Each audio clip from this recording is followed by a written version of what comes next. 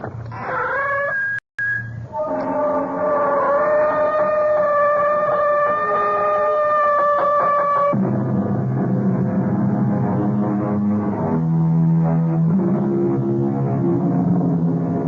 in. Welcome. I am E.G. Marshall. Welcome to the sound of suspense, to the fear you can hear. For the next 52 minutes, I will be your trainer. I say trainer because we are concerned with a horse, a remarkable, powerful stallion who not only runs, but who thinks. And what does he think about? In our spine-tingling tale, he will think most about revenge. Go, Spartacus, go! You'll find him. You'll catch him. And when you do, he's yours. All yours. Emily! Emily, here I am! See him, Spartacus. See him. I'm here, Emily! Get him. Go, get him. Go.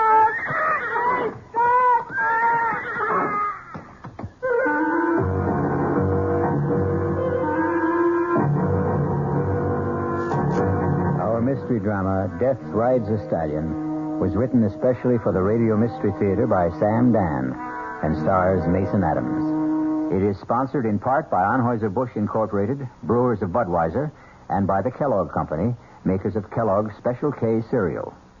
I'll be back shortly with Act One.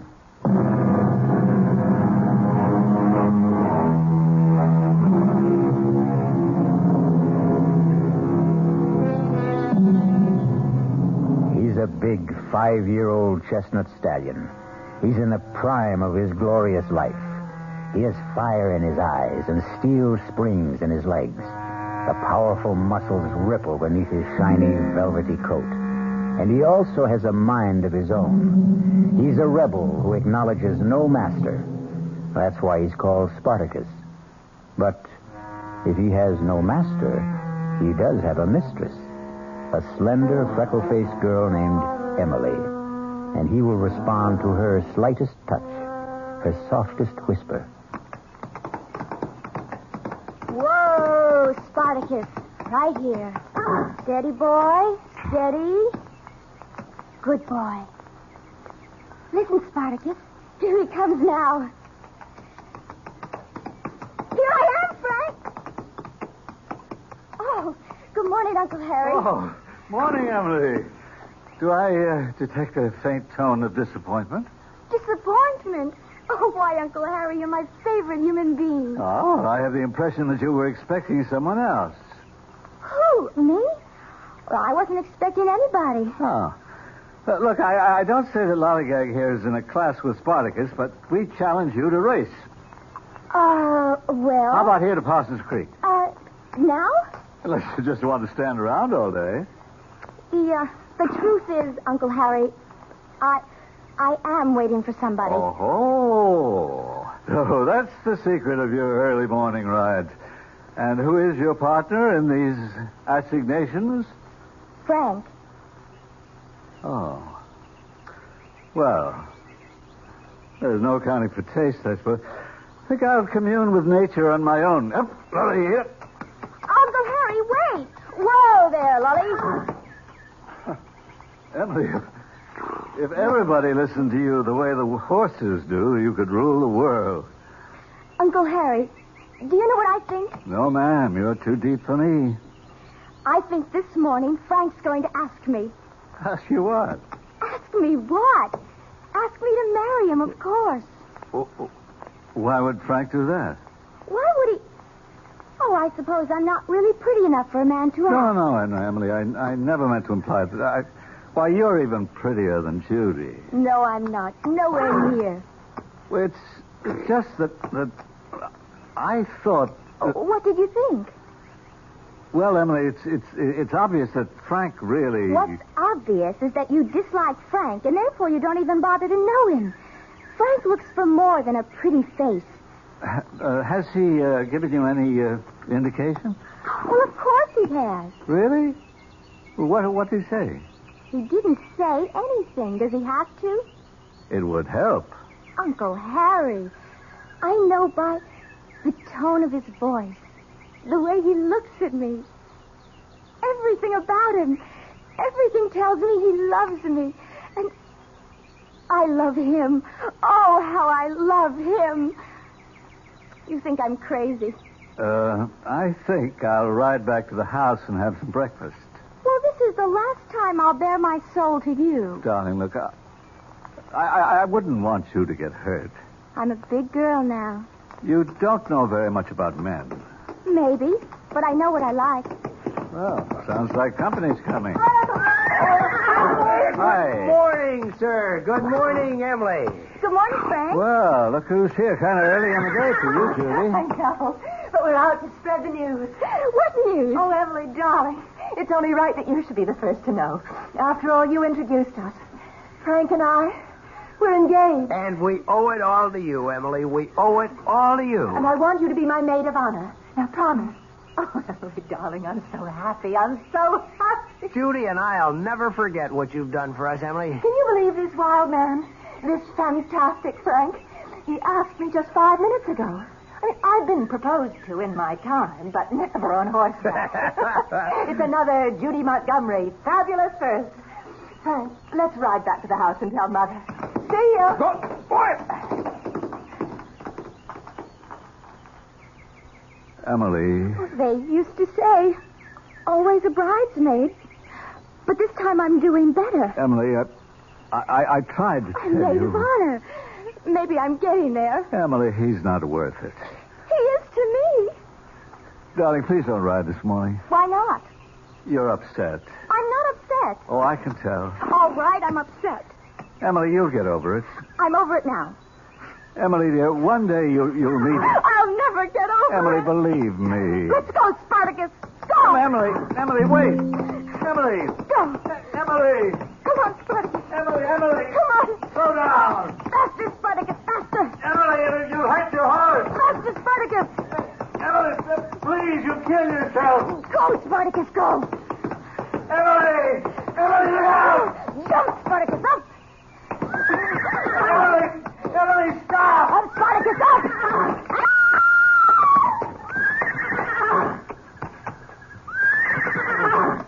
Emily. Oh, no. No. Emily.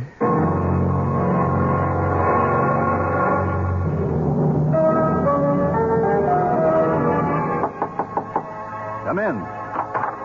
You wanted to see me, sir? Oh, it's you, Frank. Yes, sit down. Thank you. Wait till I shut off this music. Oh, let it play. It was her favorite Rhapsody. So it was. Oh, how are the ladies? Well, Judy and Mrs. Montgomery have gone to bed. It's been a terrible ordeal.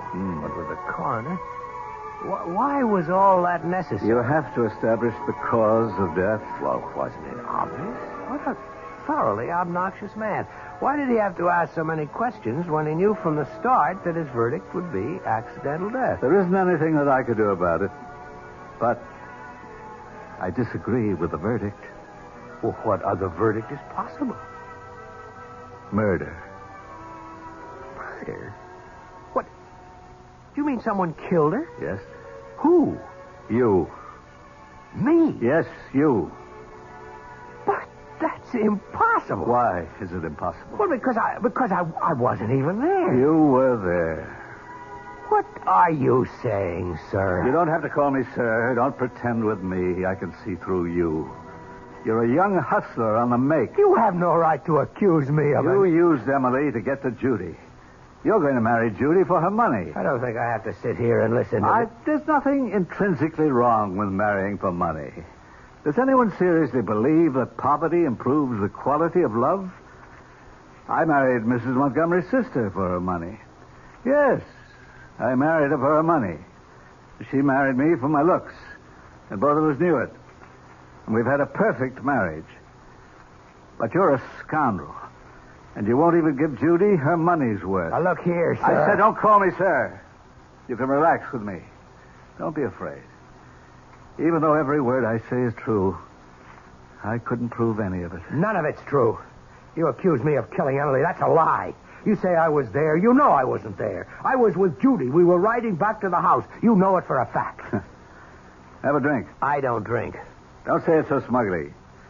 You have other vices that are worse. I say you were with Emily. I was No, not. don't interrupt.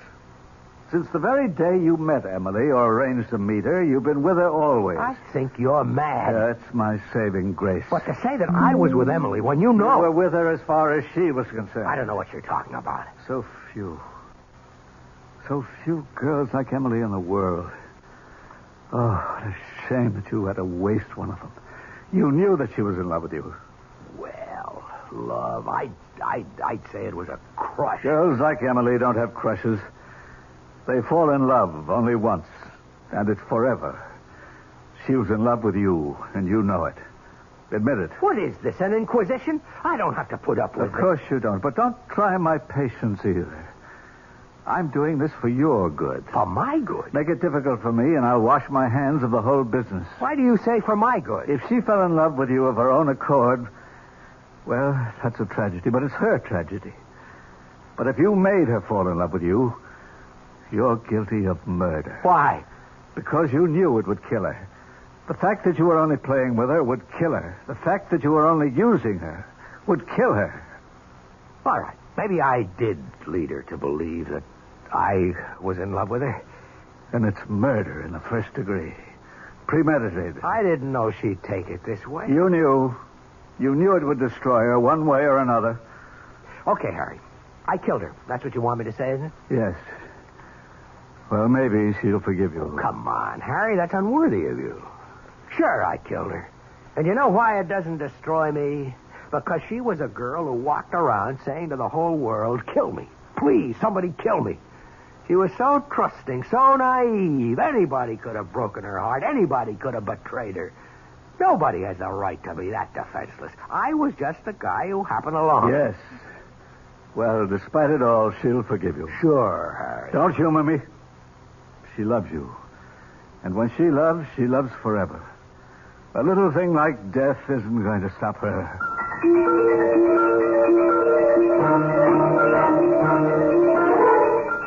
Good morning, Mac. Morning, Mr. Frank. You going to ride? Who do you want? Spartacus. You do, huh? Saddle him. Saddle him, the man says. What's the problem? The problem's right there in the corral. You can look at the problem. You can listen to the problem. You want to ride Spartacus, Mr. Frank? You go in there. You put the saddle on him. How long has he been acting up? More than a week now, since we lost Miss Emily. How long can he go on like that? Oh, for another 5 minutes. Or for the rest of his life. Poor Spartacus. He's kind of in mourning, that's all. Oh, Miss Judy said she'd wait for you at Parsons Creek. I got Bolivar saddled up.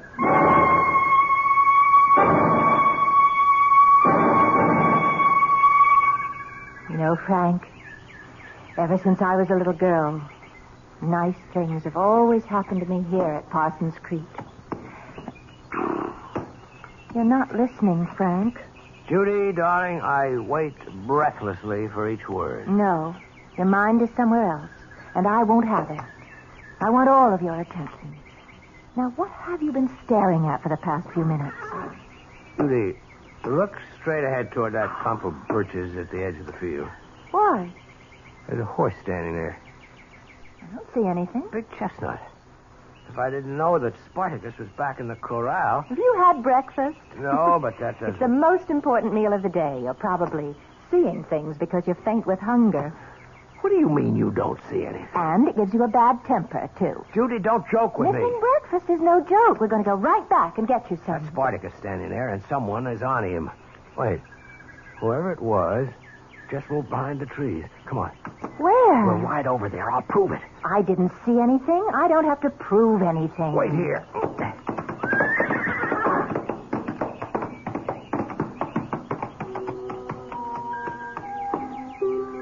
Good morning, Frank. Where have you been all week? Emily. I've been waiting for you here every day. You're not angry with me, are you, Frank? Emily. Where would you like to ride this morning? You know, I never did thank you for that piano rhapsody. It was so thoughtful. Come on, boy. Let's go, Bolivar. Frank!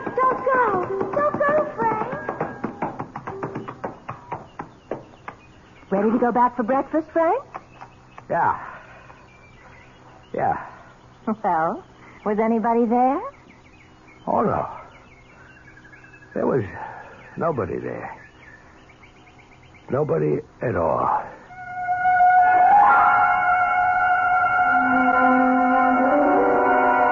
It could be a bad dream. And everything will be all right when Frank wakes up. But how can he wake up when we all know he hasn't been sleeping? We'll return shortly with Act 2.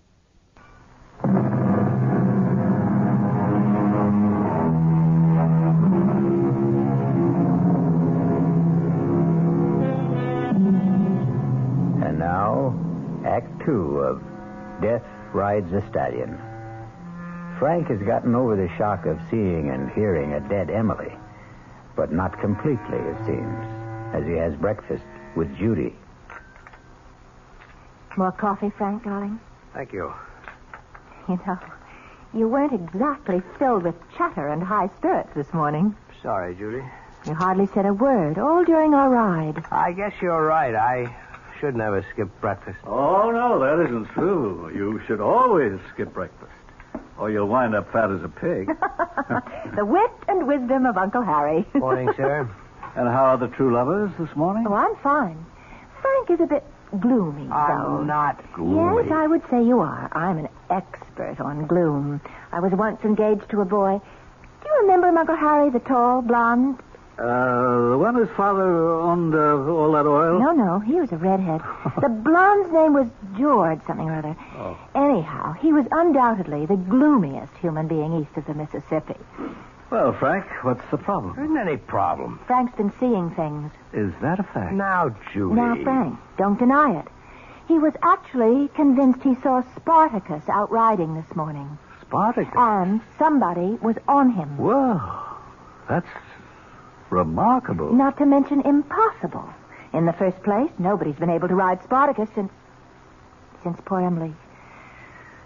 And in the second place, Spartacus hasn't left the stable in all that time. Who was supposed to have been riding him, Frank? Look, the whole thing was a kind of a hallucination. Now, please forget it. All right, darling.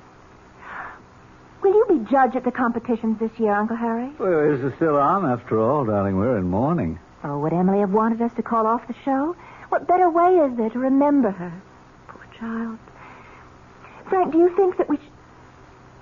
Where's Frank? Well, he was just sitting here. Where'd he go?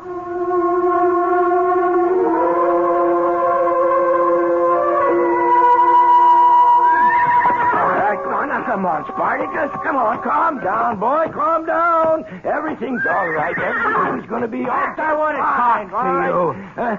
Oh, good morning. That's Spartacus.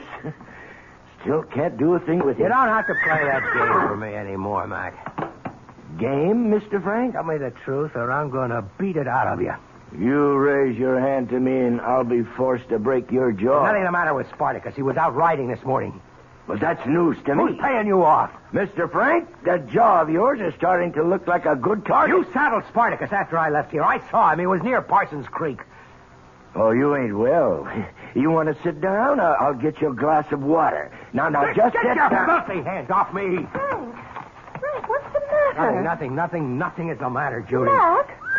I think the sun's a little strong this morning, Miss Judy, and you know these city fellas, they never wear hats. Frank, you don't look well at all. I'm fine. Now, listen, darling, listen to me. I'm going to call Dr. Stoneman. I don't need a doctor. Yes, you do. You do. I don't want to hear another word. You just go to your room and rest.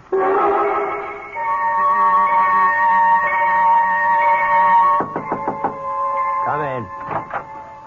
Oh, it's you. Darling, I don't want to hear another word. Just go to your room and rest. Well, I can tell who's going to wear the pants in your family. Not to mention the shorts and the slacks. When $26 million tells me to go up to my room, I go. There's a bit of an exaggeration there. She only has 23. Well, it won't change my style of living. What's this I hear about you hallucinating? I'll admit you had me going, Uncle Harry. I had you going? For a minute back there, I believed. Oh, did I ever believe?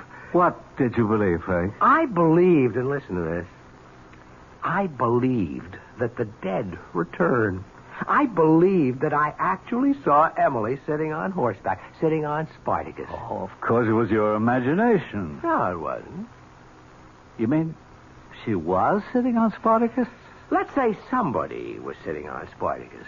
Somebody you hired, an actress made up to look like Emily. Why would I do a thing like that? Because you know I hate your guts. Oh, come on, Frank. You don't really. Oh, I do. And once I marry Judy and start assuming some control around here, you will be thrown out on your ear.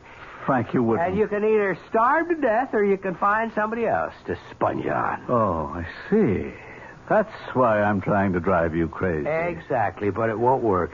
Yes, I could have hired someone to impersonate Emily, but I could never get her on Spartacus.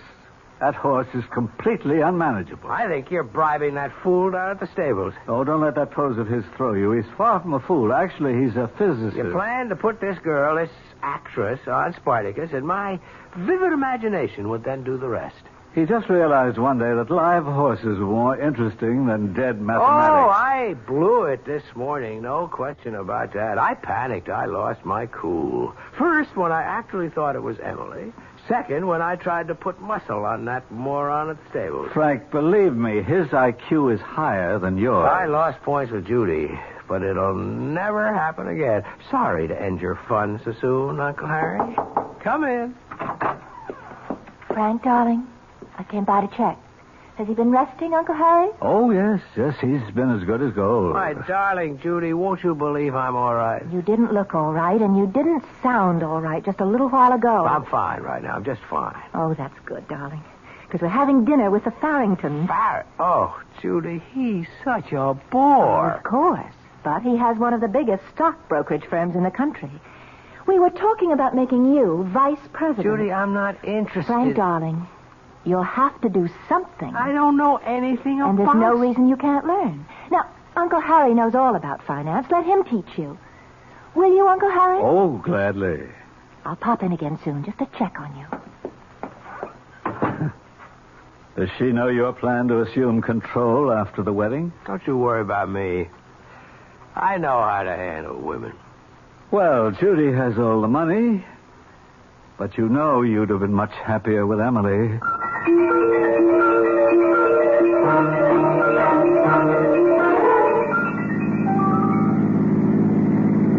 I was so proud of you this evening, Frank. You were so attentive and so interested.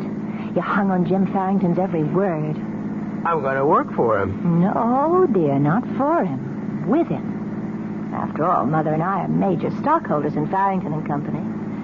Now, don't you find stocks and bonds fascinating? Slow down, Judy. What? Slow down. Look out, Judy. Judy, you all right? Oh, of course I'm all right. Why did you make me skid off the road? There was somebody up ahead. I didn't see anybody. Yeah, there was somebody up ahead on horseback. On a horseback? At 11 o'clock at night? I could have sworn. Now, maybe it was the shadows. Oh, you have this thing for people on horseback, Frank. I'm never going to get out of this ditch. We're less than a mile from home. Let's walk.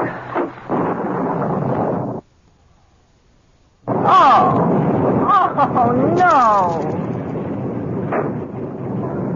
We'll have to wait till it lets up. Oh, we could wait all night. Tell you, I can run to the house, pick up another car, and be back in 10 minutes.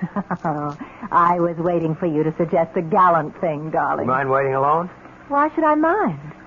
These are my woods. Well, there goes.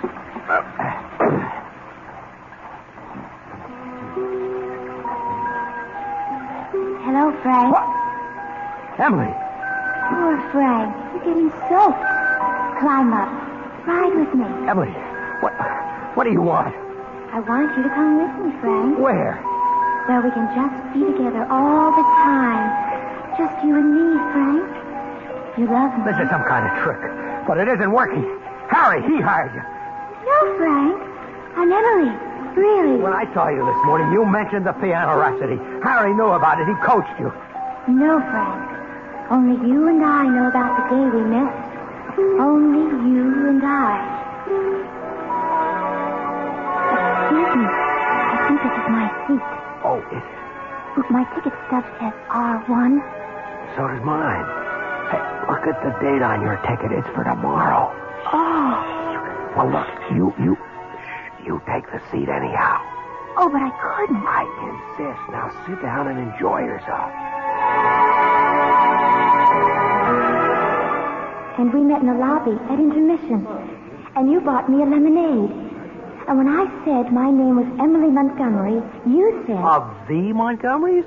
Well, yes, that's what we're called. Hey, I had no idea I was buying a lemonade for an heiress. Oh, I'm not an heiress. My stepsister Judy has the money.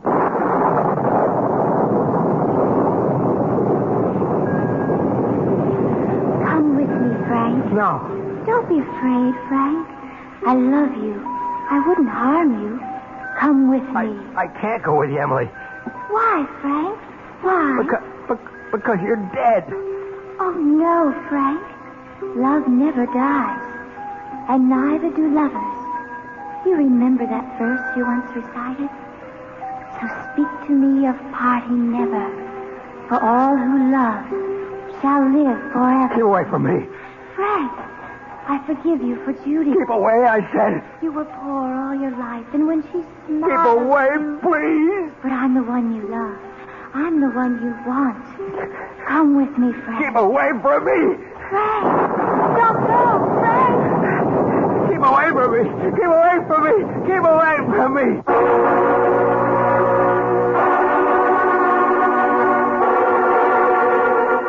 And so, we have here a man who is sprinting down a country road at midnight, in a pouring rain, shouting, "Keep away from me." And his urgent plea is directed to a dead young lady. And yet, 12 hours ago, he was convinced that the dead do not return.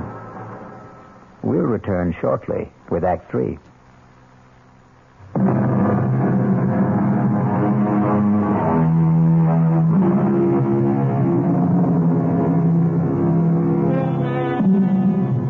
A lonely country road in the dead of night. It can try the souls of the most practical of men. Pragmatic, sensible Frank is now terrified, delirious Frank. Keep away from me. Keep away. Keep away. What? Lie back, Frank. Lie back and be quiet. What? How did I get here? What am I doing in bed? Judy found you lying on the road unconscious. I waited in the car for almost an hour. I thought you'd taken this as an excuse to run out on me. Oh, Judy, don't say that. Darling, now don't excite yourself. No, I'm fine. I'm okay. See, the rain had let up, and I started to walk home. And there was someone lying in the road. And it was you. What happened? I must have tripped over something, or maybe I ran to a low-hanging branch. I guess I was knocked out. And you kept moaning, "Keep away from me." Why? Well, Who? I don't know. I guess I must have been having a nightmare. Well, listen, the first thing in the morning, we'll see Dr. Stoneman. But right now, what you need is some sleep. And we'd better leave you alone. Are you coming, Uncle Harry? Yeah, in just a minute. Frank, dear, you look very tired. You try to get some rest. Good night, my darling. Good night. So, you were running, you tripped, you fell, you were knocked unconscious. Oh, no. No, that story won't do. You don't have a mark on you. What are you talking about? She's starting to have second thoughts, Frank. Bad move. You should have chosen Emily. No $23 million there, but she wasn't exactly a welfare case either. It won't work, Uncle Harry. You can't hope to psych me out of it. Nobody can psych me out of it. Little things, Frank. Little straws in the wind. For instance, she just said, "I waited in the car. I thought you'd taken this excuse to run out on me." What she really meant, Frank, she might be looking for an excuse to run out on you. Enjoy yourself, Harry. I've been with that girl through, it has to be at least a dozen engagements. Each one is like a fever. It runs a predictable course. And you can always tell when she's reached the crisis. She becomes thoughtful.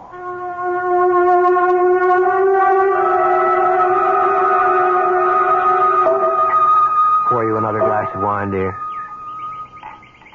Judy, more wine? No. Oh, thank you. What a glorious spot for a picnic. Frank, did you tell Dr. Stoneman everything? Of course. You heard what he said. I am 100%. Did you say anything about that mysterious rider? What mysterious riding? Oh, I know for a fact you've seen it twice. Once yesterday morning and again on the road last night. The rider who's supposed to be on Spartacus. What's there to say about it? It's impossible. Who can even get a saddle on Spartacus these days? Then why do you keep seeing him with someone on his back? Judy, darling, didn't you ever have a momentary flash? Well, an illusion? No, not really. I take after Dad, both feet on the ground. You know, it's a pity you never knew my dad. There was a man for you. You're a lot like him, except when you get these, what do you call them, delusions? No, he wasn't like that at all. Who's that coming? I don't see anybody. Oh, Frank, not again. Hello, Frank. What's the matter, darling? Nothing is the matter. I'm fine. Well, you don't look it. Come with me, my dearest. Frank, are you sure you don't have some deep, dark secret? Come with me. She won't mind if you come with me. I always thought I wanted to marry a man of mystery, but... Judy and I, we grew up together. We loved each other as sisters do. Frank, are you sure you haven't been drinking? She wouldn't have taken you if she knew I loved you. Judy, let's go back to the house. But we just got here. No, but please. Don't go with her, Frank. Come with me. All right, we might as well. I can tell you're not going to be much fun today.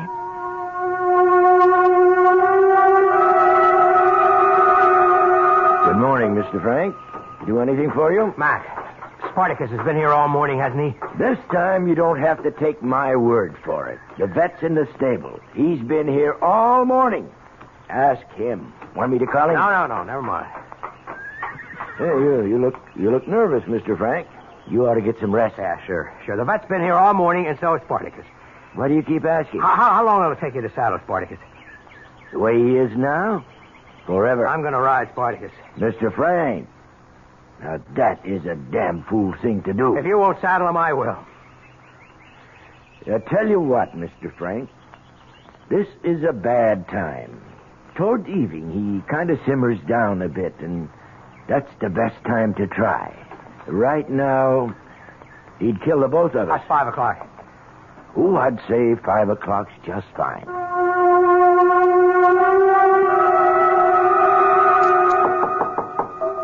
Come in. Well, I'm here to attend your education as a budding financier, as per your fiancé's instructions. So, let's begin with something right up your alley. Let me tell you about watered stock. Oh, shut up. People have been talking about you. Mac in the stables, for one. He tells me that you intend to ride Spartacus. That's right. Why? Harry, at first I thought you were out to destroy my mind with an actress who was impersonating Emily on Spartacus. But that's impossible. Might have been fun at that. Now I know for sure that I am having hallucinations. I keep seeing Emily. Oh, that's bad. But as long as I'm aware of it, I can handle it. It's my own mind, and I can control it. Hooray for you. The key to this thing is Spartacus. If I can break that horse, I can break this whole psychological hang-up. Well, that's what you think it is, a psychological hang-up. Absolutely. Judy's also been talking about you. She's a little disturbed. I didn't notice. Yeah, key sign. Tell me, did she talk about her father yet? No. You sure? Well, she happened to mention him briefly. But his name did come up. Just in passing. Oh, bad news for you. Why don't you get out of here? I don't think she'll ever marry anybody. None of this is going to work, Harry. Her daddy was just too overwhelming a man. She's attracted to guys who resemble him. And then when she finds out the resemblance is only superficial, she's done it no fewer than 12 times. Oh, my goodness. You're number 13. Will you get out of here? I'm supposed to teach you how to be a stockbroker. Cut it out. Well, here you are, you two. Hard at work, I hope. How are the lessons coming? The lessons are coming to an end. You mean you've learned everything already? I don't intend to learn anything. I don't care about finance. I won't go into an office with that idiot Farrington, and when we're married, I intend to make the decisions. Well, of course. Now, what did you want to see me about? I just came up to find out if you were all right. Obviously, I'm fine. Oh, well, I'll see you at dinner. That's how you handle women, Uncle Harry. That's how you regain control of your mind. And now, I'm going for a walk. Oh, if you happen to see Emily riding Spartacus, say hello for me.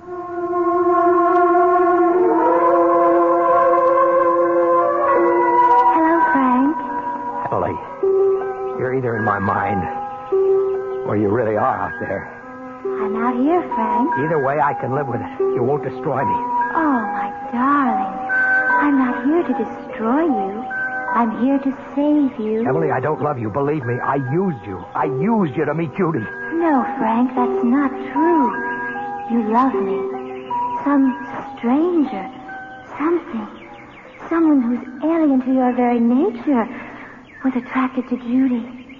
Oh, Frank, she won't marry you. She doesn't love you. She will marry me. I've come for you, Frank. We'll be together, always. Go away from me. Speak to me of parting never. For those who love shall live forever. Emily, I don't want you. Yes, you do. Oh, how badly you want me. How you need me. I can live with this. I can keep seeing you and talking to you. It won't destroy me. I'll just get used to it. I will get used to it.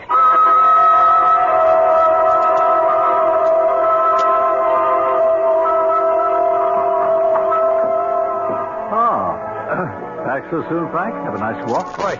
Thought Judy'd be here. Wanted to find out what the plan was for dinner. Aren't you the newly appointed planner? No, not when it comes to dinner. That's a woman's prerogative. Well, Judy isn't here. Where'd she go? She left for the airport. Why? I wouldn't know. Did something come up suddenly?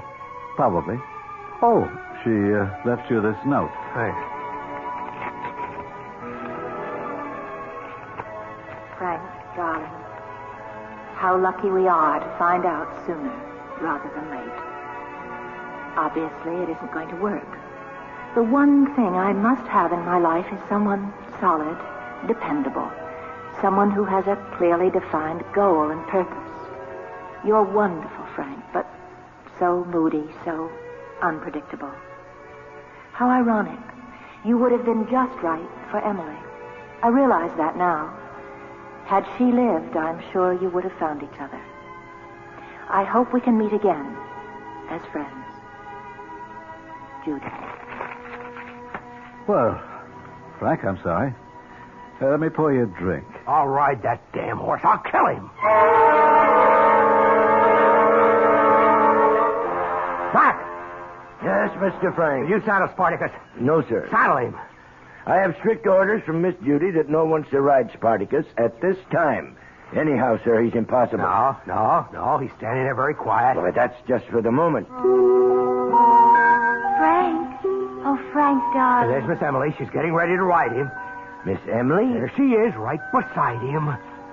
You see Miss Emily? Of course. Come with me, Frank, darling. We'll be together now. Yes, Emily. I was so foolish. Mr. Frank, please tell me, who are you talking to? Miss Emily?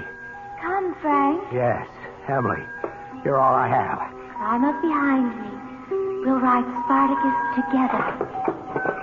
Hey, Mr. Frank, where do you think you're going? You can't go in that corral. That horse will kill you. Spartacus, look at him. So still, so gentle. I can't let you go in there. It's all right. Emily and I will ride him together. Come, Frank. I'm waiting. Go on, Miss Mac. Mr. Frank, Bert, quick, come on, give me a hand. I can't hold. I'm waiting, Frank. Let me go. I'm coming, Emily. Mr. Frank, get out of that corral. Climb on, Frank. Climb on. Get away from that horse. Get away. Don't be afraid of him, Frank. Climb on. Don't touch it, Mr. Frank. Back away. Here. Let me help you. Back away. Take my hand, Frank. Take my hand. Yes, Emily, yes. Don't touch that horse. Don't be afraid, Frank. Emily, give me your hand. Emily, where are you? Emily! Emily, help me! Help me! Mr. Frank! No!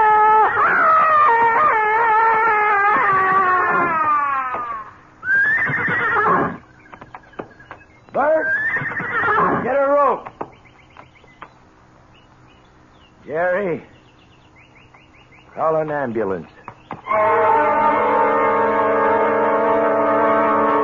As you can already guess, the ambulance was too late. But, as the poem says, those who love shall live forever. If Frank truly loved Emily at the end, then both of them will be together somewhere. Forever. I'll be back shortly.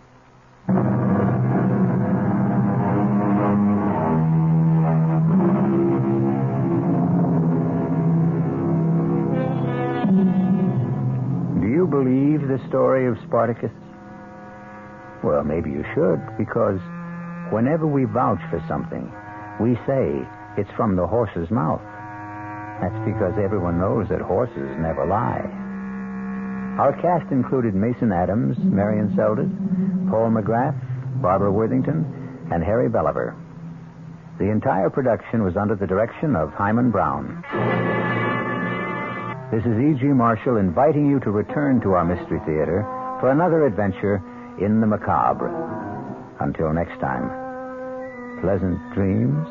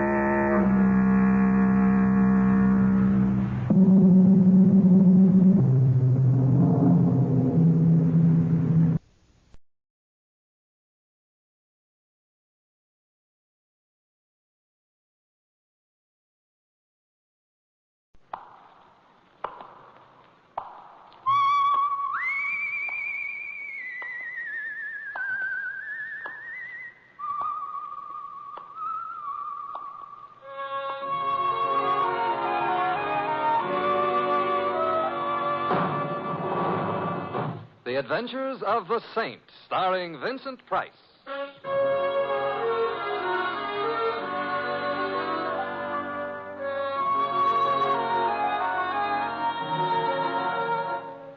The Saint, based on characters created by Leslie Charteris and known to millions from books, magazines, and motion pictures. The Robin Hood of modern crime now comes transcribed to radio, starring Hollywood's brilliant and talented actor Vincent Price as the Saint. Come in. Hi, Mr. Temple. Oh, hello, Louie. Where are you? I'm in my room. I'll be ready in a minute. Hey, wait till you see my cap. I gave it a bath for Christmas. Well, congratulations. Yeah. Look, I don't want to rush you, but if you don't hurry, Christmas Eve is going to be already Christmas morning, and what'll all them tots think? Oh, them tots will be singularly fortunate. However, all I have to do now is get my whiskers on. There. How do I look? Mr. Templar, if I didn't know you was Mr. Templar, Yeah? I wouldn't know who you were. Louie, don't I look like Santa Claus? This may come as a surprise to you, Mr. Templar. Santa Claus is fat. Oh. You're not fat. Oh. Well, hand me that cushion from the couch, huh? Okay. Here. Yeah, thank you. Now then. How's that? Now say ho, ho, ho. What for? Santa Clauses always say ho, ho, ho. Oh, I see. Ho, ho, ho. Well, anyway, you look like Santa Claus. Hey, Mr. Templar, whose idea was this? Mrs. Winterbottom's. Oh, the dame who annoys tots on Christmas Eve. Mrs. Winterbottom is a very well-known philanthropist, and every Christmas Eve she collects hundreds of small children and feeds them. Yeah. Who feeds them the rest of the year? Don't be bitter, Louie. Sorry. At least I ought to give the little tots a laugh. Yeah. And I suppose there is something to be said for Mrs. Winterbottom. Don't say it now. Don't worry. There's something to be said for Santa Claus, too. He does go around filling stockings. Yeah, I know a blonde. Shouldn't say that either, huh? No. Someone at the door. Louis, would you mind? No. It's probably one of them tots.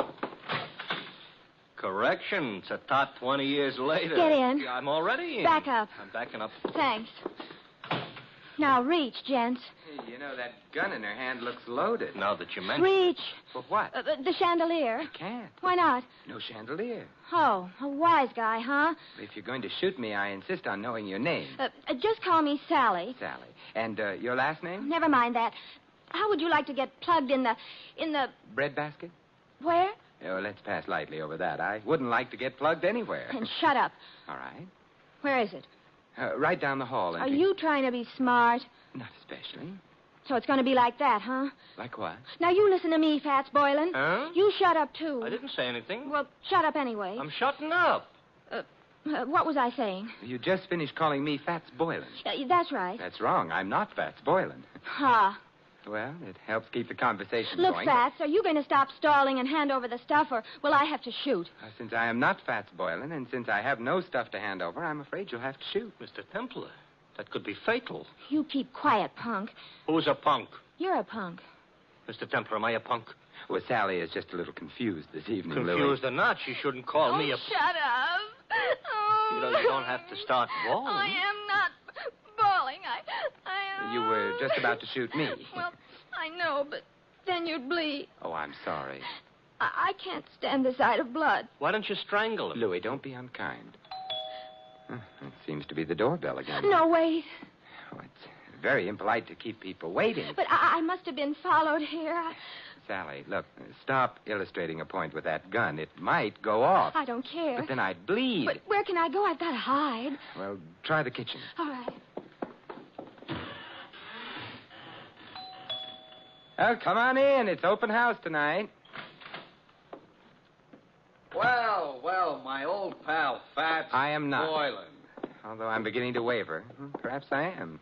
Simon, the split personality. Who are you? Well, Joe Hudson. You remember your old pal, Hudson? Hudson. Well, I must admit you look like a hornet, but your lines aren't as nice. Look, if I'm your old pal, why don't I know you? Oh, that's easy. We never met personally. Well, how else can you meet? Ignore that. But if we haven't met personally or otherwise, how can I be your pal? Oh, I was just being friendly. Besides, you got something for me. I have? Great little kidder, ain't you, Fats? Ain't he, pal?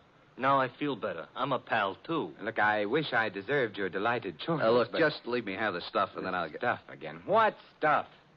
Am I going to have trouble with you? The door behind you is open. Why don't you use it, huh? In that way, nobody will have any trouble. I'll use it after. After what? Such like that, huh? Ever see one of these before? I'm afraid I'm going to disappoint you, but the answer is yes, I have. Good. And you know how it works. It shoots bullets at guys. Guys who get bullets shot at them have a habit of dying. Really? Well, then perhaps you'd better not shoot that gun at me. I won't. So gimme. So I ain't got... Well, that is I... That is, you ain't got. Thanks, Louis. Basic, I ain't a patient man. Hand the stuff over, or I don't have any stuff. Or you get shot. I'd bleed. Who cares? I do. I hoped you might. However... This could be a stall. This could be trouble, so you... You can't shoot him. Why not? It's against the law. I read it in the papers. It's against the law. Yeah, I believe you. Oh, well, so that's okay. Yeah, but I like doing things against the law. Oh, well, you could go to jail. I already been there. Well, for shooting somebody, they'll hang you or something. If somebody told them. Well, I would. You would, huh? I would. So maybe I'd better shoot you first. Well, I wouldn't want to deprive Mr. Templar of the privilege. Well, Fats, it's your last chance. Oh, not that phrase. Also, I still don't know... So it looks like I'm going to break a law. Hey, who did that? You did, you dope. I did not. This here's a plan. But you won't get away with it. Goodbye, Mr. Hudson. Mr. Templar, who made with the artillery? It must have been Sally. She's in the kitchen. She can stay there. She saved our lives, Louis. Yeah, but maybe by now she's found out she likes to shoot guns. Well, let's hope not. Hello. It was nice of you to frighten Mr. Hudson off. I did? You did. I didn't hit anybody? No. Oh, I'm so glad. Hey, I've got her. She's out cold. Come on, up. Put her on the couch. Yeah. Come on. Up. Mm-hmm. It's a little late, but Somebody ought to mention she is not a bad-looking dish. You've mentioned it. Looking for smelling salts in her bag? No, identification. Huh. Here's a driver's license. Her name is Sally Walters. Address 49 Arden Drive. Social Security card. She's the secretary. That's what I need. Take it back. She's coming, too. Better put the bag back. Yeah, but keep the gun, though. There's still some bullets in it. No, we don't want her to know we went through her bag. We're ashamed of ourselves. We're going to pay her a visit. She ain't home. But she will be after she leaves here, and then perhaps we can find out what keeps the home fires burning.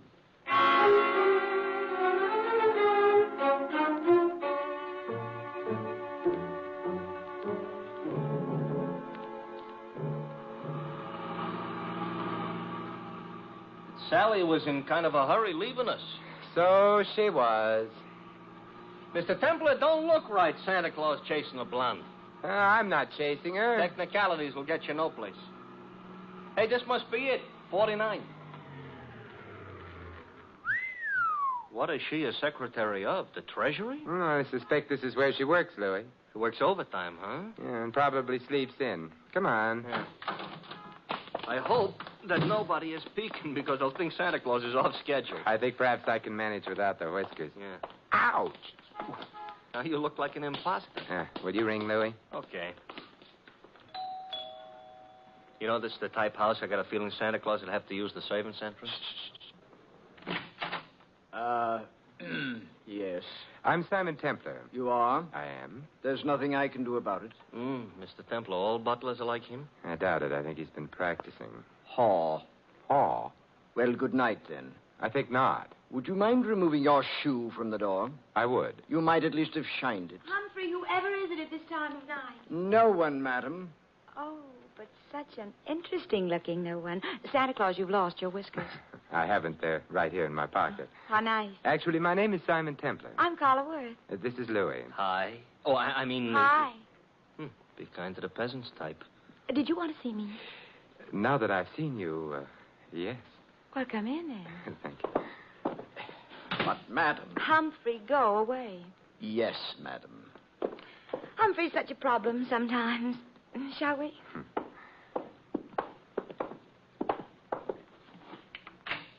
Nice? Yeah. Fire in the fireplace, books on the bookshelves, port in that decanter. Yes, would you like some? No, thank you. I just wanted to be sure the accessories were all correct.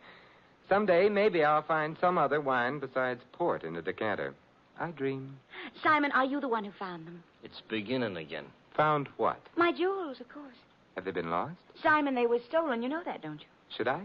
I've heard of the saint, Simon. I didn't know he was also a Santa Claus. Oh, it's a fleeting impulse. When were your jewels stolen? This afternoon. You see, Claude, my husband, that is, bought me them for Christmas. Santa Claus. Louis. Sorry. We decided to have the party this afternoon. We thought it'd be nice to have a quiet eve, so we did. The jewels were in quite a large box. There were quite a lot of them. And? Claude had hired a Santa Claus, but before the party was over, Santa Claus had disappeared. So had the jewels. Well, there must have been some precautions. Oh, there were several detectives. But the Santa Claus said he was going out to get some air while the party was on. He never came back. But he didn't have the jewels on him. The box was locked, and it was too large for the detectives not to have noticed. I see. The name of the man hired to play Santa Claus was, of course, Fats Borland. And who may you be? Claude, this is Simon Templar. And Louis. I know neither of them. Snoops, obviously. Get rid of them. Claude likes to behave as though he were an emperor on occasion. The box wasn't found anywhere in the house? The jewel box, no. The jewels were insured? Naturally. It's none of your affair. I shall speak severely to Humphrey. He should never have let you in. I let them in, darling. So now he's going to speak severely to her. We'll go quietly, except...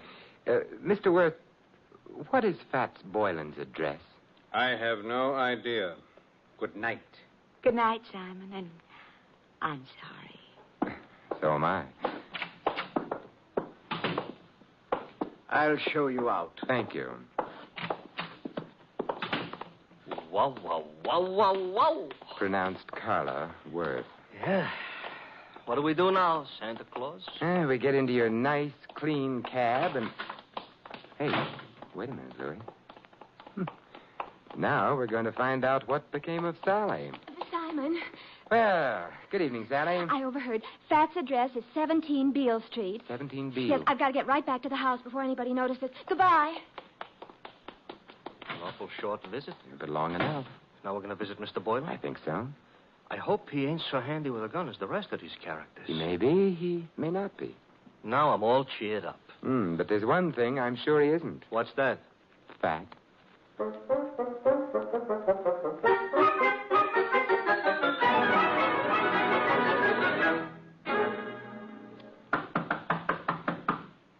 Quite a change from the Waits dump. Now this is a dump. Yeah, and Mr. Boylan would seem to be shy. Mr. Templar, you said something about the one thing he wouldn't be was fat. Why, because he was called Fats? Not exactly. Louis, I'm worried. Hey, the door was open. Yes. Maybe that means our bird has flown? Maybe. Come on, let's go in. Okay. I ain't usually so poetical, but the light's on. Yes. And the room looks funny. Looks like a hurricane came to stay for dinner. And remained for 6 months. Somebody was looking for a jewel box? And someone obviously didn't find it. The extent of the search indicates that. Nothing was left untouched. It's a funny smell in this room, you know. A couple of funny smells. Yeah.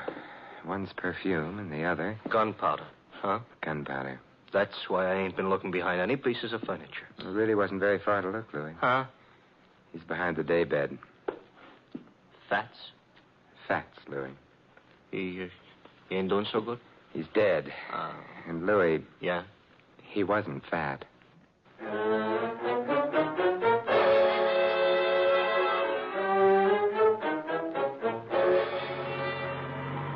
Mr. Templar? Yes, Louis? We're being followed. Since we got out of Boylan's place. That's interesting. Louis, stop the cab. That'll make it easier for whoever's following us. Exactly what I want. Even on Christmas Eve, this shouldn't happen. Now what? We get out. Don't look behind you. Start walking. This here is a nice, lonely street. Everybody else is home hanging up stockings. I wouldn't mind hanging up stockings myself. Who do you think it is? I think it's our friend Hudson. Oh, I just lost 5 pounds. You mean the guy that was chasing Sally, who was all ready to shoot us until she made the explosion? A neat reminder. Oh, you think he wants our money or our life? Possibly. What kind of an answer is that? In here. Quickly. Here. Mr. Templar, this here alley is full of garbage cans. It's also dark. You don't have to see garbage cans to know they're around. Hudson? Yes. Good evening, Hudson. What? Don't turn around. I've got a gun on you. Hey, I don't like it. Louis, take Mr. Hudson's gun away from him. Okay. Got it, Mr. Templar. Good. Aim it at him. Hey, now, wait a minute. You can't shoot me with my own gun. Why not? That ain't tactful. What other gun could I shoot you with? Your own. Hey, you mean you ain't got a... Oh, mister, you are a liar. And on Christmas Eve, too. Hudson, who hired you to follow Sally and me? It was my own idea. Louis, Mr. Hudson isn't being friendly. He ain't, huh? He ain't. Therefore... Hey, now, don't lose your heads, fellas. We've lost patience with him, Louis. We have? Shoot him, Louis. He's beginning to bore me. He's beginning to... I should shoot him? Yes. Fatal? Fatal. Okay.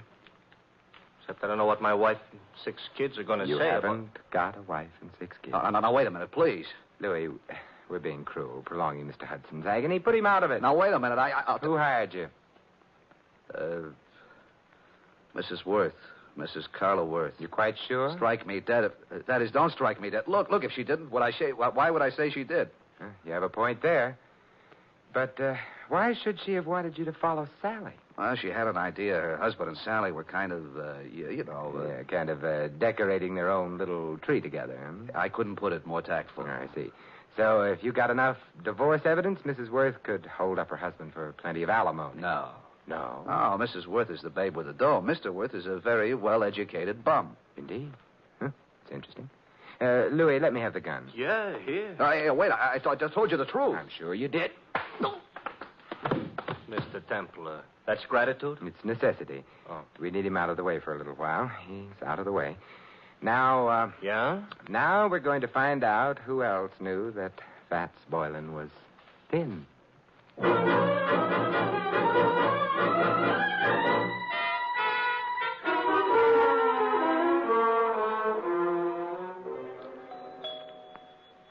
if we visited often enough, I might even get accustomed to this joint. You might also start confusing yourself with Grant. Good evening, Humphrey. I'm sorry the family retired for the night. Well, it is late, I know. I wish to retire myself. Why, Humphrey, you don't look 65. Good night, sir. Aren't you going to ask us in? No. Why, Humphrey, I thought you and I were going to sing Christmas carols together. Let go of me. Shut the door, Louis. Okay. I shall complain. All right, but not now. Mr. Templar, going to wear that gun out, hitting people over the head with it. And I couldn't have him warn anyone we're here. Why, we're going to burgle the joint? In a way. Huh? And a kinder description would be search the place, Louis. Oh, for what? Oddly enough, something that can't be seen or touched. Sounds like a ghost. Yes, and in a way it is. The ghost of a murderer.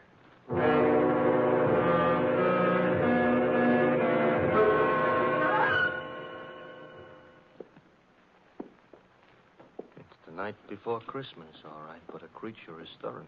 A couple of creatures, us. We've covered all the rooms on the other landing. Therefore, the bedroom should be here. And therefore, this should be someone's bedroom. Let's go in. We're sleeping? Now, if I can open the door softly enough and look in. Moonlight through the window. Yes. The dressing room. Door beyond would be the bedroom proper. Proper is not a word we're in any position to throw around. We'll have to go in to the dressing room. Come on, Louis. Okay. Wait a minute, Louis. Inhale. Mr. Templar, I don't usually take breathing exercises in the middle of the night. Louis. All right. I'm inhaling. Well? Perfume. Mm-hmm. Familiar? I could learn to love it, but no. Well, then out we go. You didn't care for that perfume. It didn't tell me anything. What do you want perfume should tell you? Who killed Fats Boylan?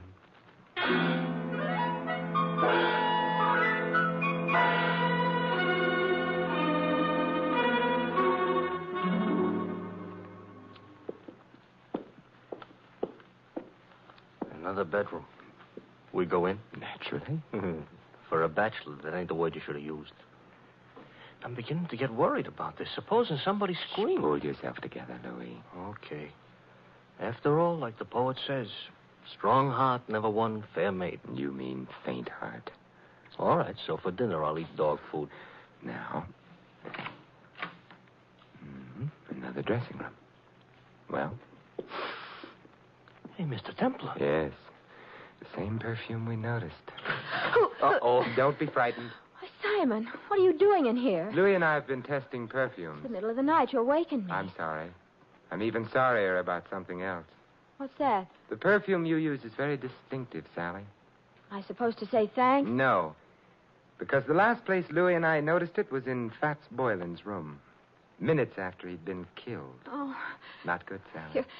You're making all this up, or... No. This bottle of perfume will be evidence. But I didn't kill Boylan. You must be joking about that. I don't think a jury would find it funny. You knew about Boylan stealing the jewels. You must have helped him. I didn't. But then you found yourself being trailed by Hudson, who'd been hired by Mrs. Worth. You were afraid he'd discover the connection between you and Boylan. That's why you came to my apartment. No. Oh, yes. You hoped I'd throw Hudson off, perhaps frighten him. In the meanwhile, you could get to Boylan, get the jewels from him. That isn't true. But when you got to Boylan's place, you found him already dead, and the jewels gone. I didn't. It would be much better for you that way. What do you mean? You wouldn't be liable to a first-degree murder charge. But there were detectives here while the party was going on. Boylan couldn't have stolen the jewels. They saw him leave. He didn't have them. He did have them. He was playing Santa Claus, and he was a thin man. Santa Clauses, as Louis pointed out to me earlier tonight, are fat. Therefore, Boylan entered this house wearing padding underneath his costume. He left it with a large jewel box in place of the padding. That's how he did it, Sally. You're smart. You found Boylan. You knew his address. Therefore, you'd hired him in the first place. And therefore, also, a jury would believe you'd killed him unless you tell us who did. Well, all right. I'll tell you. There's really no need, my dear. Oh, Claude. Hey, Mr. Templar, tell him to point the gun someplace else. Mr. Worth, point that gun someplace else. I prefer this direction. You were saying, Mr. Templar, about the jewels. The jewels were insured. Therefore, you, Mr. Worth, arranged to have them stolen. Indeed. Indeed. In that way, you could retain the jewels, the insurance money as well, and not worry very much whether or not your wife divorced you. Clever. Boylan is dead. How true. You had to see to that, didn't you? Otherwise, he might have blackmailed you for the rest of your life, or for whatever money you got out of the entire crooked deal. I can see 2 other deaths. Yours, your friend. And Sally? You going to kill her, too? That depends, I should think, on Sally. Claude, I never knew you intended to kill anyone. There's no need to play the ingenue quite so strenuously, my dear. You were in on most of it. But not murder. I'm afraid Mr. Templar's pessimism is justified. I shall have to include you. But however did you get onto her, Templar? Her perfume. To be precise, this perfume. Well, you got him in the eye. Yeah, I hope this gets him someplace more effective. Mr. Templar, the trail of unconscious bodies you're leaving behind you tonight, if laid end to end, Yes, Louis? would look terrible.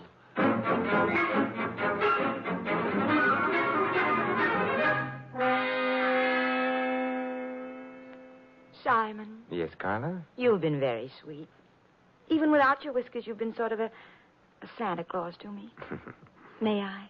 Oh, with pleasure. Well, I never knew Santa Claus could kiss like that. Santa Claus is no saint. Yes? Oh. Hello, Louis. Mr. Templar, you better put on your whiskers. You've forgotten all about Mrs. Winterbottom? Mrs. Oh, well, the hour is past midnight. The tots have undoubtedly tottered off to bed by now. Louis, you may tell Mrs. Winterbottom. I know. That the saint ain't no Santa Claus.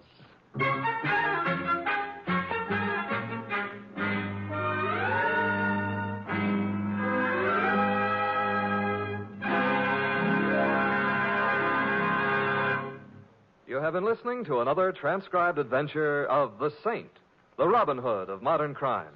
Now, here is our star, Vincent Price. Ladies and gentlemen, all of us who live in the United States are aware of the spiritual values of American life, our factories and machines and luxuries. But there is another side to American life, a side made up of spiritual values. Our country was founded upon faith in God. In the Declaration of Independence, it states that men were endowed by their Creator with certain inalienable rights. Thus, religious faith is part of the very foundation of American democracy, and one of our most precious national heritages is freedom of worship. By exercising this freedom, you and your families can enjoy the spiritual pleasures that come with church or synagogue attendance. Moreover, your religious leaders stand ready to give you their help, whether you need personal or family guidance. And if you suffer the loneliness natural to a newcomer to this country, the churches of your faith will welcome you.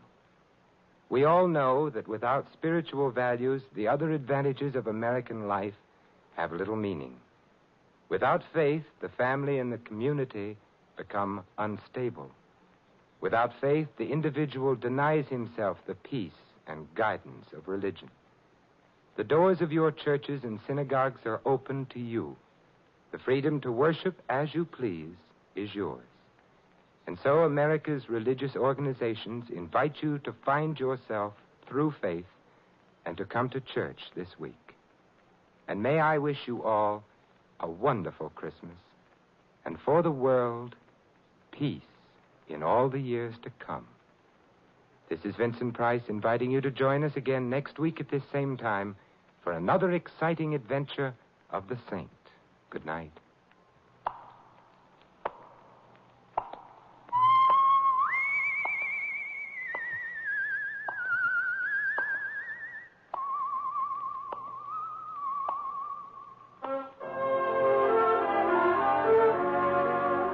This adventure of the Saint was written by Louis Vittes. Our cast included Mary Shipp as Sally and Betty Lou Gerson as Carla. Hy Everback was Hudson, Ted Osborne, Claude. The butler, Stanley Farrar. Louis is played by Larry Dobkin. The Saint, based on characters created by Leslie Charteris, is a James L. Safier production and is directed by Helen Mack. Vincent Price is soon to be seen co-starring in RKO's production of His Kind of Woman. All you Saint fans will be glad to know that the Saint comic books are on sale at all newsstands. Your announcer, Don Stanley. 3 chimes mean good times on NBC. For your Christmas Eve listening pleasure, there's another broadcast of NBC's Sunday hour-and-a-half extravaganza, The Big Show. There's a whole Christmas stocking full of stars, including Tallulah, Jimmy Durante, Ed Wynn, Charles Boyer, Robert Merrill, and many more.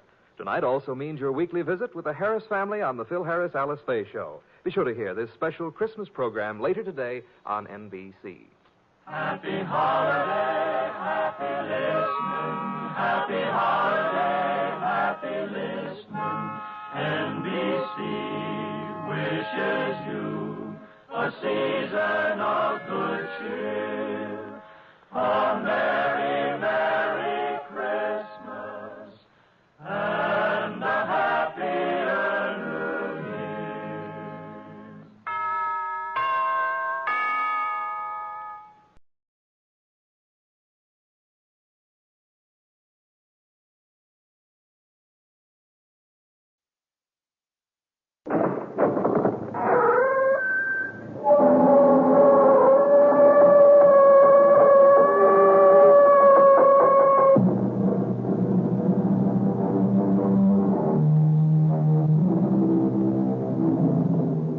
Come in.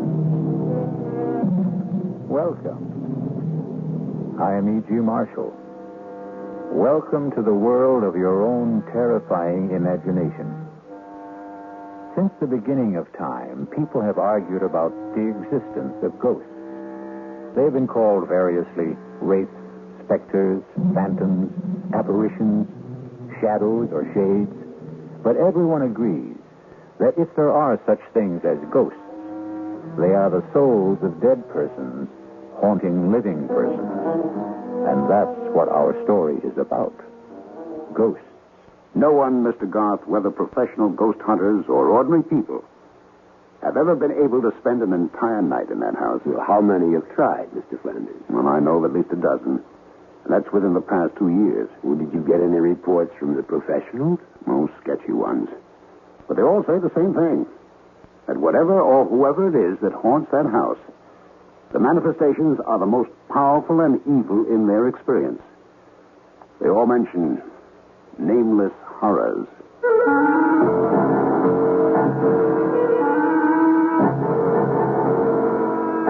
Our mystery drama, A Ghostly Game of Death, was written especially for the Mystery Theater by Murray Burnett and stars William Prince.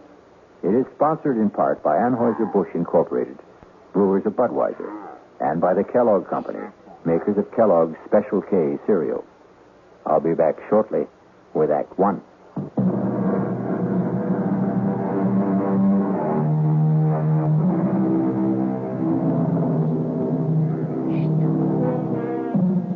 Nameless horrors. A nice phrase. But as soon as you put a name and identity to horrors, somehow they prove bearable. In the last century, people have shown that they can and do bear up under mass genocide and atomic bombings. But the horror that is nameless, that is the most fearful of all. And our spine tingler will try to put a name to one kind of horror. You are not real. There are no such things as ghosts. I'm just imagining things. But I see you. I see you. No, don't hurt me. Whatever you are, please, stay away from me. You want me to leave the house? I will, if that's what you want. Just please let me by. I'll go right down the stairs, walk out of the house, and never come back. Is that what you want? Please. No! Don't touch me! Let me out!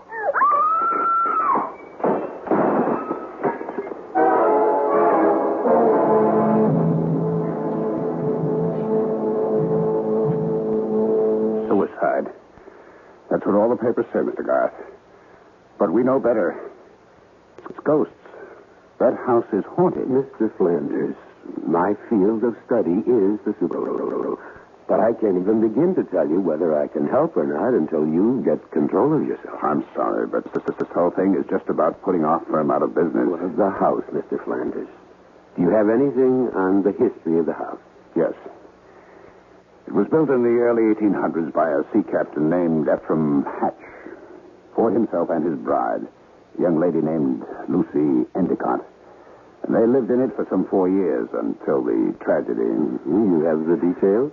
Well, Captain Hatch was supposedly a hellraiser in his youth, but also a great seafaring man. He was in whaling and, if the rumors are true, slave trading. At any rate, he amassed a fortune. He fell in love with this Endicott girl who was the town beauty, married her, settled down, and built this house. The tragedy. Well, the story goes, as nearly as we can piece it together, that the captain returned from one of his voyages earlier than expected and found his bride entertaining a lover. He killed them both. Horribly. And ever since, the house has been haunted and unlivable. We're building a condominium. This house is a key location, right in the middle of the property we own. We can't even get wreckers to tear it down. No one will go near the place. Well, you keep telling me that no one has lived in the house. What about this girl who just died now? Oh, that was a stupid idea of my partner's. Her name was Roberta Ginley, a television reporter. She wanted to make a name for herself, and my partner sold me on the idea that if she spent a night in the house and then went on television and told people about it, our problems would be solved. And now we're in a worse mess than before. That's why we came to you.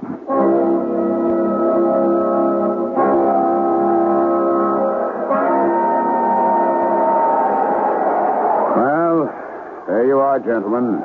The haunted house. Well, is it always this windy, Mr. Flanders? No, Mr. Kelly. Only when the wind blows from the east off the ocean. Well, for a haunted house, it looks substantial enough. Well, shall we go up to the house, Mr. Flanders? Why don't you two go? I'll wait for you here. You'll be quite safe, Mr. Flanders. It's broad daylight. Tim Kelly here has been with me in more haunted places and dealt with more ghosts than any man, except myself. And don't forget Byron. Byron is my dog, Mr. Flanders. And like me, he doesn't believe in ghosts. Huh? Do you, Byron? Oh, I'm not scared, gentlemen. It's just that I've seen the house so many times, Well, I don't want to influence you. Who's this, Come on, let's go, Byron. You bring all our gifts in? Well, it's back at the motel. We won't need it until tonight. Wow. They certainly built solid houses in the old days. Look at this door. What? Take it easy, Byron. Boy, everything's okay. You got the keys? Right here? Mm-hmm. All right, in we go. In we go. Come on now, Byron. Come on. We're on our way to meet the ghost. Tim, keep Byron quiet. Sit, Byron. Come on, sit. I don't think we should bother the downstairs. Let's go up and see where we're going to sleep tonight. All right, I'm with you. Come along, Byron.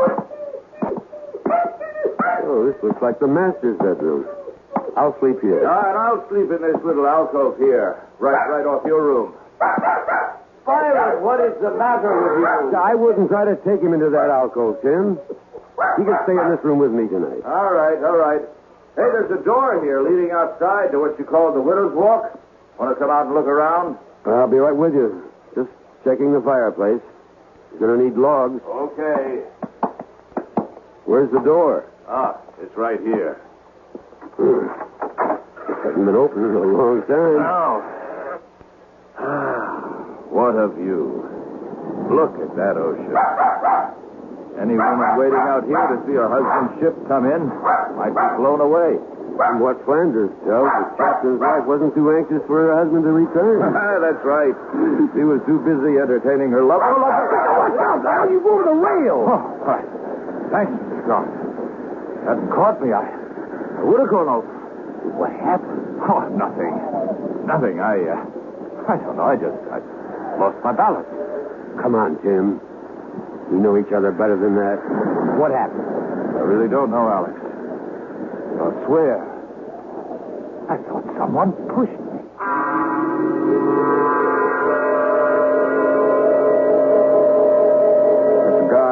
I'm not at all sure I'm doing the right thing, and I'll understand if you don't want to go through with this. I'll pay all your expenses to date. You're concerned about my safety? Yes. A real estate deal is important, but not that important. Mr. Flanders, you have nothing on your conscience. Tim and I will spend tonight in the house, and by tomorrow, the ghost should be at rest. And you think there is a ghost? Well, of course. I just don't believe in its malevolence. Have you taken care of the wooden logs for the fireplaces? The men wouldn't go into the house, but you'll find plenty of firewood outside the door. Fine. Then I'll be on my way.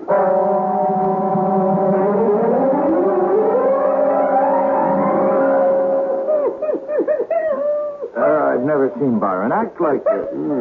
Something to think about. Well, I've been with you on about 50 of these haunted house deals. You think there's something different about this one? Well, I don't know, but I'm going to find out. Well, I've heard that sort of moan before. According to you, Alex, it's a ghost in pain. It is. Sounds like the evening's entertainment is about to start. Tim?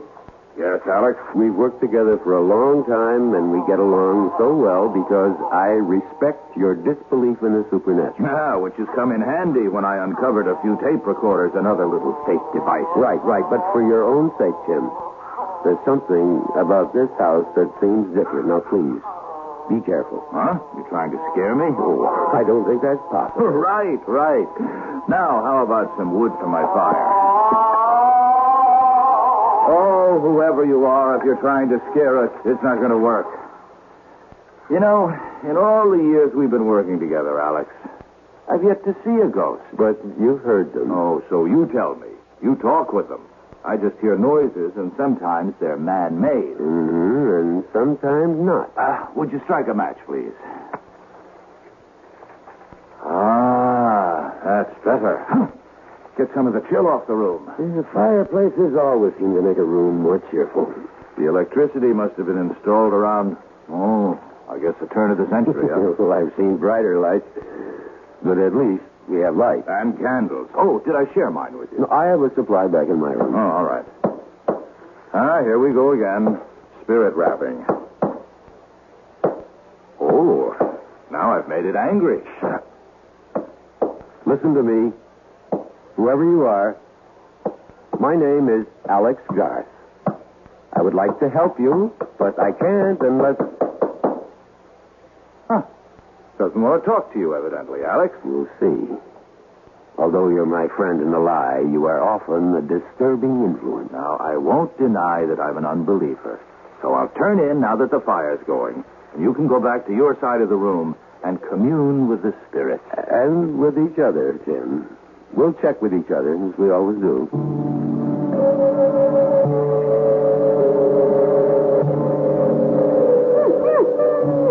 Oh, quiet, Byron.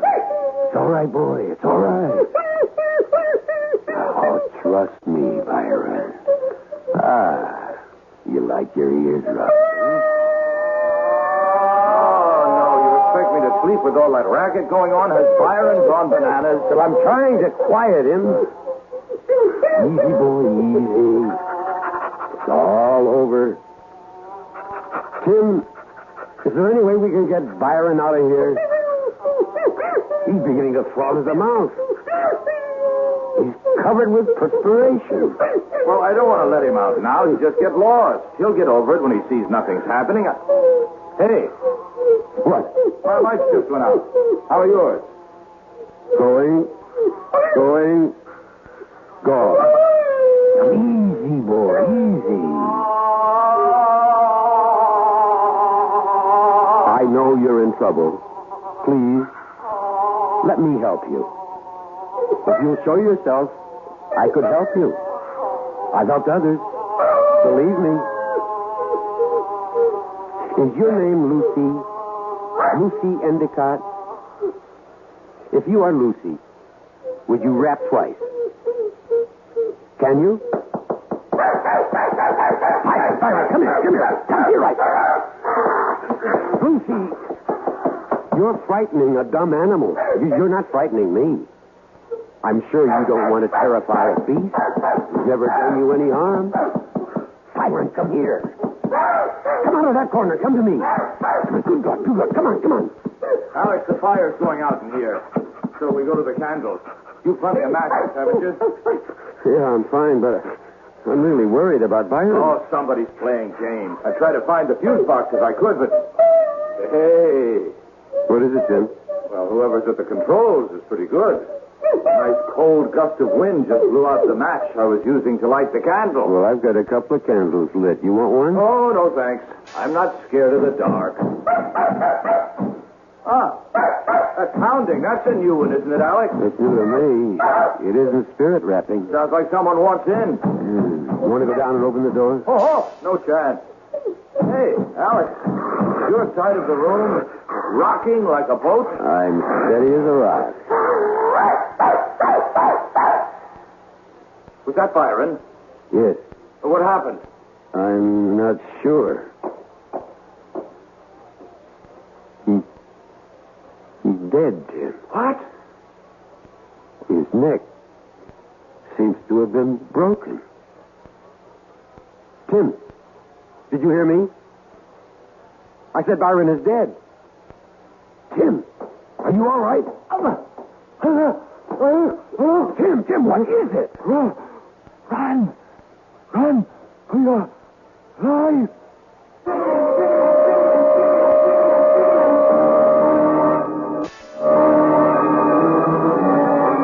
Each man has his own nightmare. Something from which he will run, driven by the secret whips of his own fears. But I suspect that Alex Garth could not tell you what it was that Tim Kelly ran from that night in the house that faced the sea. We'll be back shortly with Act Two.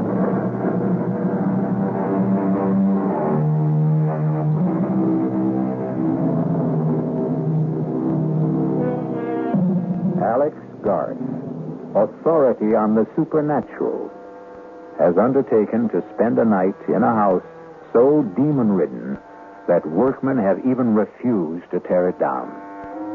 Deserted by his friend and ally, Tim Kelly, who fled in terror from unknown fears, Garth knew that he had to face the rest of the night alone as the heavy outer door boomed closed behind Tim Kelly.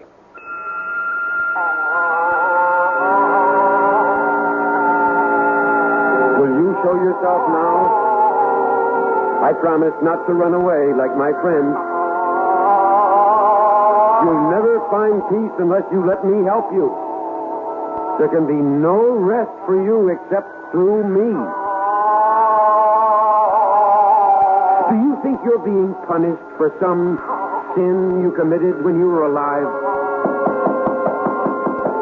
That isn't you. Is it, Lucy? Please, let me help you. I will not let you in, and I will not leave this house. Locking the room doesn't frighten me. I'm not afraid. Mr. Coggin! We've split it tough, fellas. Keep her steady or I'll kill you!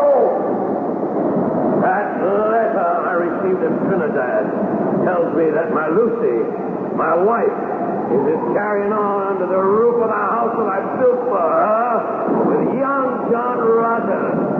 So, Mr. Coggins, we're going to drive for home and to hell with the storm. Nightmares. We've all experienced them. But I venture to say that none of us has experienced the horrible sights, shapes, and sounds that Alex Garth saw and heard in that dark room of the haunted house for the next hour. And when he still held hard to his sanity and what remained of his courage, the apparitions changed in character. Garth no longer knew what was real and what was fantasy. He later told me that he may even have fallen asleep, hard as that may be to believe. Alex Garth? Lucy? I am Lucy. Am I not there, Alex Garth? Yes. Even beautiful? Very beautiful. Would you not like to touch me, Alex? Even if I wanted to, I could not. You think I am cold and repulsive. That is what you think. John, tell Alex how nice I am to touch. You are very nice to the touch, Lucy. Was John your lover? You do nothing but ask questions, Alex Garth. What should I do, Lucy? Make me feel once more the touch of a man you love. And Lucy, you're in torment. I can only give you peace. torment? Why should I be unhappy? I live here in my house and... Of course, we were naughty, John and I. We tried to frighten you. But that was only because I don't like strangers in my home. Apologize to Alex, John. This is a childish game you're playing, Lucy. But I adore games. I love games. Come, dance a minuet with me, Alex. Isn't the music lovely, Alex? I don't dance the minuet, Lucy. John, you dance with me. This was how John and I first met.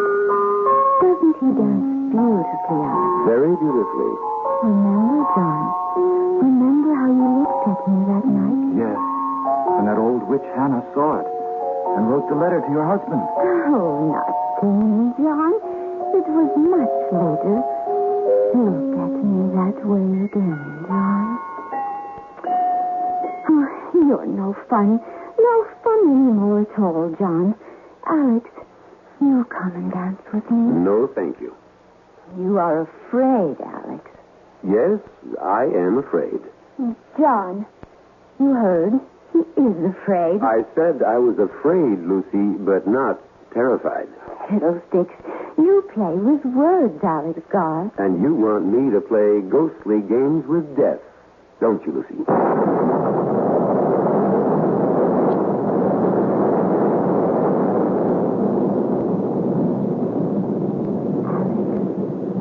Alex Garth, wake up.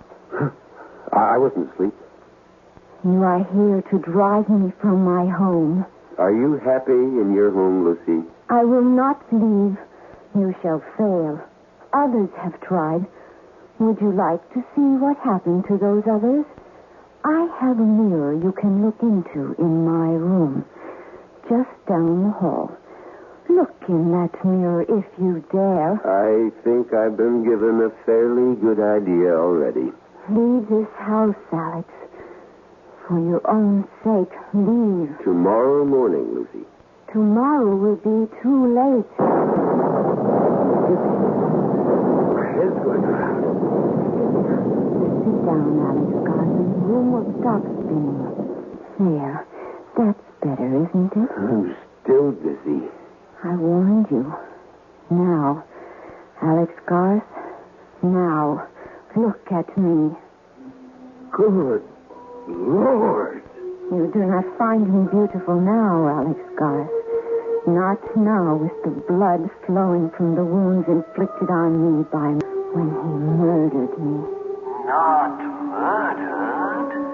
Executed. You would not like to kiss me now, Alex Garth. Stay where you are. You need not worry about my blood staining your clothes. It will not even show. Stay away. Stay away. I warned you, Alex Garth. You think no one would wish to embrace me now, with the cuts and wounds and blood disfiguring me. Is that what you think? I'm not listening. Someone will wish to kiss me. Someone who loves me. I will kiss you, Lucy. I will embrace you. And I will embrace you, John, my love, even with the blood flowing from your poor I can't look. I can't. It will do you no good to put your hands over your eyes, Alex. You will still see the bloodied lovers kissing. No, I won't witness this horror. My thoughts are mine. And they're real. You're phantoms, and you don't exist. For many we don't. But you know that we do. We are here, and we are real. And the only way you can banish us from your mind's eye is to run. Run, as your wise friend did. Run, and you'll see us no more. No. No, Lucy. I'm not leaving this house.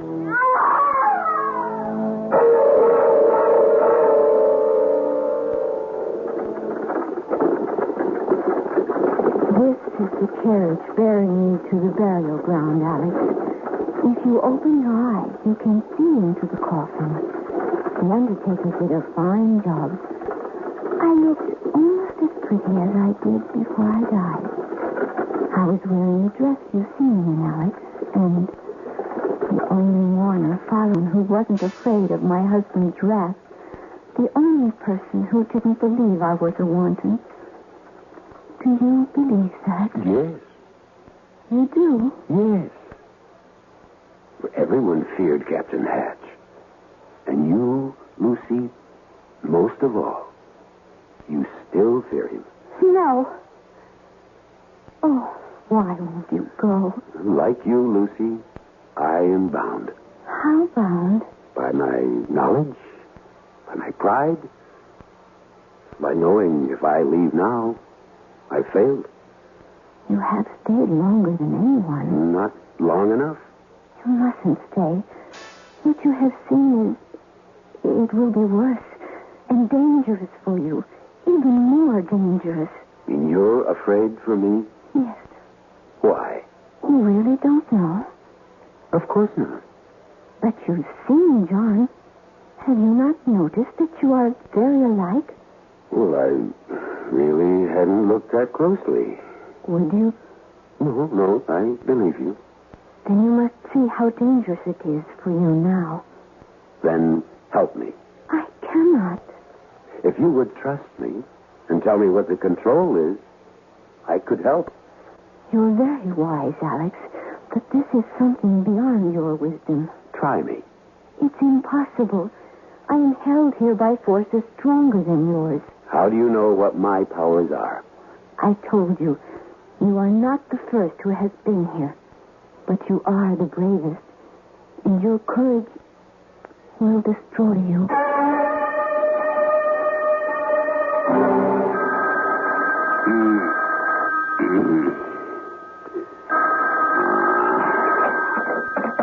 Hello. Mr. Flanders?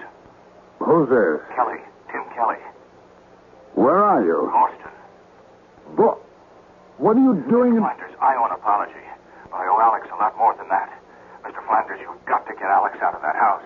What happened? Just get him out. It's 4 o'clock in the morning, Kelly. You woke me up. I'm not quite functioning yet. What do you see? What's in that house? Demons. I thought you didn't believe in ghosts. No, but I believe in evil. And Mr. Flanders, in that house, you can actually feel the presence of evil. It's all around you, and it's dangerous.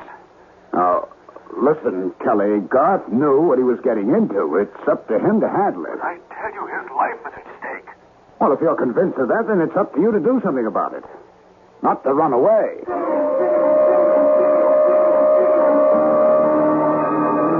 You speak to me of powers, Alex Garth, yet you are afraid to test them. What kind of test do you propose? The mirror. The mirror in my room. Let's go. Well, come along. I'm warning you, Alex Garth. Wait a second. Your death machine will not help you. Death machine? Oh, you mean the revolver? Call it what you like. It spits fire and noise and has been used stupidly by stupid people against us. Surely you know better, Alex Garth. No, it gives me something to hold on to. Come on. You could try to hold on to me. This is your room? You fear to go in? Well, I'm wondering what it is about this room that... This is the room Tim ran out of, isn't it? The mirror is over here. Now, look in the mirror, Alex Garth. Look well. See, Alex Garth? Is that you, Lucy? It is I, Alex. She's a very young girl. And your schoolmates? Who are they? Schoolmates? soulmates. Is John among them? Look. Look in the mirror. I can't make out the faces. Now you're grown. I can't. Oh! No! No!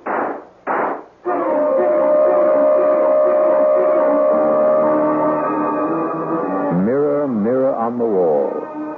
What did the hunter of ghosts, Alex Garth, see in the mirror that so terrified him he lost his head and shot at the images in the glass? I'll be back shortly to tell you what Garth saw when I return with Act 3.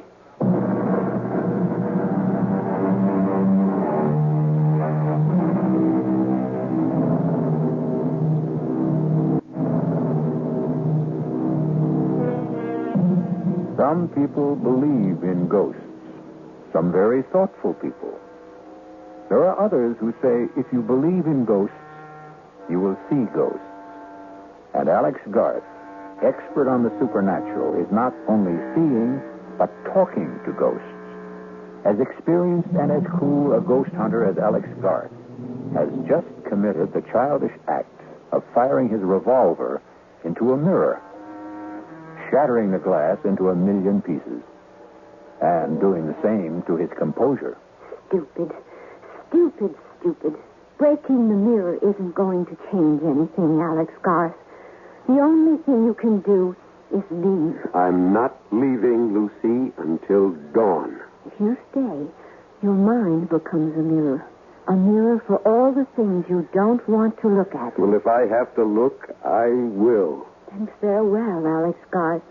You and I will see each other, but we can no longer talk until you join us. Join you? You are doomed. You will join John and me here in my home for all eternity. And God help you, Alex Garth, because I no longer can. Lucy. Lucy, is that you? Lucy, my darling, my love, I must go now. No. Please stay a little longer. Just a little longer, dear heart. Why did you marry him, Lucy? He went away, John, my love. He left and never said a word. How could I, Lucy? You know I didn't have a penny. You could have told me you loved me. You knew that. You knew it all the time we were growing up.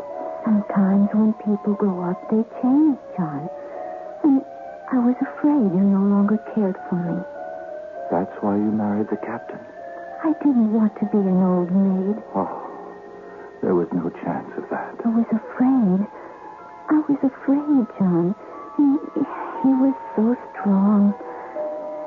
John, I'm going to have a child. What? I'm going to have a baby, John. You're a baby. You're sure? I'm sure. Then we have to leave. You must come away with me, Lucy. Where will we go? West. To a new place. For a fresh start. Somewhere where Ephraim can't find us. There is no such place. Of course there is. Lucy, you know what will happen if Ephraim discovers that... Ephraim won't be home for at least a week. He was in Trinidad. The last I heard... Lucy, please. Come on down and unbolt the door. What do we do? Hide. I'm not letting in. Where? Anywhere. Quick. There. In my wardrobe. Behind my gown. Lucy. Coming, Ephraim. Just getting my robe. Don't be wasting your time, Lucy. It's been 4 months since I've seen you last. All right, Lucy. Where is he? Who? John Rogers, your lover. Have you gone mad, Ephraim? Aye, maybe. Mad with jealousy. Stop lying and tell me where he is. You're hurting me. Aye. And I'll be hurting you a lot more unless you tell me where he is. Who put those terrible ideas into your head? The widow Davies, that's who. And you believe that old gossip? Tell me she lies. Tell me. She lies? Aye. Lie there and snivel whilst I roust out your fancy man from wherever he's cowering. There's no one here, Ephraim. God is my witness. No one. Here it goes. Well, for your sake, I hope you're right. But the widow told me she saw him sneaking into this house tonight. She lied. She lied. Maybe. And now, how about your wardrobe? Ephraim! I am with child. Get up on your feet. The child is yours, Ephraim. Your child. You think I'll have my wife carrying another man's child? No. Oh! You'll be killing your own child. Liar. Cheat. Stop. He's here. The man who got you with child. Then come here and stop me. Come on. No. You know I can't do that. Can't? You mean you won't? You know as well as I do that I've never had anything to do with your wife. Just as you know very well who I am. What I'm trying to do here. Then do it. I'll match my blade against your pistol anytime. Captain. No, John. No. So, you came out at last, did you? Now, tell me how you like the taste of steel. Here. Have another drink, Garth. You look as if you need it. Flanders, there isn't enough liquor in the world to warm me. Not after what I saw at your house. Then it is haunted. By ghosts beyond anything in my experience. Can you help me? I hope so, but I'm not sure. I managed to stay the night, and I barely managed to survive. There's one room in the house that seems to be the focal point of all the manifestations. That's the room I believe was occupied by Captain Hatch's young wife, Lucy. That's the room from which Tim ran last night. And that's the room in which I saw things no man should ever have to see. And you propose? To hire some workmen? Oh, that's impossible. I told you what happened when I had work. I can understand why no workmen from around this area will go near the place. I intend to import a couple of men I've used before. Well, you could try it, but what would you want them to do? To dig into and around that room and see if we can find something that will account for the hauntings. We? Well, you and I will be with them. Correction. I hired you, Garth. You'll be with them. And report back to me.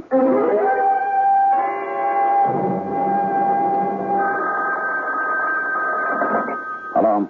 Flanders, this is Olive Carr. I'm calling you from a diner just down the road from the house. With good news? With news. My workman walked out. Well, that's that. If you want that house cleansed, all I ask is you meet me there in half an hour. Well, why do you need me? Well, for two reasons. One, I don't know what may have to be done to the house, which is your property. And two, I don't think one man can do all the necessary digging that may have to be done.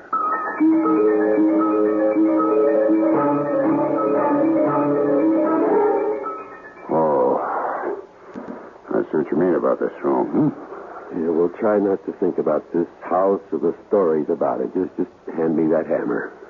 What do you want with a hammer? I'm going to test these walls, the floors. You think there's a secret passage or some nonsense like that? Well, I don't know what there is, but there must be something. You'll have to take my word for it that what goes on in this house isn't an ordinary lost or restless spirit seeking solace. It's something that's planned and controlled. How? That's what I hope to find out.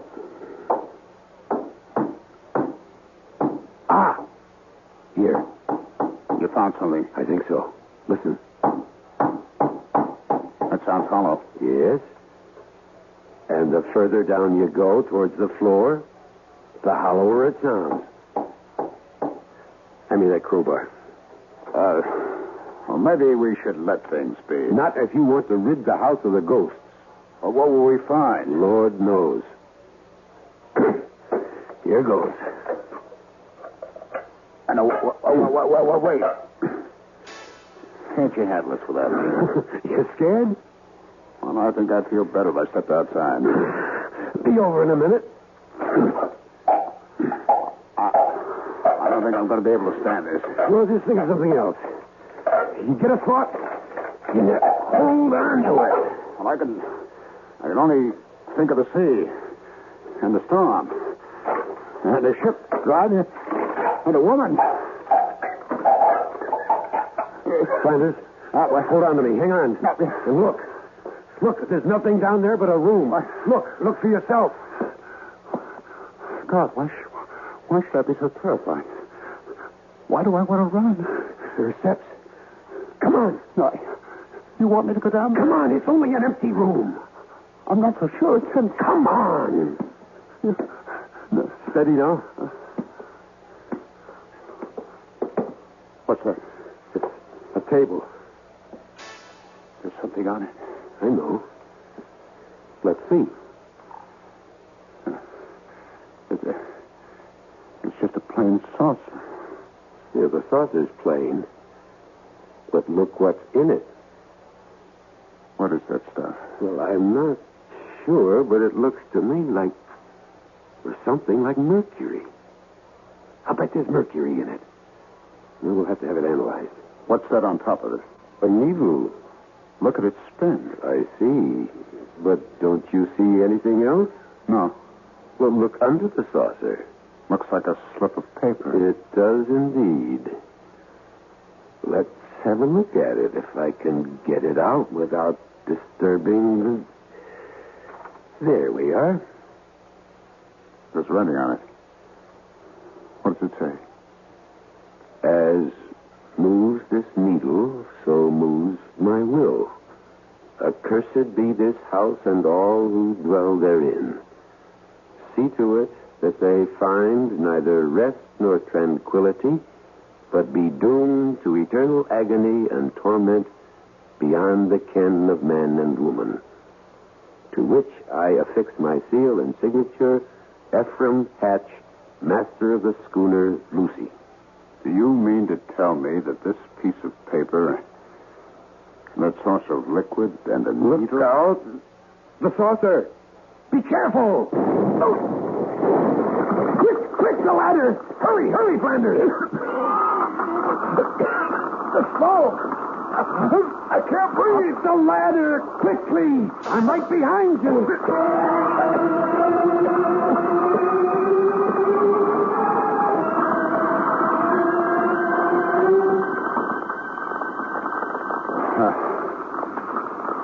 How do you say thanks to a man who saved your life? Oh, don't bother. You wouldn't have been down there in the first place if I hadn't insisted. I owed it to you to get you out of there. God. Yes? I want to explain about my upsetting the saucer. I wouldn't say this to anyone except you, but I'll swear that something pushed my hand. Do you believe that? Yes, Flanders, I believe it. And now your house is cleansed. The fire will see to that.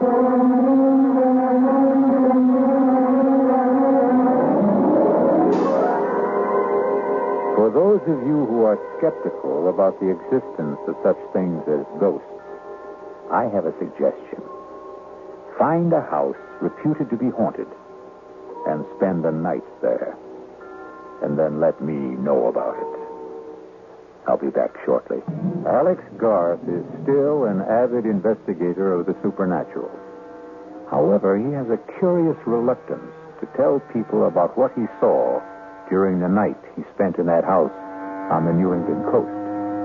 And he never admits that many times in the dead of night, he sees again the face of Lucy, her lover, and the terrible sword of Captain Ephraim Hatch. And he awakens with his mouth open in a soundless scream. Our cast included William Prince, Ralph Bell, Joan Tyson, William Redfield, and Gil Mack. The entire production was under the direction of Hyman Brown. And now, a preview of our next tale. Are you saying the legend is true that Millie has offended the beast goddess and is being punished? I don't know what I'm saying. But look at her. She's flushed, breathing rapidly. She could burst through that sedative any minute. I'm so hungry. Try to rest, darling. I'm going to speak with the hospital in Rio. I'll describe her symptoms. They'll arrange to get her there. My wrist. Doctor. It's burning. Look at her wrist. Look at her wrist. Something's on it. It's the design. It's the shape of that bracelet. Kevin, it's your imagination. Is it? Look. Do you see that symbol? It's on every ornament worn by the goddess. The design decorates her dress. It's just a raw, ugly scar. But it's her sign. The sign of the beast goddess. This is E.G. Marshall inviting you to return to our Mystery Theater for another adventure in the macabre. Until next time, pleasant dreams.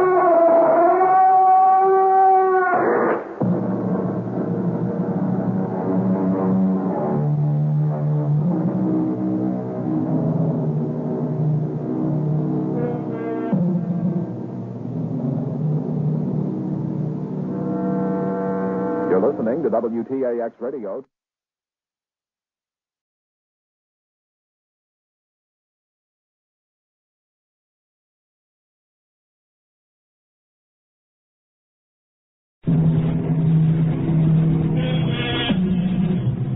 And now, here's Act One of The Old Ones Are Hard to Kill. It begins with a stethoscope, a blood pressure reading, an electrocardiogram, and an altogether satisfying report on the health of Mrs. Ada Canby. Well, can't see a thing to complain about, Ada. That little congestion you had last time is all cleared up. All in all, I'd say you're doing fine. For a woman my age, you mean? The older the chicken, the tougher it is to kill. That's what my grandmother used to tell me, and she lived to be 98. Speaking of relatives, you see much of Walter. My grandson? Oh, the usual once-a-year visit. And he always comes up with the same complaint. What's that? That I shouldn't be living all alone.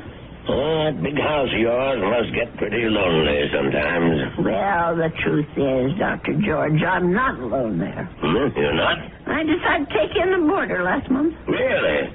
I haven't written Walter about it. I'm sure he'd object to my taking in a stranger, but there's really nothing wrong with Mr. Paulson, except his health, maybe. His health?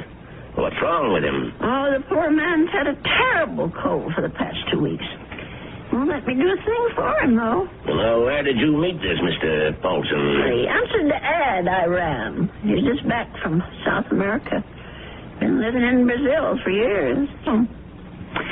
Well, how much do I owe you? I'll send you the bill. I'm sure you'll forget all about it. Promise me you'll send it.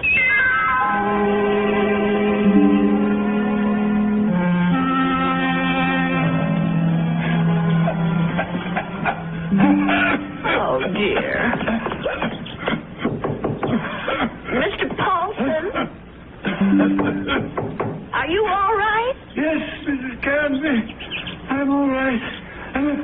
That cough sounds worse than ever to me. Why don't you let me fix you a little hot milk and honey? No, thank you, Mrs. Canby. Thanks very much. I'm going to try to get some sleep. Well, all right, if you say so. I guess it's time I was in bed myself.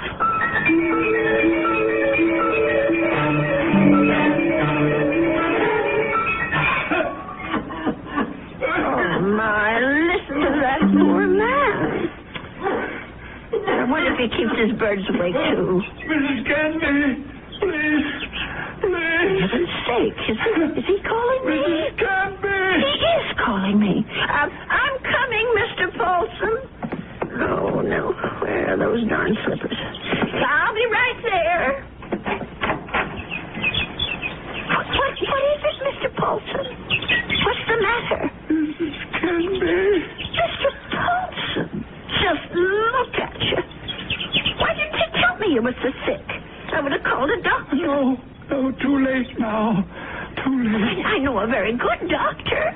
I saw him only this afternoon. I'll go and call him right now. No, please, listen to me. Well, I've got to get help for you, Mr. Paulson. I'm dying. Confession. Well, do you want a priest?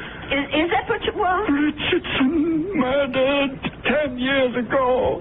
What? Murder. I did it. I killed him for money. I was paid. Did you hear me? Oh, Lord. Mr. Paulson, do you know what you're saying? Do you understand me? Lindell is innocent. I killed Richardson, not Lindell. Well, let me get help. You can tell them yourself, Mr. Paulson, and the police and the doctor. You tell them, please. Tell them to free Lindell. He's innocent. Tell them I'm the one who killed Richardson 10 years ago. Oh, I don't know anything about such things, and I don't want to. I did it. I killed Richardson. I did it. I don't want to hear it. Please don't tell me. Please. Mr. Paulson, Mr. Paulson? Oh, dear God, I think he's gone.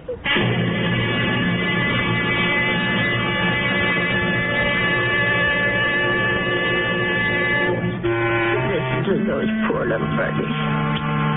I suppose they miss poor Mr. Paulson. I'll lay them in his room. Well, let's see about this letter now. Dear Walter, I hope you don't mind my turning to you for advice, but I really don't know what to do. It's been 3 days since my boarder, Mr. Paulson, passed away, and I still haven't told the police what the man said to me. I just can't bring myself to get mixed up in anything like this. Dear, what's the use of writing Walter? He'll probably think I've dreamed it all up. No, I'll just forget it. How do you forget such a thing? Those names, I keep hearing them. Richardson, Lindell. Lindell is innocent. Oh, dear God, what if it's all true? If Mr. Paulson actually murdered this Richardson and Lindell is innocent? Only, well, who are they? I wonder if it's a telephone book. Well, why not? Let's see. Richard, all right. C-H-A-R. Yes, here it is. Oh, Lord, there's dozens of them. Well, I'll try Lindell. That wouldn't be as common, I don't suppose. Yes, here it is. That's only about half a dozen, then. C-L-D-E-L-L. Oh, my heavens. Lindell and Richardson. Both names together. Lindell and Richardson Investments. 9 Concourse 4153132. I wonder if... Well, maybe it's the only way to be sure.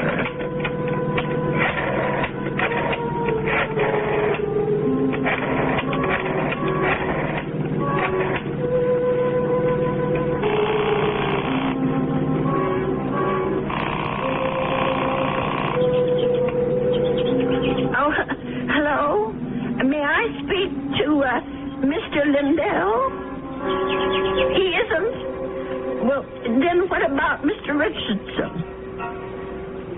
Oh, I see. Well, is there someone there I can speak to? Yes, please.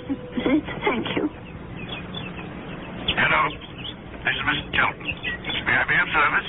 Well, maybe you can. I want to know about your Mr. Richardson, about when he died. I think I did business with him once, a long time ago. Well, it's 10 years, madam, just about. But if you're interested in investment advice... Well, I'll think about it. Thank you very much.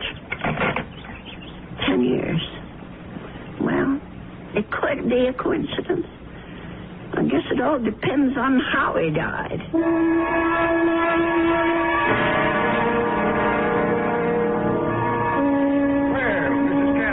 Come in. Have a seat.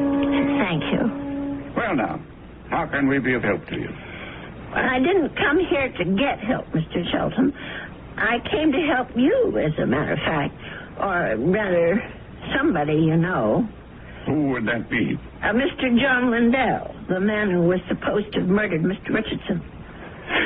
I'm afraid I'm not following you. Well, it took me all week to find out what happened to those two men, and finally I found the story in the old newspaper room down at the library about Mr. Lindell being indicted for killing his partner. But I'm sure you know the whole story a lot better than I do. Well, of course I know the story, but that was quite a long time ago, Mrs. Canby. 10 years doesn't seem so long when you're my age. Anyway, the point is that I can help your Mr. Lindell, only I can't do it alone. Did you know John Lindell? No, I didn't. Nor Mr. Richardson, for that matter. The man I knew was named Paulson. Who? I rented a room to Mr. Paulson, and he died about 8 days ago of pneumonia. I was there when it happened. Well, that's unfortunate, but... Before he died, Mr. Paulson told me something about Mr. Richardson's murder. He said Mr. Lindell hadn't been responsible, that he, Mr. Paulson, had committed it. For money. Oh, Mrs. Canby, listen to me. It was this man Lindell that bothered him. The fact that he was in prison for something he didn't do. I thought I should tell you this, Mr. Shelton, because you knew both of these gentlemen. It said so in the newspaper. Mrs. Canby, my dear woman. What? I don't know what silly story you heard, but it's completely wrong. There wasn't any question about what happened. This boarder of yours, whatever his name is, merely had an obsession. Well, just the same, I thought you could follow through on this business. You know, tell the police, because if it is true, Mr. Lindell should be freed. On evidence like that? I don't know anything about evidence. I'm just telling you what I heard. Well, never mind. I suppose I should have told the police myself. Oh, wait, Mrs. Canby. Let me put your mind at rest. John Lindell is no longer in prison. He isn't? He's dead, Mrs. Canby. He's been dead for the last 3 years. Oh. He wasn't a young man when all this happened, when he accused his partner, Fred Richardson, of defrauding him and shot him dead. He died? In prison? Even if all you say is true, that this man was Richardson's murderer, you can't help John Lindell any longer. He's beyond that. But his name, don't you want to his name? Have you any proof? Any living witness? Just myself. Forget it, Mrs. Canby. That's my advice to you. The old wound is healed. Don't reopen it. Oh, well, it troubles me so. I haven't thought of anything else since it happened. Perhaps if I saw a minister, if I had some advice from a man of God. Mrs. Canby, now you said something. Now you've shown me the way. That's where our answer lies, dear woman, in prayer. Mm-hmm. In the forgiveness of our dear Lord. Will you pray with me, Mrs. Canby? Pray? Here? Why not? God is everywhere. Please, join me. Dear Lord, tell us what to do. Give us your divine guidance. Show us the path to righteousness. Mr. Chesterton. Help us, O Lord. Help us to understand. Teach us to forgive the sins of others and to forget them. To forget. I feel much better now, Mrs. Canby. Do you? I'm not sure. Let us turn this matter over to God, Mrs. Canby. Not to the police, but to the Lord. It's in His hands now. Don't you agree? Well, in a way, that's true. Since they're dead now. All of them.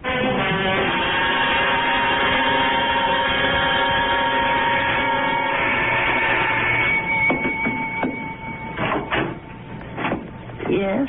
Mrs. Canby? Yes? My name's Stuart Winfield, Mrs. Canby. I understand you have a room for rent? Yes, I do. Well, I'm new in town. I just arrived from Philadelphia. I've been staying at a hotel, but I'd like something homier. Well, the room I have is $35 a week. I can't offer you any meals, but you can use the kitchen all you want. Well, that sounds good to me. Would you like to see the room? Yes, ma'am, I sure would. Well, come on in then. Thank you. By the way, How did you know I had a room for rent? I was going to place an ad this weekend. Oh, I guess someone at the hotel mentioned it. I forget just who. Say, this is a real fine old house, Mrs. Canby. I can see that I'm going to like this place. Just fine.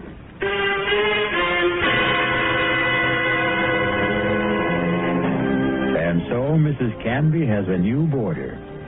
He's a very personable young man with a great deal more charm than old Mr. Paulson had. Perhaps in a little while, Mrs. Canby will be able to forget her former boarder and the shocking confession he made on his deathbed. I'll be back shortly with Act 2. I like that.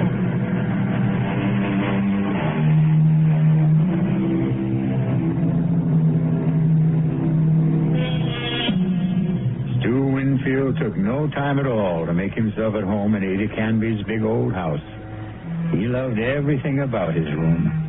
The fine old four-poster bed, the crazy quilt that Ada herself had sewn up 40 years ago, the lace curtains on the window. He even loved Mr. Paulson's blue parakeets.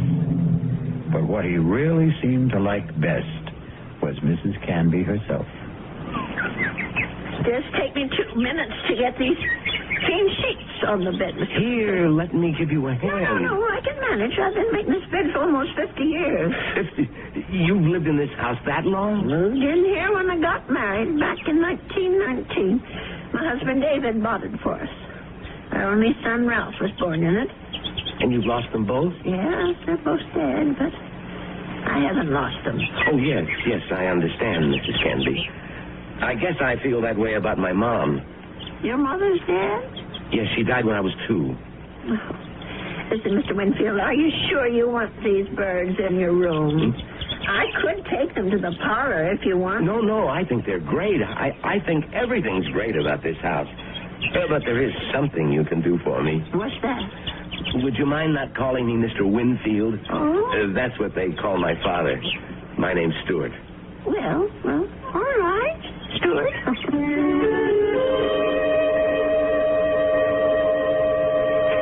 Dear Walter, I think it's about time I told you that I have a boarder in my house. Mr. Winfield is the nicest young man you could want to meet.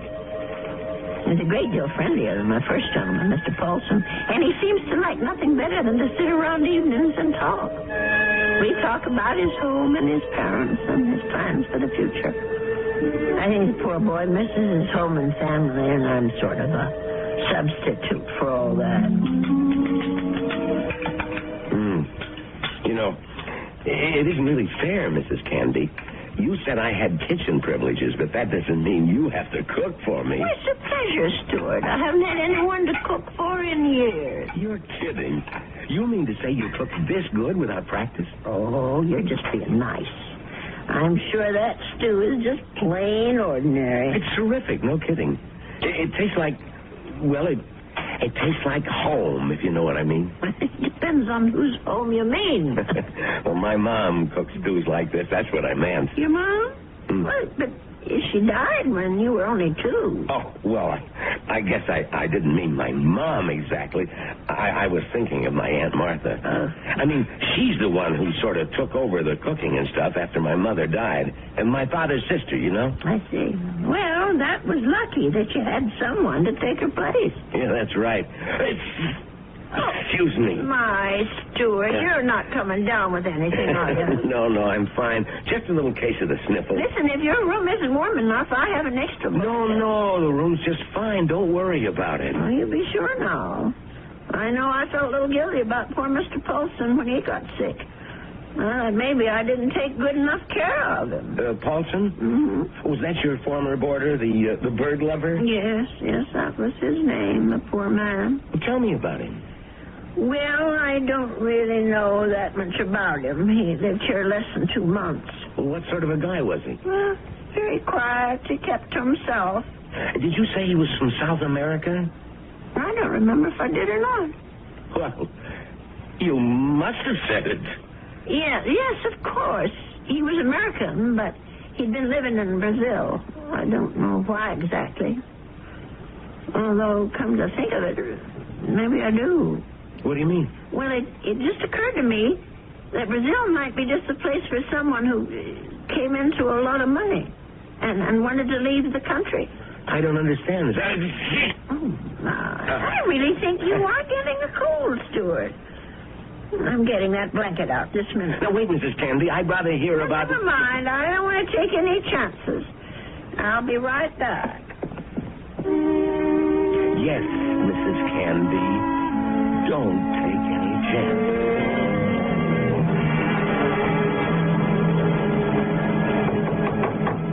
Stuart? Yes? Come in. I brought you a tray, Stuart. Oh. No, you shouldn't have gone to all that trouble, Mrs. Canby. Wasn't the least bit of trouble. Besides, you've got to have some supper. Feed it cold and start the fever. That's what I was going to come out to the kitchen and get myself a sandwich or something. You didn't have to bring it to me.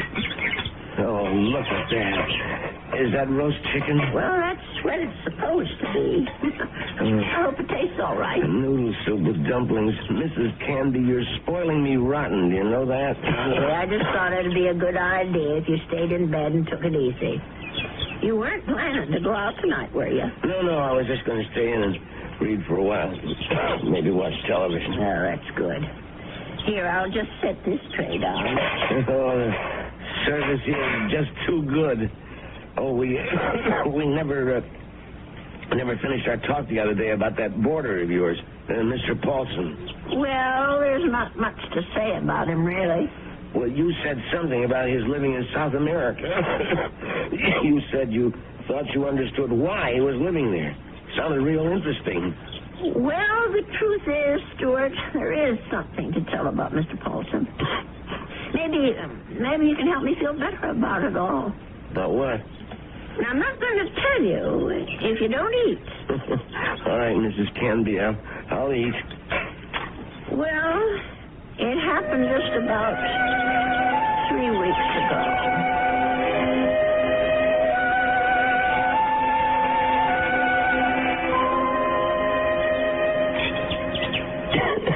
That's nothing, Mrs. Canby. That's about the best roast chicken I've had in years. I'm sure I spoiled your appetite with all my chatter. No, that was a really interesting story. But what do you think of it all, Stuart? No, the killer is the man who hired Mr. Paulson. Don't you see? Is it right that he should get away with it? No, wait a minute. You're jumping to conclusions. No, I'm not. Mr. Paulson told me that he was hired to do this thing. Well, maybe he was hired by Lindell. Maybe Lindell hired him, and then Paulson got cold feet, and Lindell did the shooting himself. No, I'm sure that isn't true. You see, I read the newspaper article all about it. Well, you really were thorough about this, weren't you, Mrs. Canby? You poor man. That cold's gone to your chest now, hasn't it? No, I'm all right. Stop worrying about me. Let's talk about this other problem of yours. Well, maybe I'm making it more of a problem than it should be. Maybe if I just told the police everything, I could forget it once and for all. No, I really couldn't advise that, Mrs. Canby. Well, it said in the newspaper story that the two men were partners in that investment firm. And Mr. Lindell thought that his partner Richardson was cheating, taking money out of the firm, and that's why he's supposed to have shot him. Wasn't there a witness to the shooting? Why, yes, I think there was. Come to think of it, it was Mr. Shelton. That's right. Well, doesn't that wrap it up for you? Well, it would if it wasn't for Mr. Paulson. Listen, Mrs. Canby, you know how much I like you. Why, in just a few days, you're more like family to me than my Aunt Martha ever was. Well, it's nice of you to say, Stuart. And that's why I want you to listen to me about this. That's why I want you to forget about this whole foolish thing. And listen to you. You sound awful, Stuart. Just terrible. No, I'm all right. No, you're not all right. I'm going to get you some cough medicine right this minute.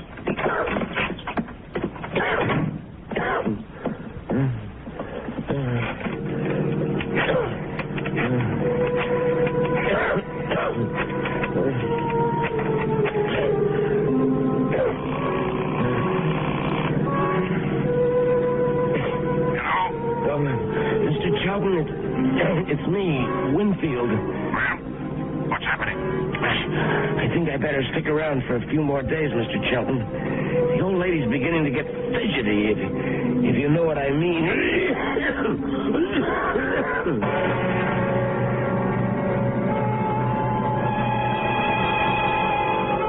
Well, something tells me that Stuart Winfield isn't such a nice young man after all. Could it be that he wasn't telling Mrs. Canby the truth about his dear mother and his Aunt Martha? Could he have not told her the truth about his plans for the future? Of course, the real issue is, what sort of plan does he have for Ada Canby's future? I'll be back shortly with Act 3. If you want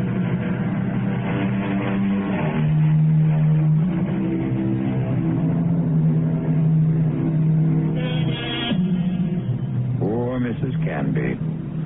She isn't sleeping well tonight. But of course, Mrs. Canby has good reasons for insomnia. Her thoughts are whirling. Her boarder Stuart was right.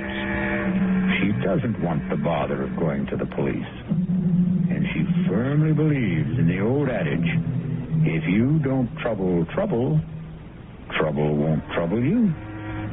But still... Oh, my. I'm just never going to get to sleep tonight.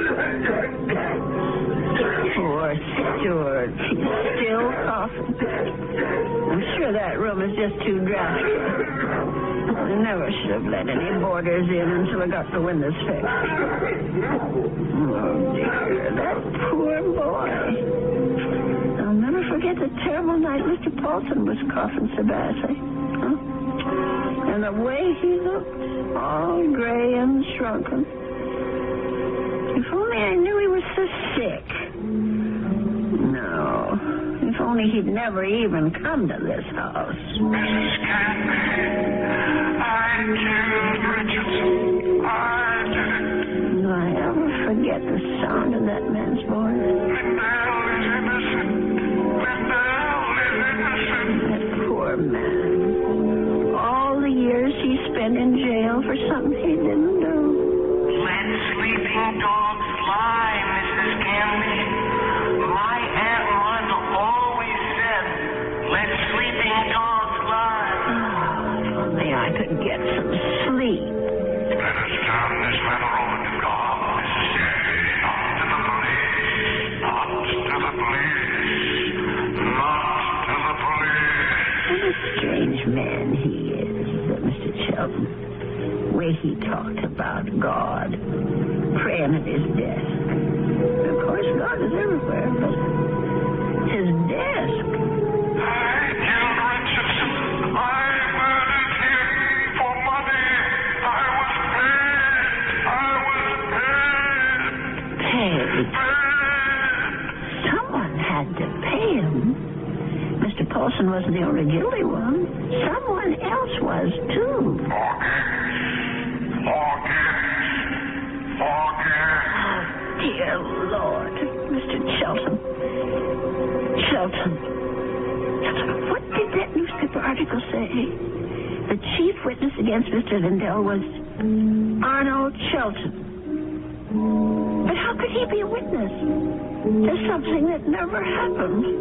How could he be? I'll have to tell someone. I'll have to talk to someone. Yes, I'll tell Stuart about it. In the morning.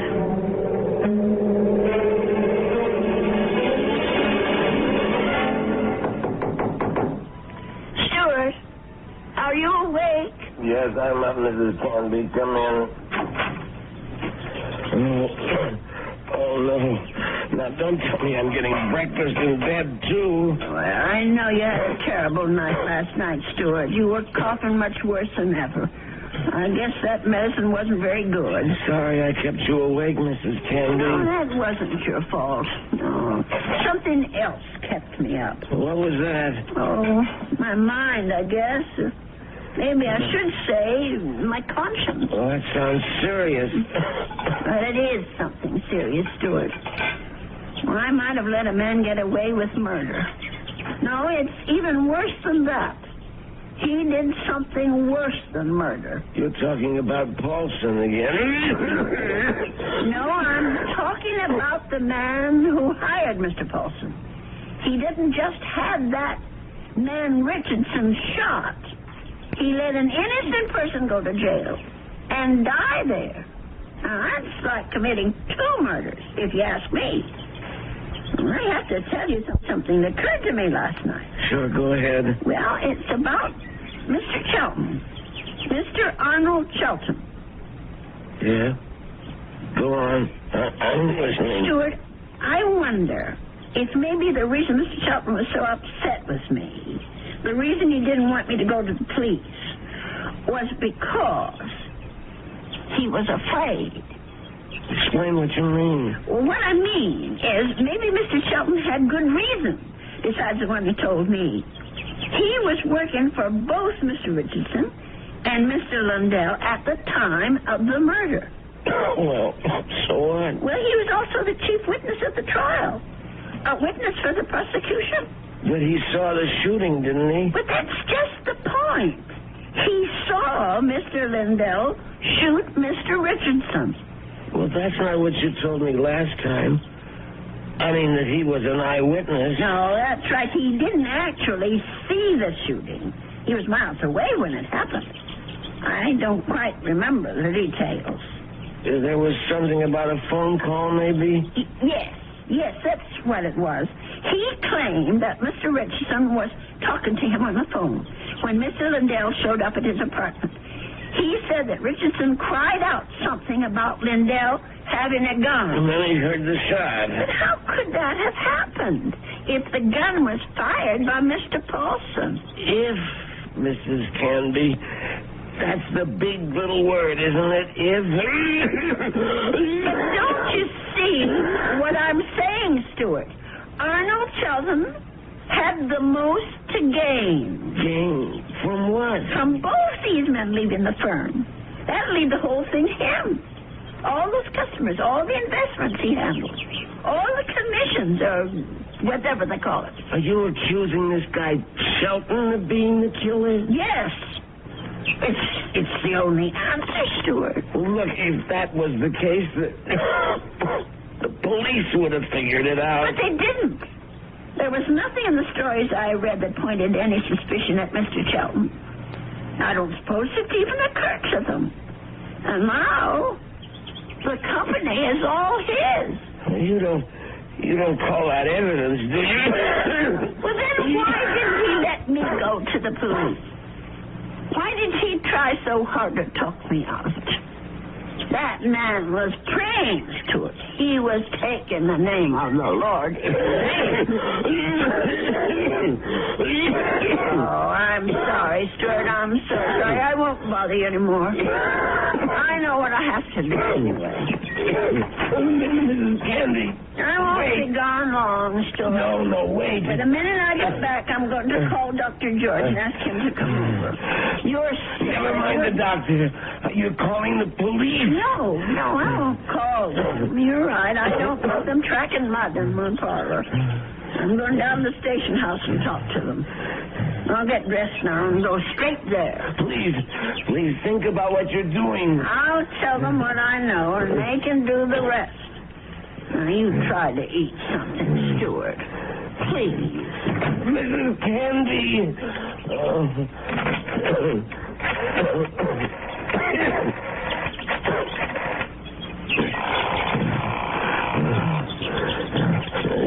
Sheldon?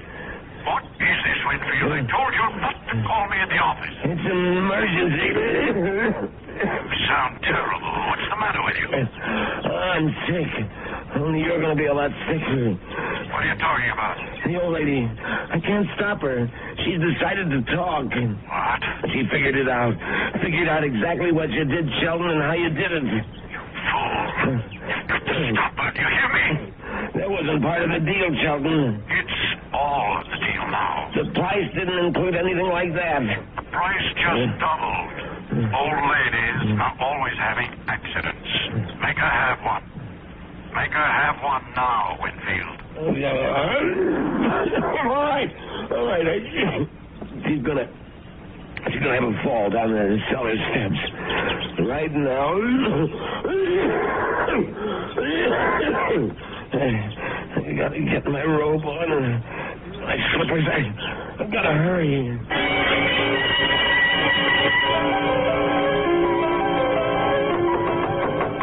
Stuart? Is that you? Open up, Mrs. Canby. Stuart Winfield, what are you doing out of bed? Now, you go right back there this second. I got to talk to you, Mrs. Canby, before you go to the police. Just listen to you. You're all winded. You can hardly talk, Stuart. Now, go back to bed before you catch pneumonia, too. Now, don't go, Mrs. Canby. It would be better if you never went to the police. Better for you. Better for me. For you? I don't understand. Well, then I wouldn't have to hurt you, Mrs. Canby. That's what I mean. I wouldn't have to do anything bad to you. Stuart, what in the world are you talking about? Come on, old lady. You're smart, all right. You really think things through. So now, think a little harder. You knew? Stuart, you knew about Mr. Fulton? That's right.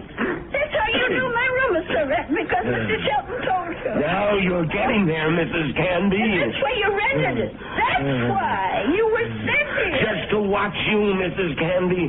Just to see that you stayed sensible. Mr. Shelton, dear. I was hoping you'd never change your mind about calling the police. I didn't want this part of it. This isn't the part I like. Just relax, Mrs. Canby. Just take it easy. Please, don't. You're as right as a feather, Mrs. Canby.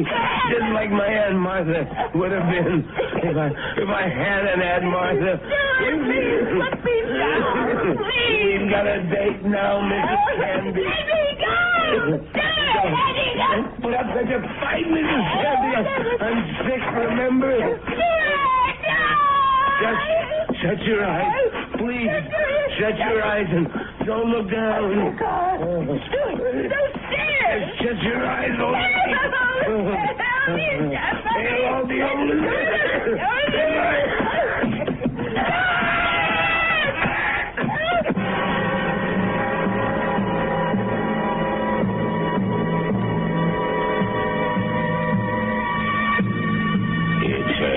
It's all right now, Ada. Just be glad that it wasn't you at the bottom of those stairs. Will he be all right, Dr. George? Now, what do you want to worry about that man for?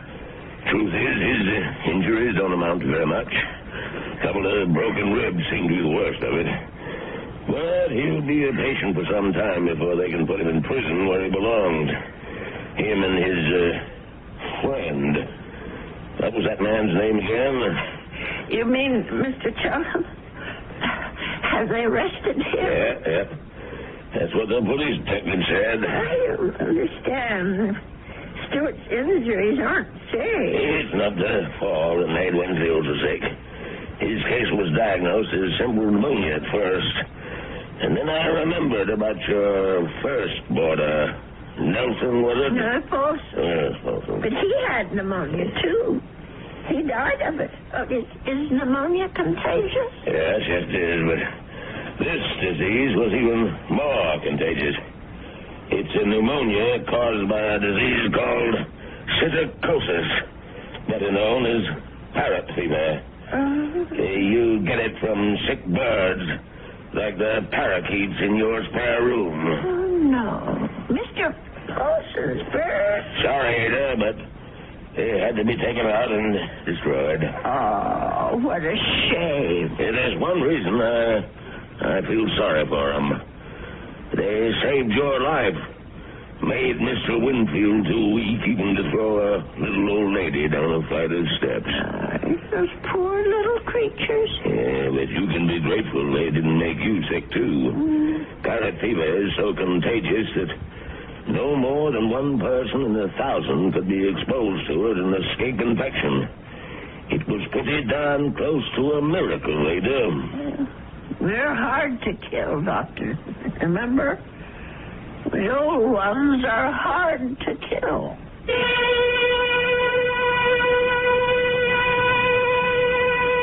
say that people are living longer than ever before.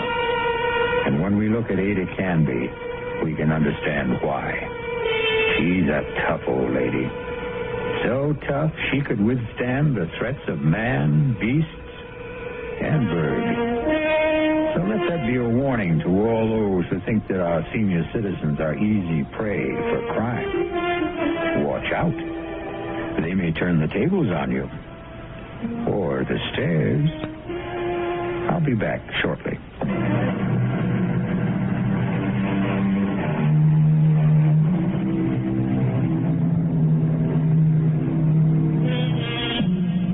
We have one final comment for you on behalf of Ada Canby and old people everywhere.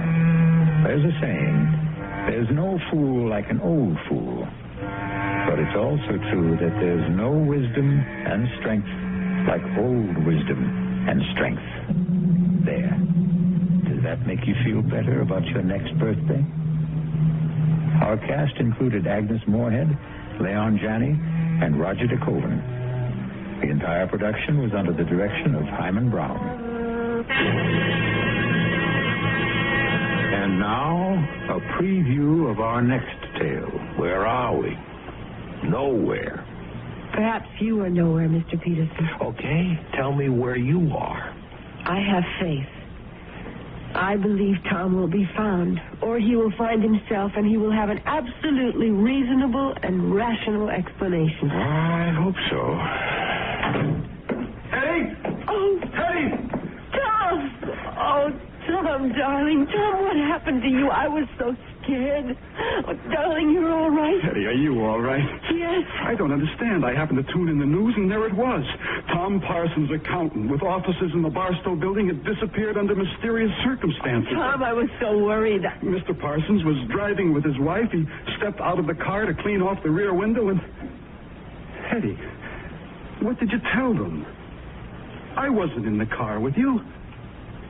I was at home. This is E.G. Marshall inviting you to return to our Mystery Theater for another adventure in the macabre. Until next time, pleasant dreams.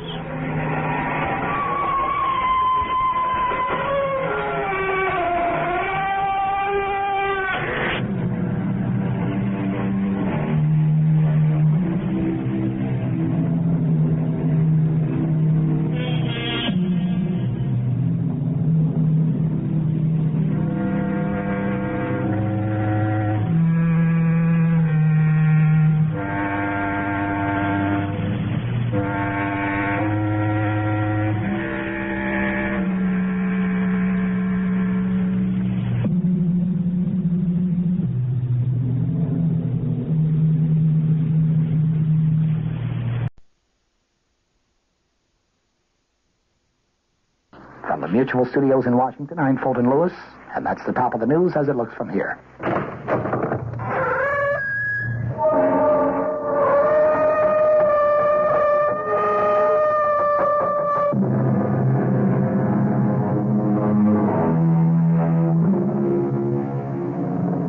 Come in.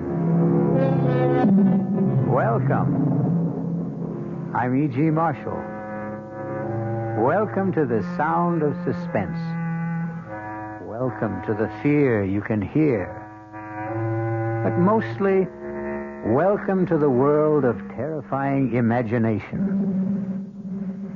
The story you're about to hear is a love story. But a love story which begins at the point where many love stories end. It begins after the wedding march has been played. After the vows of love and fidelity exchanged.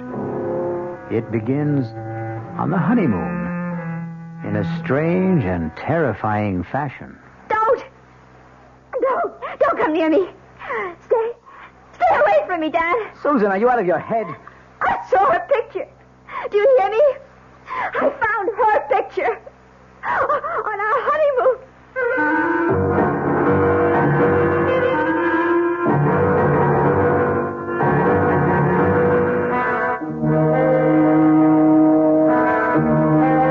Our mystery drama, Deadly Honeymoon, was written especially for the Mystery Theater by Henry Slesser and stars Betsy von Furstenberg and Michael Wager. It is sponsored in part by Anheuser-Busch Incorporated, brewers of Budweiser, and by the Kellogg Company, makers of Kellogg's Special K cereal. I'll return shortly with Act One. There's nothing wrong with drinking Budweiser sip by sip, is there? Well, the brewers of Budweiser think there's a better way. Sipping's fine if you're drinking wine. But Bud is the king of beers, a hearty drink. Look, rinse a 10 or 12-ounce glass with cold water. Then open a can or bottle of Bud and pour it right down the middle so it kicks up a good head of foam. Now, take a big drink and then swallow big. No sips. That's how it should be done. More taste, more beer drinking enjoyment. Thanks to exclusive Beechwood aging, Budweiser has a smoothness that lets it go down especially easy. Sure, it's an expensive way to brew beer, but brewing beer right does make a difference. That's why, when you say Budweiser, you've said it all. Anheuser-Busch, St. Louis. This is WOR New York, your station for Mystery Theater. Now, ShopRite does the can, selling ShopRite brand of vegetables and cans. For quality that you can trust, for tasty corn, asparagus, for peas and beans, and gourmet scenes, for beef that beat all other treats. The only vegetables that can compare at all with ShopRite brand are vegetables you feed yourself instead of picking off our shelf. Now's the time to shop at ShopRite Can Blast. Now's the time to stock up while the values last. Stock up on ShopRite soda. 12-ounce cans for 79 cents. Potatoes that will make the meal, and carrots that have big appeal. A succotash that makes a splash. Spinach that won't finish last. Now's the time to ask yourself, so why pay more? Now's the time to shop right now at ShopRite stores.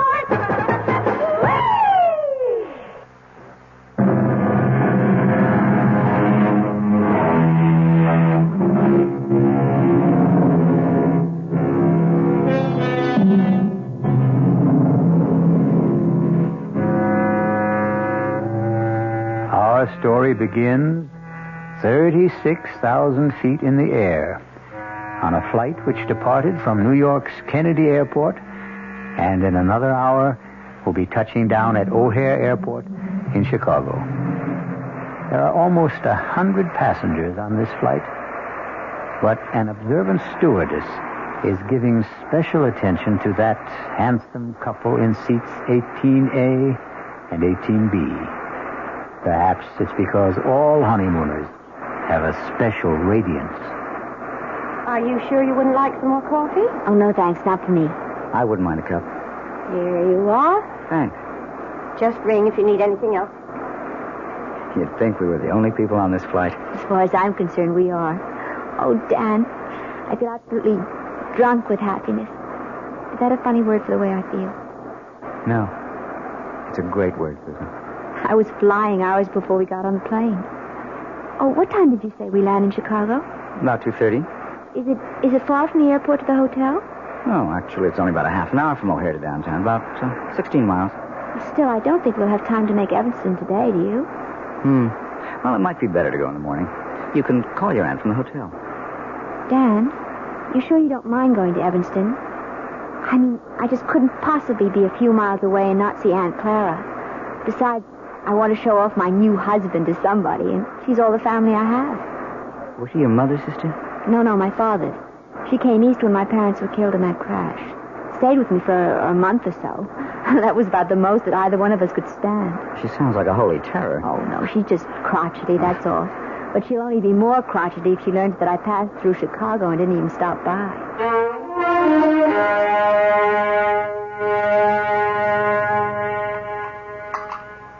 Well, and what kind of work are you in, Mr. Carey? Well, right now, we like to say we're management consultants, Mrs. Rowland.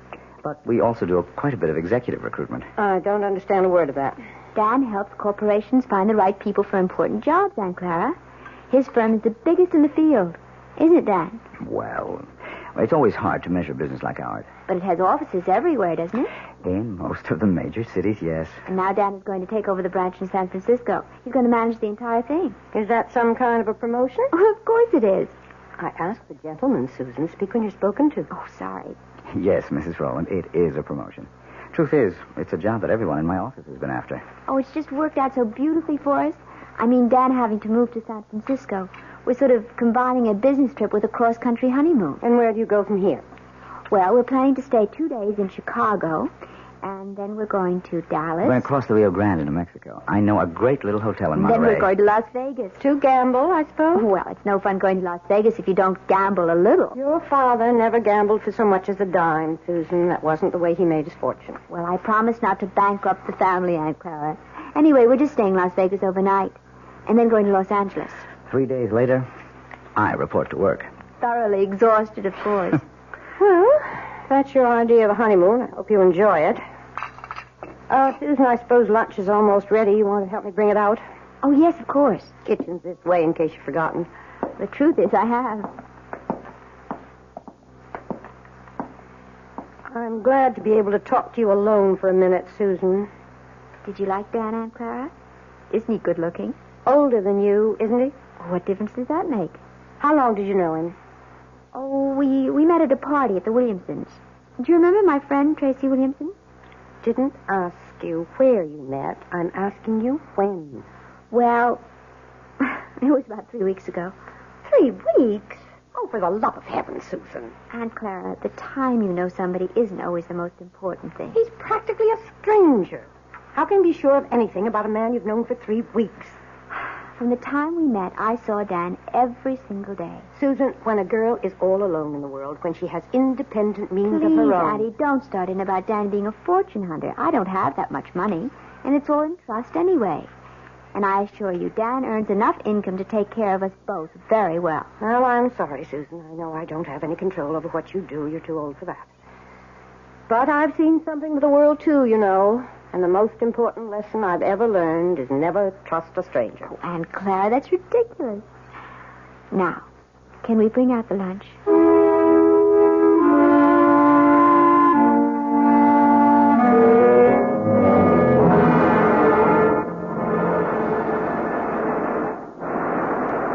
I don't know. I just have the feeling that Chicago wasn't all you expected it to be. Well, we weren't there very long, Dan.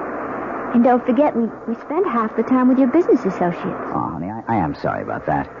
I suppose I never should have called Bill Kincaid to say we're in town. Should have known he'd insist on getting together. Oh, it wasn't that bad. I just didn't know what he was talking about half the time. All those office politics. Yes. Well, Bill loves to gossip. But you can see what I mean about the San Francisco job. Everybody in the company wanted it. They'll never get over resenting me for being picked. But I am sorry if you were bored. It's all right, Dan, really. After all, I inflicted Aunt Clara on you. She was okay. Well, I know you didn't find her very friendly. Well, why should she be? I think she's a very protective type. Anybody you married would get her jaundiced eye. Yes, I suppose that's true enough. Dan, how long did you know Terry Williamson? Who? Terry, my ex-roommate. We met each other at her house. Or have you forgotten that already? Tell you the truth, darling, I didn't know whose house I was at that night. Oh, so Terry wasn't the one who invited you? No. It was a man named Bob Chambers, one of the executive types. I got placed at General Utilities. Don't ask me who invited him, because I don't know. I see. So it was all sort of roundabout. What's the difference? Still turned out to be the best party I ever attended. Yeah. Hey, something the matter? Oh, no, of course not. Nothing at all. Dan, where did you say we were staying in Dallas? It's a little hotel called the Lazy Sea. It's kind of rustic, but I think you'll like it. Besides, we'll only be there one night. We'll rent a car in the morning and drive down to Monterey. You really know all the offbeat places, don't you? Well, when you travel around enough, I guess you begin looking for them. You haven't done that much traveling on the job, have you? Huh? Well, no, not that much. Say, do you know the name of the airport in Dallas? I forget. It's called Love Field. Isn't that a great name for honeymooners? Yes.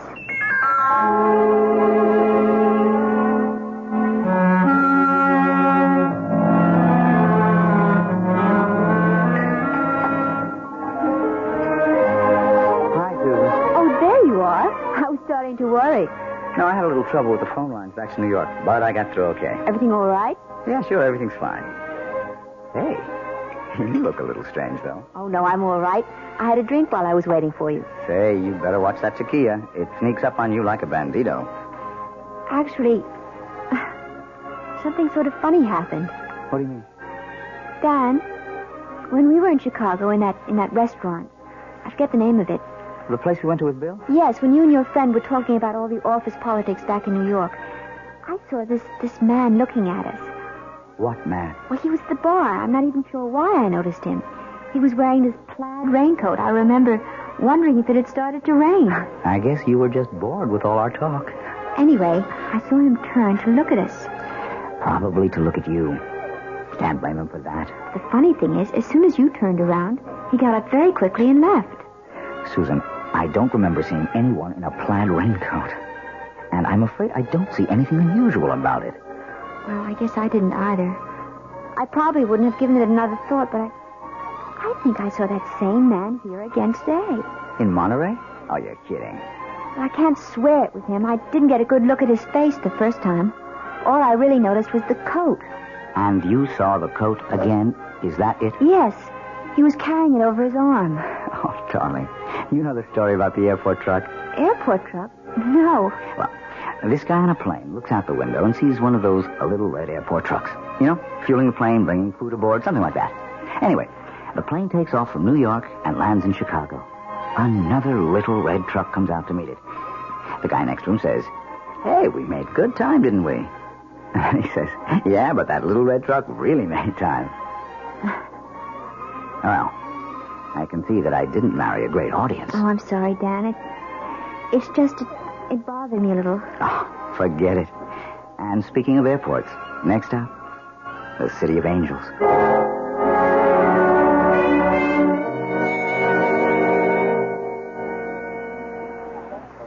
Let's see. I wonder if they have this week's digest. Oh, I see it. Excuse me. Yes? You're Mrs. Daniel Carey, aren't you? Why, yes, I am. Do I know you? No, Mrs. Carey, but I know you. Saw your husband leaving the hotel about half an hour ago. Are you planning on meeting him? Wait a minute. I've seen you before. Have you? You're the man with the coat, the plaid raincoat. Well, you happen to be right. I do own a plaid raincoat, but with this nice sunny weather... Excuse me. Look, Mrs. Carey, I know it seems as if I'm following. Yes, it does. Well, okay, it's true. But I've had a reason. Such as?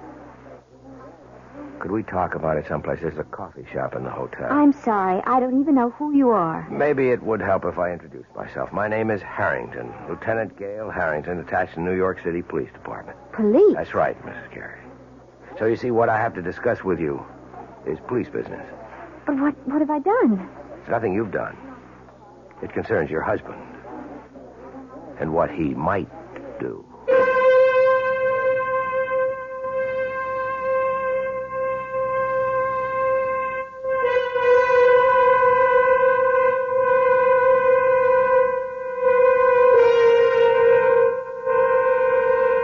It looks like Dan and Susan Carey's honeymoon is in for a surprise.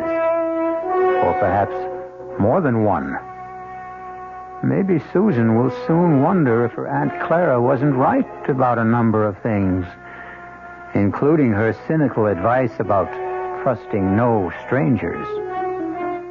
We'll find out about the new stranger in Susan's life when I return shortly with Act 2. And now another tale of the ball and chain. At Kellogg's Special K Presents Last Tango in Pittsburgh. There I was at Raoul's All Right Tango Lounge. My little orchid, will you tango with me? It was Raoul.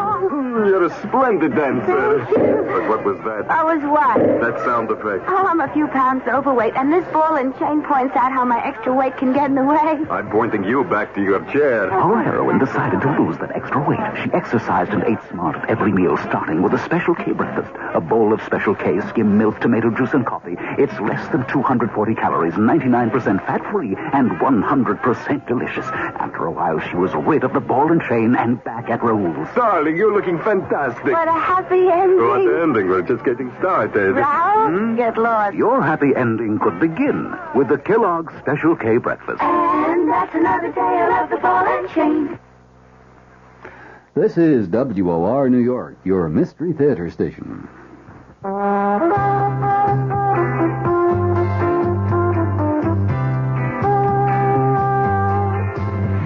matter what you're saving for, that's what Suburban Savings for Suburban. Suburban Savings offers you a regular savings account with flexibility. You can add any amount to your account whenever you wish. Withdraw whenever you want. Suburban Savings pays a 5.25% annual interest rate on regular savings paid quarterly, which earns an annual effective yield of 5.47%. Interest is compounded continuously from day of deposit to day of withdrawal, as long as $50 is maintained in the account to the end of the quarter. Come into Suburban Savings and open an account with flexibility. Our regular savings account in New Jersey at Bayonne, Edgewater, Elmwood Park, Emerson, Hackettstown, Morris Plains, Nutley, Paramus, and Sparta.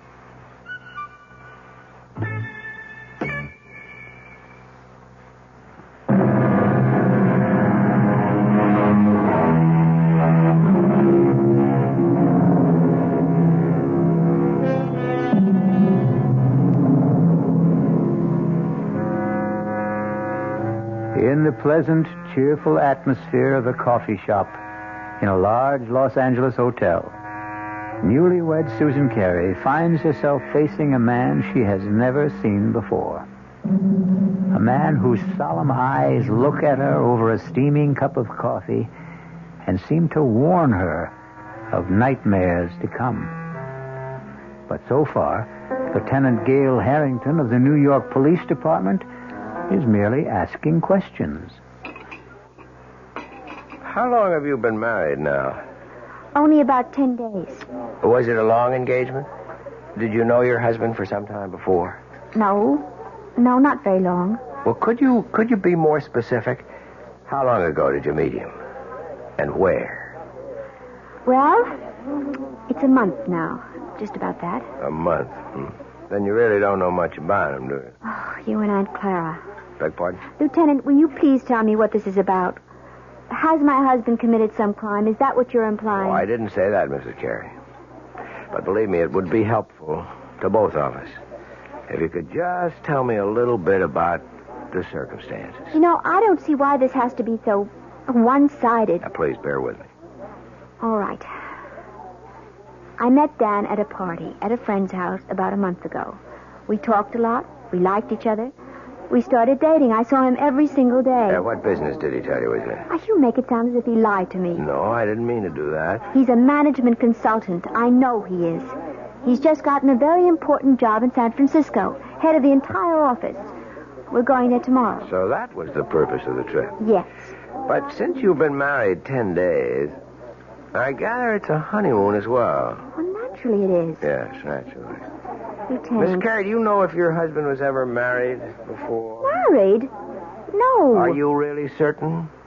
It's police business.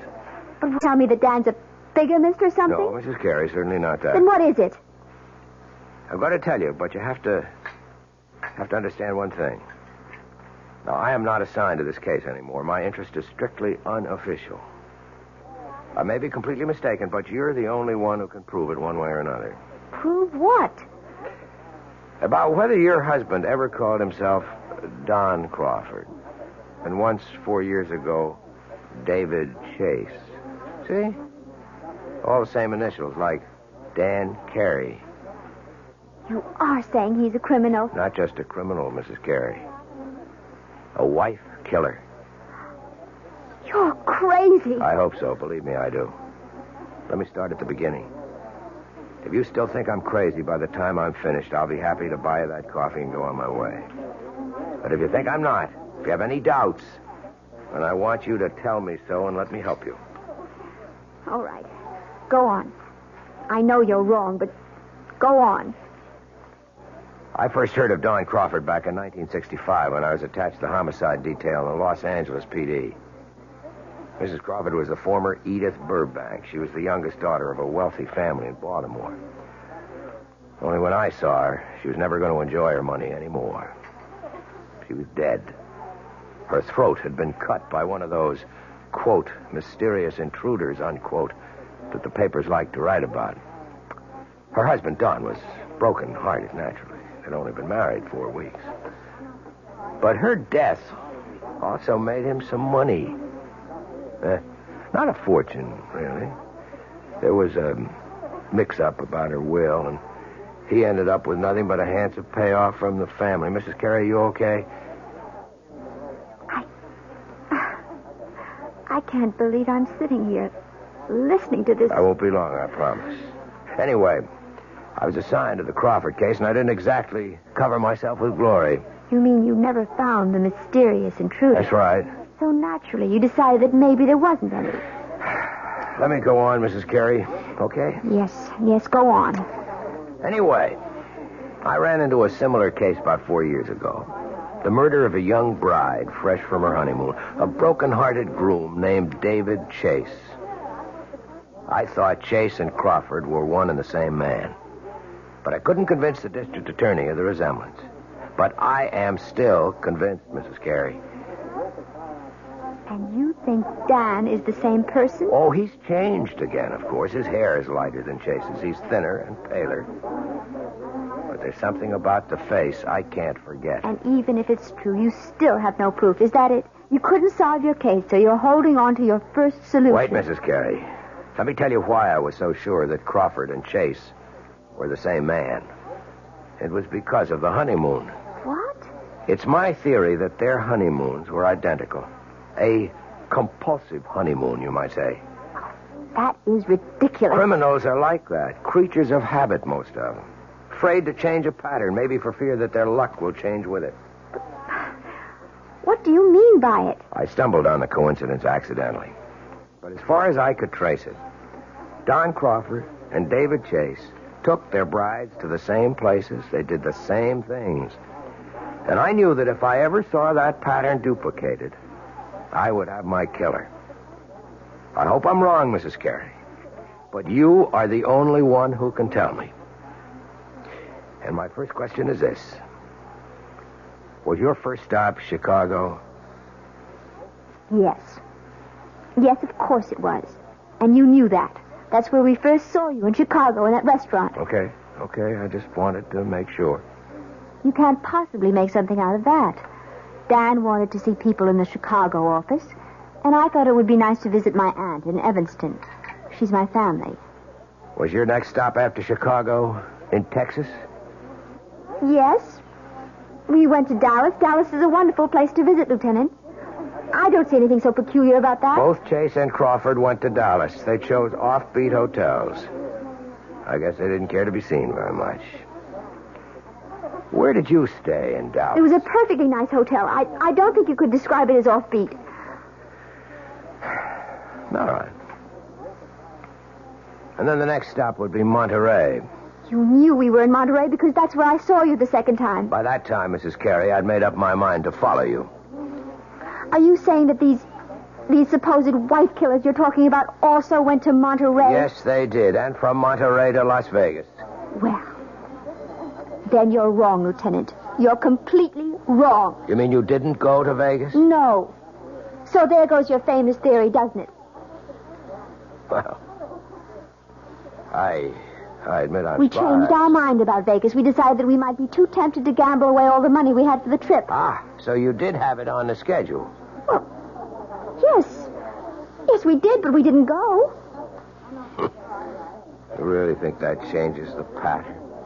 The fact that you didn't go? Oh, please, I can't stand any more of this. I don't want to hear any more of it. Mrs. Carey, Edith Burbank was killed in Los Angeles, in her hotel room. This hotel. I'm leaving.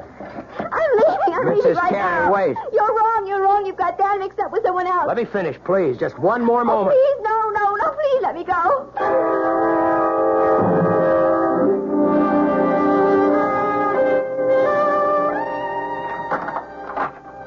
Well, there you are. Oh. I didn't realize that you were back already. Yeah. I told you I wouldn't be gone more than half an hour. I thought you'd be in the room. I went downstairs to get a magazine. Didn't they have any?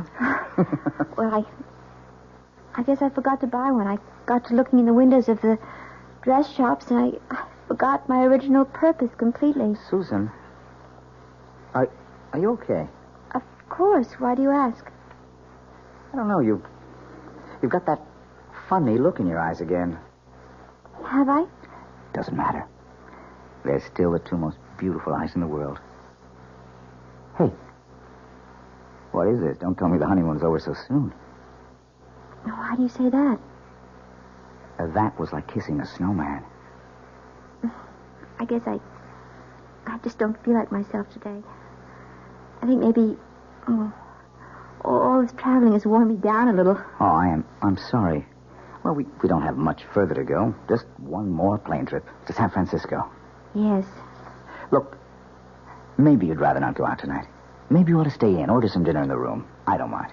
But you wanted to go to that restaurant, the one you told me about. You've been looking forward to it. The Landmark? Yeah. Well, I did want to try the place. It was supposed to be really spectacular. But you've never eaten there before. Well, no, how could I? I've never been in L.A. before. I was thinking today that, well, you seemed to know the city so well when we drove around. You didn't seem to have the slightest trouble. The streets are very well marked in this town. It's really a pleasure to drive here. Look, you know what I think? I think you ought to take a nap before dinner. Yes. I was thinking of lying down, but I don't think I can sleep. Okay, then. Just read your magazine. Wait a minute, you haven't got one. I'll take care of that. Where are you going? Going to get my bride something to read. How about a nice magazine about cooking? You know, I never did ask you if you can cook. Just get me a news magazine of some kind, all right? Uh-huh, the brainy type. I should have known. See you in 10 minutes. I'll take the key so you won't have to get up. Yes. All right. Oh, dear God. It can't be true. There just can't be any truth to what that man said. He's made a mistake. Terrible mistake. Dan's luggage. His initials, D.C. Oh, but anyone could have those initials. Anyone. I wonder if it's open. Oh, for heaven's sake, what am I doing? Searching my husband's luggage like some kind of hotel thief. No, I won't do it. I won't. I'm not going to believe any of it. I won't. Who's that? Hello? Mrs. Carey, it's Gail Harrington. Leave me alone. Stop bothering me. Shouldn't have run off like that. And David Chase and what they did on their honeymoon. Maybe what I told you before didn't convince you, but if you heard a few more things... I'm going to hang up, Lieutenant, right now. I wanted you to know where Don Crawford took his wife the night she was murdered in a room. He took her to a restaurant called The Landmark. You ever hear of it? Mrs. Carey? Hey, are you listening? No. No, I'm not listening. I won't listen.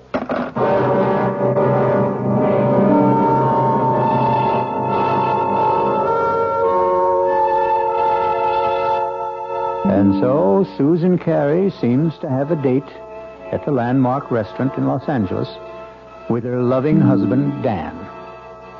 If she keeps the date, something tells me that she's not going to do their cuisine very much justice, because one needs peace of mind to enjoy good food. Fear affects the salivary glands, and terror ruins the taste buds. I'll be back shortly with Act 3. I'm Hy Brown, producer of Radio Mystery Theater, and I'm most enthusiastic about this new adventure in modern radio. Here's what listeners are telling us. Your program was absolutely great. Don't oil the door. Or again, you've got yourself a winning show. We'd like your reactions, too.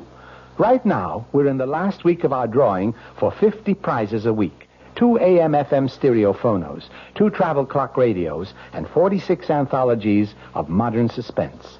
Just mail your name and address, and you're eligible, to Mystery Theater, Box 50, Radio City Station, New York, 10019. That's Box 50, Radio City Station, New York, 10019. Entries must be postmarked no later than Saturday, January 26. Offer good everywhere unless locally prohibited.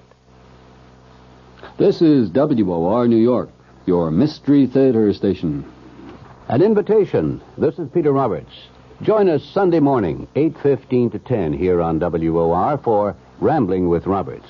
2 hours of music, specially selected for Sunday morning listening pleasure, along with bits of weather information, news headlines, bits of trivia, such as the fact that a man from Onowa, Iowa, received a patent for what he called Eskimo pie, which was ice cream coated with chocolate. It all happened in 1922. It may not seem like very much in the way of history, but it does take place, these little bits of trivia and information, on Rambling with Roberts. So, of a Sunday morning, make a note. 8:15 to 10, right here at 710 on your dial, come Rambling with Roberts. You don't have to give us an RSVP. Just be on hand. Thank you.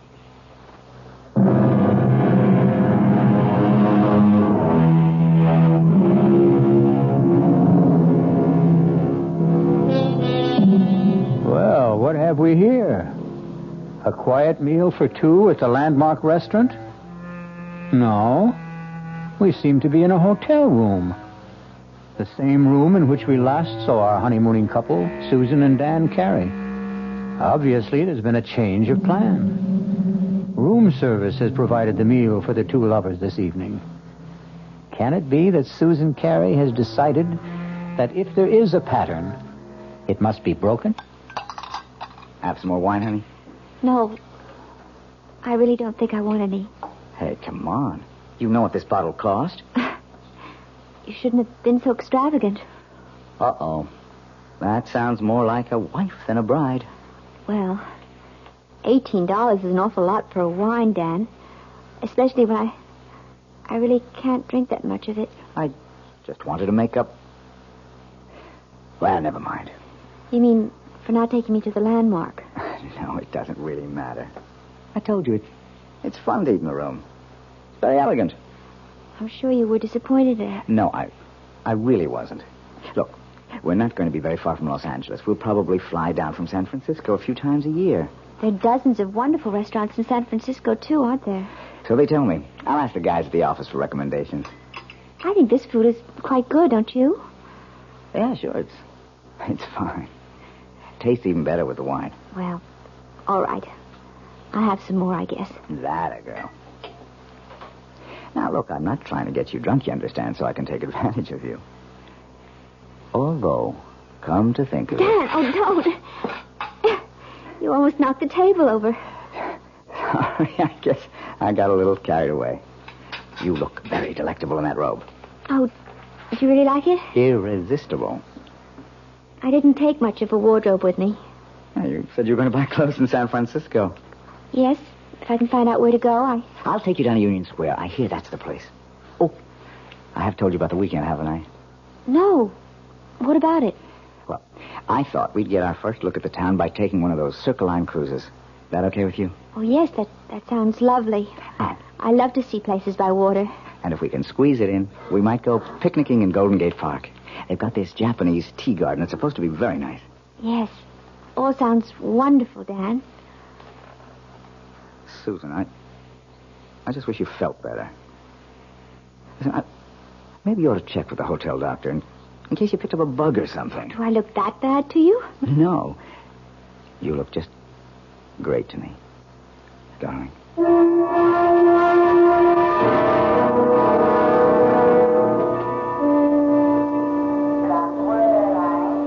Yeah, I think that'd be a good idea, honey. Reserve the car ahead of time. Then we can pick it up right away in San Francisco. Whatever you think, Dan. You wait right here. I'll go over to the counter. It's all right. Be back in 10 minutes. All right, Dan. Mrs. Carey. Oh, no.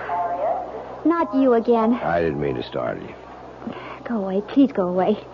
I don't want to see you anymore or hear anything you have to say. Now, I know that I seem to be persecuting you or something. As you can see, Lieutenant, I am in perfectly good health.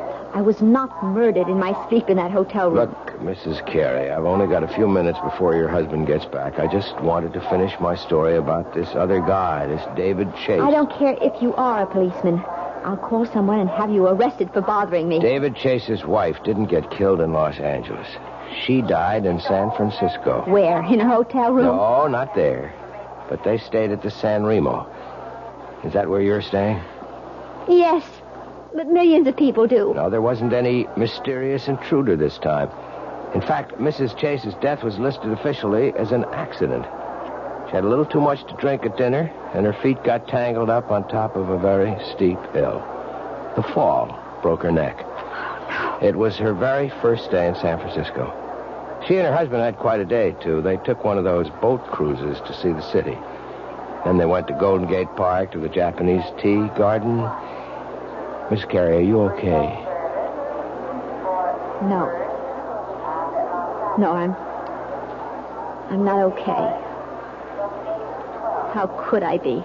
That night they went to a restaurant called the Vendôme. That's where the lady drank too much, at least according to her husband. Oh, dear God. Listen, Mrs. Carey, I can't follow you anymore. I've got a job to get back to. I want you to take this. Gun. Quiet. Don't draw anyone's attention to us. Just take it. If I'm wrong and you don't need it, fine. Just throw it away. No. I don't want I cannot have you on my conscience, don't you understand? All right. Yes, all right. I'll take it. I still say you're wrong. I hope so. But I don't think I am.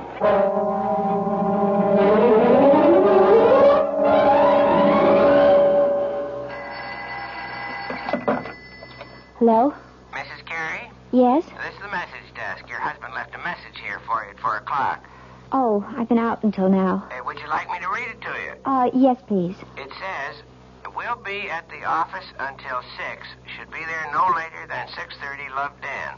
Oh, yes. Thank you very much. Welcome. Bye. Bye. $6:30. 6:20 now. Oh, God. Why do I keep staring at his luggage? Why can't I just forget about it? No. It isn't dishonest. It's just something I have to do. No, nothing in this one but clothing. This one has papers and things. All his documents. Birth certificate. Honorable discharge. U.S. Navy. Daniel Eldon Carey. That is his name. It is. That man Harrington was wrong. Doesn't this mean he was wrong? Or does it just mean that... No. I'm not going to start thinking that way. These look like photographs. Maybe his family... Oh, no, wait. This picture is signed. Such a pretty girl. To Dan... All my love forever, Edith. Edith. What was the name he said? That policeman, what was the name that man's wife was? Wasn't it Edith? Oh, no. Who is it? It's me, honey. Oh, 1 second. Hi, sweetheart. Sorry. I forgot to take my key. Hey, I'm not late, am I? I told him at the desk I'd be back at 6. Well, it's not even that. Hey, why is it so dark in here, Susan? Oh, I just got back myself. I didn't think of turning on all the lights. Susan, I have a confession to make. I wasn't at the office at all. My new staff thought they ought to christen the new boss. I tell you one thing about San Francisco. It's a hard-drinking town. Susan, what's the matter? Dad,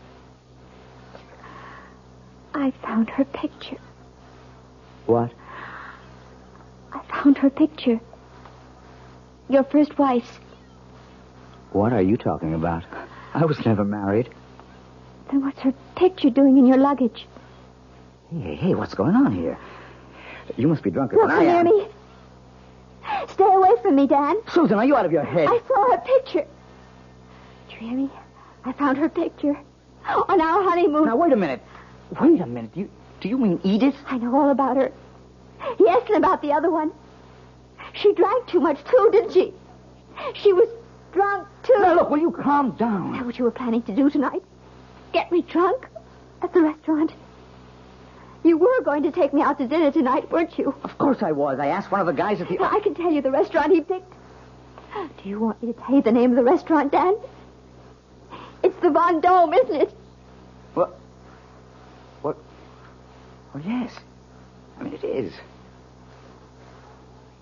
How did you know that? Because I know it all. I know everything. Oh! No, don't come here. I'll call the police. Now, Susan, look. I don't know what the trouble is, but you've got to be sick. You need help. No, don't come any closer. You've been acting funny ever since we left Chicago. I'm warning you. Look. My God. I've got a gun. Susan, put that down. I'm not going to end up like them. Give me that thing, Susan. Don't. Oh, don't, Susan. Daphne. Susan. I don't want to shoot you.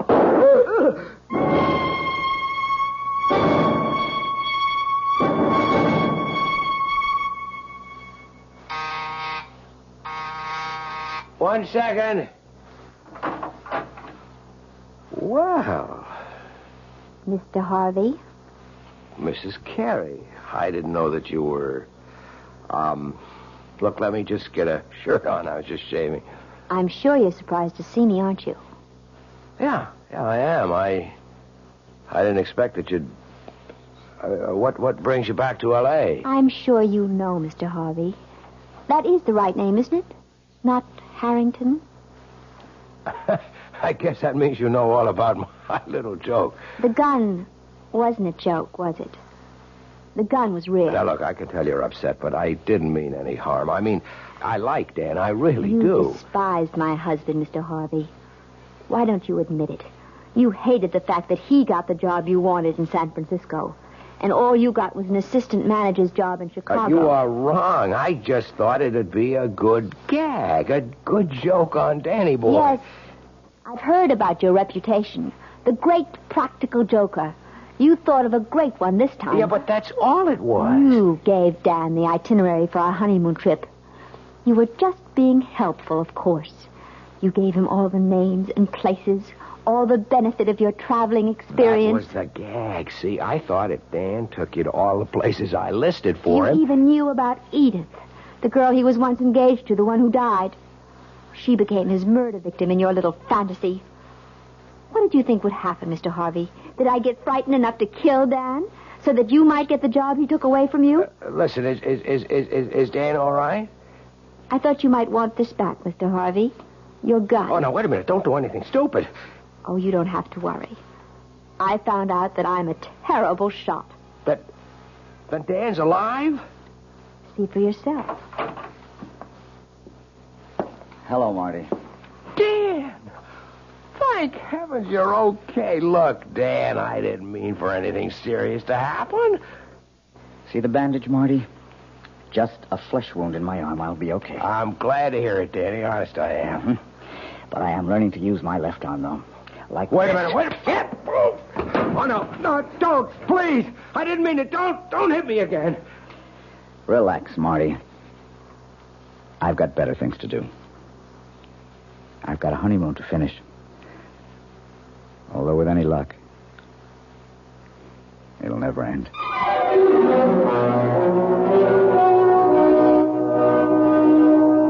So you see, even murder stories can have happy endings. Martin Harvey may have spoiled Susan and Dan's honeymoon, but that doesn't mean he managed to spoil their marriage. No.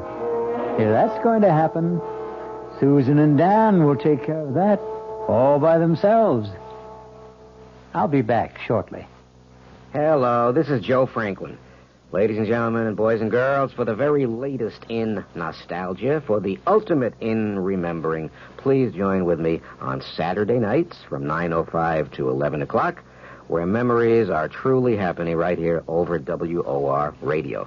It is my privilege to present radio's original Memory Lane program, but positively the original. And whether it's Al Jolson or Benny Goodman or Louis Armstrong or Eddie Cantor or Harry James or the Dorseys, Mario Lanza, Gene Krupa, the young Frank Sinatra, George M. Cohan, Bing Crosby, Bogart, Lombard, Cagney, and all those happy times of radio's comedy and drama and soap opera. We have it fascinatingly, and all the sounds are reproduced crystal clear Saturday nights from 9:05 till 11 over WOR Radio. Yours truly, Joe Franklin, hosting Memory Lane. Tune in. WOR New York, your station for Mystery Theater. This is Sherry Henry. All New York knows it lost its governor recently when Rockefeller resigned. And we all know he's concerned now with his new commission on critical choices for America. But not many of us really understand what that commission is all about. Well, we'll all know more tomorrow afternoon when Henry Diamond, the executive director of that commission, divulges goals and directions. It's on the Sherry Henry program at 2:15 on WOR Radio.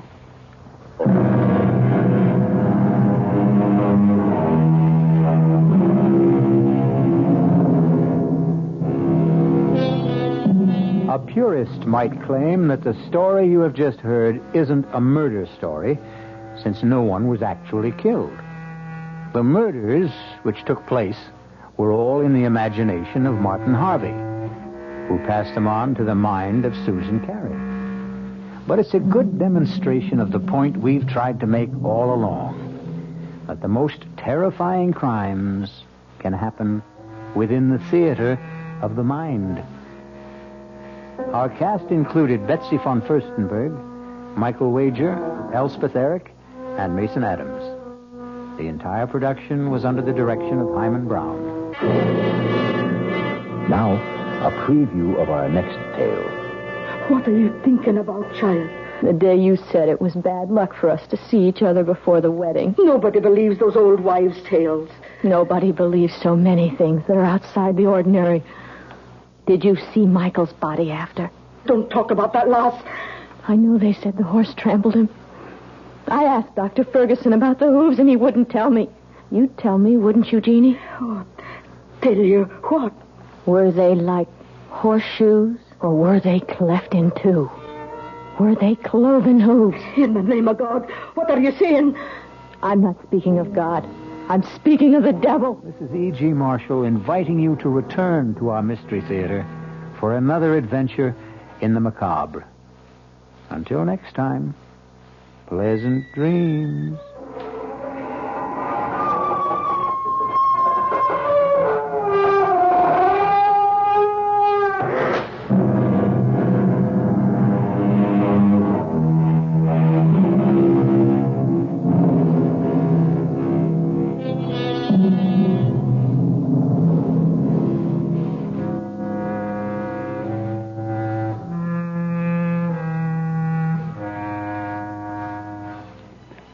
The WOR Mystery Theater was brought to you by ShopRite Supermarkets, where you get a lot more for a little less, and by Suburban Savings, with offices throughout North Jersey. The preceding Mystery Theater program was furnished by the CBS Radio Network.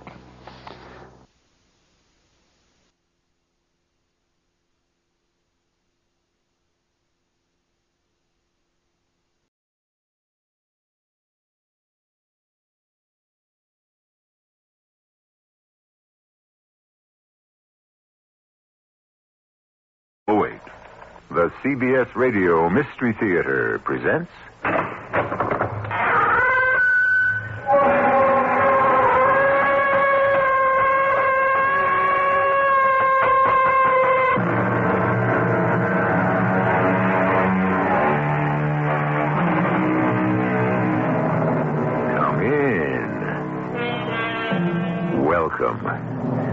I'm E.G. Marshall with the greetings of the season. I hope you like the tree.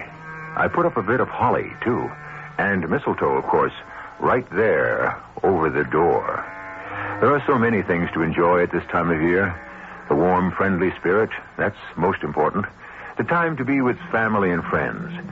There'll be a lot of holiday traffic, too, as people make the rounds of visits or travelers are making their way back home. On a lonely road in Ohio, two such travelers are about to have the most harrowing experience of their lives. Snow's getting heavier, Skip. I wish you'd slow down. I hope we make it before dark. Oh, I sure don't want to get stranded in this, Joan. Oh, no. Skip, what's the matter? We're skidding. I can't control her. Skip, do something. Oh, we're sliding into that boat. I'm doing all I can.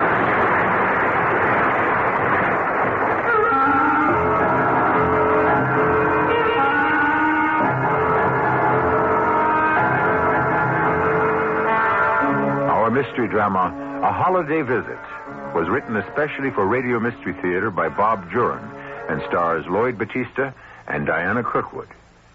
I'll be back shortly with Act One.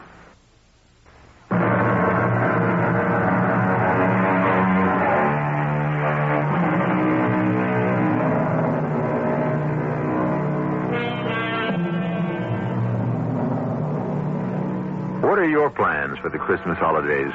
Entertain friends or relatives? Going home to visit parents, perhaps?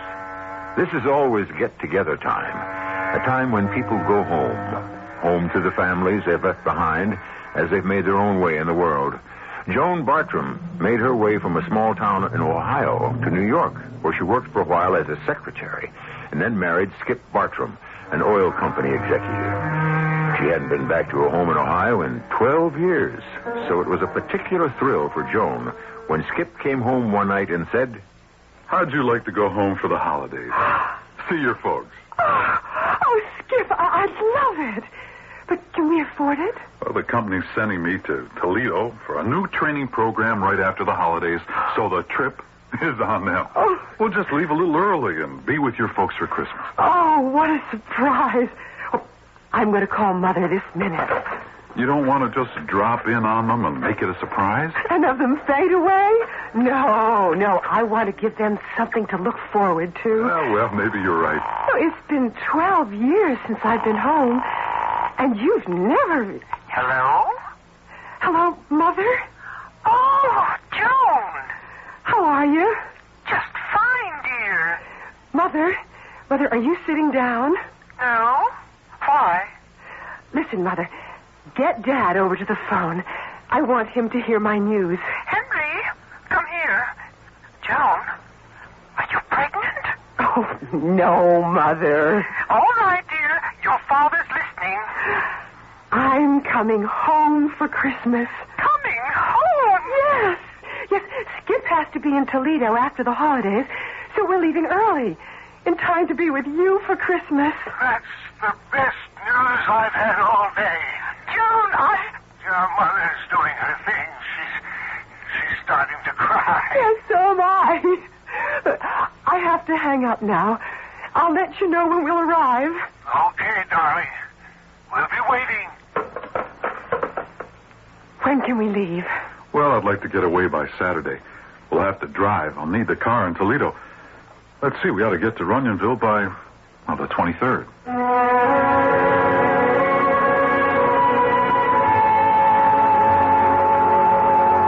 The map shows the end of the interstate. What do we do when we turn off? Let's see. We go north on 84, it looks like. Yes, north on 84 to Hamilton, then 42A to Blue Mountain, and we keep on that to Runyonville. Oh, I don't know. It looks as though the interstate keeps on going. Well, look there. Yeah. According to the map, though, there's a proposed extension. Well, it's been finished since the map came out, I guess. What if we stayed on this? Oh, we'd go straight to Runyonville. It looks as though we'd save about 20 miles, too. So we're in luck. We'll stay on it. It looks as though, we may be at your folks a lot sooner than we thought.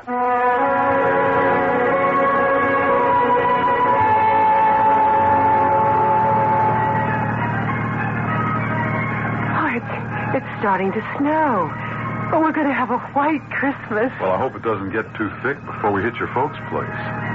Skip, how far have we come on this highway? Oh, about 40 miles. Have you noticed anything strange? You're thinking the same thing I am. There hasn't been a sign or a turnoff since we got on this road. Yeah, I noticed that. And come to think of it, I don't remember seeing any cars passing us in either direction. Doesn't seem natural. Well, if this road's going anywhere, they're keeping it a secret. I'm getting a little uneasy. Maybe we ought to turn back and take Route 84 like we planned. Oh, I hate to do that after we've come this far. Now, this road's got to come out someplace. Let's see, we got about an hour before dark. And the snow is getting heavier. I wish you'd slow down. I hope we make it before dark. I don't want to get stranded in this. Skip, what's the matter? We're skidding. I can't control it. Oh, yeah, Skip, do something. We're sliding. I'm doing all I can.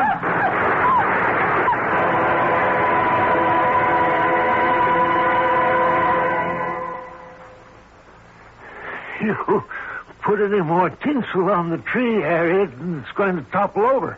I don't see how you can sit there so relaxed. Why are you so nervous? The children said they'd be here sometime today or tomorrow. They should have been here by now. Only because you think they should be. If anything was wrong, they'd call. You know that. Oh, you're right. I'm just so excited about having our Joan home for Christmas. I can't relax. Well, I think I'll take a stroll in the snow. Need anything from downtown? No, dear. I've had everything in for days. I just wish they'd get here. They will, Harriet. They will. Now, you stop worrying. Worrying isn't going to get them here any sooner.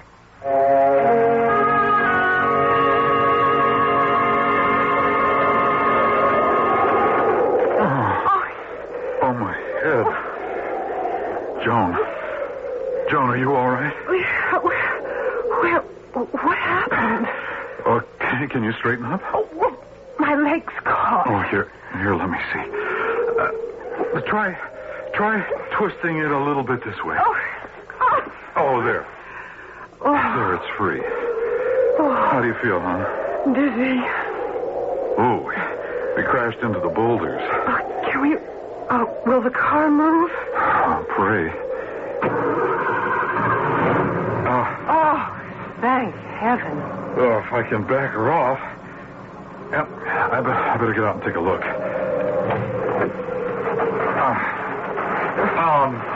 That does it. What's the matter?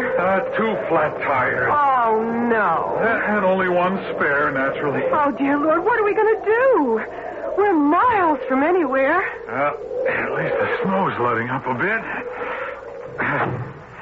Oh, we can't just sit here on this ghost road. Well, where will we walk? Hey, Skip, look. A light. Oh, yeah. Oh, about half a mile away, I'd say. It must be a town. Hey, do you think you can make it on that leg? Oh, yes. I'd hop on one foot to get out of here. Well, we can phone your folks. Tell them we'll be a little delayed. We can probably get the car towed in. Well, it looks like we'll have to stay till morning. Or maybe Dad can come pick us up. We can't be far from Runyonville. We can pick up the car tomorrow or the next day. Oh, that's Christmas Day. Oh, that's right. Hey, what are we sitting here chatting for? Come on, let's move.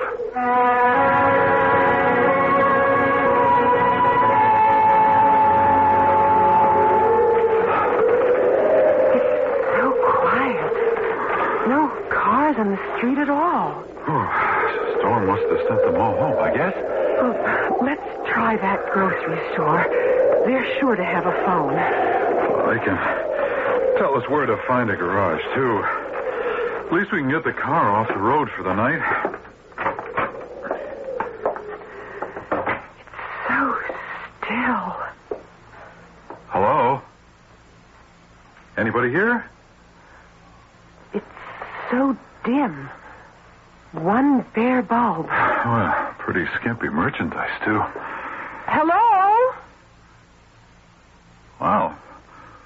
Whew, place seems deserted. Yeah. I don't see any payphone. Or any phone, for that matter. Hello? Anybody here? Oh, well, we'll go someplace else. There's got to be a restaurant or a tavern in this town. Hey, come on. Oh, I know this isn't Runyonville. Oh, I hope not. Looks like a quaint little place, but awfully deserted. Boy, they must pull the sidewalk in at 5 in the afternoon. Oh, the sky's cleared. Oh, look at those stars. Wow, I haven't seen them that bright in a long time. There don't seem to be many stores. Mostly houses. Well, we're not on the main drag. Maybe we better go ask directions at that house there. No sense wandering around a strange town. I guess we should. I'm sure they'll let us use their phone. I'll call Dad collect. Hey, listen. Hear that? Singing. Of course, it's a carol concert. That's where everyone must be. Well, come on, let's see if we can find them.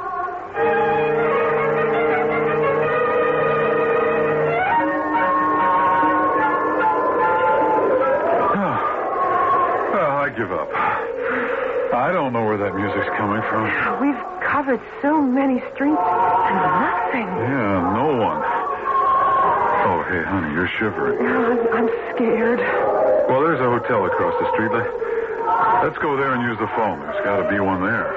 This is a ghost town. Well, there's no use wandering about anymore. It's a ghost town in the middle of Ohio. I wonder. You know, you might be right. It could be one of those restorations. An antique village, and if it is one, then there's got to be somebody around. A caretaker or a watchman or someone. Let's try the hotel.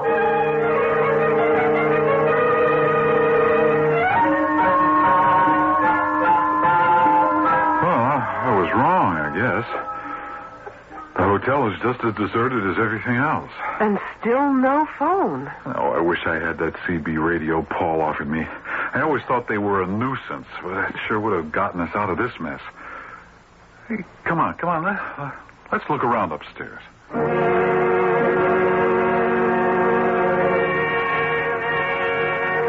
Every room's empty. Not a stick of furniture anywhere. Yeah, it's about what I expected. What was that? Well, it sounded like something hitting the roof. Oh, Skip, let's go back to the car. I'm too frightened to stay here. This place is just too spooky. Yeah, come on, you don't believe in ghosts. It's not ghosts I'm afraid of. There's another one. Well, something sailed past the window and landed on the ground. I'm going down and take a look around. I'll come with you. I'm not staying in here alone.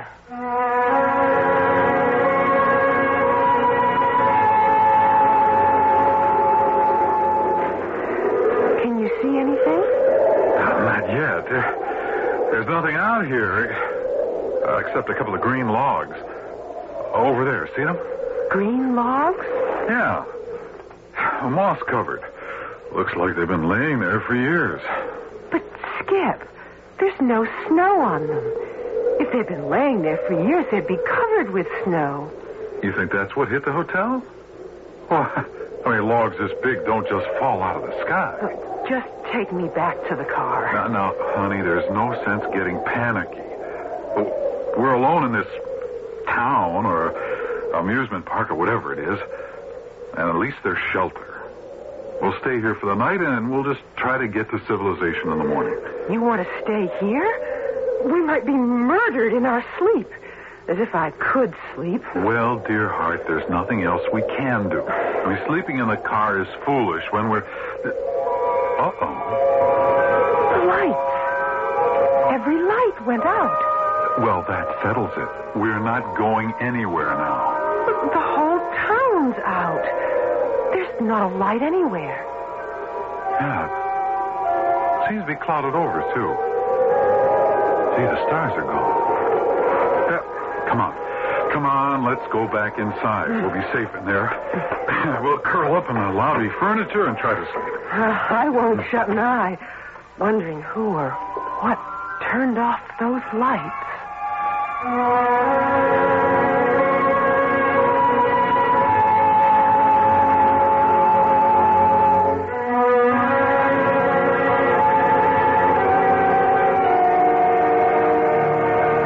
Paraphrase a popular joke.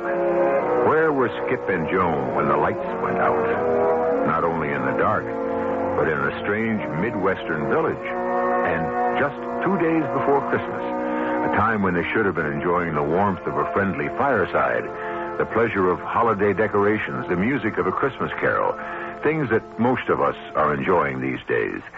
But for them, isolation in a cold and darkened hotel. We'll learn what this curious town holds in store for them when I return shortly with Act 2.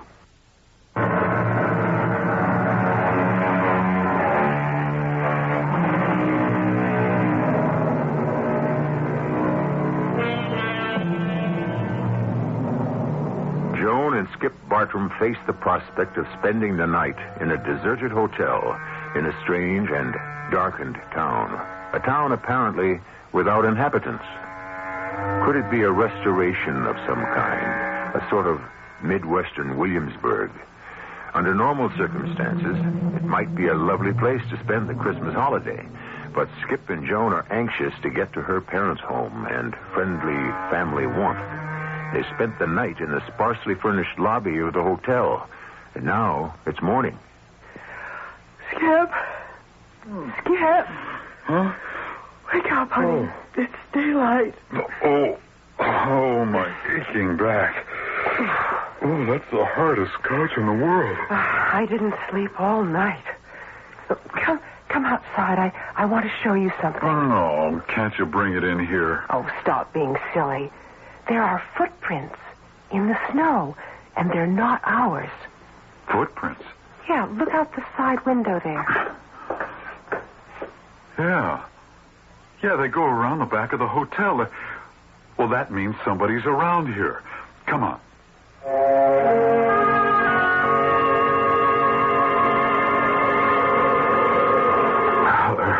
They're small prints. It must be a child or a woman.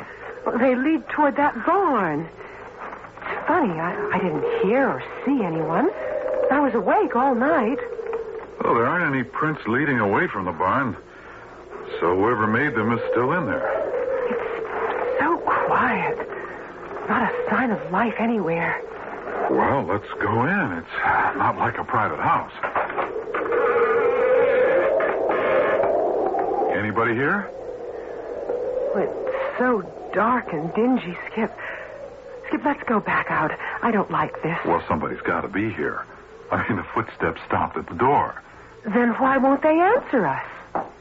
Hey, listen. Well, that was somebody's up in the loft.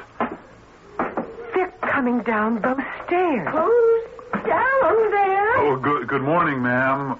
We're looking for someone to help us. Mercy. Where did you come from? Well, we had an accident with our car last night. We skidded into an embankment. Oh, my word. We found the whole town deserted, so we spent the night in the hotel. Oh, how curious. There aren't any beds in that hotel, you know. We slept, or rather stayed, in the lobby. I'm Skip Bartram, and this is my wife, Joan. We were wondering... I'm pleased to meet you. I'm Mrs. McKinney. Well, we were wondering if this is some sort of restoration. I mean, there were lights on last night. And we heard Christmas carols. Oh, yes.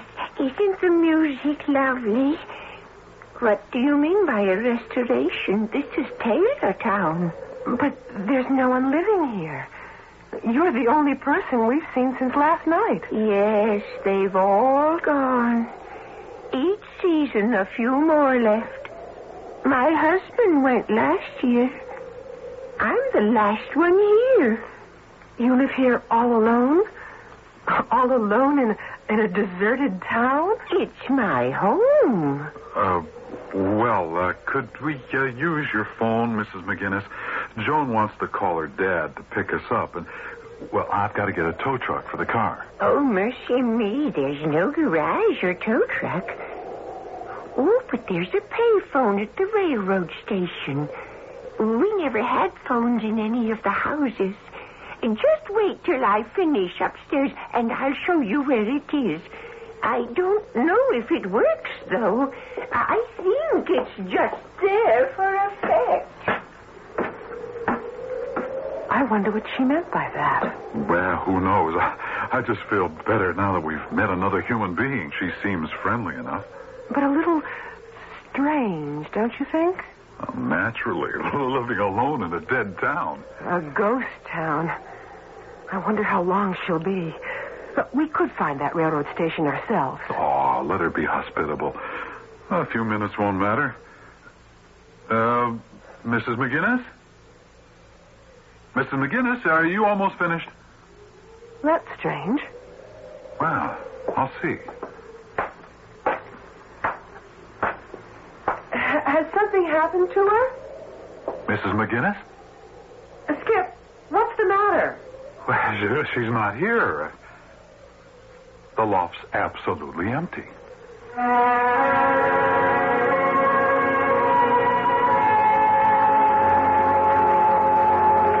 Well, there's no way she could have gotten out of that barn. Oh, there are no windows in that loft. Well, she did. Unless we just imagined we saw and talked with her. No, she was there all right. She just gave us the slip somehow.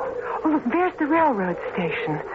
Oh, pray that phone works. Well, I'm not counting on it, but, well, it's worth a try. It looks like one of Belle's first payphones. Skip, have you got a dime? Yeah, I think so. Here you are. Well, here goes. Well, so far, so good. Oh, I got a dial tone. Yeah, at least something works in this town. Well, it's only 10 after 9. One of them's bound to be home. Ah, it's ringing. Yeah, they're probably looking out the windows, wondering where we are. Hello? Is somebody on this line? Oh, Dad. Oh, Dad, thank heaven I reached you. Who is this? It's Joan, Dad. Joan? I can hardly hear you. Speak up. Dad, it's Joan. We've had an accident with the car. You have to pick us up. Where are you? You'll have to talk louder. A place called Taylortown. It's practically a ghost town. Do you know where it is? Taylortown? Look, we'll wait for you in front of the hotel. How long will it take you? Well, it's 10 after 9 now. About 1 hour. Oh, we'll be here. Oh, I can't wait to see you, Dad. Dad? Dad? Oh, the line's dead. What's the matter? You look concerned. But Dad sounded so funny. I expected more of a reaction. He was so matter of fact. He didn't ask for details or anything. Oh, I'm sure he figured he'd find out the details when he picks us up. Yes, I suppose. You know, dear, I have the strange feeling I know this village. Well, not the village so much, but the houses. The houses look so familiar. Well, a lot of small Midwestern towns have that turn-of-the-century look. I guess so. We used to go shopping in Fairmont, and it was full of the same big houses we had in Runyonville, with porches around the whole front and little filigrees under the eaves. Like that place on the corner. Exactly. And look who's on the porch. Mrs. McInnes. Hello there. Where did you come from? I don't get many visitors anymore. We wondered where you went. Where I went? I've been here all morning. Sweeping the snow, Got to get it off the porch before it freezes. Well, what brings you to Taylortown? Skip, she doesn't remember us. Mrs. McGinnis, we met you. You know my name. Mercy, who are you? Mrs. McGinnis, we met you at the barn this morning, and you said... A barn, you say? Oh, there's a nice one behind the hotel. Want to come in for some hot coffee? Takes the chill off. Yeah, thanks. We'd like that. Well, come along in, then. I'll heat up the pot. Skip, I don't know. Well, what harm can it do? Look, we've got at least an hour to wait for your dad. We might as well spend it in a cozy kitchen. Yeah, I guess you're right. Come out to the kitchen. Hot coffee in a minute with some fresh scones I made myself. She keeps a neat house. And so old-fashioned. It's lovely. Yeah, pretty start. Come in and sit down at the kitchen table. I don't have much, as you can see, but there's always something to share. You're planning on moving here, you said. No, Mrs. McGinnis. We told you. We had an accident with our car. Oh, that's too bad. But I just called my father. He's coming to pick us up. You called your father? Yes, just now. On the phone at the railroad station. Oh, mercy, that is a miracle. I didn't know that phone ever worked. And we're happy to enjoy your hospitality while we're waiting. We still can't understand why there's no one else in town. You live here all alone? It's my home. Oh, it's not bad living alone. I get by. Yeah, we thought it was some sort of restoration. I don't know what a restoration is. A restoration is an old town or house that's been restored to look the way it did years ago. Oh, this town's looked like this from the beginning, ever since it came from Scotland. The town came over from Scotland? It's an exact duplicate of Taylortown in Scotland. The streets and the houses and all the furnishings came from Scotland. Oh, mercy, don't ask me how long ago. Then you were born here. I guess so. You guess so? Well, I've never been anywhere else. Oh, you're not eating the scones. I guess we'd better get over to the hotel and wait for Dad. Thank you so much for your hospitality, Mrs. McGinnis. Oh, I'll come along. I'd like to see a modern automobile. I'll just get my shawl. I won't be a minute. She shouldn't be living alone like this. It's made her completely confused. Oh, I know. Well, there's nothing we can do, though. And she kept offering us scones, and the plate was empty. Well, she's living in the past. I wish she'd hurry. I don't want to miss Dad. Well, we've got lots of time. If you said an hour, well, we've only been here a few minutes. Oh, I wonder what's keeping Mrs. McGinnis. Look, why don't we just go on? She'll follow us. She knows where the hotel is. Mrs. McGinnis? You about ready? Mrs. McGinnis? Oh, not again. Oh, talk about the Cheshire Cat. Come on. Let's get out of here.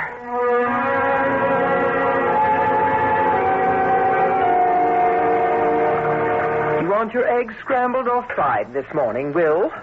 Fried is easier. Oh, I do hope we hear from the children soon. I'm getting awfully nervous. I thought they'd at least arrive last night. But not to call. It's not like Joan. Well, that just means there's nothing wrong, Harriet. If they'd had trouble, we'd have been the first to know. Something's not right. I just feel it. Well, it's 10 after 9. If they're not here by noon, maybe I'll call the police. Oh, I'll get it. Hello? Hello? Is it Joan? There seems to be a voice, but I can't make it out. Joan? Oh, it's a bad connection. I don't know if it's Joan or not. Oh, dear. Hello? Hello? Hello. It's no use. Whoever it was will have to call back. We'll just have to wait.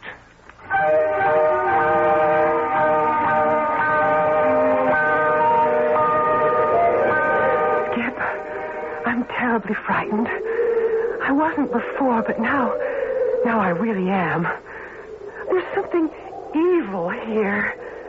I mean, no people except that crazy Mrs. McInnes? But your dad's on the way, huh? I wonder. It's been 2 hours now. Well, maybe he had trouble. At least he knows where we are. Doesn't he? How do I know? All we do is ask each other silly questions. I'm cold and I'm tired and I'm hungry. Joan. We may just die here. Don't you realize that? We may just die here. Stop it. Oh, yeah, I'm sorry, hon.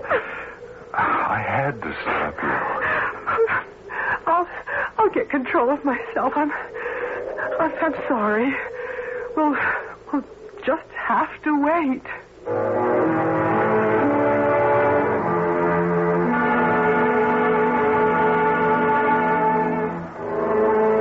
Everyone seems to be waiting.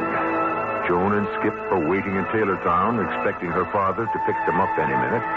But Joan's father, as we now know, didn't get the call, and he and his wife are waiting to hear from Joan. It looks as though Skip and Joan won't be with their folks for Christmas after all. Or at all, for that matter. We'll just have to wait to see how it turns out when I return shortly with Act 3.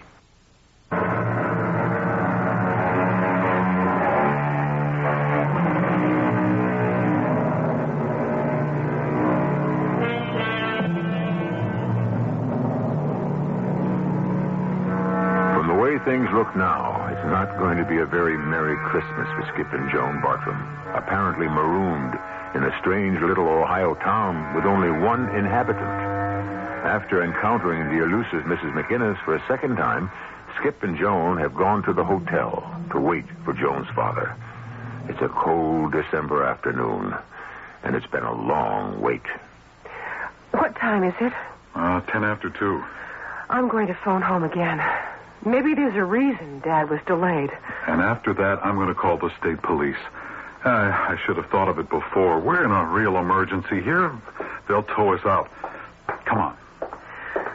But suppose Dad comes after we've gone. We'll ask Mrs. McInnes to watch for him. Mrs. McInnes? Mrs. Houdini, you mean? I wouldn't trust her to give Dad a message. Well, we're getting out of here as fast as we can. Your father or the police, whichever comes first. Okay, here, try your folks again.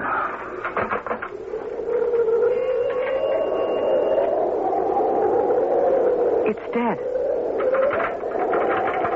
There's no dial tone. Nothing makes sense in this place. Oh, it's no use. It's as dead as... Hands up! Stay right where you are!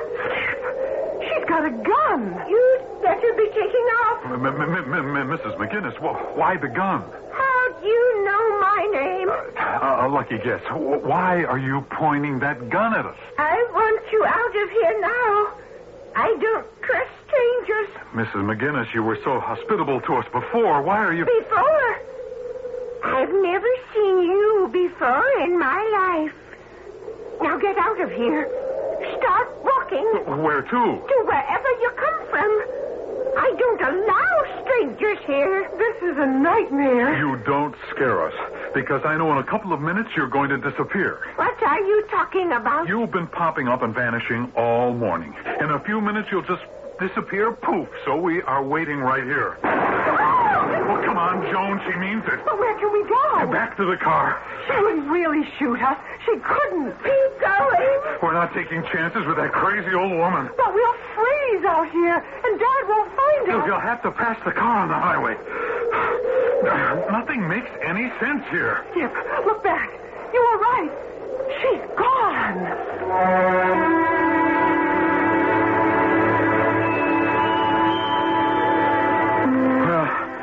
We'll be okay here. The motor works. I'll just turn on the heater. Come on, hop in. Oh, there's more damage than I thought. The whole front end's caved in. What a Christmas this has turned out to be. Oh, honey, we'll get out of this. Yeah, let me get the heater going. We might as well get some holiday spirit if the radio still works. Oh, I'm so bushed. Oh, you didn't sleep all night. And I didn't get much myself on that wooden couch. I hope Dad comes soon. Yeah. Yeah, we can't keep the motor running all day. I hope Mrs. McInnes doesn't show up again. No, she wouldn't follow us out here. But lock the doors anyway. Oh, I'm so sleepy.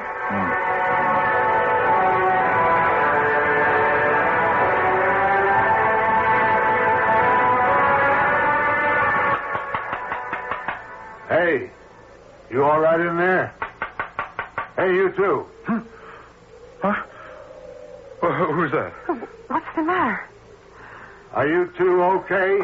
Oh, it's a state trooper. Oh, we fell asleep. Oh, my leg. Oh, are we glad to see you? Anybody hurt? No. Oh, no, we must have dozed off. Dozed off and ran off the road. The helicopter spotted your car and called us. Oh, thank the Lord for that. How'd you get on this road?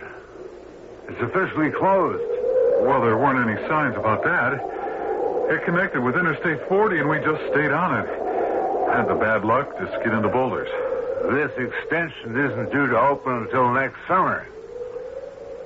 Where are you heading? Runyonville. My parents live there. We're going home for the holidays. You wouldn't have gotten there on this route. It ends about 100 yards up ahead. I'll radio for a tow and get you folks to Runyonville. When did you go off the road? Last night. You been here all night? Well, no, we went into Taylortown. Taylortown? Yeah, right up the road. But it's a ghost town except for a crazy old woman who lives there. I better get you folks to the hospital first. Just a checkup. You know, possible concussion. Oh, no. We're all right. My wife's ankle was twisted, but once we got out of the car, she was okay. We do not need a hospital. You say you spent the night in a place called Taylortown? Yes. There is no Taylortown around here. I've lived here all my life. And there just isn't any place called Taylortown. But right up the road. I mean, look for yourself. We were there all night. I'm sorry, ma'am. Maybe you'd better look. Oh. There's nothing there. There's no village at all. No, ma'am. The road ends at that vacant field. Not a town as far as you can see.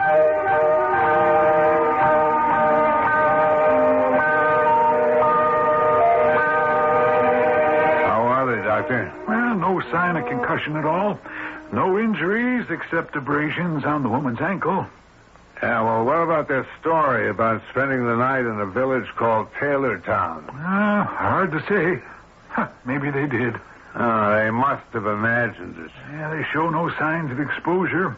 They only think they were there through the night. They may have been on the road only a couple of hours. The helicopter spotted them 2 hours ago. They went to a village named Taylortown. They were hallucinating. Hallucinations quite common in extreme circumstances. Mirages in the desert.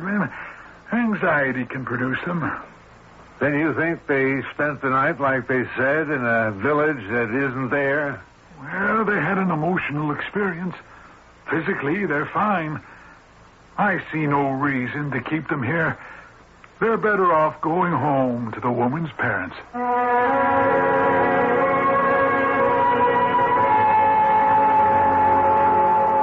Will, they're here. A police car's driving up. Joe, Mother, Dad. Are we glad to see you. Oh, Mother. We were just about to send the police out looking for you when you called from the hospital. Oh, I'm going to send that state trooper a whopping Christmas gift. I got his name and badge number. Skip, it's so good to see you again. Same here. Thank heaven you're both okay. Come on in, everybody. No use standing here in the cold. What happened, Dad? We thought you were coming to pick us up in that place called Taylortown. That's what puzzles me. We never heard from you. The phone rang early this morning, but no one was there. Oh, I know I had a bad connection, but I was sure I heard you say you'd meet us. You seemed to know where we were. You mentioned this Taylortown. There's no place like that around here. Where exactly were you? Well, I've never heard of it either, but we were there. I know the trooper thought we were loony. Oh, I don't know what to say about all this. Why don't you both just relax? I've got a buffet all ready. We'll have cocktails and you can tell us all about it. That's a good idea. I'll get your suitcases up to the guest room. We had to leave all our gifts in the car, but they're towing it in tonight. So we'll have them in time for Christmas. No, they don't matter, dear. Having you here and safe is what's important. Now, you just relax and enjoy the tree while I get things ready. You must be famished. Oh, it's so good to be home again. And at Christmas time, everything's so pretty. Yeah. Ooh, that's some tree. I just love the decoration. Skip. Look. What? Under the tree. Look, come closer. Oh. The little village set out under the tree. Cardboard houses. Look at the hotel. It's Taylortown. Mother and Dad got this set when I was a child. I'd forgotten it. Every house. Every street is just the way it was. The railroad station, the little store, and Mrs. McGinnis's house. Joan, wait a minute. We weren't... We couldn't have been there. That's what the trooper said. What happened to us? Oh, hey, I'm getting the chills. Look at those pine needles from the tree. Those are the green logs that hit the roof. I wonder. What? Mrs. McGinnis. Could she be... I think she disappeared for the last time. What should we tell Mother and Dad? I don't know. I think we said enough. I don't know what happened to us last night, but we better stop talking about it. I guess you're right. Here are the hors d'oeuvres. You can pour the wine, Will. A holiday toast, everybody. Oh, I see you're admiring the village under the tree. Oh, we haven't set it up for years. We used to put it up regularly when Joan was a child. Lately, we've just had a table tree. But this year, with you both coming, we went all out. Big tree, everything. Yes, and it's lovely. The detail in those houses is exquisite, isn't it? Yes, very realistic. It was imported from Scotland. It's been in my family for years. Well, here's to a wonderful holiday visit. Merry Christmas, everyone. If there were an explanation for everything, where would the magic in life be? I think we'd all lose interest if everything were cut and dried, neatly packaged, just right. We need a bit of amazement now and then to soften the blow of reality. Skip and Joan left reality for a brief period, and it gave them something to remember all their lives. I'll be back shortly with a closing holiday thought.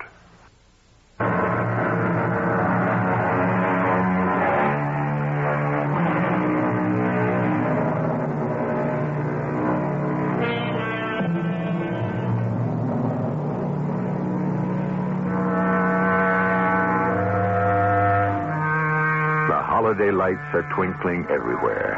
Every city, town, and village sports its holiday decorations. Busy shoppers push through the stores, and children wait wide-eyed for that.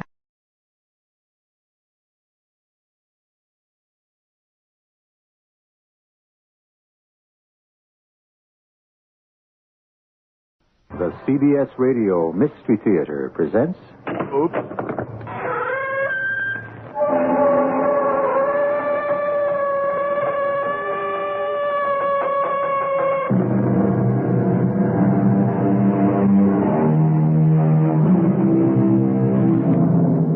Come in. Welcome. I'm E.G. Marshall, waiting to explore with you what is often puzzling and always slightly beyond rational understanding. This story is real, and what happened goes back almost 100 years when Joseph Conrad recorded it.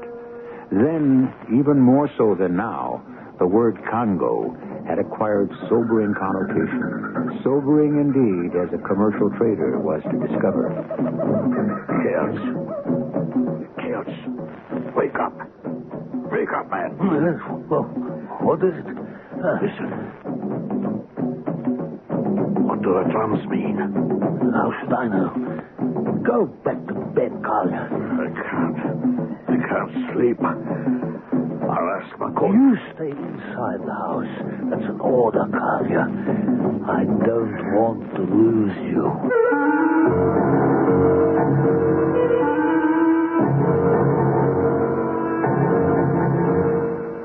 Our mystery story, The Warriors from Luanda, is adapted from a story by Joseph Conrad and was written especially for the Mystery Theater by Roy Windsor.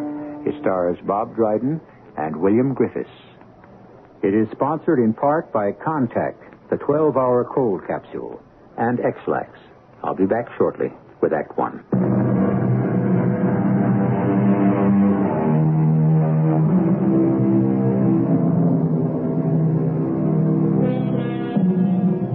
Man is gregarious. He likes the company of others. When men are deprived of human companionship, they undergo subtle changes. They hold conversations only with themselves. Solitary confinement is brutal punishment. It requires strong nerves to endure it. Mental change causes physical change, and a man released from isolation looks different and sounds different. Keep that in mind as we meet the director of the Dutch Great Trading Company. He is saying goodbye to Keertz and Collier aboard his steamer.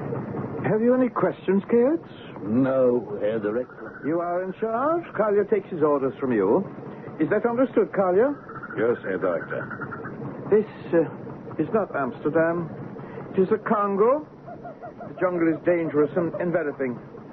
I have left you with 10 men, all employed by the company, but responsible to you. They will keep the trading post clear. Nicola and his wife have survived here for years. He keeps the storehouse with its cloth and trinkets for barter. I will rely on him. The responsibility of the post is yours. We expect you to collect ivory. The company is generous with rewards for agents who are industrious. I am proceeding upriver.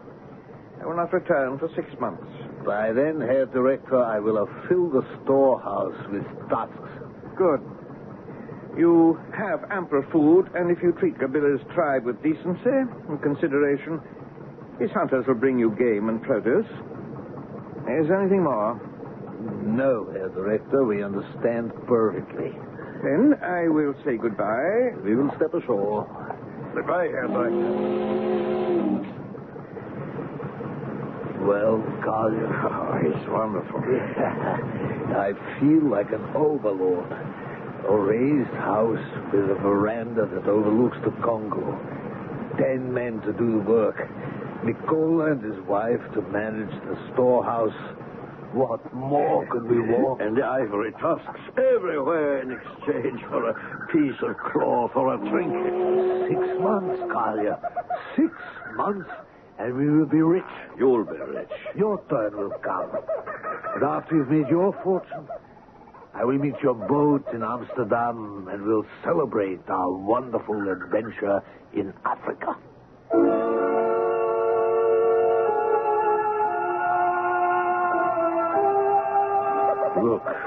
Look how the sun casts a bar of gold across the river. Surface doesn't seem to move. I haven't seen Macola since... Oh, he's coming down to us. Well, Macola, we have been admiring the view. You must be careful, Tuan. It is a dangerous river. Ah? The crocodile is very swift. You see there? What looks like a branch. It does not move downstream. Crocodile. You turn your back and he is upon you. That is why our house is on stilts. We fear the crocodile more than any other animals in the jungle. Just how do we go about the bartering, Macola? I don't speak the native language. I suppose I could manage the sign language. I speak the tongues. The natives come with tusks. I speak with them. You make the decision, Tuan.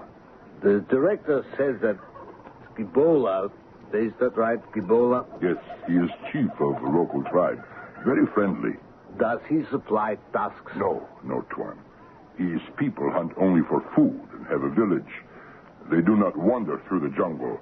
It is the wandering tribes who hunt for ivory, and they bring the tusks to our trading post. And they exchange ivory for cloth and trinkets? Knives, bells, beads. We have many things. That's extraordinary. The director speaks to me about the 10 men, Tuan. Oh, he did? And what did the director have to say? Tuan, it is very hot here. Men must be made to work. If they plant seeds, you will have plenty of produce. Over there was a clearing for growing vegetable. There? Good heavens, it's a thicket. So you say there was a garden there? Agent before you had men clear the land. He also had the house built, didn't he? Yes, Tuan. He was artist. He spent many hours painting on canvas. Kurt, look up there on the hill behind our house, close to that huge banyan tree. A cross. A tilted cross. Is that where the first agent was buried, Macola? Yes, Tuan. Chewed up by a crocodile, Macola? No, Tuan. Of fever.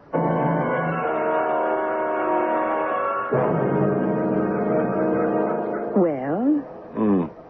They are no better than first agents I have to bury in ground. Oh, do you like these men? They seem nice men. You should be the agent. Perhaps one day. But the director pays me well. We will see. The Congo is not good for these men who come from where it is cold and where heavy fog creeps over the shore and the land has no sun. This is our land, and the land is their enemy. Last the sunset. Day after day after day after day.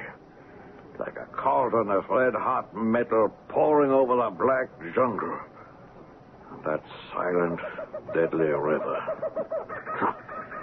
Sometimes I think I shall go mad, Gaius. Only a month now, Galia. The steamer will be along in a month.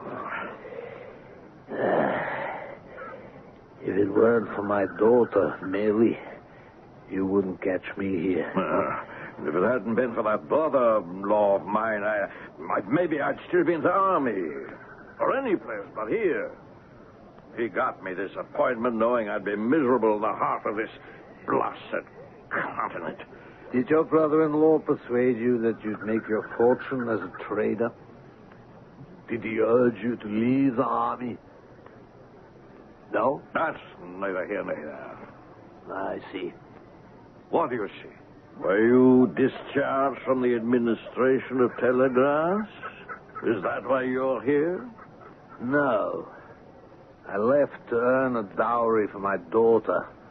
She's 17. She's all I have. Mary lives with my sister. My wife is dead. When I have saved enough for her dowry... No, you'll never have it. You were supposed to collect ivory. Supply is pitiful. The trading station looks abandoned and the men do nothing. That will do. Shall I remind you, Collier, that I am the agent and that you are my assistant? Oh, yes, sir. What will you tell the director when he asks to see the ivory? And asks about the garden and the fencing and the new landing stage, that the men wouldn't work? Hold your tongue, Collier. If you weren't in charge... Yeah, but I am, and don't you forget it. Now get down to McCullough's hut and tell him to come here to the house. Well, Look down there, Kyle. Huh? I've never seen them before. In front of the storehouse of McCall and his wife. Fierce-looking devils, aren't they? I wonder where the tribe comes from. I'd better go down. No, wait. McCullough's wife is coming up here.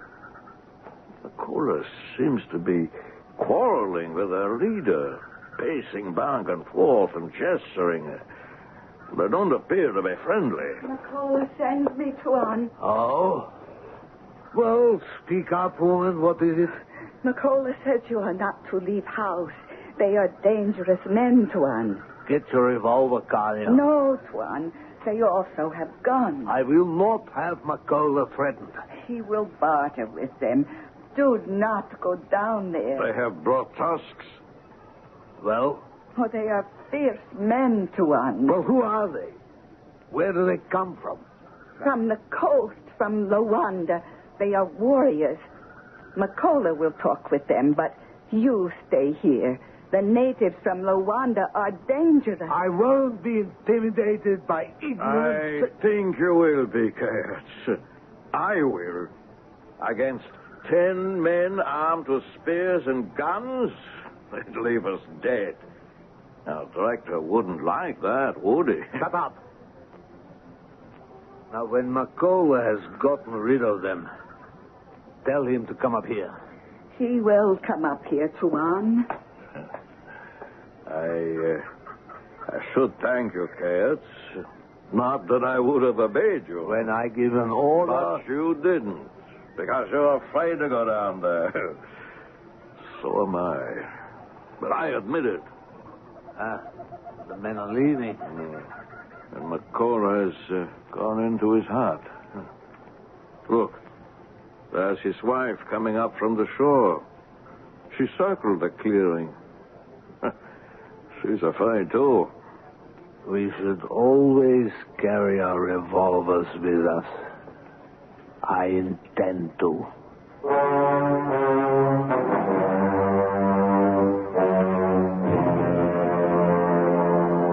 You cannot, McCullough. The director will be angry. He will never know. I cannot stand up to the men from Luanda. They threaten all of us. They have guns. But the trader and the assistant... There will be no trouble. Oh, they will know. That may be. I am loyal to Great Trading Company, but also to you, to the children. The warriors threaten to kill us. How is it to be done? I have arranged it in my head. It is better you do not know. Better for them, too.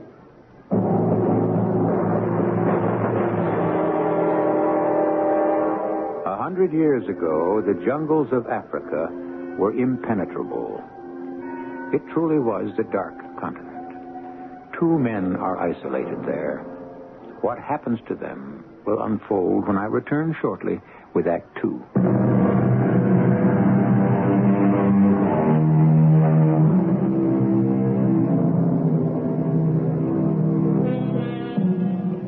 From the beginning of recorded time, man has been driven to explore and to plunder for survival. And from England, Belgium, the Netherlands, explorers lay claim to the riches in undeveloped regions. And they were followed by traders, such as Cairds and Collier, who manned outposts on jungle rivers to barter for ivory. 2 isolated men who await McCullough and his explanation about those unfamiliar warriors from Luanda. Takes his own good time, doesn't he? The sun's going down. That's a blessing. It's positively balmy. Can't be more than 95 degrees. Perhaps we should go for a swim. You're a fool. Congo gives me the shivers. For heaven's sake. Huh? What is it? Isn't that smoke? Huh? See there, off the right. Isn't that smoke rising above the trees? Yes, it is.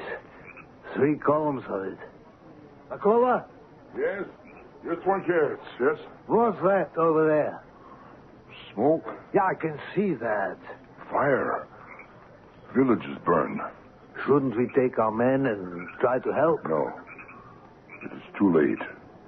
Is that Gibola's village? I do not know. It is close by. And you don't care? Gibola's our friend. Let's call out the men, Kayats. Ring the gong. No, Herr Kayats. When villages are burned, natives have been driven out. No one will be there. Who drove them out? Could be the Luanda. The blighters who were here late this afternoon? They are bad men. Did they threaten you, Makola? We argue about tusks. Oh. They have ivory? Very much. Do you get more ivory? Yeah, certainly. We haven't collected very much in the past 5 months. Of course I want ivory, as much as they have. Then I arrange for it. The director will be pleased. I should hope so. Director also asked about fencing and new landing stage. The men he left with me simply won't work. Well, maybe, Tuan, if you show them good time, tomorrow they will work. Give them party tonight. What a wonderful idea. You to give them a party for doing nothing. Isn't that novel? Palm wine has gone sour. I give it to them and they enjoy themselves. Tomorrow they will work. Well, go ahead. Why not? You stay in house, yes? It is dangerous. You stay with me, Carter. One of them might go off his head. That's an order. You and your orders. Ridiculous. You have fever, Tuan. You stay quiet. Fever will burn away. I will take palm wine to men. You do not leave house, Tuan. Why should we have anything to fear from our own men? Let me point out something I have said before. I am the agent in charge here, and you are my assistant. The person in charge is Makola, and don't try to deny it. You will not call me ridiculous in front of a servant. I won't stand for that kind of insubordination. If it happens once more... Yes, what will you do? I'll discharge you. You mean throw me out of our castle on stilts? This vermin-infested hutch of a platform? You're welcome to the whole place. I'll head downstream to the coast. Well, you may do what you please, but you won't survive a day in the jungle. I've warned you, Collier. Now go to bed. Take your quinine and go to bed. You may go to hell. It couldn't be worse than this.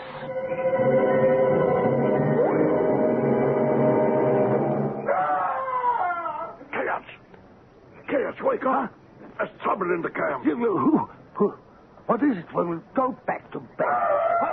That's a yell for help.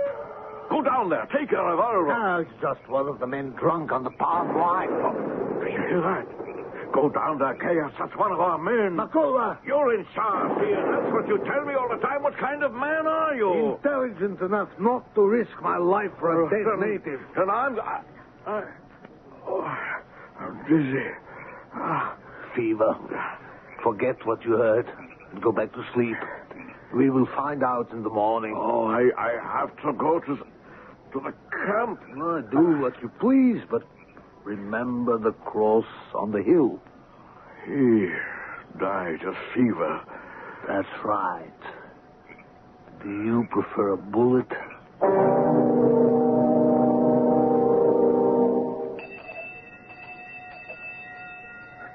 You're up, Collier. You look better. Where are the men? Well, they will straggle down shortly. I'll tell again. Oh, there's Macola. Come up here and Macola. He doesn't appear to be excited. Maybe he didn't hear the gunshot. When did you wake me up? It was almost 3 o'clock. Yes, Juan Carrots. Where are the men? They went last night with the coast people, the Luanda. What? They deserted? They go away, Tuan. But they can't. They're company men, employed by great trading companies. They were no good. The director will be furious. He will like the ivory. Ivory? Down there, Kayats. In front of the storehouse. What? Good Lord. I never saw such a collection. The Luanda returned and... You say barter with them, and they have many tusks. You wish to see it, Juan? Good work, Macola. I will certainly mention this to the director. Wonderful. Are you coming, Collier? Oh, yes, I'm all right. You should stay in bed here, Tuan Collier. You have fever. The sun is hot. Oh, first, I must see the ivory. That's why we came to this desolate place.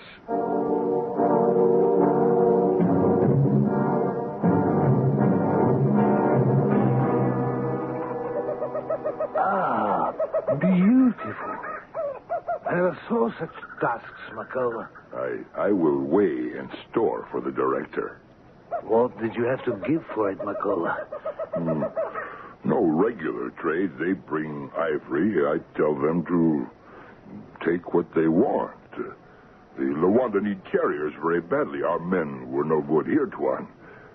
No trade, no entry in books. All correct. You gave them our men? You exchanged the company men for these tusks? You sold them into slavery? The men were no good to us. Oh, you scoundrel. What a vile thing to do, sell our men for ivory. The director will hear about this, I swear it. I've never heard of a more despicable act. You have no more duties here, Macola. You and your family are to leave at once. You are very red, Herr Kurtz. If you are so irritable in the sun, you will get fever and die, like our first chief.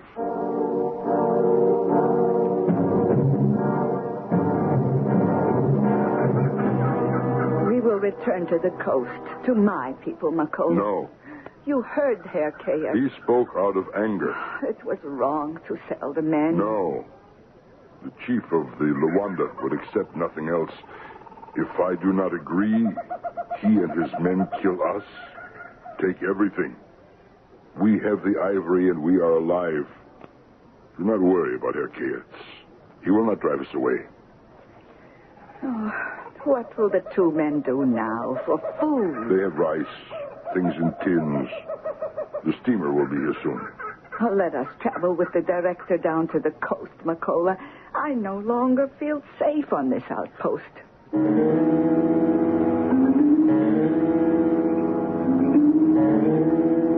Where have you been? I went up to the camp.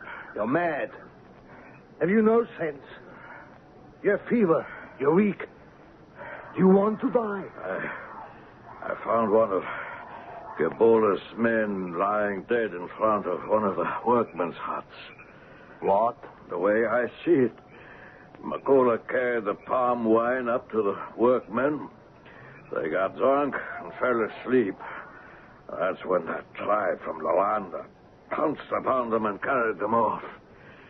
One of the men from Gebola's village was there and stayed sober. He protested. I was shot and killed. What will you do now? We can't touch the ivory, of course. What a frightful thing to have done. Made slaves in exchange for animal tusks. It's very wrong, Chaos. They were walking down from the house, Macola. Of course. Now you will see. Kalia found one of Gebola's men lying dead in front of a workman's hut. You tell Gibola to have him removed. Yes, Tuan. What do you intend to do with these tusks? The sun is very strong here for tusks. I must weigh them, place them in storehouse. They are very heavy. That really is a splendid collection. The Lawanda are great hunters, Tuan. Yeah, and marauders. No, when I have stored them, I will go to Gibola as you have ordered. I will help you, Macola. Oh, one man could not carry so big a tusk. I can't see a woman doing that work. Can't. All right, if I give them a hand. We'll do as you please. You are not well, Tuan Collier. Oh, the fever will break. Can't leave these beautiful pieces of ivory in the sun. You will kill yourself. No matter. I've given up. I don't expect to leave this place alive.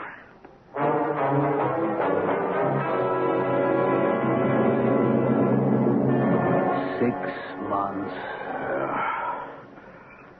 I remember when we first put ashore. Well, perhaps tomorrow the steamer will come.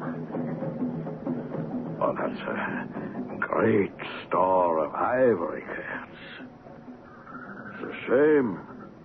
We should get credit for it. I have been giving that a good deal of thought. You need some credit. The clearing is overrun with rank grass, the fences. That will do. 6 months, and you haven't accomplished a thing. The station's a disgrace. No ivory. You've lost the company of workmen. You've discharged Macola, but he's still here. I'm sick and tired of listening to you talk about position. Where does your face it, Cayets? We're like two blind men in a dark room. But I intend to emerge from that dark room. With credit. You will be dead. Credit? Yeah. Credit for the ivory. You said you wouldn't touch it. I've changed my mind. Selling the workmen into slavery was despicable. Macola did that. I'm still horrified by it. But the men he sold to the Lawanda were company men. They worked for the company. They were paid for their work. So the ivory is company ivory. I see. And Macola and his wife? He, too, is a company man. If 10 workmen choose to desert, preferring to become carriers for the Lawanda, I begin to see. Well, you're not an absolute fool after all, Cayets.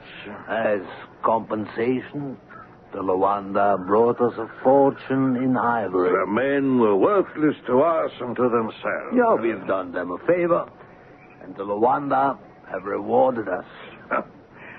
The logic is peculiar. Well, who will know the truth?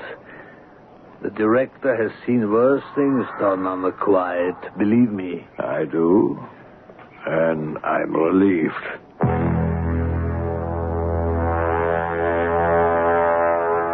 Earlier, I mentioned the effect that solitary confinement can have on a man. We will soon discover the fate of Cayets and Collier when I return with Act 3.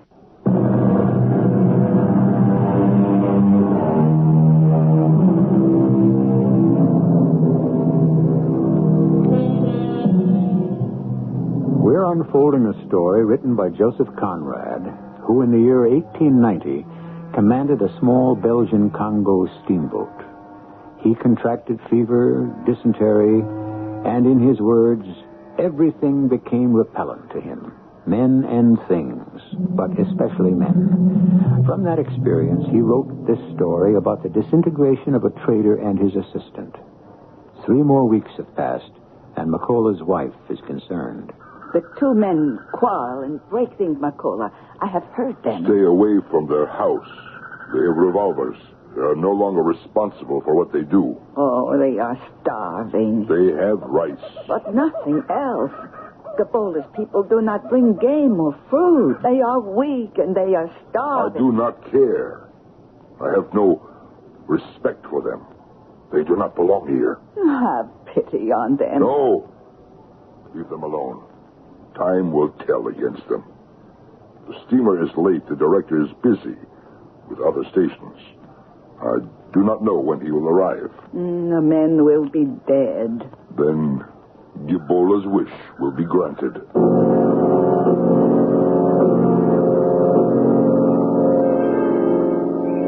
We need food. We're rot of fever and starvation. You sit there. You're in charge of this pest hole. Do something, Kayat. The steamer Oh, for all you know, the steamer's passed us by. We have to do something. I have ivory for the director. Ivory. Blast the ivory. And the jungle.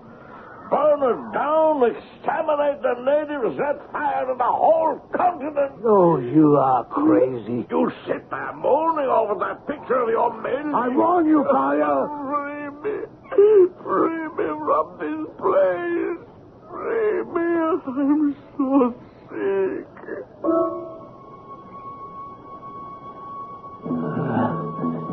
The solitude. It is absolute. Everything has gone out of me. Images of home. Gone. Those I loved recede into the distance. Become indistinct. The great silence of the wilderness, its hopelessness, envelops me. I've lost the will to resist. Death stalks us, and I have no will to resist. No will.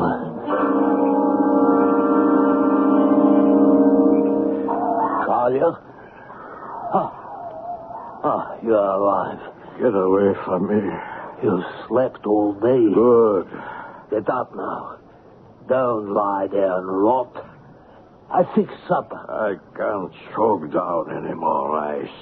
There's coffee. Then bring out the sugar. What are you holding it for? Only a few lumps left. Well, bring it out. It's for when we are sick. Sick? I'm sick to death. Bring out the sugar or I'll strangle you to death. I forbid you to speak to me that way. You what? I'm your chief. Chief? Who's chief? There's no chief here. There's nothing here but you and me. Fetch the sugar, you blundering idiot. Shut up, Kaya. I dismiss you. You miserable scoundrel. You flabby, good-for-nothing civilian. Put down that stool. Make me. Stop it. Come back here. Open that door. Open it, you coward. He's mad. Revolver. Where is my revolver? I have to control my nerves. If you don't bring out that sugar, I'll break the doors down. I'll show you who's master. I have to get out of here. The window. Drop to the ground and run for the river. Past McCullough's hut and the storehouse. Run. My legs. This morning I couldn't walk a yard without groaning. Run. Run for my life. He's mad. I'm waiting for you, kids. You can't escape. Better jump in the river. You come near the house, I'll kill you. Come on now. You're out there someplace and I'm waiting for you. What is this all about? This madness? What did we quarrel about? Sugar. A lump of sugar. How preposterous. I will remain hidden behind the house. Where are your tails? I'm coming for you. I hear him. And which way do I run? To the left or To the right. Yes, sir.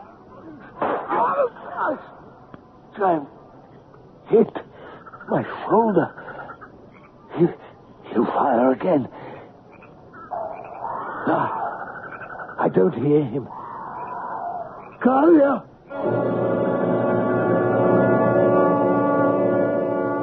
McCullough! McCullough! Yes, Tuan, yes. Help! I can hardly walk. Help me to the front of the house. Yes, please. yes, Tuan. Here, hold my arm. He tried to kill me. Get me back to the porch. A lump of sugar. Civilized men quarreling and killing over a lump of sugar. Thank you, McCullough. Yeah. What was that? It's Herr Collier. He's been shot and killed. But my shoulder. The gunshot. Let me. He's dead, McCullough. Yes, Tuan. I don't understand. He came round, threatening to kill me. We collided in the dark, and there was a shot. And my shoulder... You are not shot, Tuan. Isn't that wonderful? I will see to Herr Collier, Tuan. That miserable brute, that pompous, lazy, insolent misfit, he's dead. I'm well rid of him. Threatening me. He didn't learn very much in the army about obedience. There was mutiny. The director will understand. Tuan, is this your revolver? Yes. Yes, that is mine. There is only one revolver, Tuan. Where is his? I don't know. He came after me to shoot me. I will look. Now, what will I do? Bury him, I suppose. Order McCullough to build a cross. Place him next to the first agent. I killed him. Killed in self-defense. Tuan, I did not find the revolver near Herr Collier. It was in his room. This is his revolver. I shot an unarmed man. Herr Collier died of fever, Tuan. Yes, I think he died of fever. Bury him tomorrow. For tonight we leave him on the porch.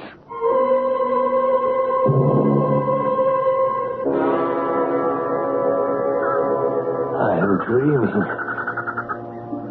Collier is dead. What difference does that make? Thousands die every day. I am at peace with myself. What if I, and not Collier, was dead? But I'm not. I must wake up. The mist is all around me, penetrating, silent, white, deadly, carrying my guilt through the jungle, calling me to justice, calling me. Help! Help! Help! Help!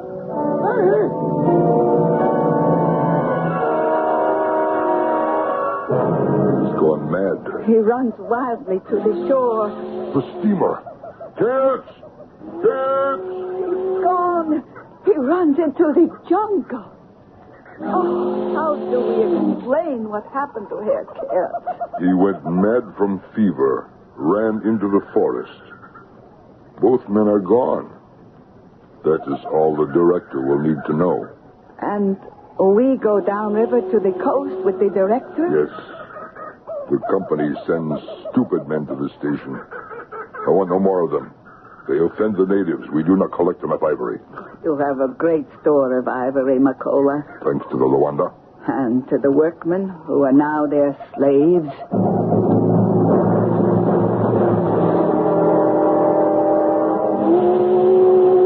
Come aboard, McCullough. Tie your canoe to the ladder. Well, I'm pleased to see you. I am honored, Herr Director. May I ask where Kayertz is? And that assistant whose name I've forgotten? Collier. Ah, yes, of course. Well? They are dead, Herr Director. Ah. The usual, McCullough? Fever. Herr Collier died of fever. He is buried. And the agent? Herr Kayertz became wild in the head and ran into the jungle. Madness. He cannot survive. And this station, has the work been done? No, Sir Director. I feared as much. Imbeciles. The company men did not work. Last full moon, they leave station. They join Luandas. This unlucky station to one. Well, there's nothing wrong with this station. It's the fools the company sends me to man them. Any ivory? You come ashore to see.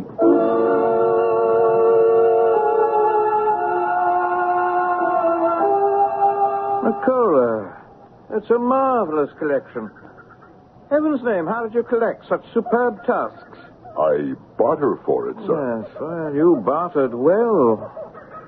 I see you still have half the supplies I left with you. What tribe brought you this wonderful collection? Luanda. Ah, I understand. And it was with the Luandas that the workmen went? Yes, sir. Amusing. We think alike, McCullough. Yes, sir. Both of us have a shrewd understanding of real values. I think that you could become an outstanding agent for a great trading company. I'll have my men load the ivory aboard. Then you and I will talk further?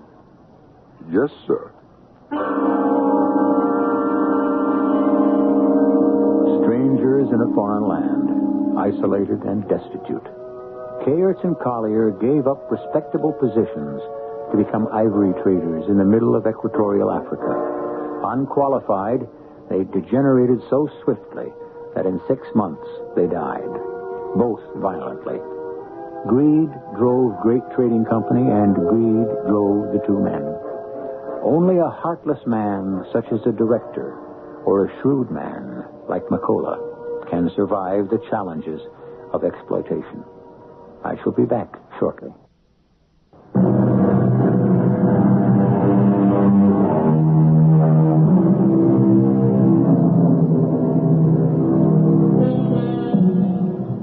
Conrad wrote this tragic story in 1895. The days of colonial exploitation have ended. Those who hunt and sell ivory are no longer cheated with gifts of cheap cloths, glittering beads, and trinkets. Now they get value for what they sell. This is advancement of a sort. And the dignity we formerly accorded only to each other is now, we hope, accorded to all mankind. Our cast included Robert Dryden, William Griffiths, Joe Silver, and Joan Ollis. The entire production was under the direction of Hyman Brown. Radio Mystery Theater was sponsored in part by Buick Motor Division. This is E.G. Marshall inviting you to return to our Mystery Theater for another adventure in the macabre. Until next time, pleasant dreams.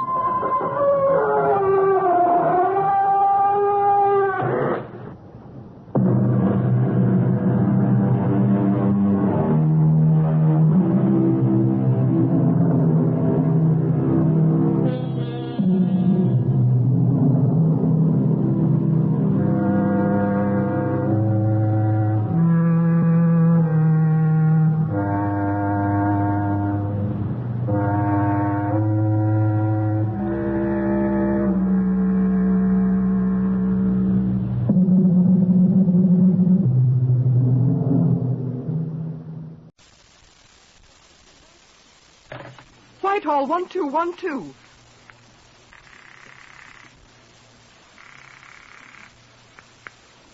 This is Scotland Yard.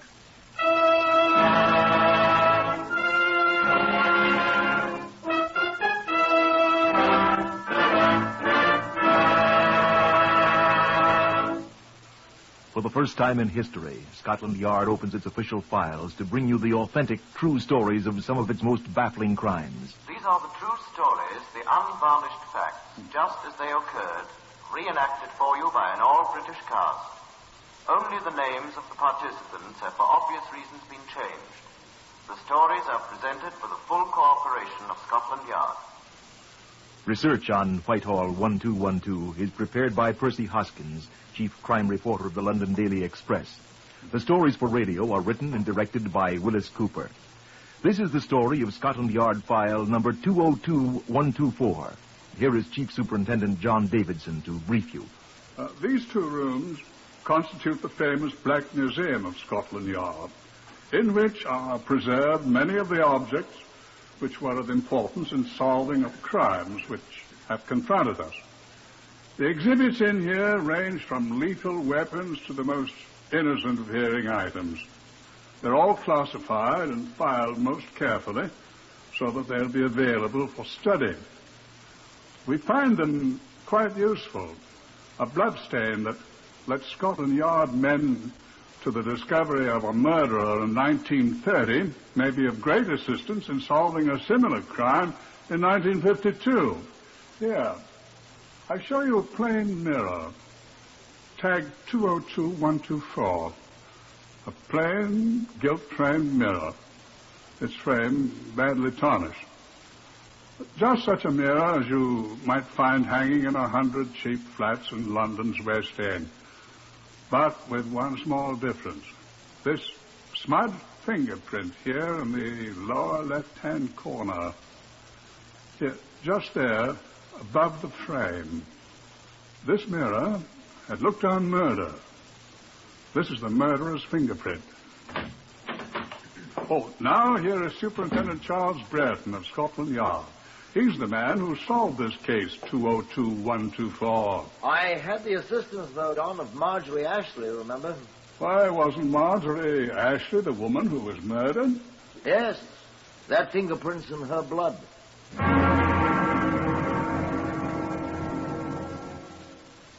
On a morning in February 1942, a scant 2 months after your Pearl Harbor, I had a telephone call from Inspector Francis Xavier Costello at West End Central Police Station.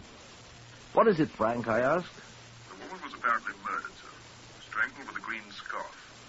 Her name was Rachel Soskins. Where'd they find her? Wyndham Place, Merriman, sir. Identified her from her purse.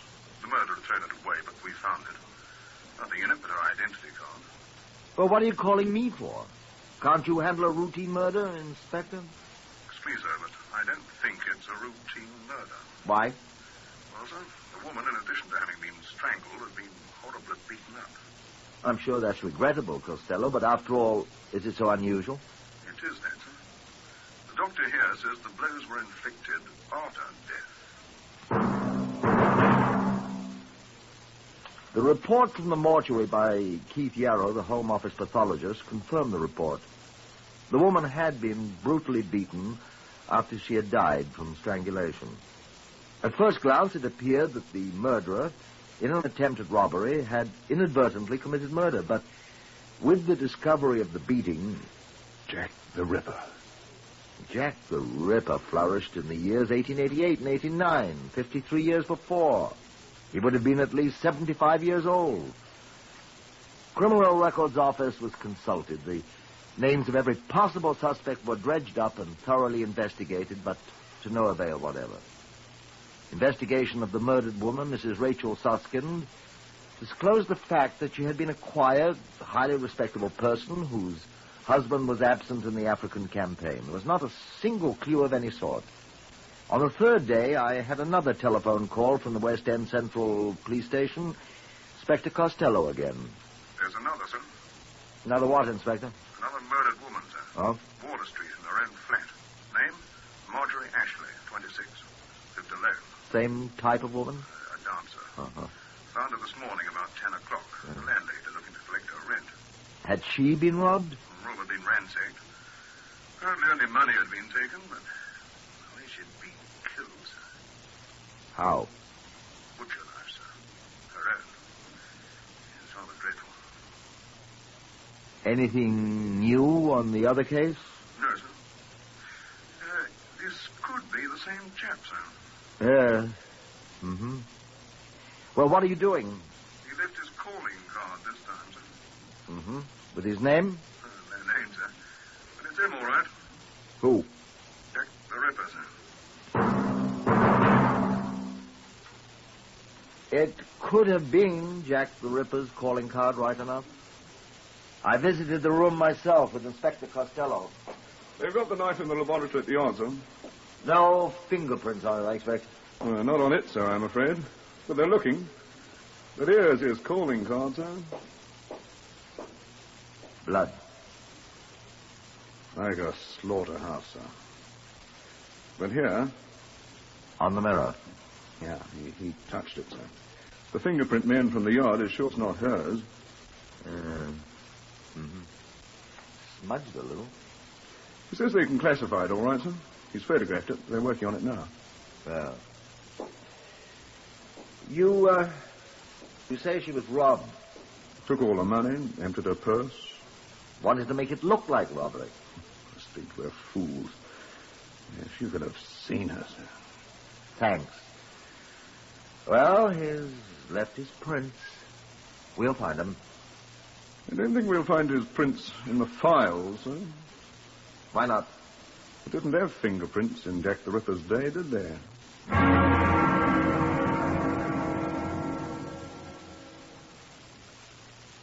Costello was right. They charted the fingerprint found on the mirror, the one you saw a moment ago, but it could not be found under any classification in our files. 48 hours later, the police found the body of Margaret Newton in her flat in Gosfield Street near Tottenham Court Road. It's the same one, sir. Her purse emptied, the place turned upside down, and she... well, slaughterhouse again, sir. Worse than the last one. Fingerprints? Yes, sir.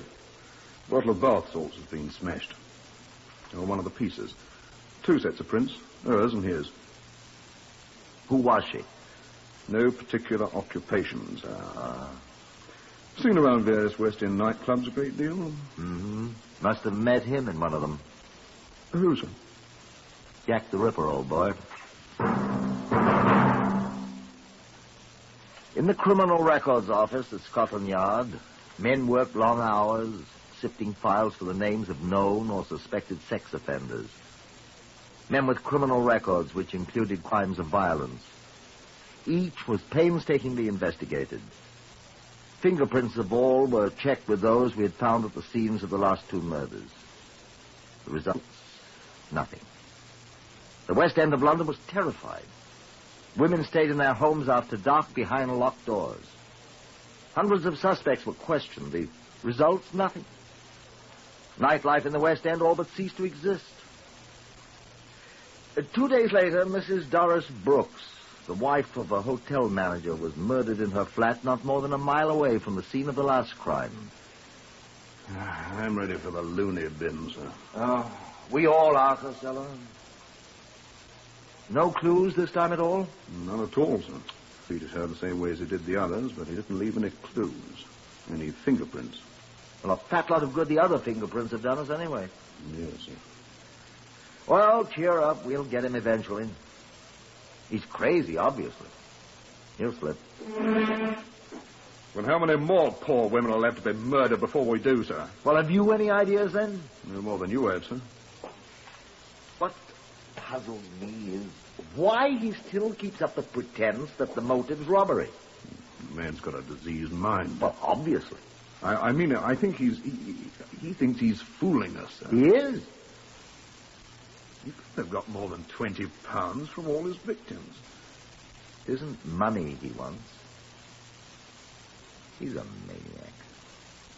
He takes their money, then. That's how he thinks he's fooling us, Costello. He's done this before. Every assault case in the last 10 years has been examined. He's not any of them. Somebody knows him. We've checked the acquaintances of all 4 women, sir. If we could find one person that more than one of them knew... Well? There's no such person, sir. 3 days went by. 4, 5, a week. There are no more reports of violence, either attempted or consummated, on the persons of any more London women. Our people were still hard at work. The scene of each of the 4 crimes had been gone over again and again for clues. But none. None at all. Our voluminous files of crime yielded nothing. Women began to appear again on the streets of London, but still almost as much as a man's life was worth for him to speak to an unescorted woman. The newspapers were still full of warnings. Women screamed for a policeman when a strange man lifted his hat to them.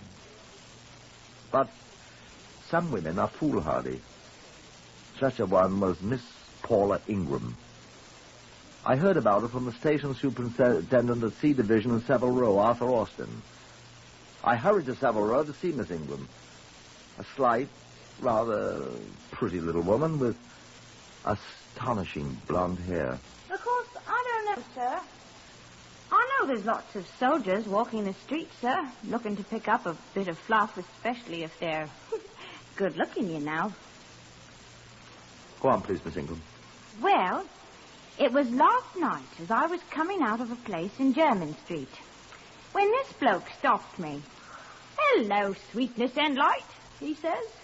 And I didn't realize he was speaking to me. Oh. You didn't see his face, of course. No, sir. I didn't see his face.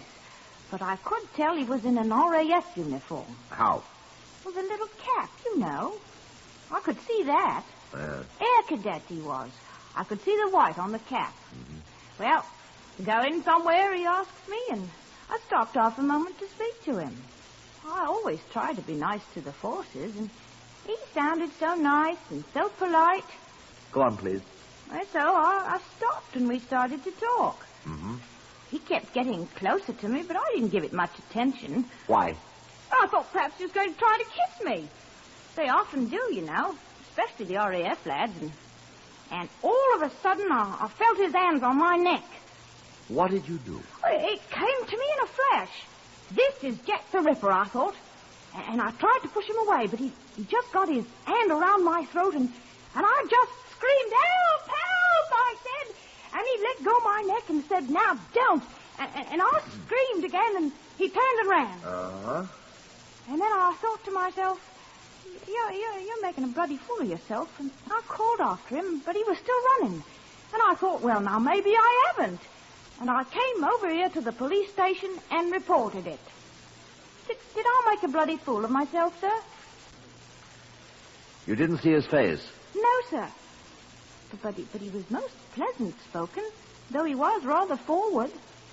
Oh, dear. Now I wonder if I did the right thing. You're still alive, aren't you? Yes. But, oh, dear. What's the matter? So is he. We kept the news of Paula Ingram and her experience out of the papers. Might be trivial, but then again it might not be, I said to Costello. This girl Ingram, sir. What do you think of her? London's full of girls like that, unfortunately. Soldiers call them Piccadilly Commandos. Right. That was the kind of women Jack the Ripper specialized in, wasn't it? Oh, will you stop that Jack the Ripper stuff? Well, wasn't it? Wasn't it, sir?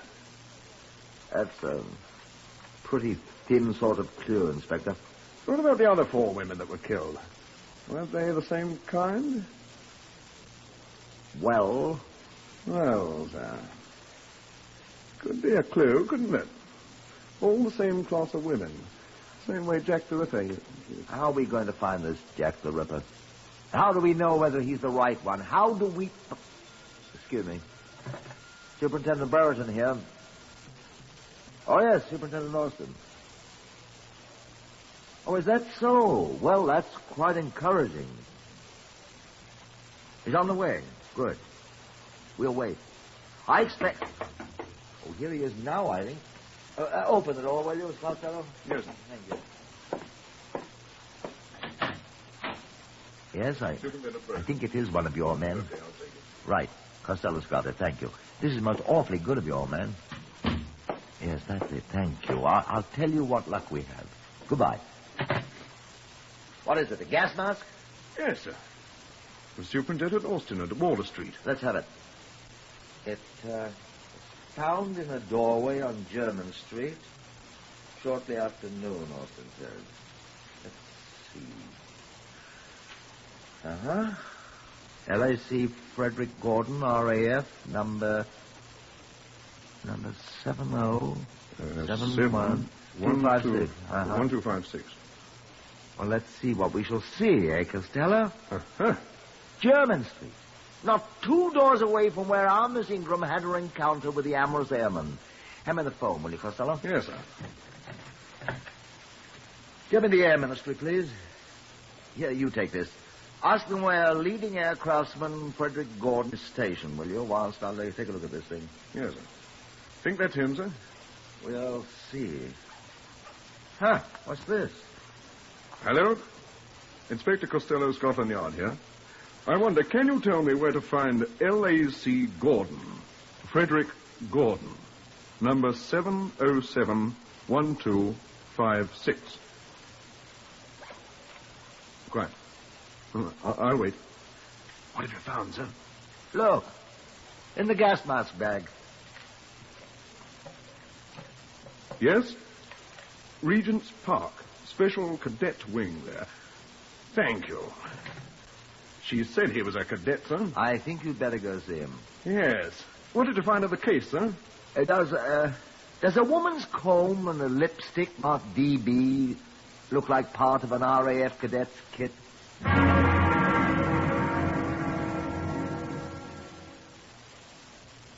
While Inspector Costello set out for Regent's Park, where the special RAF cadet wing was quartered, preparing for their commissions, I took the things I'd found in the gas mask case down to the property room. May I see the effects of these women, Mrs. Rachel Suskin, Miss Marjorie Ashley, Margaret Newton, Mrs. Doris Brooks? Jack the Ripper murdered, If sir. you insist on calling them that? Yes, I got them right here. Right here, all together, Well, sir. let's see them. Yes, sir. Well, here's the first one, sir. Rachel Suskin. Mm-hmm. Nothing in it but her identity card, sir. Well, let's see another. Marjorie Ashley. That all? Just a handbag, sir. Uh-huh. What is it? This comb. Same as the other things in it. Where did you get it, sir? The RAF had it. Matches, doesn't it? Yes, sir. Let's see the others. Margaret Newton. Empty. Next. Doris Brooks. Right. What is it, sir? Was there a lipstick in this? No, sir. Then this one was hers. Must be, sir. Yeah, initials on it. D.B. Doris Brooks. Yeah, just like the silver pencil. And the comb. And nail file. Sterling. All the same initials. D.B. Not bad, not bad. Oh, excuse me, sir. Well, that's all I wanted. Property room. No. Oh, yes, sir. Superintendent Brereton. The call is for you, sir. Who is it? Who is it, please? Inspector Costello, sir. Oh, good. Thank you. Brereton here. Hello, Costello. I'm at Regent's Park, sir. Yes? He's gone, sir. Well? Warrant officer here tells me he's on task. Well, where did he go? Does he know? Yes, sir. He heard Gordon say he was going to visit a lady friend of his.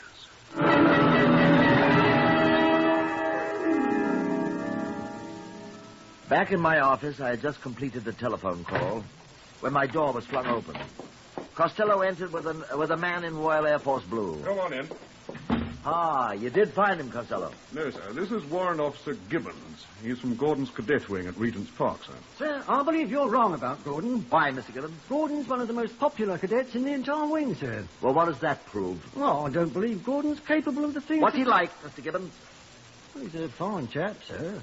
Well, I admit he does chuck his weight about a little, but most of the chaps call him the Count because he's so, well, he's a gentleman, sir. May I ask, Mr. Gibbons, what did you do in civilian life? I was sales representative for the Peerless Bicycle Company of Ealing, sir. I see. Warrant Officer Gibbons has brought Gordon's fingerprints with him, Superintendent. Fingerprints? And we require fingerprints to be taken on all men posted to this wing, sir. A new regulation. Very praiseworthy, I'm sure. May I see them? By all means, sir. Thank you. Costello, will you ask Ernest Whiting to bring up those fingerprints we have so he can compare them? I'll take these down, sir. If Mr. Gibbons doesn't mind. Oh, not at all, sir. Good. All right, then, Inspector. Right. You told Inspector Costello Gordon was going to see a lady friend. Yes, sir. Did he mention her name? No, sir. Why is he so popular there at Regent Park? Well, sir, he's very pleasant. He has lots of money, and he spends it quite freely. Ah. And the men, they like him a great deal, sir. I dare say. Would you, of course, recognize Gordon? Oh, yes, of course, sir. We may ask you to do so. All right, sir. Is he here? I think he will be, eventually. All right, sir. Thank you. Yes, sir. But you may need to go with us to identify him. Do you know where he is, sir? I think I know where to find him. My, you Scotland Yard people, you're marvellous. Not always, Mr. Gibbons, I'm afraid. Excuse me. Yes. Superintendent Brereton here. I'm calling for Superintendent Austin, sir. Good. Any news? Yes, sir. The porter from the Silver Kitten... The what? The nightclub, sir, where Paula Ingram works. Oh, yes. The place on Germ Street where she... That's it, sir. Mm-hmm. Well, he came in only a minute ago. He said there was a rat man, an airman, asking him where she lives. Miss Ingram? Paula Ingram, sir. Did he tell him? Unfortunately, yes, sir. How long ago was that? But he asked, about 10 minutes ago, sir. Then he got rather terrified. He knows the story, sir. And he ran right over here to tell us. You have men at the place where she lives? Yes, sir. But there are hundreds of men on the street in airmen's uniforms, and we haven't any idea what he looks like. Well, I can remedy that. I have a man here who can identify him. Well, we're afraid we'll be too late, sir. Be there as soon as I can. Now, where the devil's Costello? Costello! Ernest Whiting says they're the same, sir. Eh? The fingerprints, sir. He says he'll swear that they're the same as the ones that we have. Oh, I still think there's some mistake, sir. There isn't. If Ernest Whiting says they're the same, they're the same. He knows more about Come on, Mr. Gibbons. Where are we going, sir? After Jack the Ripper. Come on, quickly. But I say... Here's your cat, Mr. Gibbons. We need you.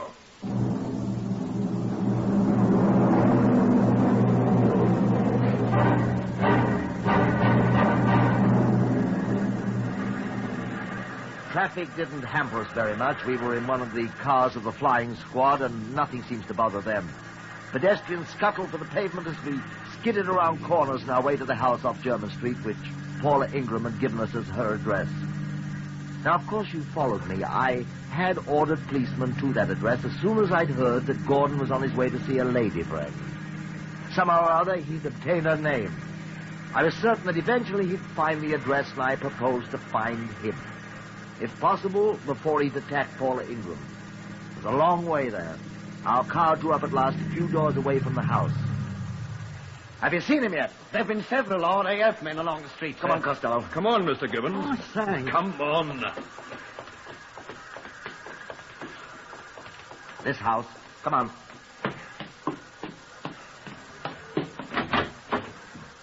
Up the stairs. Hurry. Quiet.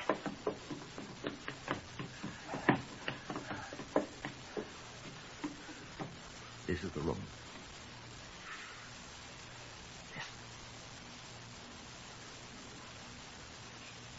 Perhaps he's been here. Quiet.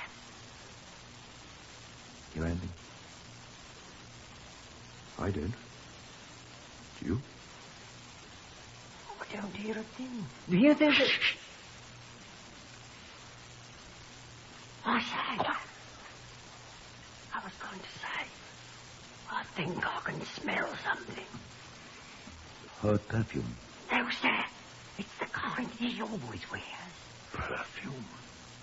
He always wears it. It's channeled Russia leather. I'd recognize it anywhere. We're always spoofing him about it. Come on, at that door. Come on, now.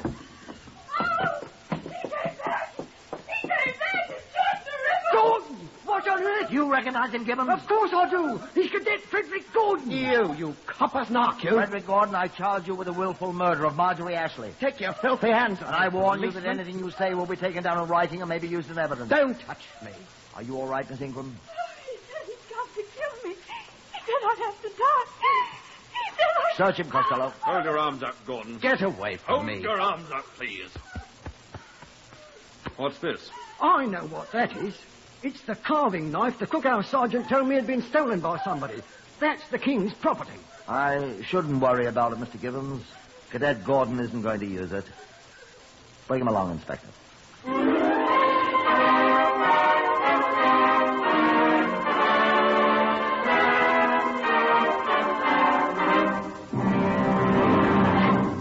At his trial, Gordon was asked why he committed these 4 savage murders. He smiled. He was an extraordinarily attractive young man, and he did have a winning smile. He was asked again, why? It's really quite simple. When I was posted to the special wing, I realized that these young men, my fellow cadets, were young men of the best families, used to much better things than I was. I wouldn't be patronized by them. I'm as good as they. But I need money. Realized, of course, that an officer of the Royal Air Force, which I was soon to be, wouldn't stoop to stealing from his comrades. Oh, I have stolen before, sir. But not since I became a cadet. I felt I must have money, however. Why? One must keep up one's standards, my dear man. But I decided to acquire money. There are many women with full purses, women the world would never miss. And I hit upon this scheme. I would rid the world of quite undesirable people, and I'd have their money. Nobody'd ever suspect they were destroyed for their money if Jack the Ripper killed them. You'd be too sure the murderer was Jack come back to Earth, and you'd never notice their money, too, was gone. I think that was rather clever. They'd be looking around for human fiends and never even glance at the handsome RAF cadet. I've been told so many times that I'm quite attractive to women.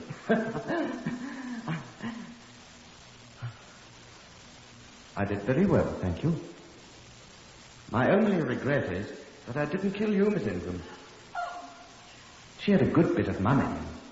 You'd still be looking for Jack the Ripper, wouldn't you, Superintendent? Despite the desperate representations by counsel that Frederick Gordon was insane, a jury at Old Bailey found him guilty of the murder of Marjorie Ashley. He was hanged in June 1942, still smiling in the most charming manner.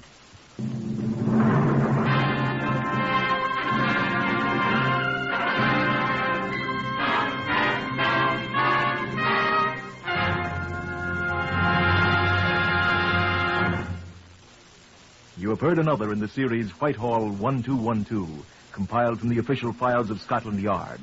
Research on Whitehall 1212 is prepared by Percy Hoskins of the London Daily Express. The stories for radio are written and directed by Willis Cooper.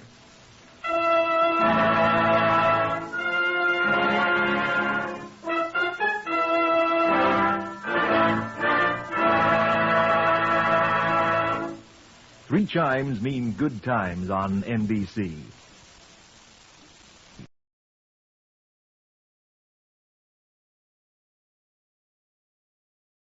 Whitehall 1212.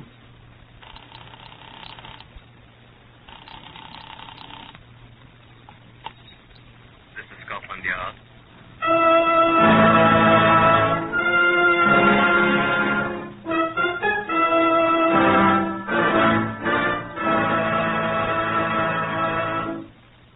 For the first time in its history, Scotland Yard opens its official files to bring you the true stories of some of its most baffling cases. These are the true stories, the plain, unvarnished facts just as they occurred, reenacted for you by an all-British cast. Only the names of the participants have for obvious reasons been changed. The broadcasts are presented with the full cooperation of Scotland Yard. Research for Whitehall 1212 is from Percy Hoskins, Chief Crime Reporter of the London Daily Express. The stories for radio are written and directed by Willis Cooper. Here is Chief Superintendent John Davidson of Scotland Yard, custodian of the famous Black Museum. The exhibit I have to show you today from our Black Museum files is neither more nor less unusual than anything I've shown you. But Like many other of these intrinsically unusual objects, it has acquired a certain interest because of its association. Now, you've seen thousands of these. It's a string of varicolored plastic beads made by cutting plastic tubes of various colors into short lengths and stringing them together to form a woman's necklace. The string has been broken, but it's been retied, you see. The man who tied it together is here beside me. He was in charge of the case number 696966. This is Detective Inspector Herbert Case of the CID. Herbert? This case is one of the few in which the press was able to be of considerable assistance to us. Not, I assure you, by usurping the functions of the police, as so many fictional newspaper men do so fictionally successfully, but by passing on to us with remarkable celerity everything they discovered, and leaving the dirty work to us whose job that is. I applaud such pressmen, as does every good policeman. On the 9th of August last year, the Criminal Investigation Department of Nottingham received a trunk telephone call from London. The call was routed to me. The caller identified himself. John Marchbank speaking. Inspector Case here, Mr. Marchbank. Oh, yes, yes. Look here, old fellow. I've had a telephone call from Nottingham that I suspect wants investigating. Yes, sir? A man's just called to tell me that he is willing to sell me, for a considerable sum of money, the exclusive first-hand story of a murder. May I ask who you are, sir? Oh, sorry. Yes, I'm editor of the News of the World in London. We've large circulation, you know. I've seen your papers. Yes. Well, this chap told me that he had the story. Says you chaps don't know anything at all about it yet. So I thought I'd better notify you. Oh, well, that's very good of you, sir. Did the man give his name? Yes. I told him I'd have to consult my superiors, and I ring him back at 12:25. He's at the telephone kiosk there, and the number's 633191. And his name? Brown. George Brown, he said. Although I suspect that rather too easy, isn't it? Probably his nom de plume. You're going to talk to him at that number, sir? At 12:25, I told him. Yes. Thank you, sir. We'll be there with him. Goodbye. Good luck. And don't forget the News of the World, Inspector.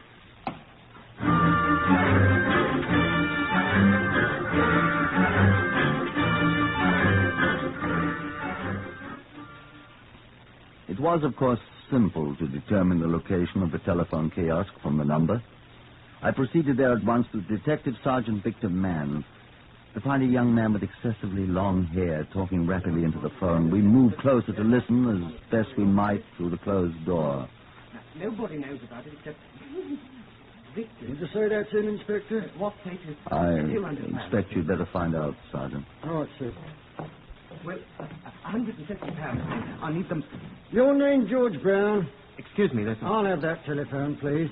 Look here, who are you? CID cop, give us the phone. Hello, are you there? Hang on a sec, please. This is the police. You want to talk, Inspector? I say. Are you George Brown? I am. I was... It's him, Inspector. Thank you. Just wait, you, Brown. Hello, is that Mr. Marchbank? It is? Good. Was that your man? Right, we're here. We'll have a talk with him. Eh? Oh, yes. Of course, I'll remember. Thanks very much, sir. Now, Mr. Brown. Who are you, the police? We are. What's your cards?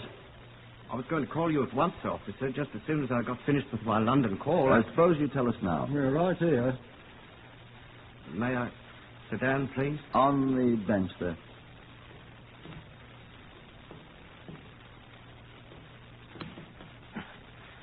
Leg feels better when I sit down. What's the matter with your leg? Always been that way. Sit down, Sergeant. Now, what's this, Brown, about the murder you know about?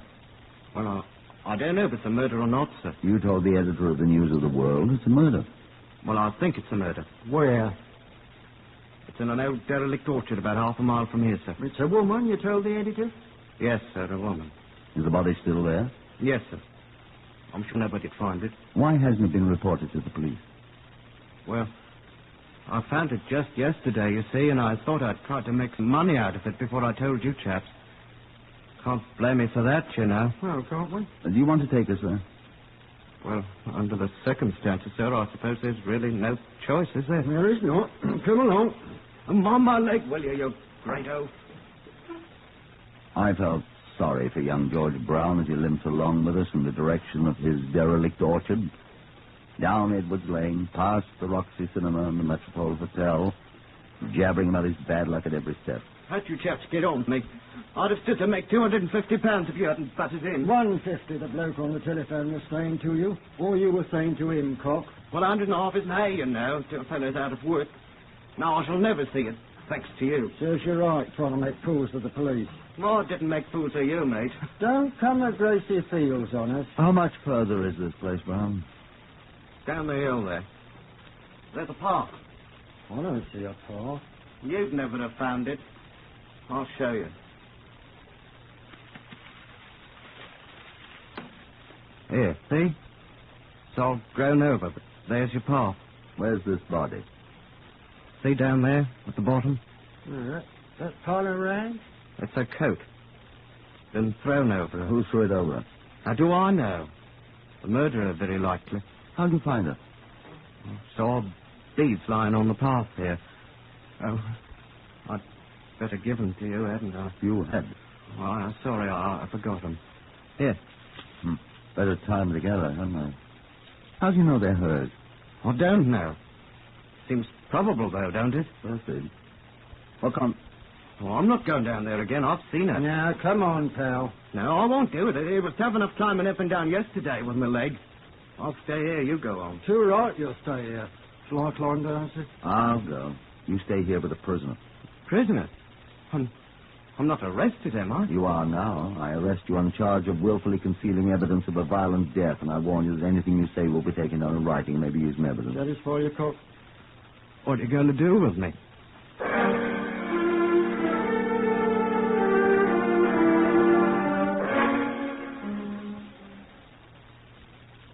The body was that of a woman about 30, I judged, lying on her side, fully dressed, the coat carefully placed over her.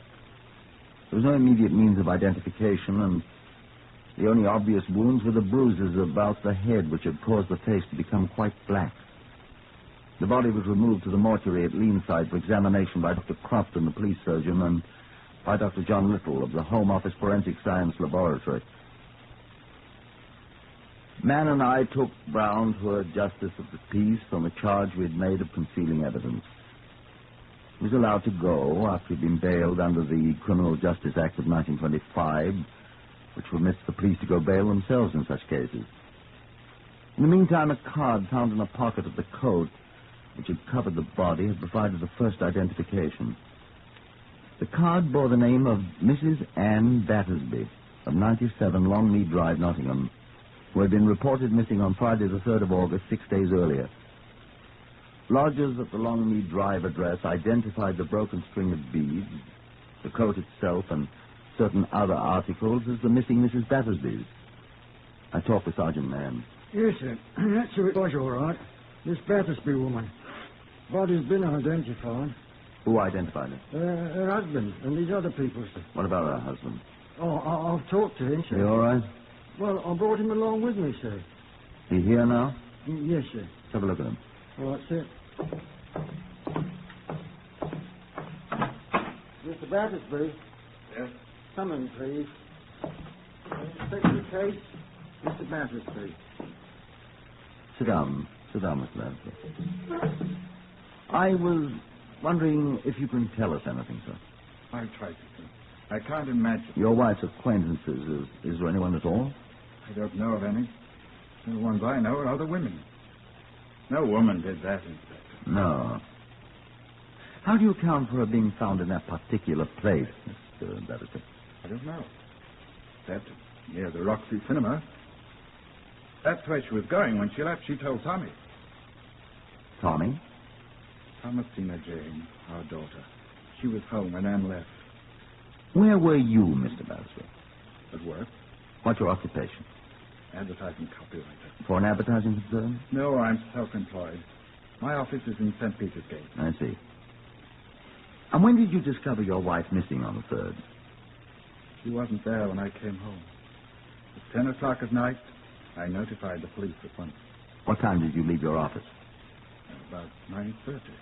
I see. Is that your usual leaving time, sir? No. What is your usual time? About 5:30. Uh-huh. I was working that night on a new advertising campaign. You could prove that, of course. I'm afraid I can't. I was alone. I had no office employees, and I was quite startled when I realized how late it had got, and I hurried home. When you found your wife absent, where did you think she was? I didn't know. Tommy Woken said she'd gone to the cinema. I telephoned there, but there was no answer, and I called several of her friends. Women friends? Of course. Well, only one of them was at home, Danielle Dupuy, and she was... What did you expect to find out, Mr. Benedictine? Why, poor Anne used once in a while to stay the night, Danielle. Without leaving you a message? Well, I thought you'd forgotten to call Tommy, or perhaps Tommy had been asleep and hadn't heard the telephone. But your wife was not there? No. Danielle said she'd seen her that afternoon. Where? Near the Roxy Cinema, about 4 o'clock. And where were you at that time? I was in my office working. Where you stayed all evening? Of course. Going without your dinner? I'm afraid so. But that you can't prove. Can you? Look here, are you accusing me of my wife's death? Not yet, sir.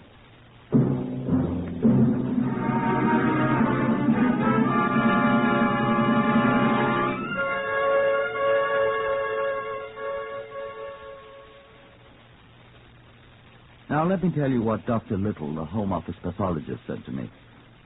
I called on him the next morning, the 9th, at his laboratory, where the body had been taken for a more complete examination.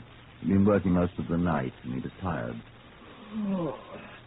Well, I've discovered several things, Herbert. Any progress? I let you decide. First, she's been dead for about a week. That, with the bruises on her face, which I think were made by someone's fist, accounts for the dark color of her skin. Almost black. Yes. She was murdered about the time she disappeared, then? I think I can say so. How quickly did the discoloration set in? Almost at once. A day or so, let's say. Oh, I can hardly keep my eyes open. I'm sorry. It's my job.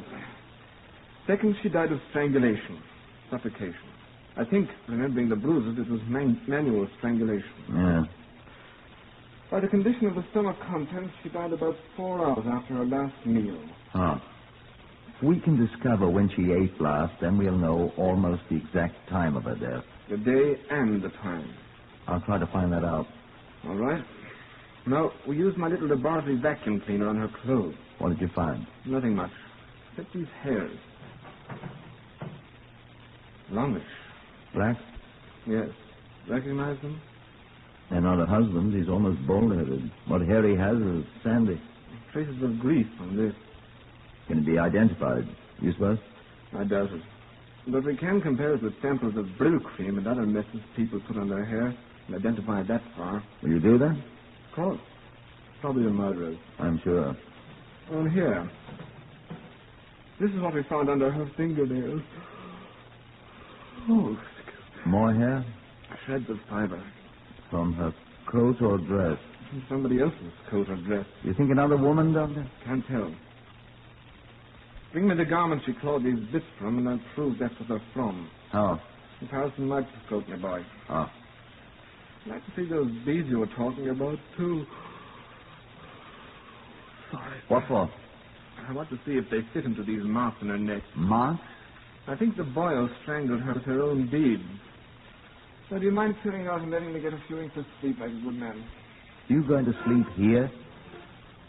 Oh, the lady won't. No.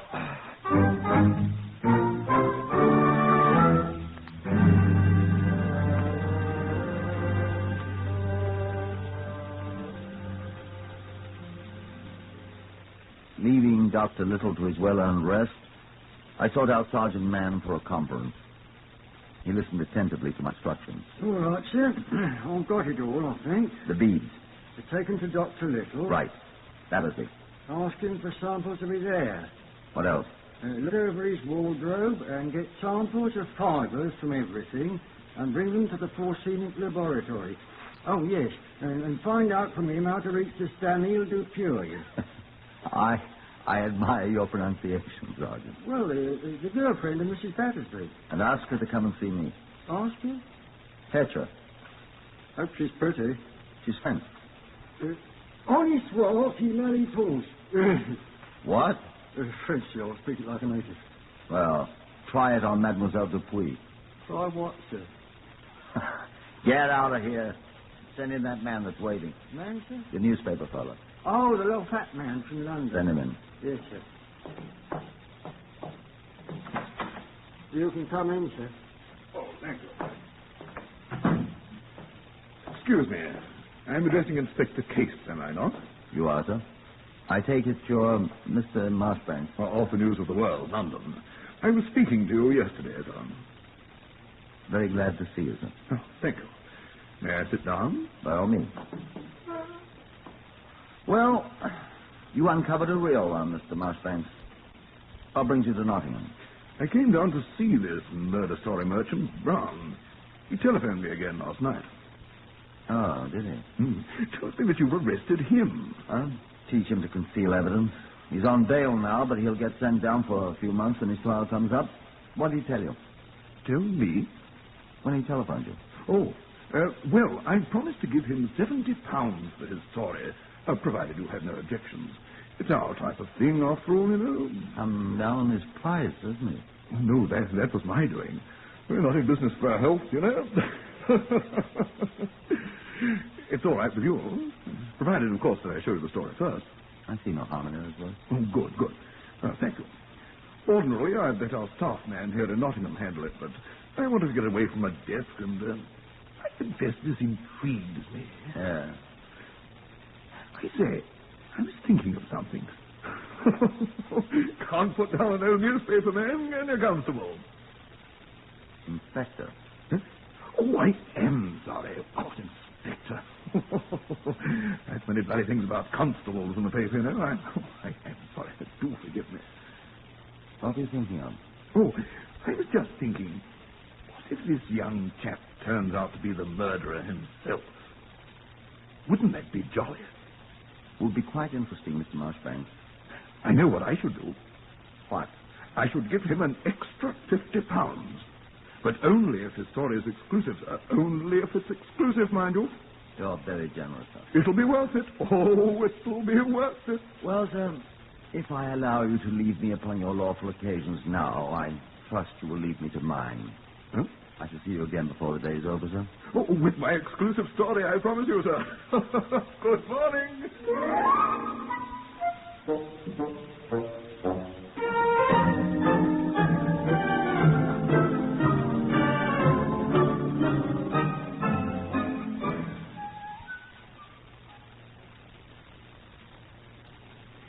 Before the day was over, I'd said, a great many things happened before that day was over. First, at about 3 in the afternoon, Dr. Little telephoned me from his forensic laboratory. Well, I had a good sleep, Chase. Well, I'm glad to hear that, sir. And then about an hour ago, your sergeant man brought in samples from Mr. Battersby's clothing. He sent them for them, he said. All right. I checked about half of them. They don't match the samples under her fingernails. Oh, they don't. Cheer up, Herbert. I've still got quite a lot to look at and compare. Oh, and here doesn't match either. Sergeant Mann brought a sample of that. No like it. Well, I expected as much. Just thought I'd let you know we're working and I'm wide awake. Oh, Robbie, I'm wide awake and we're working is better. Well, I'll ring you if I find anything. Good, thank you. I'll be here. As I sat down the telephone, there was a knock on the door. Yes? Come in. Thank you, Sergeant. It is the Inspector Case, n'est-ce pas? I am the Inspector Case, yes, ma'am. This is Mademoiselle Dupuis, sir. Danielle Dupuis. Oh. I'd like to ask you a few questions, please, Miss Dupuis. The Sergeant Man? No, he has already asked me questions, monsieur. What have you been asking her, man? Oh, not about the case, sir. He asked me, do I know Anne Battersby? Yes, I say, and I do not. She is dead. Oh, hélas, ma pauvre amie. You saw her on the day she disappeared? Oh, I see her 2 times. Twice? I see her twice, oui. Twice? Once, when she is about to leave for the... Found when Mrs. Battersby had her last meal. When?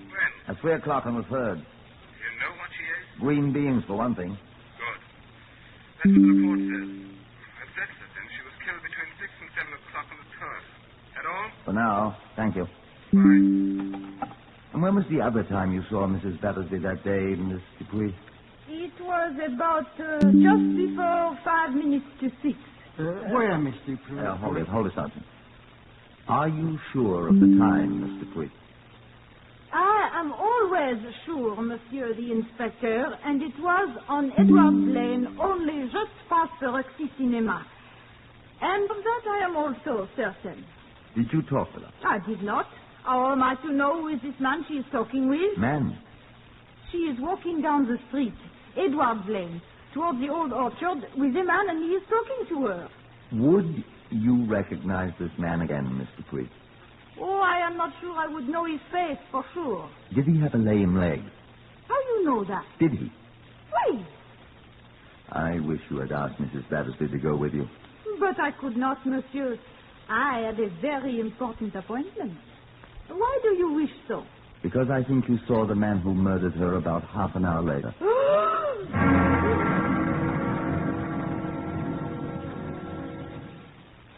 And that wasn't all that happened before the day was over. I turned Mr. Dupuy over to the matron who applied cold cloth to her head.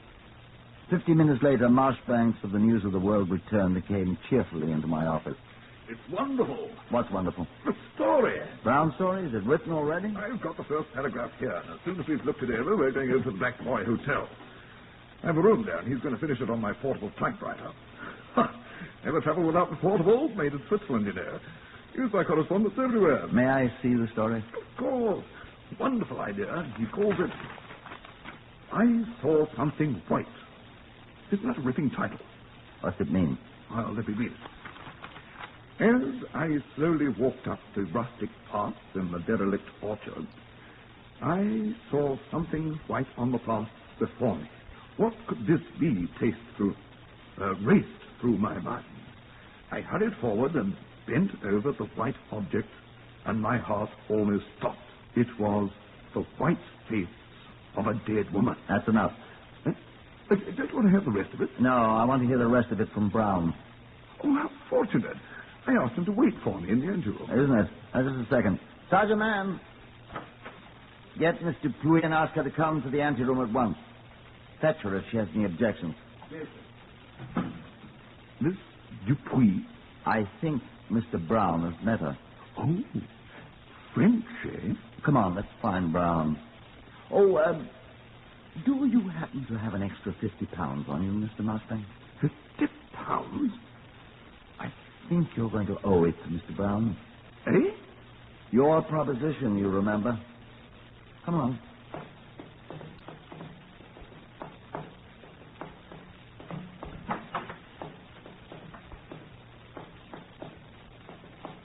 Oh, there you are, Brown. Oh, how do you do, Inspector? Have you been reading my story? The first paragraph, I mean. I found it very interesting. I like it very much indeed. Well, thank you. You said you saw her white face. Well, I thought that was rather a good touch. It was if you'd seen her face within an hour or two after you'd killed her. What are you saying?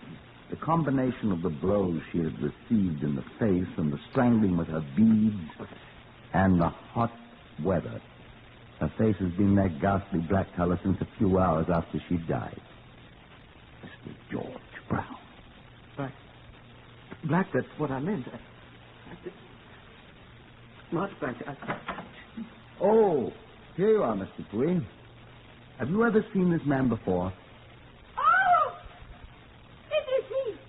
This is the man with the limp. Yes, I have seen him. He is the man who did kill her. Oh, assassin! Oh!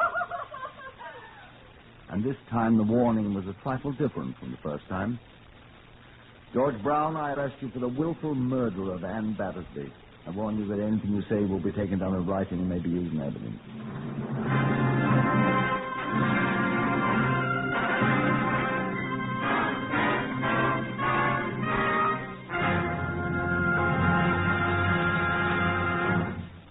This is a little of the testimony of George Brown at the North Assizes when he was tried for murder. Yes, I killed her. No, there was no reason for it. No reason except I hate everyone. Everyone hates me and my crippled leg. I'm glad I thought so many times about a perfect crime. She laughed at me once as I dragged my way down Edwards Lane. I promised myself she'd be the first to die, and after I'd murder her, I'd seek out the others who laughed at the poor cripple. So I asked her to help me over the road in the rough orchard. She laughed and she said, "But Harry, she didn't know she was going to die. I hate her. I hate you. I hate everybody. It's a crime if I hadn't tried to make money for the races out of it. Should have been satisfied with her life, strangling the lots and smiles out of her with her own paltry bead. I hate her. I hate her." There was a great deal of that. He was found guilty, but they didn't hang him. He was sent to the asylum for the criminal insane at Broadmoor. He hanged himself 5 months later. Poor demented boy.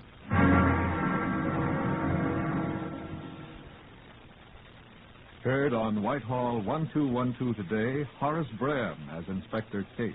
Others in the order of their appearance were Harvey Hayes, Maurice Delamore, Carl Harbord, Lester Fletcher, Glenn Farmer, Gerard Burke, and Patricia Courtley.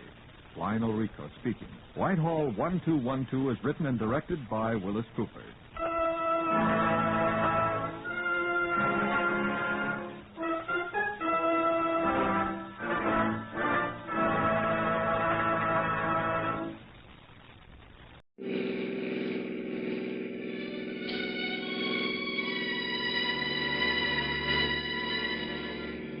Penny for those thoughts. Oh, I was thinking I'm glad we're going home, Roger. I hope this summer has given us both ample time to think this thing out. Well, actually, darling, we have too much invested in this marriage. 10 years cannot be dispelled by one summer. Well, that isn't exactly what I meant, but... Oh, let's listen to the radio, shall we?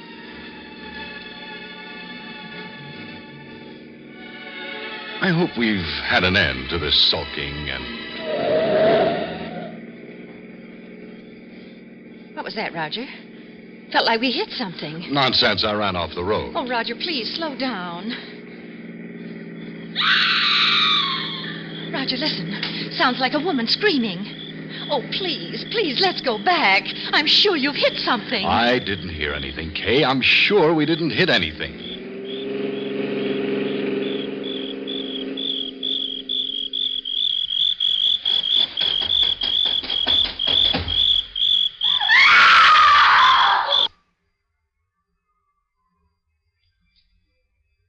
This is the CBS Radio Workshop, the theater of the mind dedicated to man's imagination. Our story, Grief Drives a Black Sedan, stars Alice Frost and Lee Vines. Written, produced, and directed by D. Engelbach.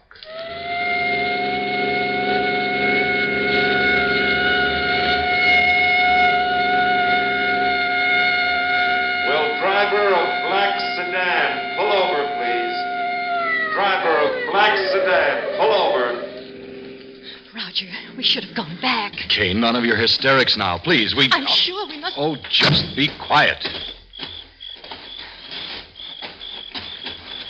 You realize how fast you were going? Yes, officer. I was going 40 miles an hour, and that doesn't really seem like an excessive amount of speed to me. It is in a 25-mile zone. Although you can't see it from the road, this area is quite thickly populated. There are always children about. Can I see a driver's license? Hey, Tom. Look here a moment. Okay. Roger, do Shut you think up, we Kay. really... Kay, there's nothing these state police would rather do than to stop a car with a New York state license. And I was only going 40 miles an hour. I'm afraid it's more serious than that. More serious than what? Move over, please. Say, what's all this about? I'm taking you to the police barracks in Westport. What have we done, officer? That's for you to tell me, madam. You see, your front left fender is dented. Is that a crime in this state? We'll have to find out.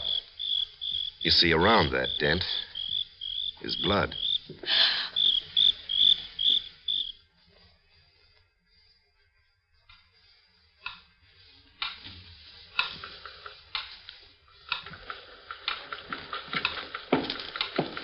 captain would like to see you in his office. May I come along, Roger? No, darling, you stay out of this. I'll find out what this is all about. Roger, remember... Stay out of this. I'll be back in a moment.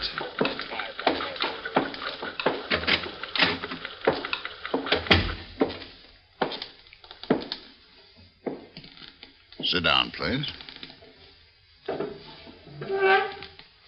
You are Roger Wickens, 25 Park Plaza Road, New York City? Yes, I am. What's this all about?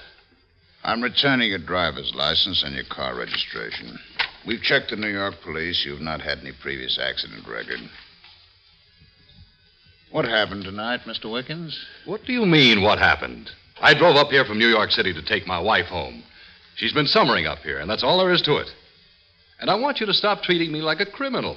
I was driving down Cross Highway when the police stopped me for driving 40 miles an hour. Excuse me. Yes. Yeah. Well, keep checking. Check every hospital within 25 miles. When you finish that, check all the doctor's residence in the vicinity. Send someone to retrace Cross Highway. Yes. Well, I think you'll find somewhere, not too far from where the Wickens' car was stopped, some blood stains and possible pieces of glass. Report back as soon as possible. Yes, who? Oh, Doc's out there. We'll send him in. Captain, what about this? Are we under arrest? Well, there are two ways we can do this. We can technically arrest you for driving 40 miles an hour in a 25-mile zone. Or of your own volition, you can wait until all these things check out. Look, I think you're in trouble. I think you've hit somebody and run away from the accident. Of all the stupid things that I've ever heard of, Hello, Captain. Okay, what is it? Oh, excuse me. Hello, Doc. Well, what will it be, Mr. Wickens? I'll wait.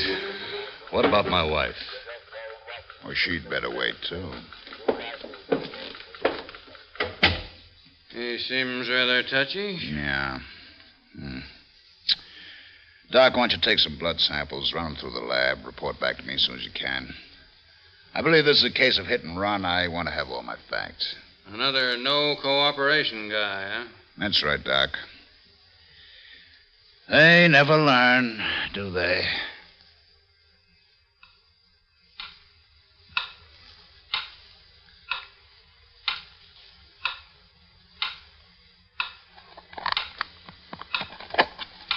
Cigarette? Thanks, darling.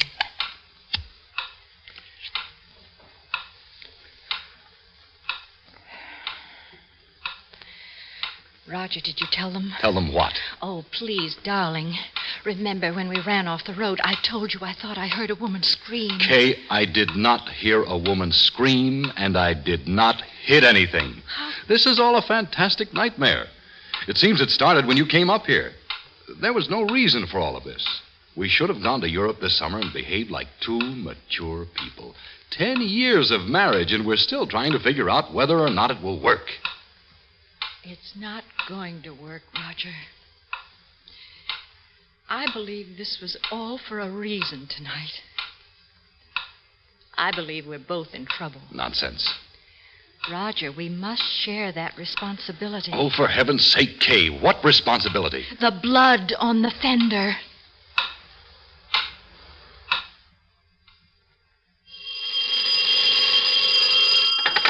Hello. Yes. You found what? Where? Bayberry Lane. Let me get this down now. Bayberry Lane and Cross Highway. Yeah, I'm a regular Sherlock Holmes. How'd I know what? Never mind about that. No one at the house, huh? Well, you stay there. Keep calling in.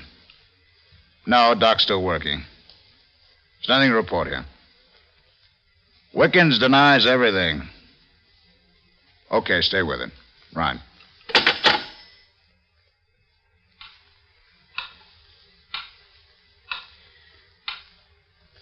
You want me to send out for some coffee? Oh, no, thank you. Well, it's past midnight. Eddie and Joanne said they would wait at the Maroc until 1. What a wonderful homecoming party this turned out to be. Well, you win the Superficiality Award for the year.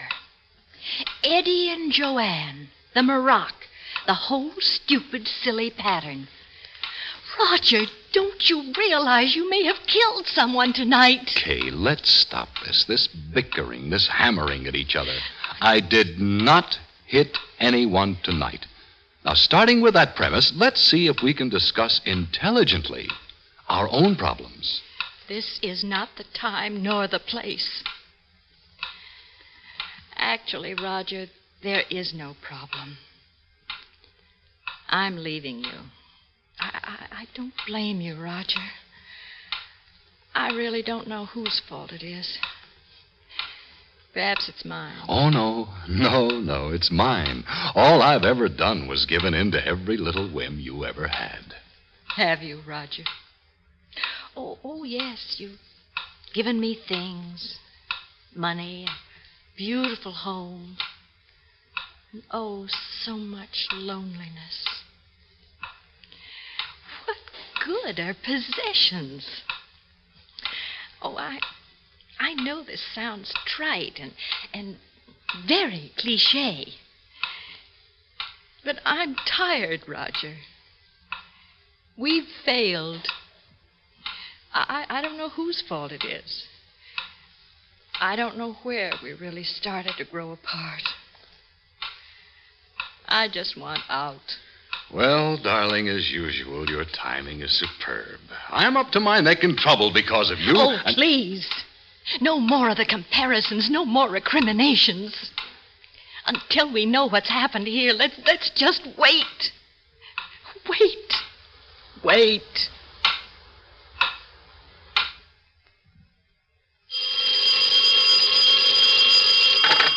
Yes, Tom. You did. A signed statement. Feels pretty bad, huh? Yeah, what about the charges? Mine does. Hold a minute, Tom. Paul, have Doc call me.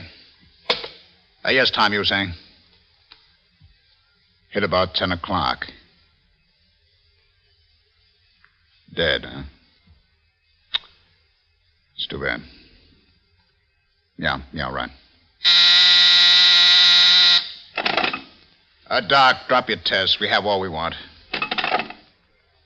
Okay, Tom, get back here as fast as you can. Right.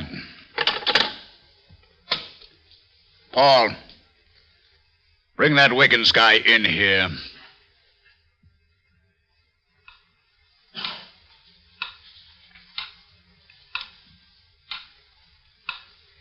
It's 1:30. Roger, why don't you ask the captain if they found out anything? Yes, I guess you're right. I will. Mr. Wickens? Yes. Officer, what have you found out? Mr. Wickens, the captain wants to see you. Right.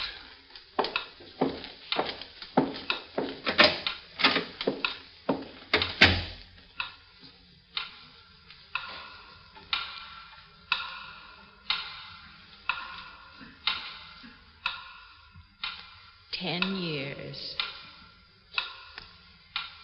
What do you do with 10 years? Can you write it off? Can you forget it?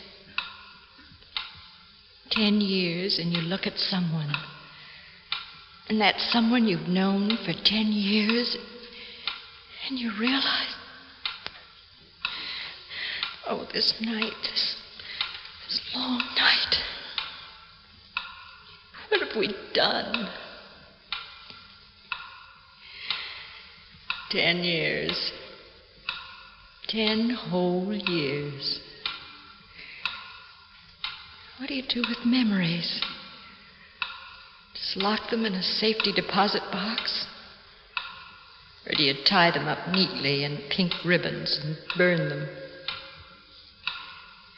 What do you do with plans? Those blueprints for the future? And what do you do with love? the community property of love, split down the middle and shared by no one. 10 years. 10 years. 10 years.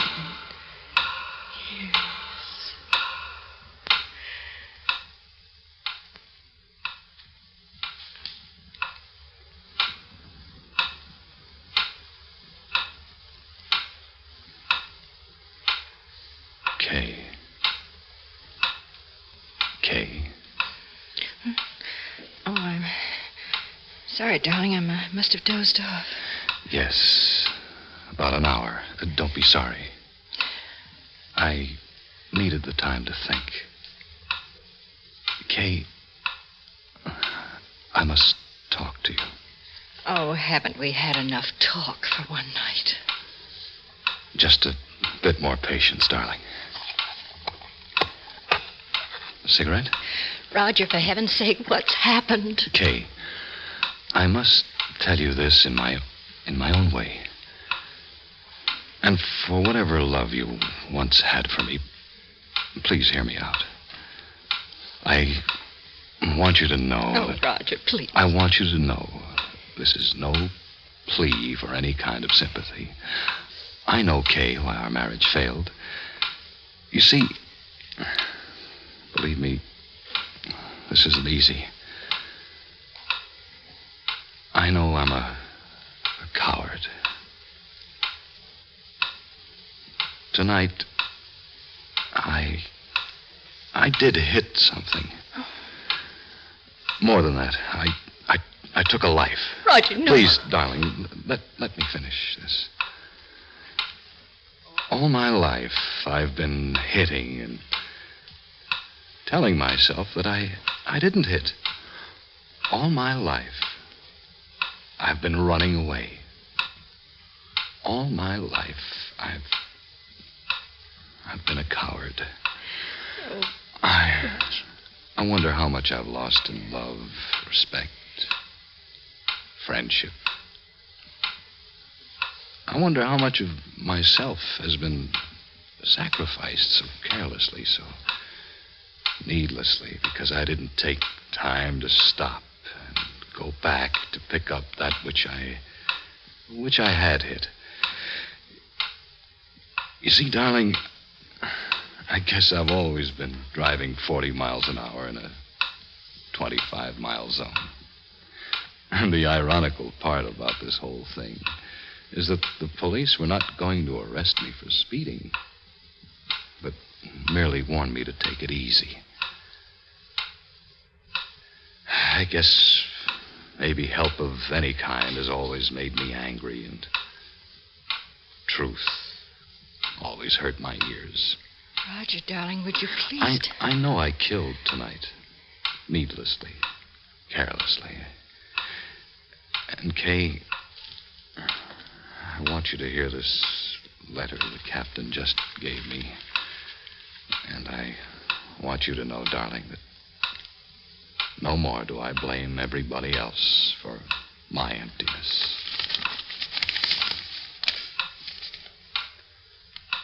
To the man who killed my dog. I hope you were going someplace important when you drove so fast down Cross Highway across Bayberry Lane tonight. I hope that when you got there, the time you saved by speeding meant something to you or somebody else. Maybe we'd feel better if we could imagine that you were a doctor rushing somewhere to deliver a baby or ease somebody's pain. The life of our dog to shorten someone's suffering, that mightn't have been so bad. But even though all we saw of you was the black shadow of your car and its jumping red taillights as you roared down the road, we know too much about you to believe it. You saw the dog. You stepped on your brakes. You felt a thump. You heard a yelp and then my wife's scream. Your reflexes are better than your heart and stronger than your courage. We know that. Because you jumped on the gas again and got out of there as fast as your car could carry you. Whoever you are, mister, and whatever you do for a living, we know you are a killer. And in your hands, driving the way you drove tonight, your car is a murder weapon. You didn't bother to look, so I'll tell you what the thump and the yelp were. They were Vicky, a 6-month-old basset puppy, white with brown and black markings. An aristocrat with 12 champions among her forebears. But she clowned and she chased and she loved people and kids and other dogs as much as any mongrel on earth. I'm sorry you didn't stick around to see the job you did, though a dog dying by the side of the road isn't a very pretty sight. In less than 2 seconds, you and that car of yours transformed a living being that had been beautiful, warm, clean, soft, and loving into something dirty, ugly, broken, and bloody. A poor, shocked, and mad thing that tried to sink its teeth into the hand it had nuzzled and licked all its life. I hope to God that when you hit my dog, you had for a moment the sick, dead feeling in the throat and down to the stomach that we've known ever since. And that you feel it whenever you think about speeding down a winding country road again. Because the next time, some 8-year-old boy might be wobbling along on his first bicycle.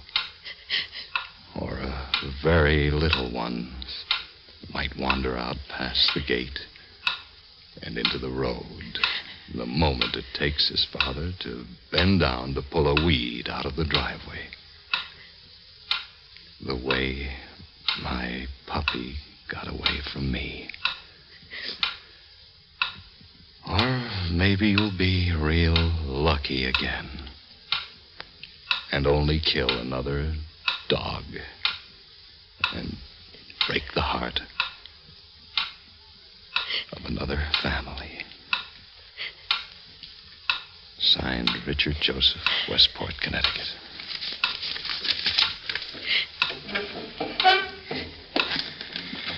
Well, okay, that's it. No charges. No arrest. No... Roger. Oh, darling. Please. Let's go home.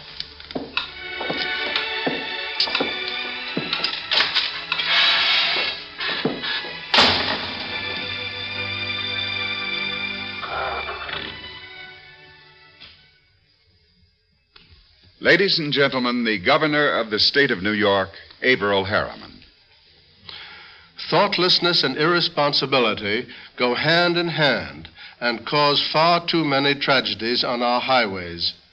The thoughtless driver who ignores traffic regulations, hoping to get away with it, hides behind the idea, no witness, no crime. But too often, this leads down a road of final accounting. Only by constant care, courtesy, and observance of the rules of the road can you be sure of avoiding the day when grief drives your car and brings tragedy to your family or that of another. The streamlined, high-powered automobiles of today demand of us the same intelligence and care in handling that has gone into their design. This weekend and in the future, I appeal to everyone to drive carefully, drive safely, assure a happy holiday for all. You've been listening to the CBS Radio Workshop, Grief Drives a Black Sedan, written by D. Engelbach. A Letter to the Man Who Killed My Dog is from the book of the same title, written by Richard Joseph and published by Frederick Fell. Today's cast: Alice Frost, Lee Vines, Ralph Bell, Bill Mason, Larry Haynes, Jay Johnson. Next week from Hollywood, People Are No Good. Ted Pearson speaking. This is the CBS Radio Network.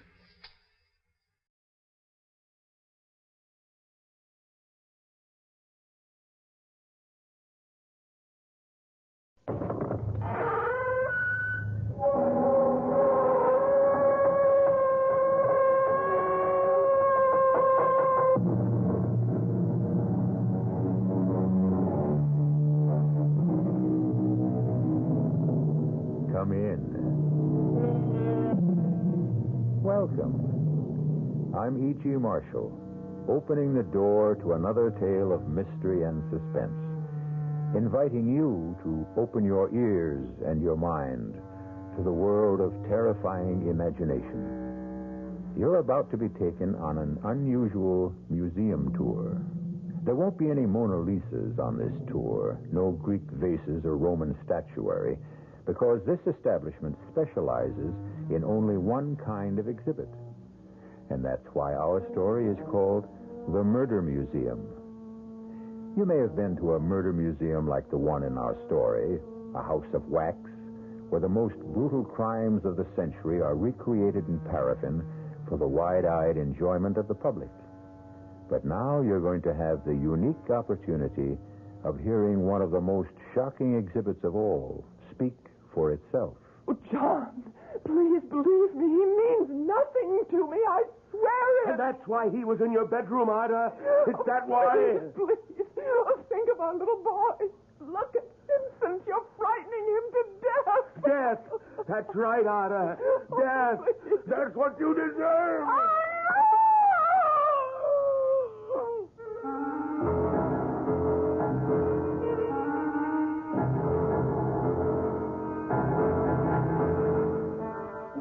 Our mystery drama, The Murder Museum, was written especially for the Mystery Theater by Henry Slessor and stars Michael Wager.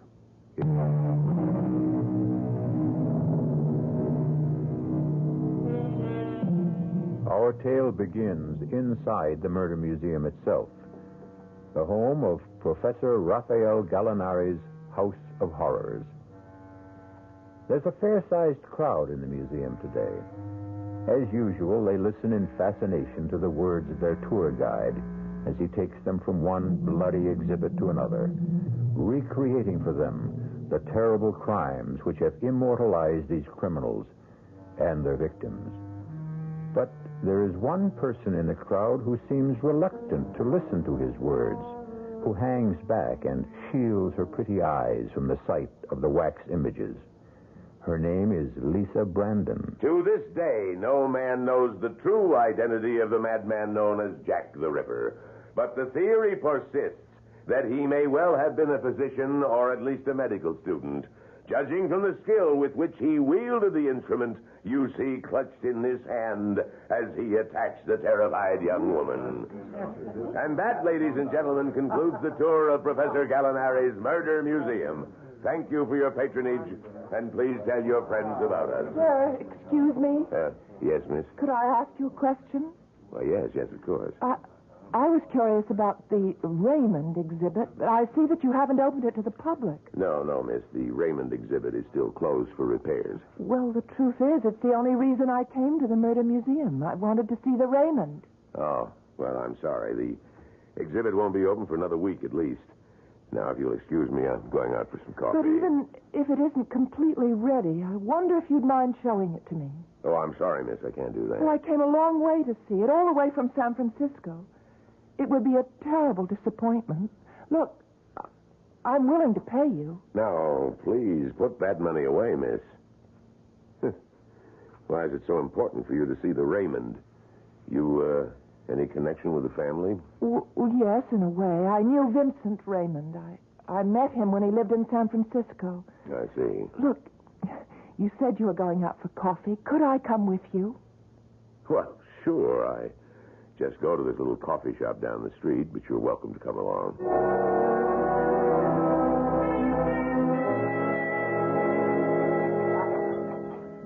So you knew Vincent Raymond. You an artist, too? No, not really. But my brother owned a small art gallery on Green Street. And sold Raymond's paintings? Well, actually, no. He didn't really care for Vincent's work. It was so dark and gloomy. Frightening, really. But he felt sorry for him, and he loaned him some money, and sometimes he let him help out in the gallery. And that's how you met him? Yes, that's right. I came home from college, and I met Vincent. I didn't know anything about him. Meaning, about his parents? It took Vincent a long time before he was willing to talk to me about them.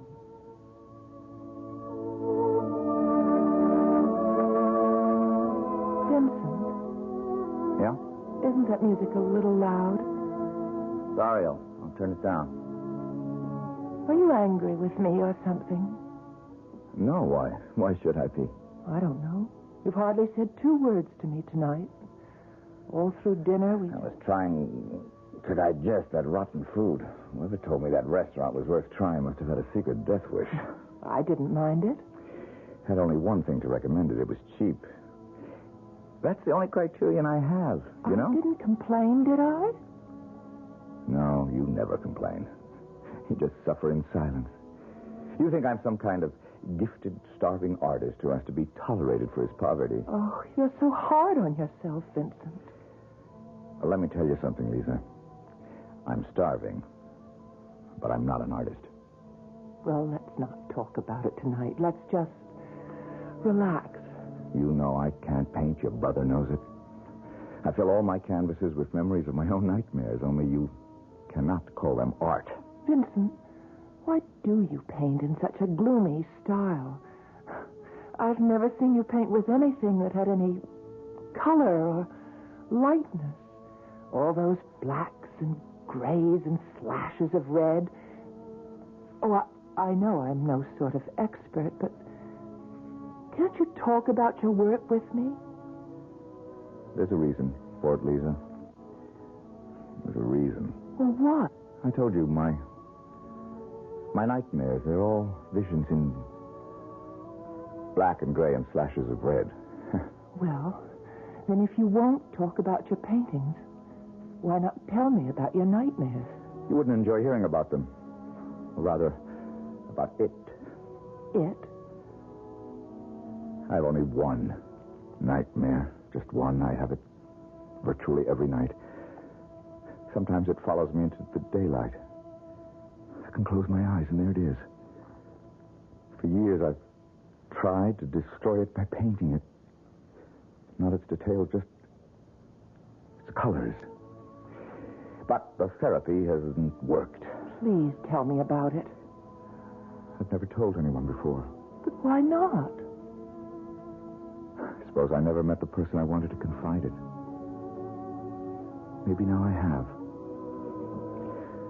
But if I'm going to do that, this music has to stop. My mother's maiden name might mean nothing to you, but at one time, many years ago, it was famous among people who loved the theater.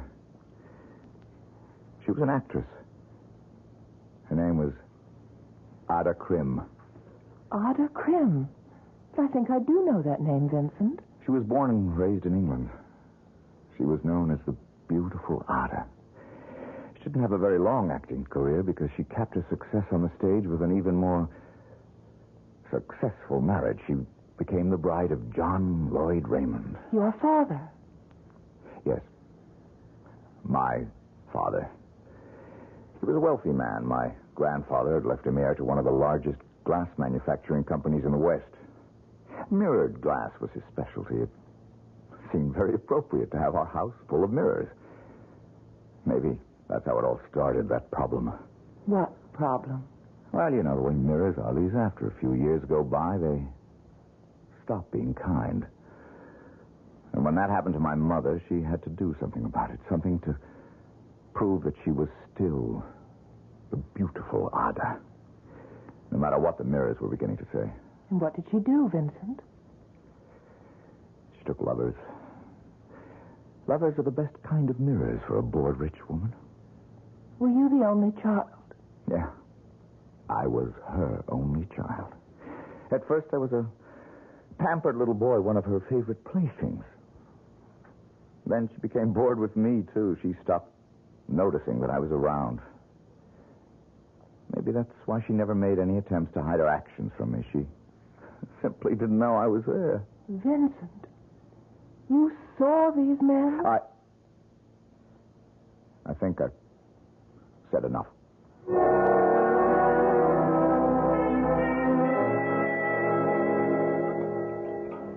So, you never found out what Vincent's dream was all about? Not then, I didn't know. But you could have guessed, I suppose, if you knew the history of Ada Krim and John Raymond. Well, yes, I became curious enough to learn the history. I had a friend who worked in a newspaper, and she checked into the dead files and found the story for me, the whole terrible story. But I didn't tell Vincent that I knew about it.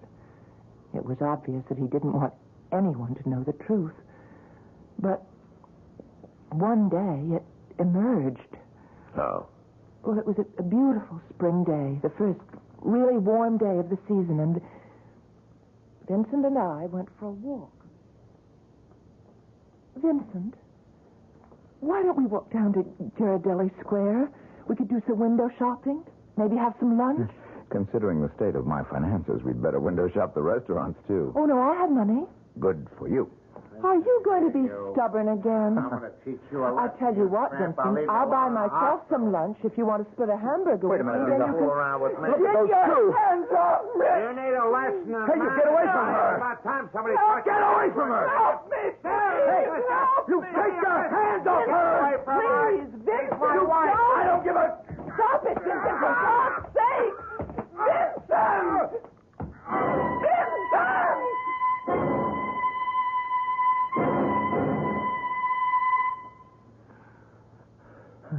I'm sorry, Lisa. I'm sorry. I shouldn't have done that. I just went crazy. Why? What made you do it, Vincent? You could have killed that man. I couldn't stop myself when I saw what he was doing and what he was going But to they were do. man and wife. Yeah. Man and wife. So were my parents. Was that the reason? Was it because you saw your mother and father quarrel? Quarrel? You think that's all they did? Don't you know the truth yet?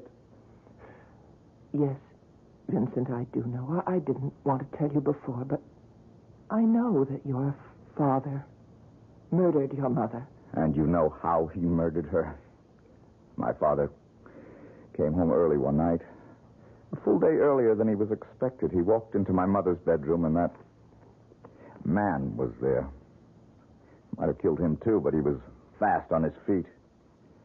We lived in a very old-fashioned house, Lisa. Quaint, old-fashioned Victorian manner. The kind that still had gas lamps on the wall. And fire axes. I used to hear my father joking to his friends about the fire axe on the wall. Vincent, don't talk about When it. he saw my mother, he ripped the axe off the wall, and he used it. Please. You read about it, Lisa, but I saw it. You what? I was 6 years old, terrified 6-year-old, who came to find out what all the noise was about. Oh, no. I saw the whole thing happen from the first stroke of the axe to the final blow. Oh. Now you know what my nightmare is all about, all the blacks and grays and slashes of red. Oh, you poor man. All right. Now, I've told you the whole story, so maybe now you know why I can't see you again. What? Don't come near me again, do you hear me? Vincent. Don't come near me. Ever.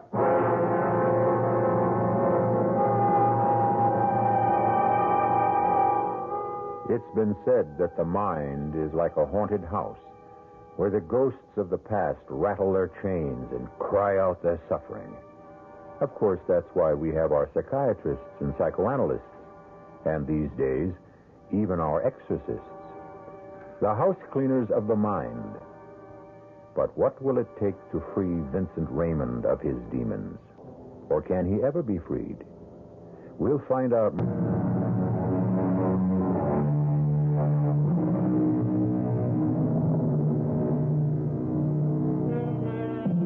And now, Act 2 of The Murder Museum. Lisa Brandon has come all the way from San Francisco to see the Raymond exhibit. But she seems to be having a hard time talking the museum guide into allowing her a private showing. However, she hasn't given up. Yes. I was in love with Vincent Raymond, and I was terribly unhappy when he walked out of my life. You mean you never saw him again? Oh, yes, I saw him again, but things weren't the same between us. He was tormented by the memory of what he had seen, and it changed his life. The dreams began in the orphanage. They began there and they never stopped. I woke up screaming in horror every time the dream came to me. I became an outcast, without friends, without sympathy. Oh, Vincent, I'm so sorry. That's when I realized that my only hope for any sort of life was keeping my secret. But you're not a child now. No, I'm older, Lisa, but nothing's changed for me. Oh, yeah. There's one thing that's changed. Well, what's that? I'm giving up my so-called art. I'm going to look for a job. Well, I'm sorry, Vincent. Because I did think you had talent. I've got to get some money to live on. My talent won't provide that. Well, I thought you had some savings. They're all gone after that lawsuit. What lawsuit? That man I beat up on the street. He sued me for damages. He won, of course. His wife stood up in court and verified that I'd beaten him up with no provocation at all. Nothing like a wife's loyalty, is there? But, Vincent, why didn't you let me know? I would have been a witness for you. Oh, it mattered. Well, how are you living now? Well, on the welfare rolls, of course. But don't worry about me. Look, if I can lend you any money, it won't... No. I have borrowed enough from you and your brother. I don't want any more money or sympathy. Just leave me alone, Lisa. Can't you get that through your head? Leave me alone. He did find a job eventually, waiting on tables down at Fisherman's Wharf. He seemed to sink lower and lower every day. My brother and I tried to help him all we could, but he refused to take any more charity. I tried to sell his paintings by putting them in the window of our little gallery. But there was only one person who seemed interested in Vincent's gloomy efforts. Hello? May I help you? Yes. I have been looking at the paintings in your window, trying to make out the artist's name. Oh, his name is Raymond. Raymond? Would that be Vincent Raymond, by any chance? Oh, yes, it is. Did you like the work? It's interesting. I'm an artist myself. But that sort of thing, all those dark colors, it doesn't really appeal to me. Oh, I see. However, I am interested in the artist. I wonder if you could tell me how to reach him. Is he a local resident? Yes. He lives in San Francisco. Oh, would you mind telling me your name? Oh, yes, of course. Here is my card. Raphael Gallinari. You might say that I am a portrait artist. Oh, and is that why you want to meet Vincent? To paint his portrait? Something like that. Now, will you help me? All right. I'll tell you where you can reach him.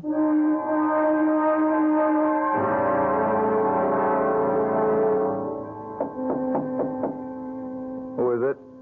Raphael Gallinari. Who? Please open the door, Mr. Raymond. What do you want? May I speak to you for a few moments, Mr. Raymond? I don't know you. I thought perhaps the young lady in the art gallery might have mentioned my name to you. What young lady? Oh, you mean Lisa? May I come in, please? It's about a rather important matter. Oh. All right, come in. What is it you want, Mr. What? What was that name again? Gallinari. Please, my car. What are you, some kind of bill collector? No, Mr. Raymond. Luck for you, Mr. Gallinari, if you're an artist like me. Take a look around. You see any canvases in this place? I understand that you are working at a restaurant these days. That's right. Listen, if it's my work you're interested in, they're all at the gallery. Let me be honest with you, Mr. Raymond. It isn't your work I care about. It's mine. Yours? That is correct. You see, I am a portrait artist, a sculptor, actually. So what? This is how we differ in our talents. Yours is dependent on the quality of imagination, while mine is devoted to verisimilitude. If you would permit me, perhaps I can buy us both some dinner and we can talk about our art. If you hadn't mentioned dinner, Mr. Gallinari, I would have said no.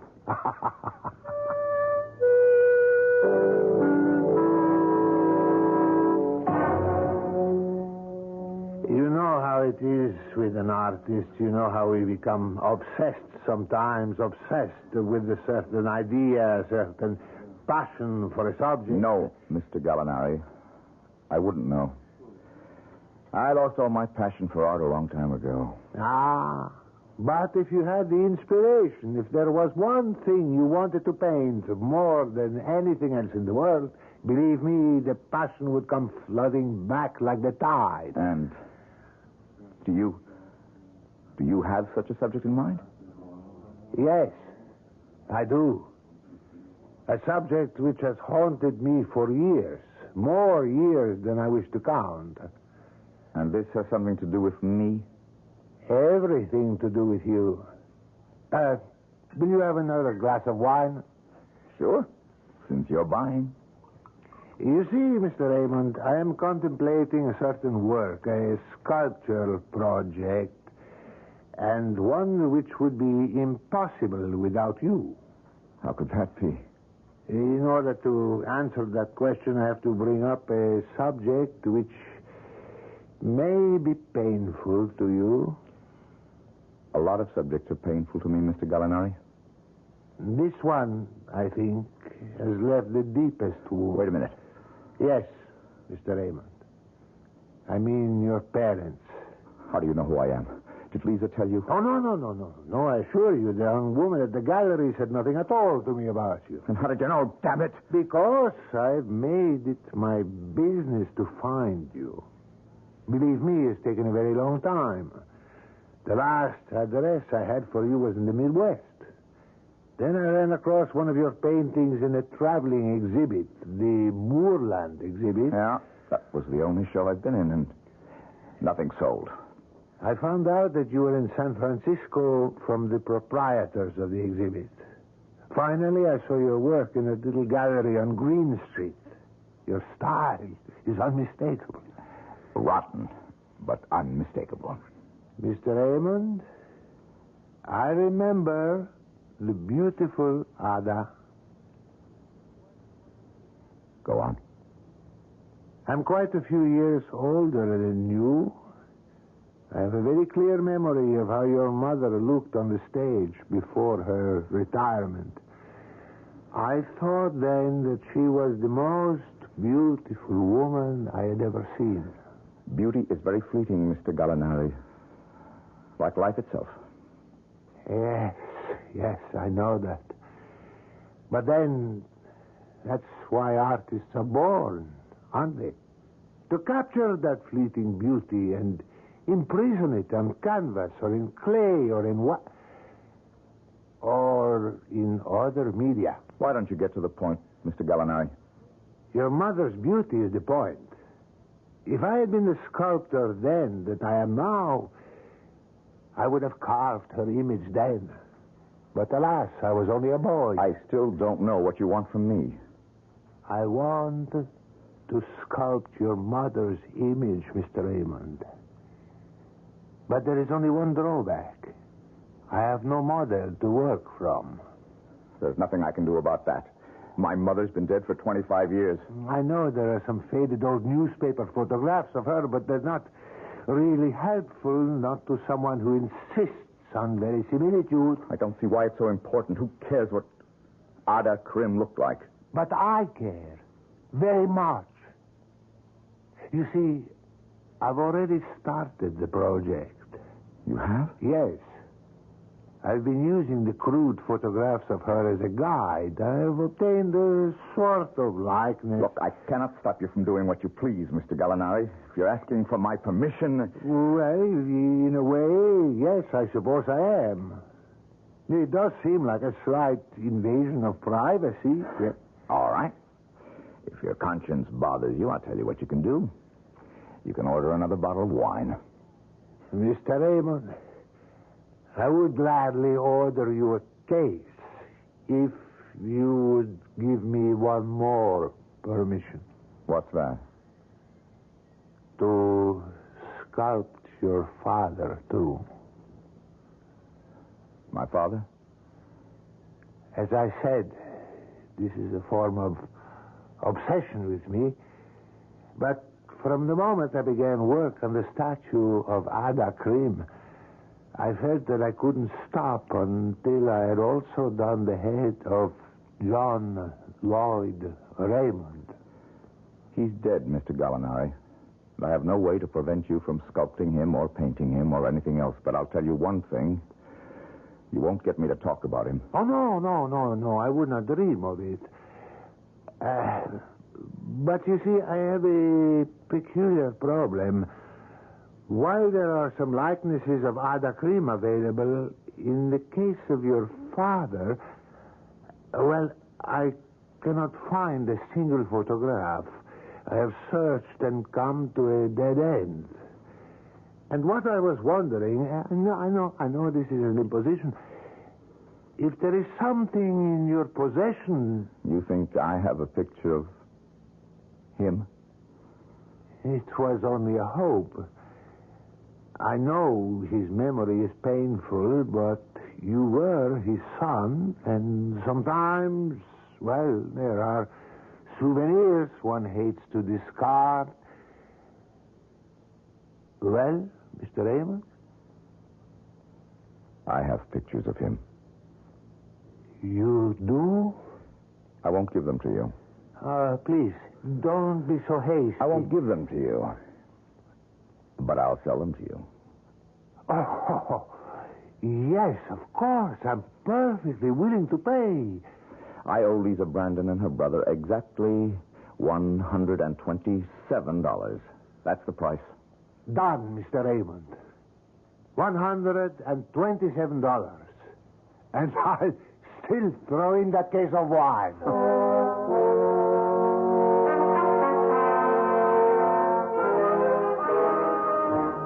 Vincent told me about Mr. Gallinari's visit when he paid me back the money that we'd loaned him.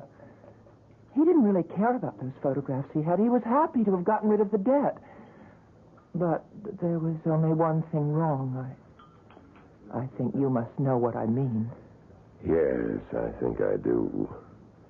Raphael Gallinari didn't tell Vincent Raymond the whole truth. No, he didn't tell him the truth. He didn't tell him what kind of a sculptor he was, or what use he would make of his work after it was completed. Yeah.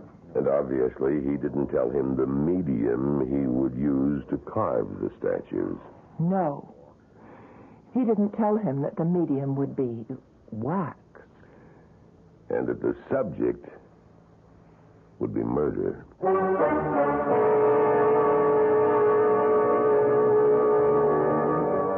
And what happened when Vincent Raymond learned of the duplicity of Raphael Gallinari? Or was it really duplicity? Gallinari said he was a sculptor.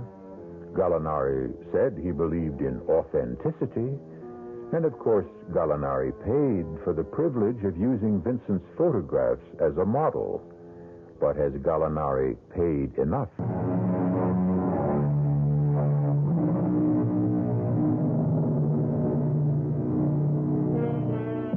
And now, here's Act 3 of the Murder Museum. For Vincent Raymond, all nights are the same. A dark passage into yesterday. A grim return trip to the past.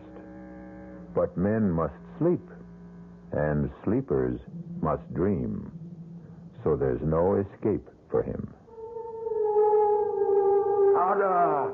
John, please believe me. Ada! He means nothing to me, I swear it. And that's why he was in your bedroom, Ada? Please. Is that why? Please, think of our little boy. Ada! Look at Vincent. You're frightening him to death. Death. That's right, Ada. Death. That's what you deserve. Oh!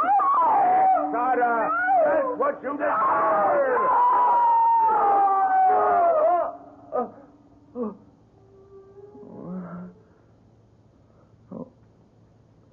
Oh, dear God. When will it stop? When will that dream stop? Who is it? It's me, Vincent. It's Lisa. Lisa? Oh, wait a minute. Hey, what is it? What are you doing here so early? I just couldn't wait. I've got wonderful news for you, Vincent. What about? Your painting, the large one in the window, it's been sold. Sold? You're joking. Who would buy it? Oh, please, let me come in. All right. Just let me get a robe on. It happened. First thing this morning, the gallery wasn't open more than 10 minutes, and this man walked in wearing a Homburg, Vincent. I didn't think people wore Homburgs anymore. He did. Well, who was he? What was his name? Well, he gave me a card. Oh, wait a minute. It's right here. I've got it in my purse. It wasn't someone named Gallinari, was it? What? Raphael Gallinari calls himself a sculptor? No. No, it wasn't him. It's, wait, his name is, here it is, Charles Mulholland. Does that mean anything? Mulholland? That's Mulholland Gallery in Chicago. High priced. Oh, no, I doubt if there's any connection. Well, anyway, he bought it, Vincent, without any quibble about the price, and in fact, he was surprised that it was so low. Miracles never cease, do they? Oh, Vincent, if he really is somebody, then maybe your work will start to be recognized. Oh, forget it, Lisa. There isn't any more work for me. Just waiting on tables. That's my art. And I'm getting better at it all the time. Well, anyway, here's your money. It's all in $50 bills. Wait now. That's the full $300. What about the gallery's commission? Oh, don't be technical, Vincent. You need the money more than we need the commission. No, sirree. You've got to accept 1/3 of it. All right. It wouldn't be fair otherwise. I knew you'd feel that way. I can't believe it. It's the first painting I've sold, Lisa. Do you realize that? I told you you had talent. That'll teach you to listen to me. You're right. I should always listen to you, Lisa. Oh, Listen, I've got an idea. Have you had breakfast yet? Well, I had coffee. Tell you what. I'm going to get dressed, and we'll go celebrate with champagne and eggs, Benedict. And then we're going out tonight. I'm going to buy you the fanciest dinner in San Francisco. Well, Vincent, you can't spend all the money in one day. Why not? It's probably the first and last money I'll ever make for my paintings. Let's put it to good use.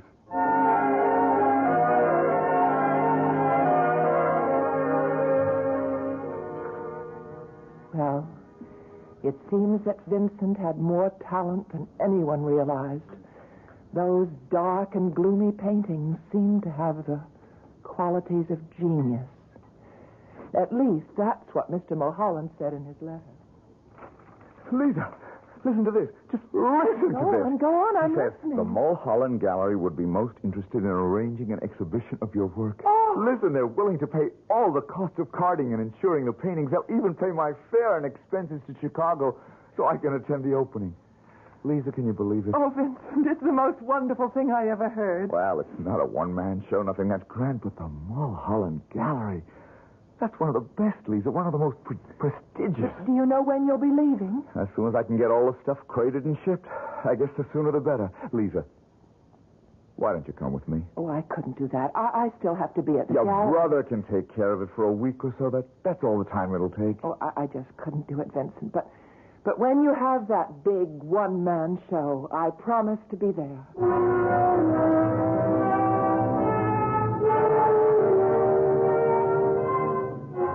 And that was when Vincent Raymond went to Chicago. Yes, that was his reason for going there. A very happy reason. Was the show a success? Oh, it was. The press reception to Vincent's work was very good, far better than the evaluation he received back home. I guess it's true what they say about a prophet being without honor in his own country. In this case, in his own state. There were 12 paintings in all the exhibit, and at least half of them were sold in the first week. And for the first time, Vincent was a happy man. He sent me just one letter, and it contained a very good piece of news. Perhaps even more important than the news of his artistic success. Dear Lisa, just a quick note to tell you that I'm well and spending money like a drunken sailor. I've bought 2 new suits. Yes, I said suits with matching pants and jacket, believe it or not. But more important, I'll tell you one other thing that seems to have happened to me. For the last 3 nights, I've slept without a dream. I think you must realize the importance of that, Lisa. 3 nights of dreamless sleep.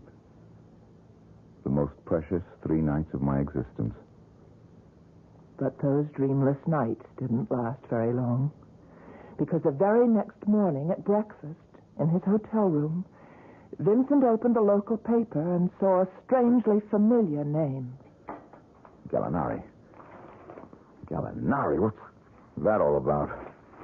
Announcing the opening of Gallinari's Murder Museum. Oh, no. That can't be the same man. The Murder Museum, world's most terrifying house of wax, vivid recreation, scenes of crime, passion, and horror never before witnessed. Oh, it can't be the same man. It can't be. Where's that phone number? Oh.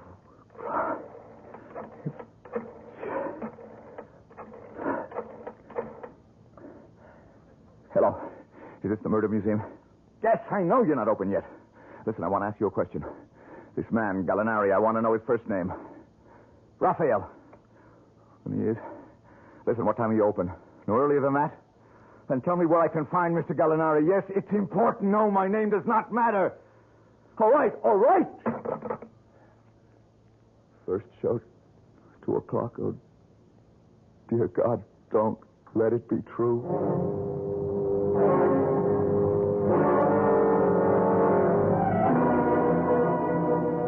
And here, ladies and gentlemen, you see the notorious mass murderer of Huntersville, Nebraska, who not only dispatched his victims with poison, but then mutilated their bodies in the dreadful fashion you see before you.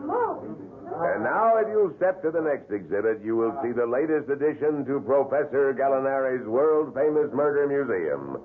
For the first time in any house of wax, the horrifying axe murder of one of the most glamorous women ever to appear upon the American stage. It's true.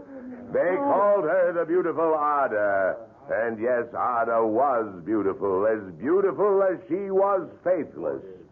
And one day, her wealthy manufacturer husband, John Lloyd Raymond, returned home from a business I've got to ask you something. Excuse me, sir, but I'm still not through with this. Where is he? Does he have an office at this museum? Well, now, please, look, sir, I've got to see him. Make him remove this abomination. Well, no, his office is in the rear. I don't know if he's... Out of my way! Now, just here. Come back here.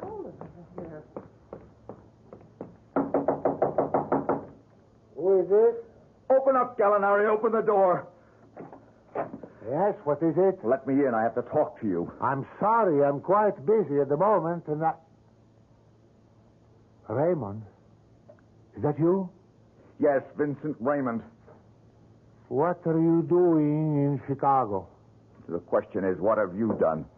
Now, be calm, young man. There is nothing to get so excited about. That's your art out there, Gallinari, out there.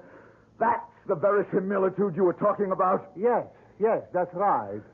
I tried to be faithful to the original. I'm not ashamed. You liar, you thief! Now, come. I've stolen nothing. I've imitated life, but stolen nothing.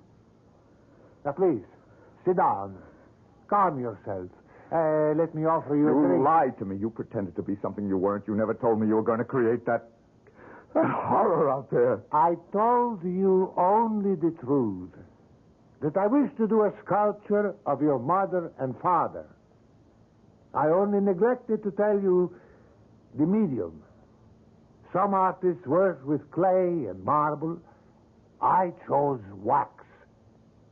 Is that so wrong? You know it's wrong. You made a public spectacle out of it. Now you're going to do something about it. You're going to get rid of that thing out there. I am afraid that's impossible. The exhibit took months to create. They all do. The investment in time and money. I'll sue you. I will make you destroy it. Ah, Mr. Raymond, don't make unnecessary problems for yourself. Murder is in the public domain. There has to be some way to make you tear it down, and I will. I swear it. I won't let that thing stand.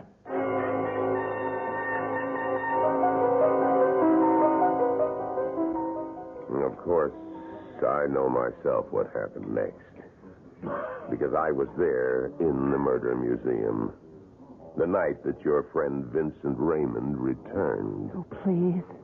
Can you tell me about it? I never did know the details. Well, from what I understand, he went to a lawyer the very next day to see if there was some legal means to get Gallinari to destroy the exhibit. He must have gotten some idea how difficult it would be to get an injunction against the museum, because that's when he decided that the only recourse was to destroy the sculpture itself. Yes, that would be like Vincent. And what he did was very simple. He came back to the museum for the last show of the day. But during the tour, he slipped away from the crowd and hid behind one of the curtains until everyone had gone. And then he walked up to the exhibit and stopped in front of it. Of course, the instrument he needed to destroy the exhibit was already there. The fire axe was real, like the clothes of the wax figures and the furnishings of the room. All he had to do was take the axe out of the hands of his father's statue, and that's what he did. Destroy. Destroy. Must be destroyed. I saw him standing there as still as the wax figures themselves. And I froze in the doorway, too, afraid to move. Because I saw his eyes. And I was afraid to become a victim, too. And then I heard him sobbing. You shouldn't have done it. You shouldn't have done it. I saw him turn the axe toward the figure of his father. But then a strange thing happened. He began to shake from head to foot. He seemed unable to bring the axe down on the figure of John Lloyd Wayne. No! No, it wasn't your fault. It was hers. Hers! And suddenly he turned around and brought the axe down on the wax figure of his mother. You're the one who did it. You did it. That was when Professor Gallinari himself came out of his office. Stop it! Stop it! Raymond dropped the axe. The destruction of the wax figure complete. But Gallinari was infuriated and threw his arms around his throat. Raymond struggled with him. They fell in a heap to the floor. Stop it. Don't say any more, please. I'm sorry. I just can't bear to hear any more. Does that mean that you don't want to see the Raymond exhibit now?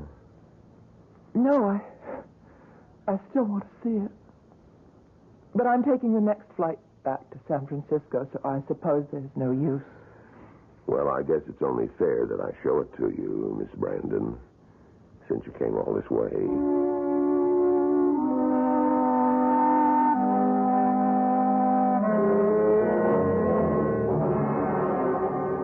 We keep the curtain closed whenever we're fixing up an exhibit or preparing to show something new. This is really very kind of you. Oh, that's all right. I just hope that you don't find the exhibit too depressing. Is it a very good likeness? Yes, I think it's very good. But judge for yourself. As you can see, the figures are all ready, but the furnishings need some work still. Well, what do you think? It's horrible. Horrible. Oh, I'm sorry. I know I shouldn't say that. I did ask you to show it to me. Yes, I was afraid you'd feel that way, miss. Because the likeness is really very good. It was Gallinari's brother who did the statue of the professor. Naturally, he'd get that right. But that's Vincent, too. Yes. Just like him. It's a very good likeness of Vincent Raymond.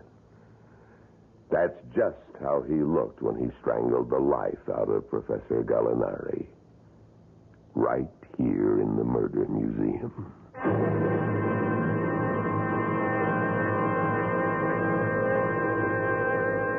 If you are contemplating a visit to a wax museum, we pass on this advice to you. 1, don't go during a heat wave.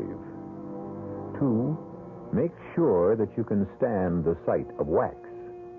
And 3, be certain you don't have any murderous ancestors who just might show up in one of the exhibits.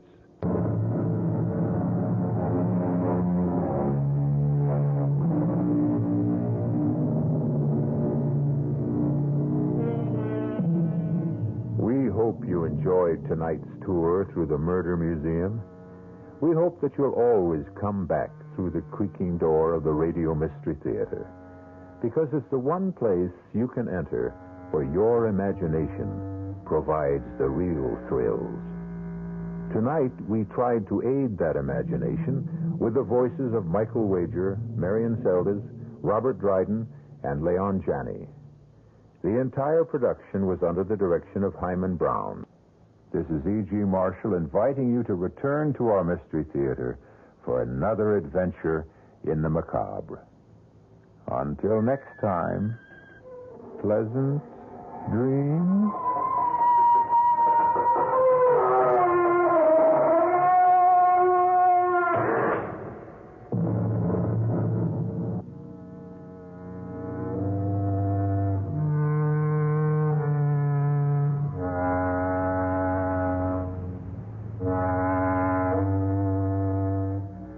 The preceding Mystery Theater program was furnished by the CBS Radio Network.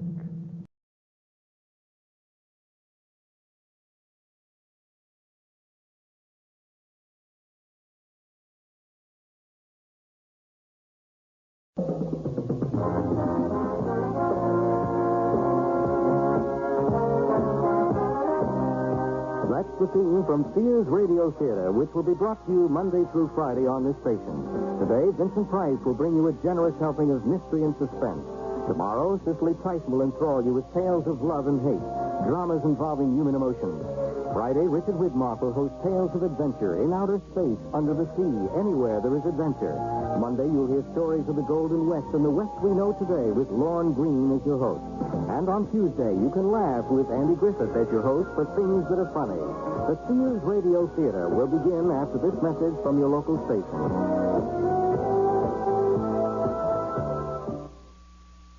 This is Vincent Price. The quiet suburban town of Farrington is a typical bedroom community. It exhibits all the trappings of a settled small town, tree-lined streets, solid brick homes, even an authentic 19th century town square. Bikes, station wagons, and manicured lawns give it the air of affluence and normalcy. One house, a single-story ranch-style home, would appear to be the perfect example of the serenity of this neighborhood. Husband standing just outside the partly open front door, wife within the house saying her last goodbyes. But if we look closer, the woman seems frightened, the man in a fury, and the door is held in place by a chain. Please, Frank, don't make another scene. I just want to come in and talk this out. Unfasten the chain, please. No. It's that damn lawyer. He turned you against me. I'm not going to rehash our marital problems at the front door. Let me in. No, I can't trust you. Not after the last time. I promise not to start anything. Call me tonight. It's better that way. So you can record the conversation? Don't get paranoid. Just talk with me for 5 minutes. I can't. I'm late getting to the bank as it is. I said I want in. Listen, it's still my house. Stop it. You'll upset the children again. Dad, Carrie! Oh. It's Daddy, help me! Mommy won't let me see. She won't let me come home. Stop it. Now stop it. Don't drag them into our mess. All I want to do is sit in my own living room and reason with you instead of some attorney's office. Is that asking too much? We've been talking for months. Nothing's changed. I'll never give you a divorce. I mean it. I haven't asked for one. Now give me time to think. I won't let you go. I know you want to marry Brock.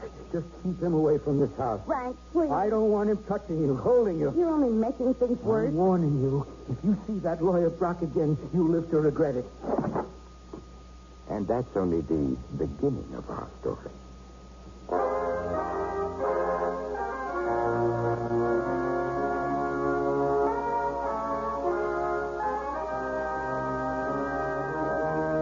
Here's Radio Mystery and Suspense.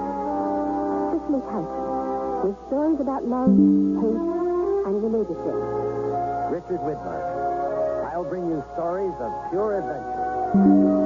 5 nights of exceptional entertainment every week. Brought to you in Elliott Lewis' production of the Sears Radio Theater.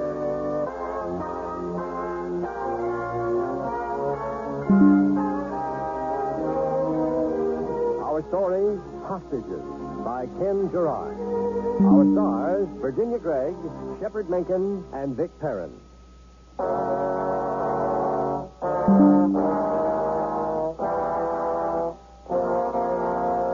In spite of her husband's threat, Carol Manson called her attorney, Ted Brock, the moment she arrived at the bank. She was terrified. She needed advice. Ted Brock told her he would come to her office immediately. How are you this morning, Mr. Enright? Never better, Mr. Brock. Oh, you can smell spring in the air. So go right in, please. Mrs. Matson's expecting you in her office. Thanks. I know the way. I've been here enough.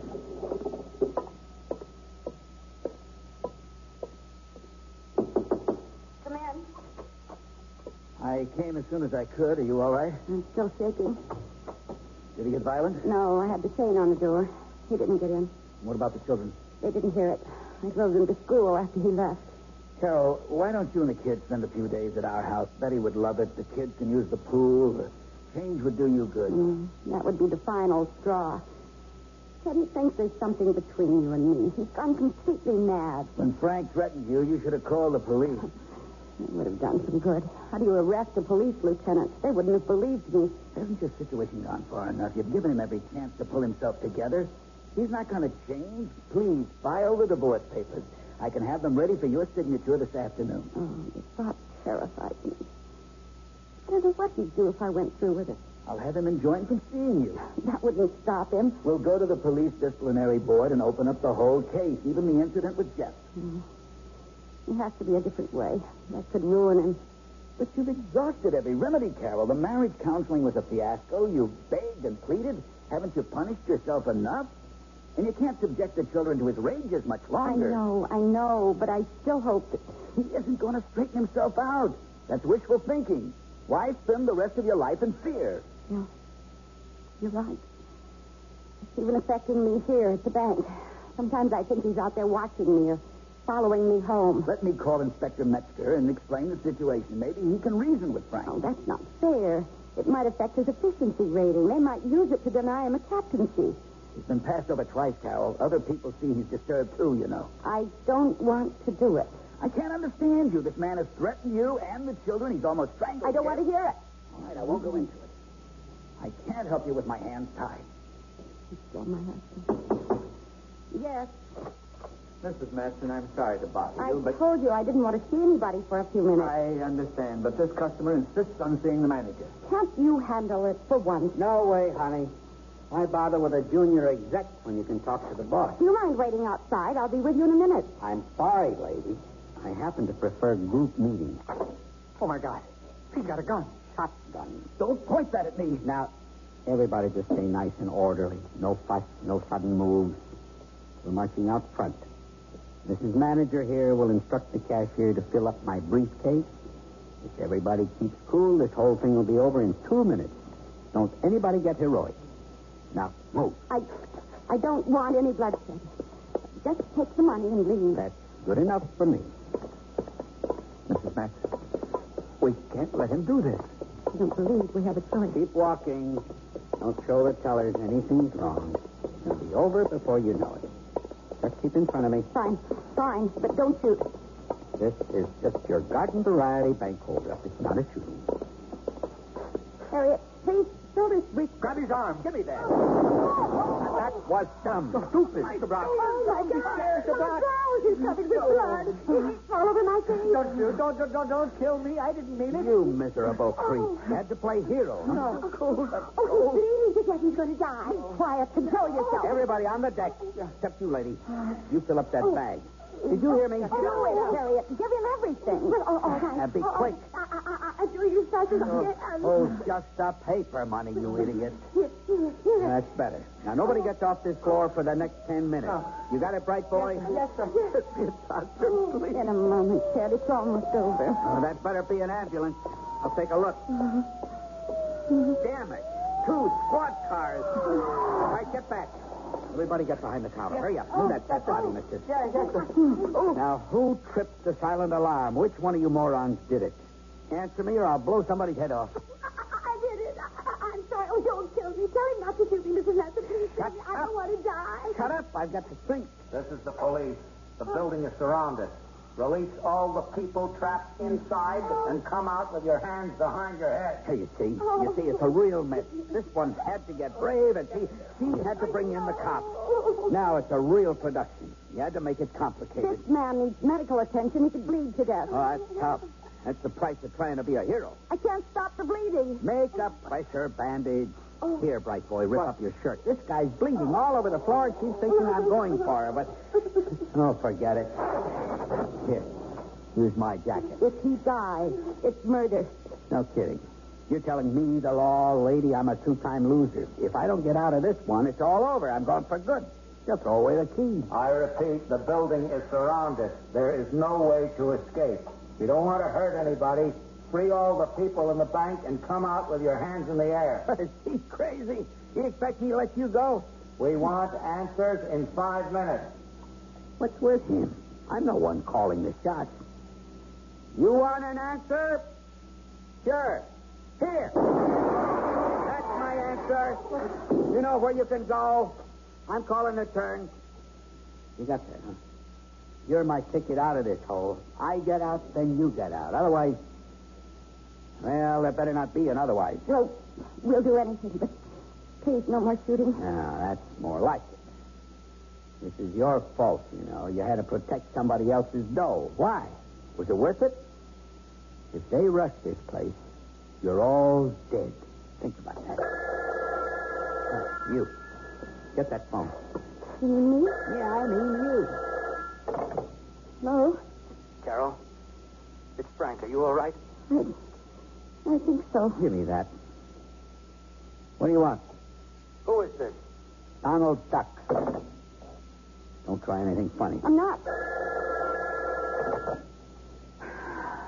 Okay. Talk. Is this Enright? Sorry, he's with a customer. Call tomorrow. You're a real comedian. Hey, check with me some other time. I got a couple of problems right now. Yeah, I know. I'm watching the whole thing. This ain't a spectator sport. And keep out of this, huh? You know, you're in a whole lot of trouble. Armed robbery, bad news, you know. Are you, the man? Yeah, I'm the one in charge. Come on, buddy, give it up. Don't make it tougher on yourself. There's no way out. Let the civilians go. Come out, huh? Don't make it any lousier than it is. Are you nuts? I got all the aces. The manager, a couple of flunkies, and some would-be hero. I'm calling the tunes, not you. Okay, I got the message. Anybody hurt so far? Yeah, Captain Heroic got it in the shoulder. Is that all? At least for now. Come on, cooler. Take your finger off the trigger. I want to cooperate with you. We'll try it your way. Oh, you're going to let me go scot-free, huh? Why don't you let the wounded guy out? No way. The hero stays put. What's his name? Hey, what's your name? He's out cold. Anybody know this joker? Everybody's shaking their heads, including the manager, lady. Hey, let me talk to the manager. How about it? Forget it. This is a one-man show. I make all the decisions. Now, don't get bent out of shape. I just want to make sure the women are all right. Okay. But any tricks and they buy it. Here, talk to the cop. Tell him everything's under control. Hello? Is he listening on another line? No. All right, play along. Don't jeopardize yourself, okay? How many guns is he carrying? The other 2 employees are fine. Two. You're sure? Oh, positively. Pistols? Well, just play pigeons. Shotgun. No, it's just a combination of things. I got it. Pistol and shotgun. Yes, that's right, Lieutenant. Everything's fine. Don't worry, we're being treated well. Good girl. I'm going to get you out of there, Carol. Trust me. Keep the others calm. I know what to do. Carol, I love you. Give me the phone. You satisfied? Hey, no sweat. Take it easy. Don't con me, huh? Listen, I forgot to get your name. No names. I don't want you running a make on me. All right, have it your way.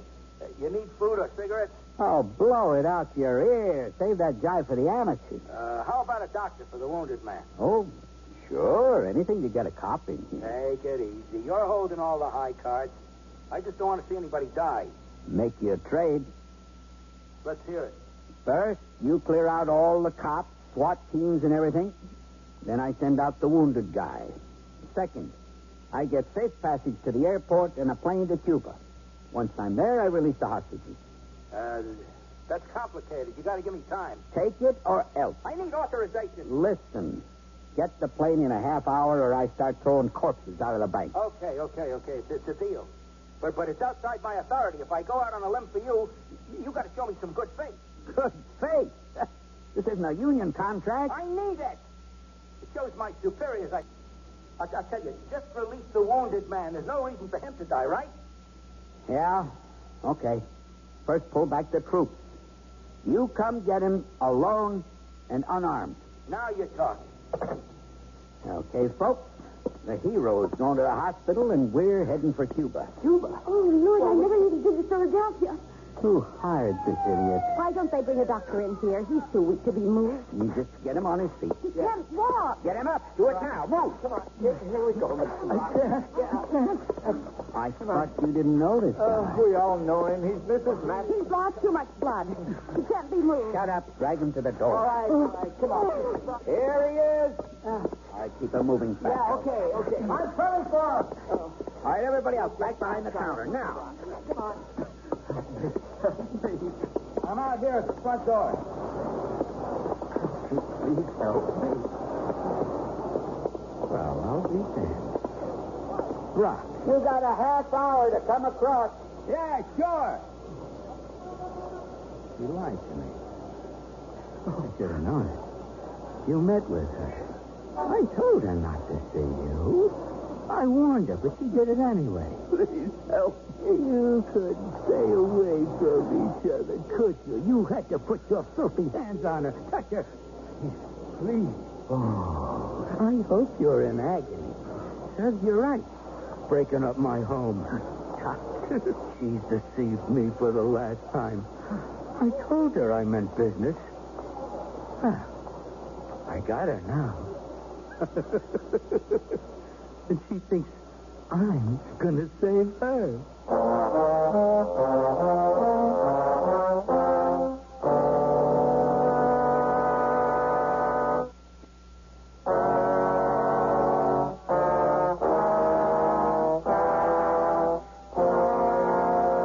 Across the street from the beleaguered bank in the town of Farrington, Ted Brock's body is placed in a waiting ambulance. Lieutenant Frank Maxson, bullhorn in hand, is briskly supervising all the activity out in the street.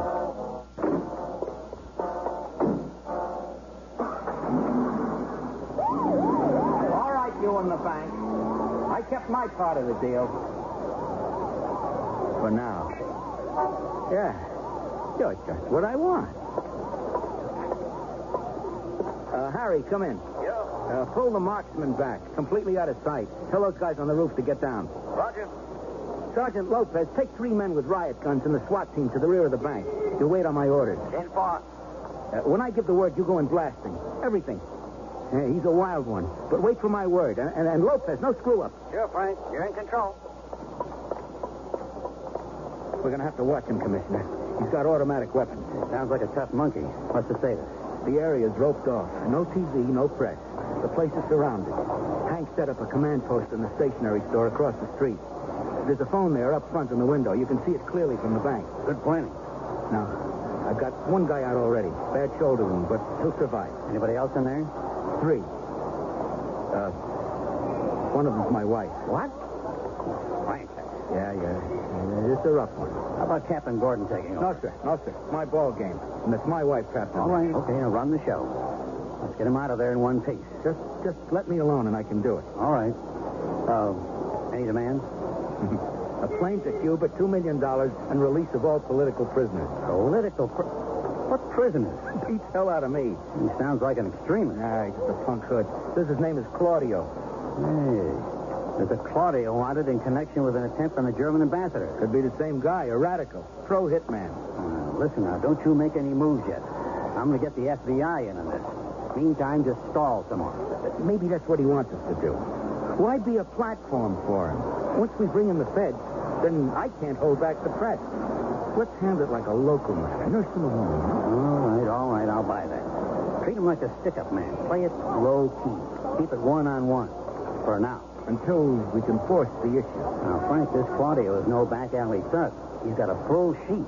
Arson, political assassination, murder, and rape. Now, don't take any chances. In my situation?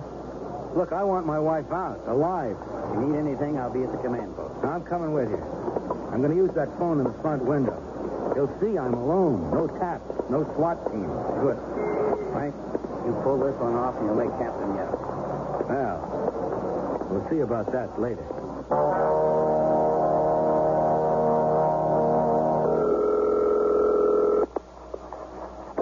Yeah? Hey, everything's cool. I just got the word on your plane. Slow it down. Good. Now, no fancy stuff. Oh, I know. Or everybody gets hurt. Right. Hey, did that guy make it? Oh, sure. The paramedic stopped up his wound. Be good as new in a couple of weeks. You did a smart thing, buddy. I won't forget it. Sure. You'll be a character witness. Let me speak to the manager again, will you? She's good stuff. You got something going with her? Manager lady, Dick Tracy wants to talk to you. Lady, get on the horn. Hello. Carol, Ted Brock died. Bled to death in the ambulance. Oh, no. Oh, Ted. Oh, my Ted. He was just trying to help. It isn't fair. What the hell is going on? My fault. Well, Miss Masson, what happened? What did you do? I didn't do anything. I killed him. I killed him because of me. He's dead. Who's dead? Dead. I killed No. He murdered him. He shot him. Killer. I knew it. We're all going to die. Everybody shut up. What is going on? Did that cop tell you something? Yes.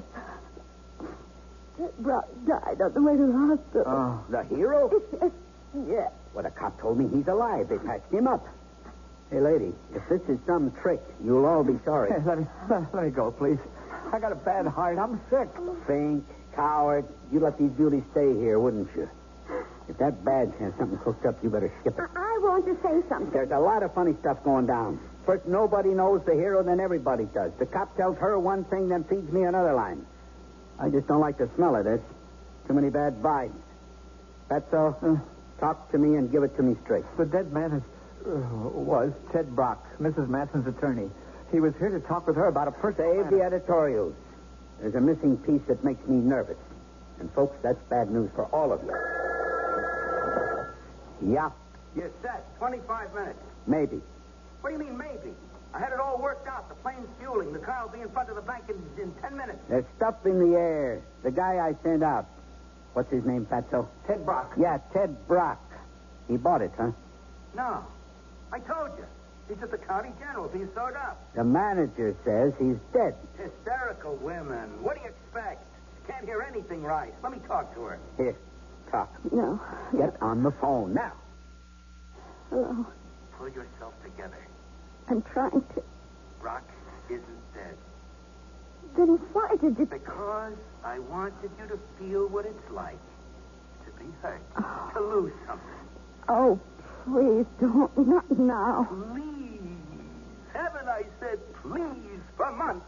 Please, let's be a family. Please, may I see my children. Please don't see a lawyer. Please let me come home. My home. I've been saying please until I choke on it.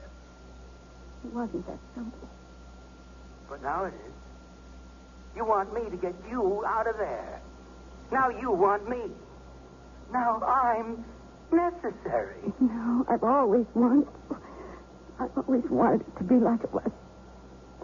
Like 3 years ago. Lawyer? No, Frank, it's true. Behind my back. You defied me for the last time, Carol. Understand? The last time. I just can't let this pass.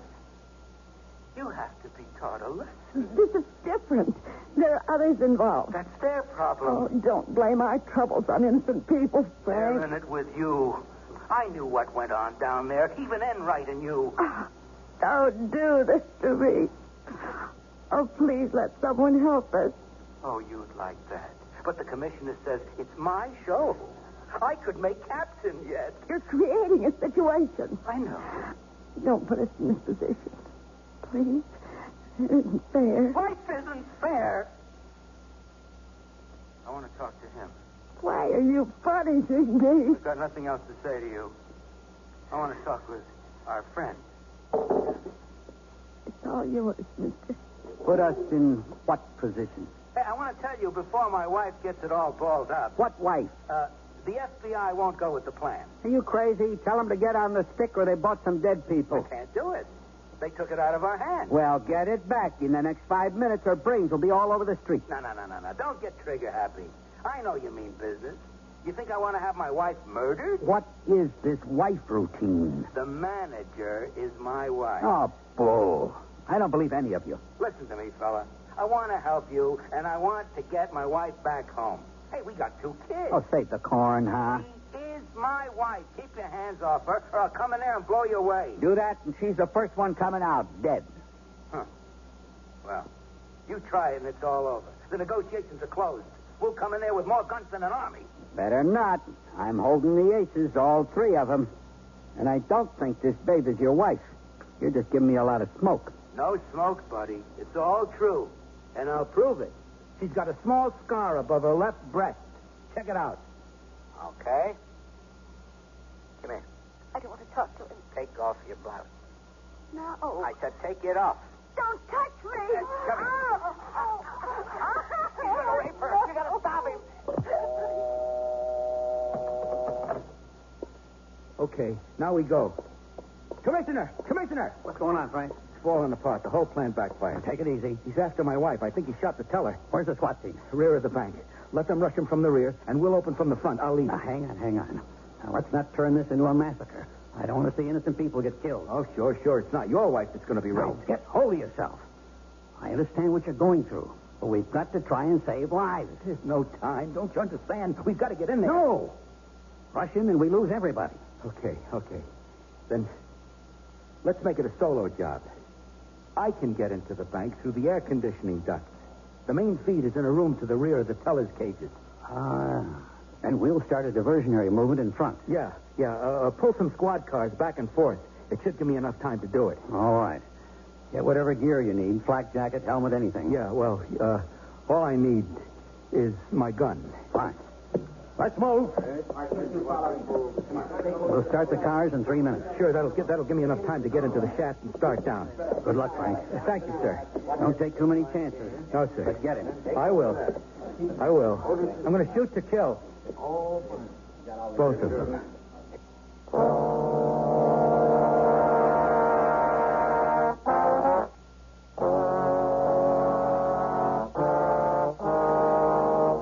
Vincent Price again. And here's the concluding act of Hostages. Are you satisfied? Did you see what the scar looked like? It's pretty, isn't it? I'm sorry, lady, but, well, I had to make sure. Did my husband tell you how he got that beautiful scar? No, of course not. Because he did it. In one of his rages, he attacked me with a steak knife. I didn't mean to hurt you. Nobody means to hurt There's me. too much stuff going down, too many stories. I don't trust anybody. Who wants you to? Close that face, fat boy. Thug. Oh, George, don't make it any worse. Yeah, why die angry? Don't you see what's happening? My husband's using you. You're being set up. He's creating situations.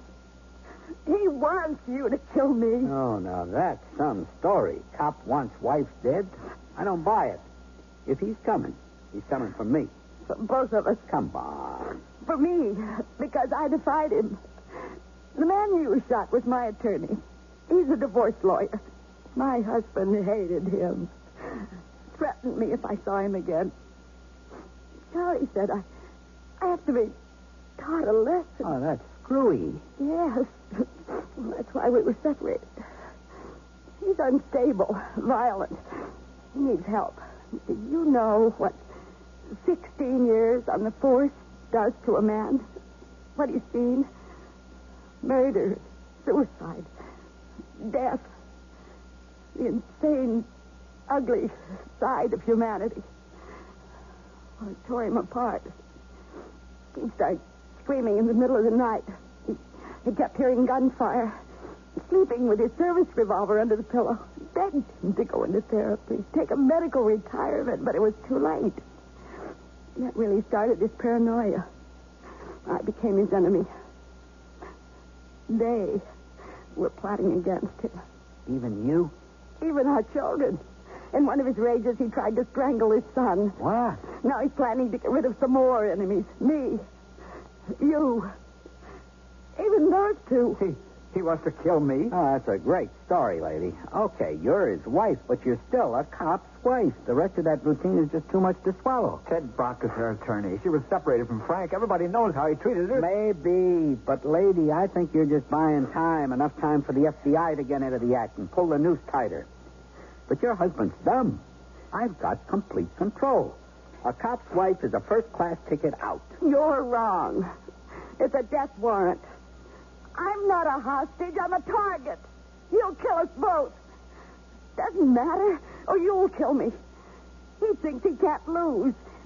If you don't give up, I'm dead. We're all dead. You expect me to fall for that? Give up? Just march out there and say sorry? Hey, if I don't get out of this, I'm gone for good. Armed robbery, assault, kidnapping. Well, even without a prior record, I'm away forever. So drop the routine. I don't believe you. Okay, Fatso, up.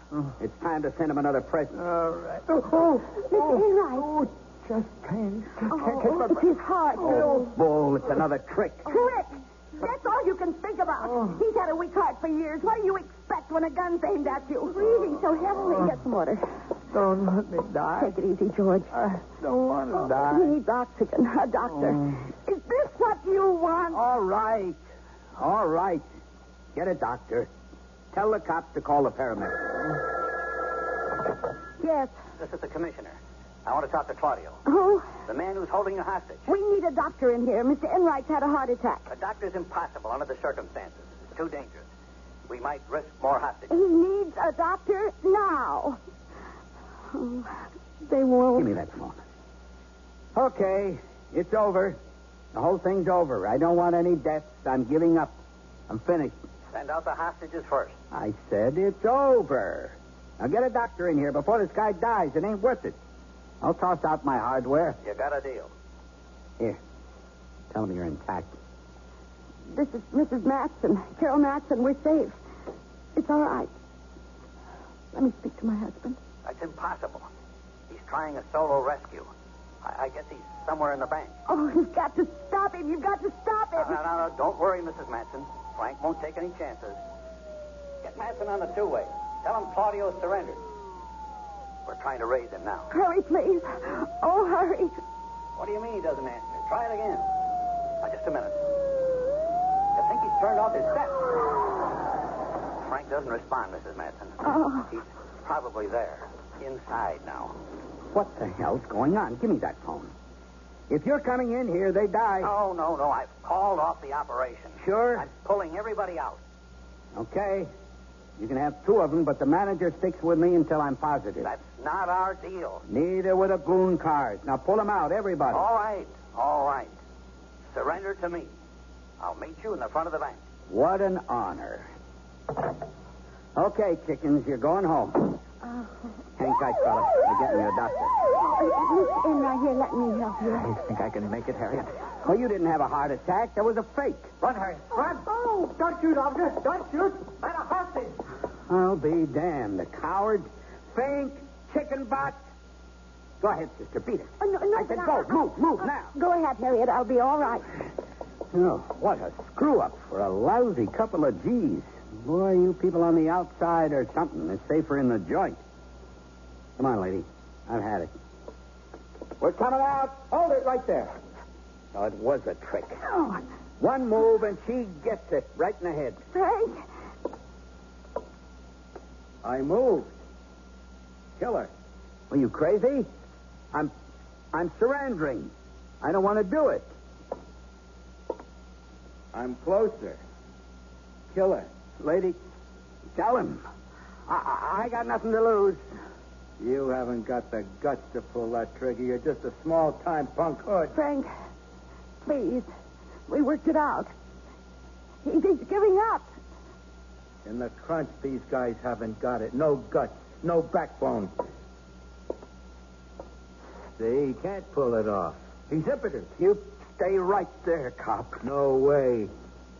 Carol, I've got this aimed right at you. No one will ever know. No. Take it easy, Mrs. Matson. No. Real easy. It's all over. If we had just been a second quicker. What? Frank's dead. The robber killed him. I'm sorry. Fortunately, our marksman shot Claudio. He's dead, too. You were next. It's wrong.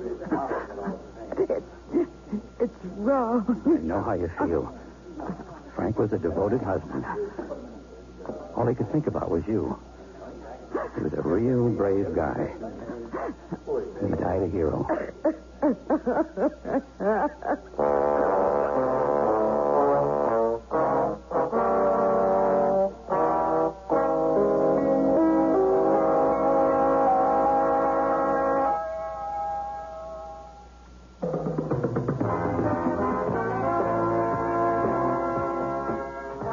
You've been listening to Sears Radio Theater, brought to you 5 nights a week by Sears Roebuck and Company. Sears, where America shops. Hostages was written by Ken Gerard, produced and directed by Fletcher Marshall. Your host was Vincent Price. Our stars were Virginia Gregg, Shepard Menken, and Vic Perrin. Also heard were Sarah Selby, Norman Alden, Tyler McVeigh, and Olin Soule. The music for Sears Radio Theater was composed and conducted by Nelson Riddle. Art Gilmore speaking. The Elliott Lewis production of Sears Radio Theater is a presentation of CBI.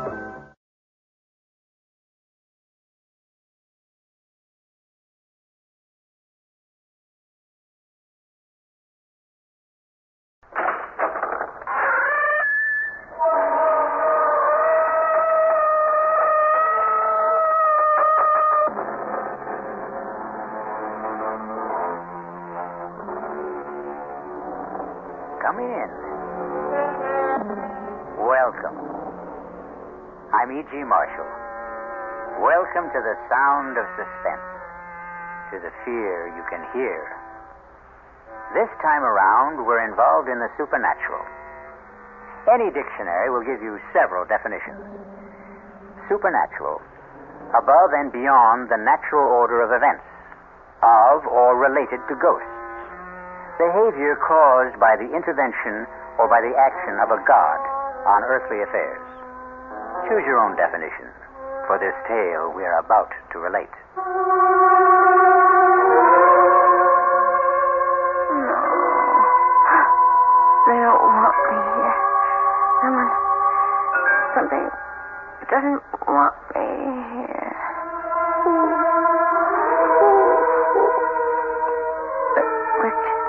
Not Richard.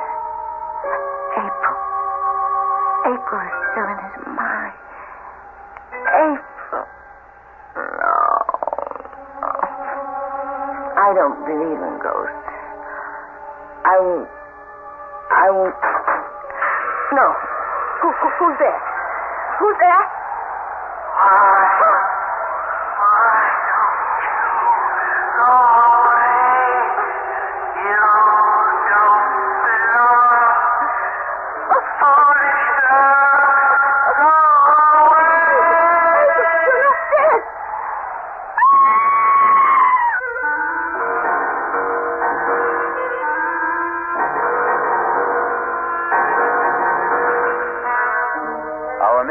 drama, Here Goes the Bride, was written especially for the Mystery Theater by Ian Martin and stars Ruby Dee and Michael Wager.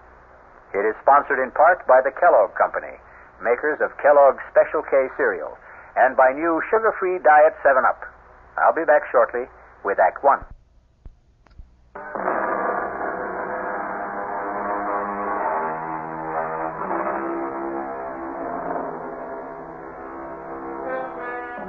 The supernatural doesn't always have to presuppose something totally beyond this earth.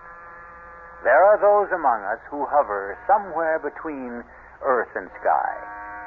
The stars who light up our theater marquees or movie screens.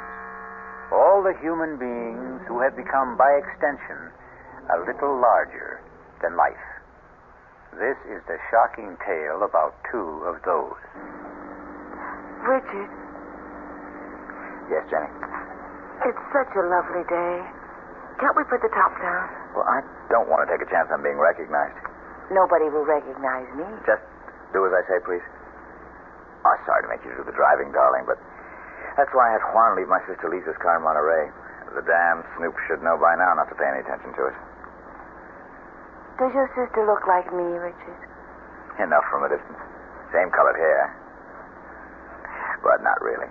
He's attractive enough, I suppose.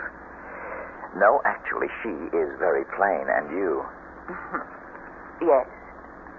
You're the most beautiful woman I've ever known. And I thought you only married me for my money. Look, don't say that. But, darling, I was only joking. Did you really mean what you said about me? Every word. But she was so beautiful. How could you... April was April. She isn't in my world or anyone else's anymore. She's dead. I'm sorry, darling. I shouldn't have brought her up. Oh, we're here already. So, I'm about to see Richard Morgan's Folly at last. Don't let the wall spoil it for you. Ooh, it's like a fortress, barbed wire, broken glass. And the gate looks as though you borrowed it from the Bastille. Does it all have to be so high? The price of privacy. What little we could ever get. The fans considered April and myself public property. But we could forget that once we're inside. From there, looking out, you can't even see the walls. Open the gate. I don't think I could even budget it if I knew how. Not manually. You see the little box on the visor? It's an electric gizmo. Just press the button on it. It's a magic castle. Enter, Your Majesty, and long live the Queen.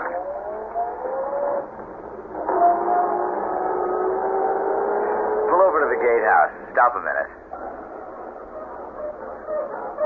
Well, what are those, the hounds of the Baskerville? They are our guardian angels. They patrol the grounds at night. Juan, amigo. ¿Qué pasa con los perros? They know you are back in casa, mi patron. They will not be tranquil till they see you for themselves. Bienvenida en casa, Señor Morgan. Muchas gracias, viejo amigo.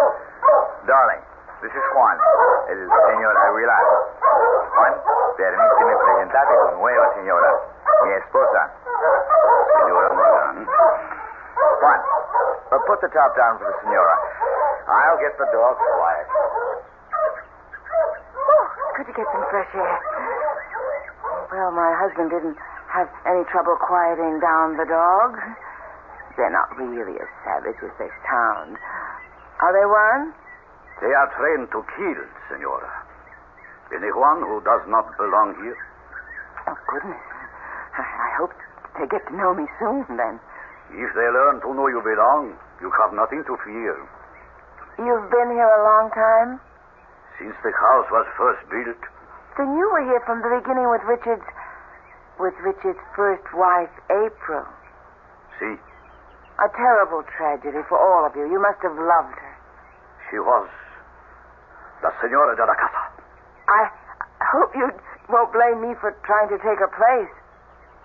There is no one to take her place.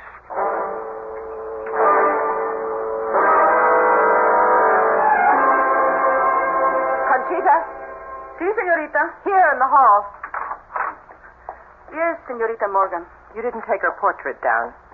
La Senora? April? That is her place. I don't think my brother is going to agree with you. He is bringing home a new bride, you know. I know.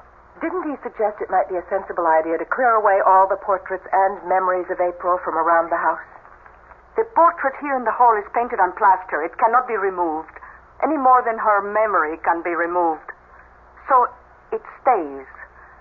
This is her place. No one can take it. A fresco. Funny, I never realized that. Because it's framed, I suppose. It was El Patron's idea for the wedding present.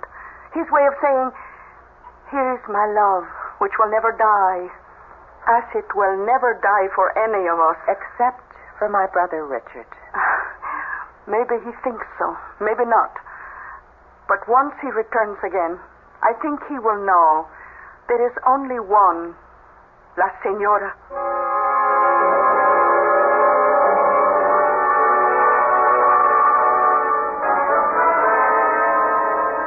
Now you're really going to see what Bon Repos is all about. I'm going to drive slow so you can drink it in. Look. Oh, it's breathtaking. That's Bon Repos. Not only the house, but the cliffs. And that wild leap off into the Pacific and all the way to the horizon. Oh, I love it. I hope you'll be able to. But I do already. Except... Except what? Well, the rest of it is all so vast that suddenly the house seems small. Now, the closer we get, I realize how huge it is. Well, it's rambling. Started from small beginnings and then just kept on growing. Looking at that main house, it wasn't all that small. Well, for its day it was. Big families then.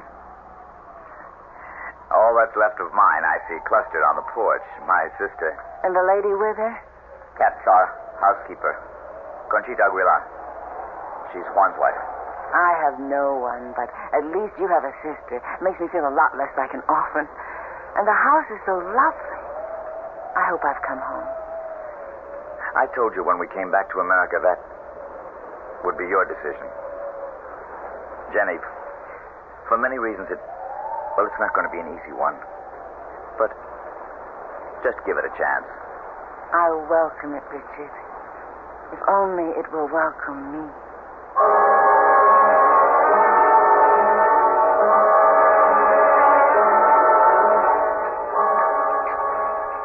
We flew straight from Japan to San Francisco. Then drove down to Monterey to pick up the car. Oh, it's so good to see you. Your bride is lovely. But you could have let us know about the wedding. Lisa, I wanted to keep it private, so we just sneaked off. More coffee, Jenny? Richard? No, I think I'll have some brandy. How about you girls? Not for me. I pass. Oh, it's a magnificent night. There's going to be a full moon. Damn dogs are all stirred up again. Jenny? Yes, Richard? Want to walk down with me and start making friends with them? Well, I'm a little tired tonight. I bet I'd make a better dog pal by daylight. Well, why don't you go ahead while I go up and get ready for bed? Well, you're the one they're calling for anyway. I've missed them. And it's nice to have been missed. Would you mind? I won't be over a half hour. I'll be waiting for you when you get back. I'll close the French windows. Don't forget to lock them, Lisa. No, leave them open. The breeze is wonderful. I'll see they get closed, Richie. I've been taking care of that for the last year. Take care of my bride, too, Lisa. Good night to you, Lisa. I'll see you later, Jenny. Well, a very sexy goodbye. Your brother is a very sexy man. Why hadn't you noticed? Well, why should I be the only woman in the Northern Hemisphere to have it escape me? Oh, Lisa. It's what makes my blood run cold sometimes.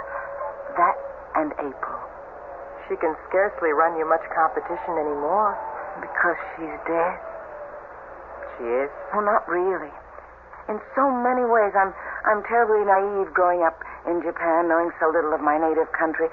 I was always aware that Richard Morgan was a star. After all, he was in Japan to make a movie. And I knew he'd been married for many years to April Sanders. It was only after I'd married Richard and come back to America that I began to realize I'd married into royalty. Not only that, but I'd rushed blindly into marrying the king without seeing that the queen is not dead. Oh, Jenny, don't be silly. The queen is very dead. Not in most people's memories. How did it happen, Lisa?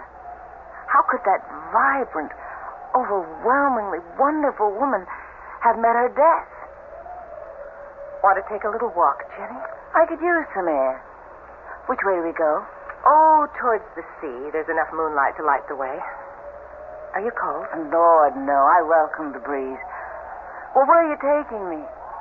To the end of the world. What? Well, where April ended hers.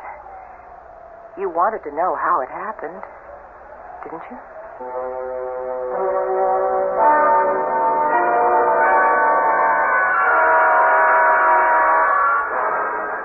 I think I've gone far enough, Lisa. Only a few steps.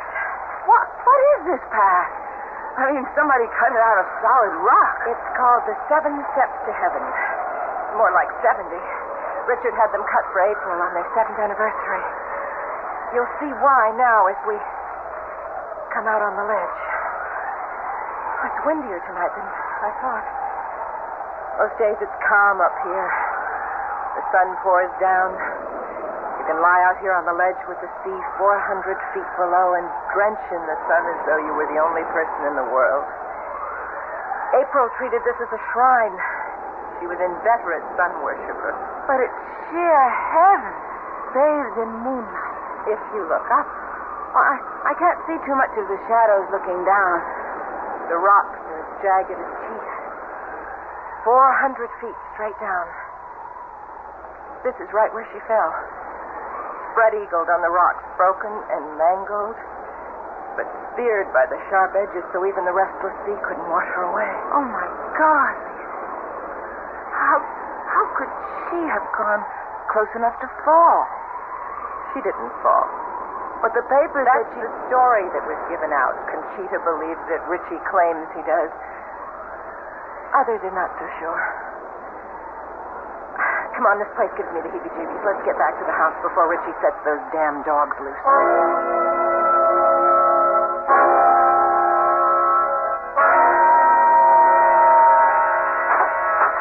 Oh, excuse me, I was just turning down the bed. Which I'm sure you're quite ready to roll into, Jenny. Good night, dear. Welcome home, such as it is. Good night, Lisa. See you whenever. Don't feel there's anything to get up for. Will there be anything else, madame? No, thanks, Conchita. Then I will say buenas noches, madame. Wait a minute. Si, madame? Madam is not a Spanish word. Why do you call me that? What would you have me call you? Well, since I am Richard's wife, shouldn't it be senora? In this house, there was only one senora. But she's dead. Jamás en el corazón. Never in the heart. For anyone who knew her. Buenas noches, madame.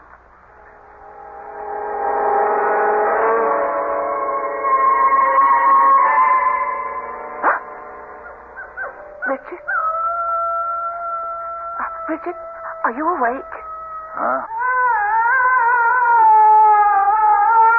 It's her. It's April. Oh, my God. Stay away. Stay away.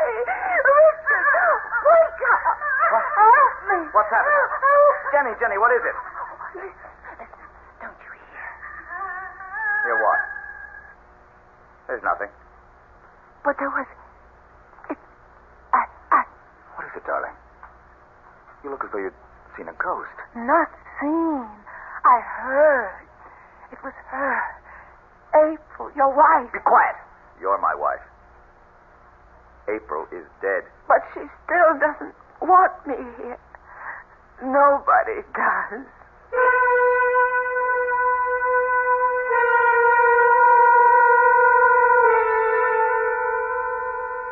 Not a very auspicious housewarming for poor Jenny at Bon Repos.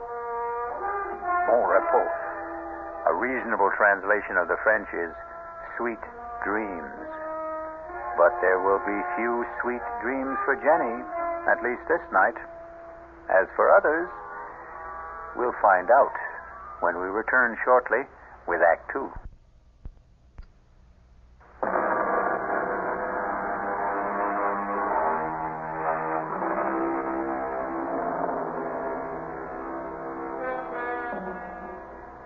the fresh light of a clear morning, with the wind stilled and the sunlight flooding all the dark corners, Bon Repos is a little more worthy of its name. But Richard Morgan is having a difficult time selling that to his still shaken bride. Let a little light in. You'll feel better, Jenny. No, Richard. I'm still not over last night. Who was it? Darling, it wasn't anybody. You still say you didn't hear it, that awful sobbing. It was nothing but the wind. Sometimes it sighs and moans all around the house, and you'd swear it was a human voice. But look. Not a whisper this morning. Even the ocean's like glass. Today you'll understand why I love this house so much. Richard, come here. Beside me on the bed. All right, darling. I know you love Bon Repos, but... But what? Richard, please, I don't want to live here. Why not? Darling, try to understand. I don't feel I belong here. I know Juan and Conchita seem to resent me. Have they said anything? No, not in so many words. It's just a feeling I get. I'm not wanted. That isn't true. Richard, don't you see? It's her house. It was her family's house to begin with. She's here still.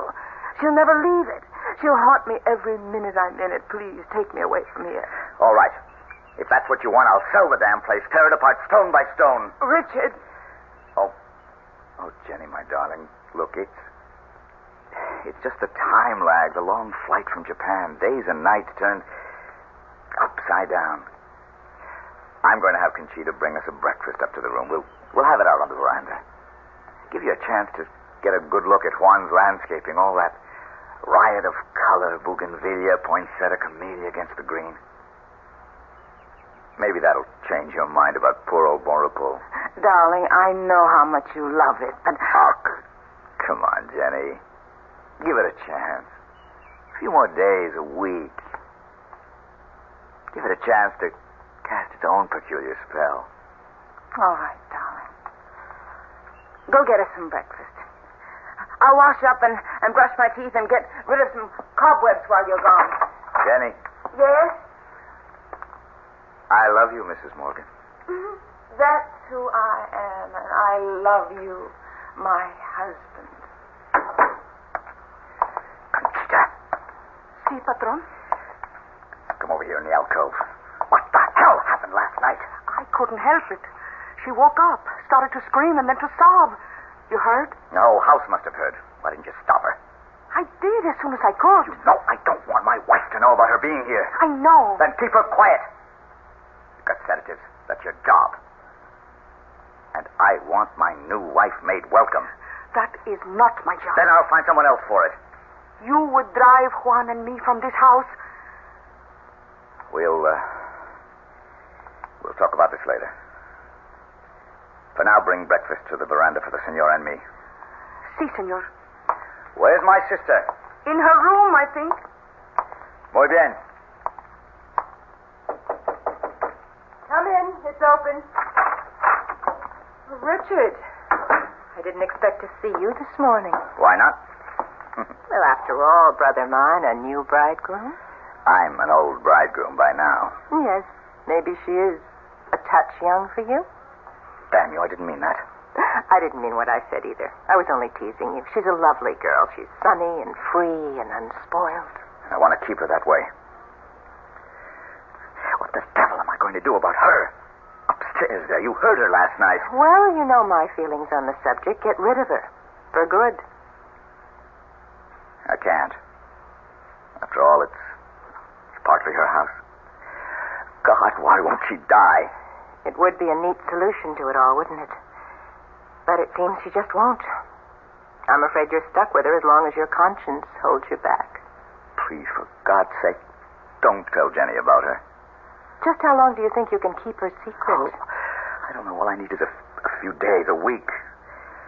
By then, one way or another, it won't matter.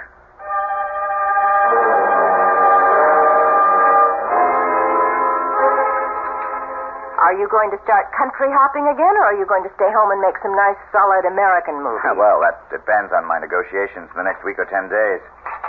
Jenny, you're not eating your steak. Want it on the fire a little more? No, thanks. I really ate too much of that wonderful salad. I don't think I could eat another thing. Conchita? Si, senor. I think you can clear the table. You want dessert, dear? I don't think so. Lisa, please forgive me, but I'm so full of sand, sea, air, and scouting the property that I'm really bushed. Would you excuse me? Of course, Jenny. Get a good sleep. I'll see you upstairs, darling. Shall I have Conchita bring us some coffee? Oh, no. I just want to sleep and make up for the last few days. You don't have to come up. Try and keep me away. Good night, Lisa. Night. See you tomorrow. I feel like such a party pooper. Please, forgive us. I'm bushed myself. Darling, you're positively weaving. Well, I feel a little high or low or something. Well, here, how about my arm for support? I'd love it. No good? No, fine. I was just... She was so lovely, Richard. Huh?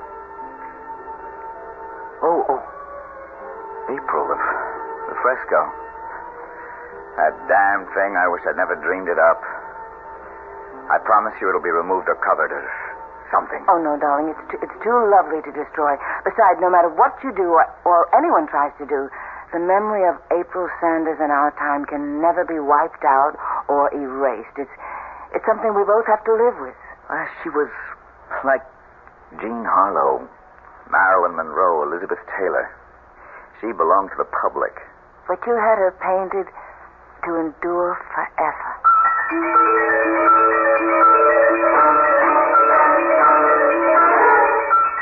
But are you sure the dog was poisoned? That's enough, you two. Silencio! What was all that arguing about? Nothing. Trouble with one of the dogs. Come on, Jenny. Let's have some morning coffee and juice and get back to normal. Well, what's the matter with the dog? Here's your juice. Oh, it's what I've been trying to steel myself to weed out. He's a maverick, or was. What do you mean? Well, some dogs take to training, some don't. This one, well, just never did. He's unpredictable, a natural-born scavenger. He picked up something from the garbage with a botulism, I guess. Anyway, he died this morning. But what could a dog... Now, look, don't take on about it. I'm going down to bring up some eggs and bacon. Why don't you set the table for us on the veranda? Of course, darling. The steak. I didn't eat. Is that what poisoned him?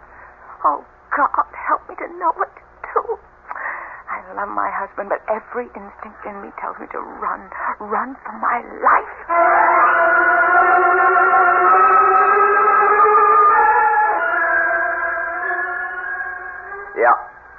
Yep, sure, JB. No, I don't like it, but if it's the only way, I'll be there. Yes, right away. No, I'll drive down. It's almost dark already, so I'm not taking much of a chance. What? Well, yes, thanks, yes. I'll stay with you overnight and come right back. You're going to Los Angeles? What? Oh, just overnight, darling. But take me with you. Oh, Jenny, I can't. This is all strictly business. And I stay here alone? Well, not alone. Lisa's with you. Oh, thank God for that. You have nothing to worry about. Of course I haven't. Go, do what you have to do, and come back to me safe. And you stay safe for me to come back to.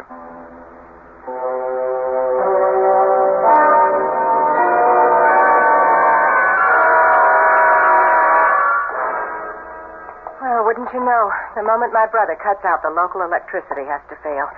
Here's your candle, Jenny. Want me to come in with you? No, I'm fine. Oh, there are plenty of others in the candelabra. They can burn all night. I won't need them. That good night drink we had has curdled my brain. No, me too. I don't know about you, but I'm sailing. Maybe there was something in Conchita's Horas Compolia, but I'm positively lightheaded. Well, whatever it was, thank God for small favors. I'll sleep sound tonight. If I can just find the bed. Whew, I'm really high as a kite. And no reason for it. Whatever it is, don't let Conchita see me like this. See me to bed, Lisa.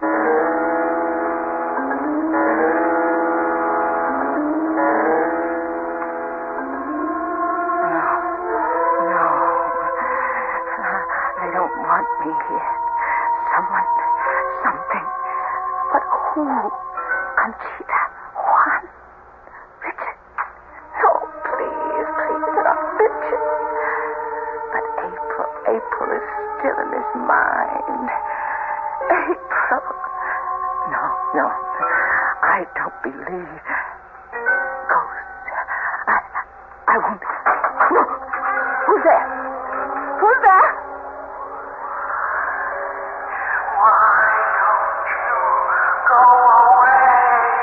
You don't belong here. Foolish girl, go away.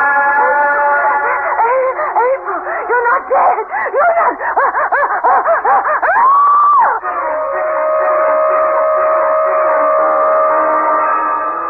Moving towards the bed was the dead woman, April Morgan. But what a travesty of that beautiful woman. A face gaunt and haggard, the eyes staring blankly from the desiccated skin.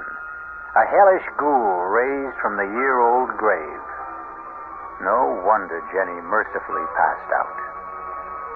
We'll return shortly with Act 3.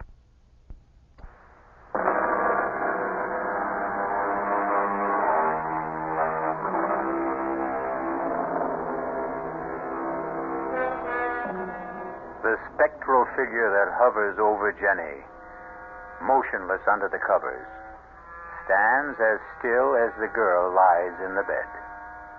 Is her presence as malign as Jenny deems it to be, or as benign as it seems to be? Hush, child. Hush. I mean you no harm. But you...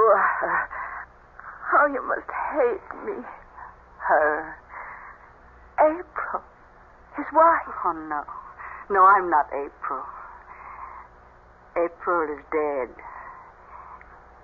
She died, you know. I thought I did. Then who? I'm her mother. April was my daughter. You live here? Yes. Up there. Then you're the one I heard the other night, sobbing. Was I? Perhaps I was. I'm very sad, you know. Because your daughter died. Because my daughter was killed. Killed? What did April have to die for? She had everything to live for. She'd never commit suicide. But it was an accident, wasn't it? Oh, April was as graceful as a fawn. She was a dancer, you know. She had an incredible sense of balance. She could never have lost it. Are you suggesting she was pushed? Why do you think I'm locked up there in my room on the 3rd floor with Conchita as my jailer? The housekeeper. Oh, Conchita is a practical nurse. And I am a prisoner, half the time under sedation, living in limbo, the shut-in to end all shut-ins. But why? To keep me from crying it to the skies. To keep the truth buried like me and my daughter. Except that I am on the 3rd floor and April is 6 feet deep. Oh, he was jealous of her. He couldn't stand the fact that she was the talent. She held it all together. She made the legends. And when the truth was coming out that he meant nothing, that she was the star, he had to drag her out of the skies, destroy her, kill her. Who? Your new husband, Richard Morgan. That's why I came to warn you. Get out while you can. Senora, come you all right? What is it he wants to take from you? Senora Morgan, open the door. I'm coming, Juan. What do you want? Are you rich? Yes. Are you coming, senora? Then run like the wind. He will kill you. Just as he did April.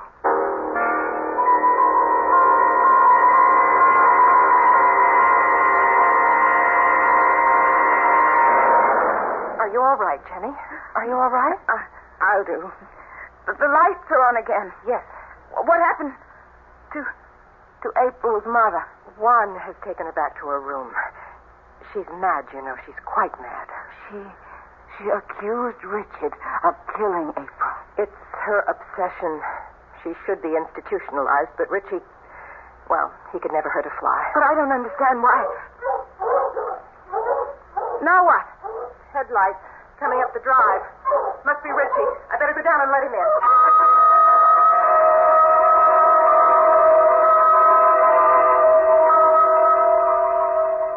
For God's sake, don't be terrified of me, Jenny. Well, I don't mean to be. I don't know what's the matter with me. No, look, April's mother must have shaken you. Well, why would you have kept it a secret? Look, I'm exhausted, and you're tired. Must we go through it tonight? I don't think we can go through any other night if we don't. Okay. It all has to do with living a legend. April was a star, a sex symbol developed by the studios. I was a stage actor with a gift of reasonable looks and an unusual voice. Separately, we had great success. But together, when we did get together, and particularly after our marriage, we became something not only wildly larger than life, but larger than even just plain stardom. Our own lives disappeared, replaced by a storybook romance that our careers had to conform to. Despite the fact that we had learned, not to hate each other, but that we had no love left. You didn't love April? Jenny, I couldn't stand her. She was selfish, avaricious, demanding, petty, an impossible woman. So you got rid of her?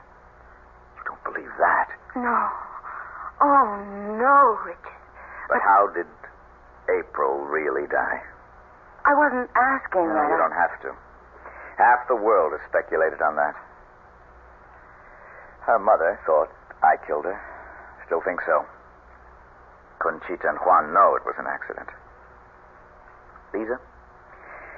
Lisa has her own theory. Something to do with April's star complex and the wild winds that sometimes blow across the headlands. And you? I think she committed suicide.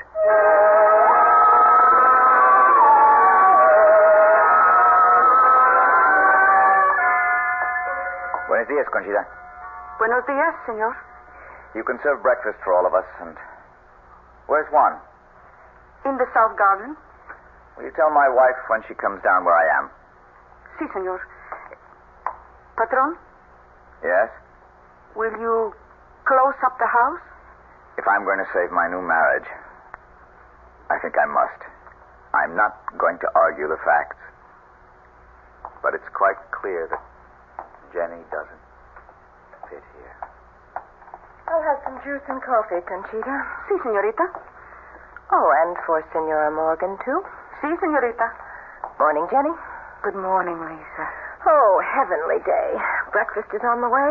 Where's Richard? Oh, off on the grounds somewhere. Want to go look for him?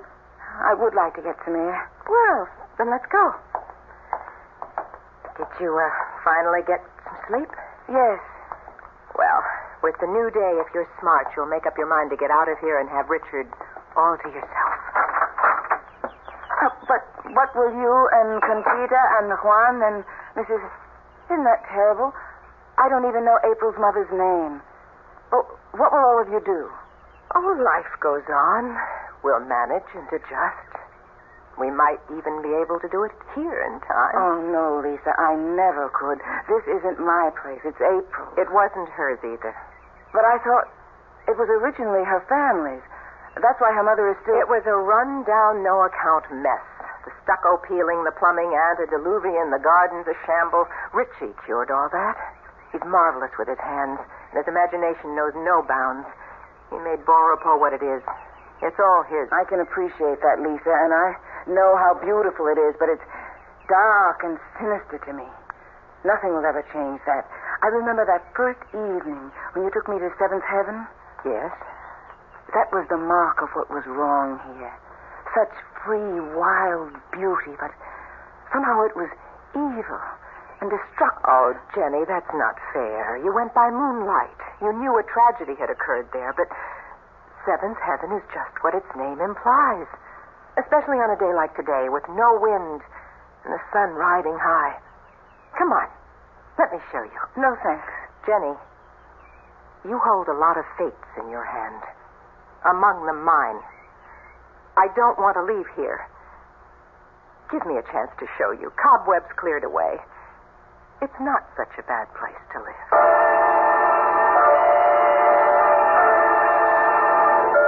Conchita? Si, senor. Where is the senorita? They went out in the garden towards the water. They? Your sister and your wife. Didn't they know breakfast was ready? I think, but the senorita Morgan seemed to want to take the senora to the water. I should not say this, but I had a sensation you should go quickly after them.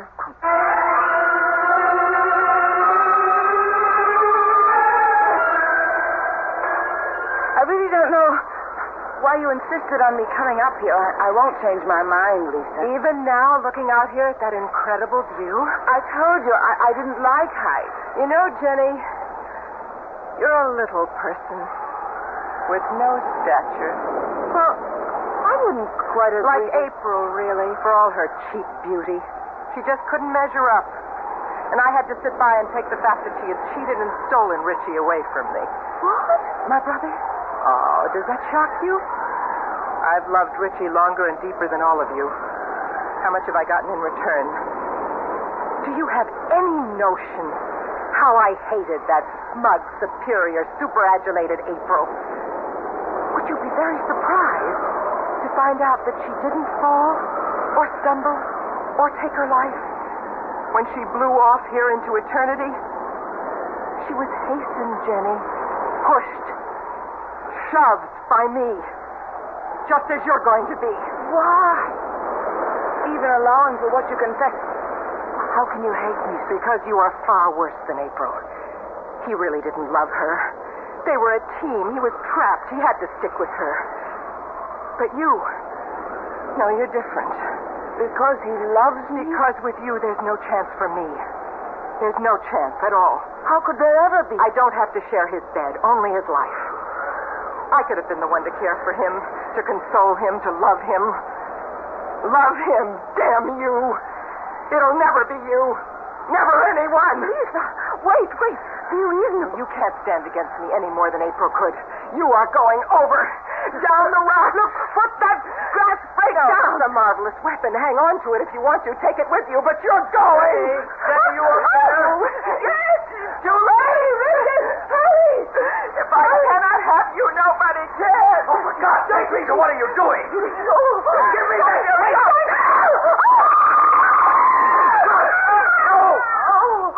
Oh, my God. What can I say? Nothing. But your sister. I loved my sister either more or less than my first wife. I can't mourn either one of them. Jenny, it's too important to celebrate you. It'll take some time to straighten out my affairs, but once we do, you and I are going to enjoy our private life. You'll still be public property. No. My new deal as a director. I'll never act again. Not even for me? For you. For you, I'll be whatever you desire. This affair is finally beginning. It will end only the same way. Finally. Which is forever. I love you forever. That's what I just said.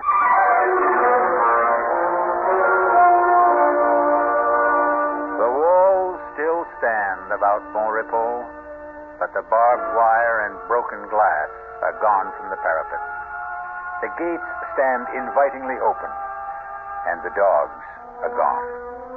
In the bright sunshine, the dark memories, too, are fading, and the clean winds from the sea have washed away the cobwebs. Once again, the old house lives up to its name. I'll be back shortly.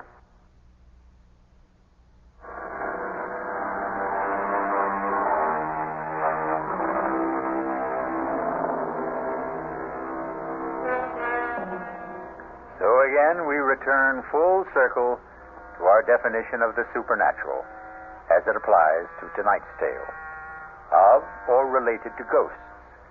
Behavior caused by the intervention or by the action of a god on earthly affairs. Well, April Sanders was both ghost and, by our modern standards, goddess. But her reign is over, and so is our up-to-date fable of Richard and Jenny. Our cast included Ruby Dee, Michael Wager, Terry Keane, Bryna Rayburn, and Ian Martin. The entire production was under the direction of Hyman Brown. This is E.G. Marshall inviting you to return to our Mystery Theater for another adventure in the macabre. Until next time, pleasant dreams.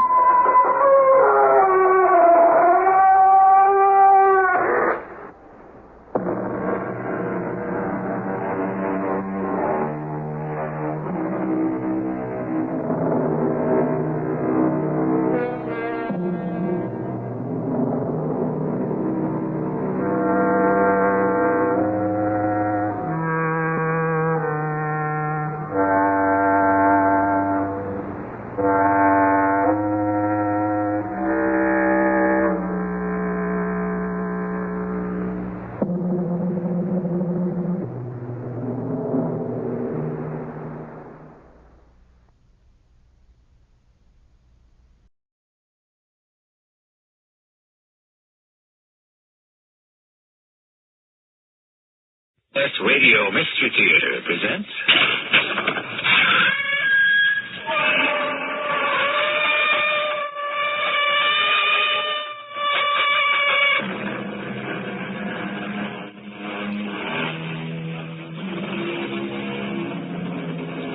Come in. Welcome. I'm E.G. Marshall. Bravery and self-sacrifice seem to carry no colors, no flags, no religious beliefs or nationalities. They exist in certain men and women regardless of peace or war. Their exploits are not confined to any date or era. The mystery of their devotion, whether it be to a cause or saving a life, is worth retelling any time. Whitfield here. Where? Yes, got that. Crash landed. You got him out of the plane. How is he? Is he conscious? Yes, we'll drive right down. You did the right thing. We're on our way. Nurse, Montauk crash landed near Dover. How is he? It'll be a miracle if he lives.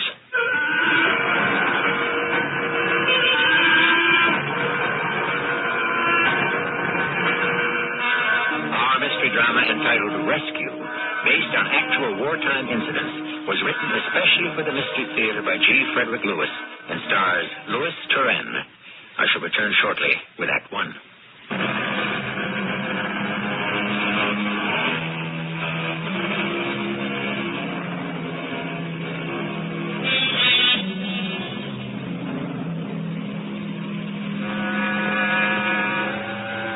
The world couldn't believe it. Frenchmen thought they were living in a nightmare. But in June of 1940, France agreed to an armistice with Germany, and Hitler's troops marched through Paris. However, there were many who continued fighting their own war, even those who were considered unfit for combat, like Pierre Montan, who had one leg, one crutch, and one idea: to get out of Paris and join the Royal Air Force in England.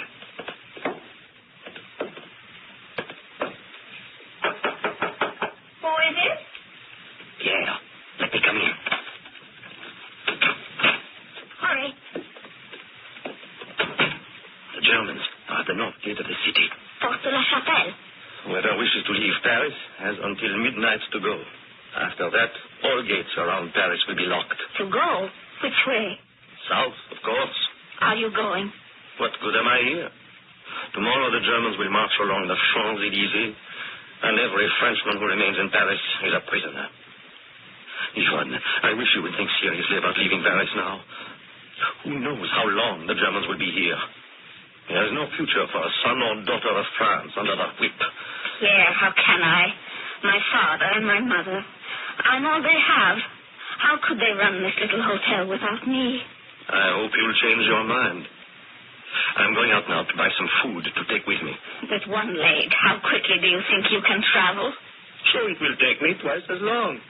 That means if I wish to join the Air Force of Britain, I will have to rest less and walk more. How will you cross the English Channel? With my wings.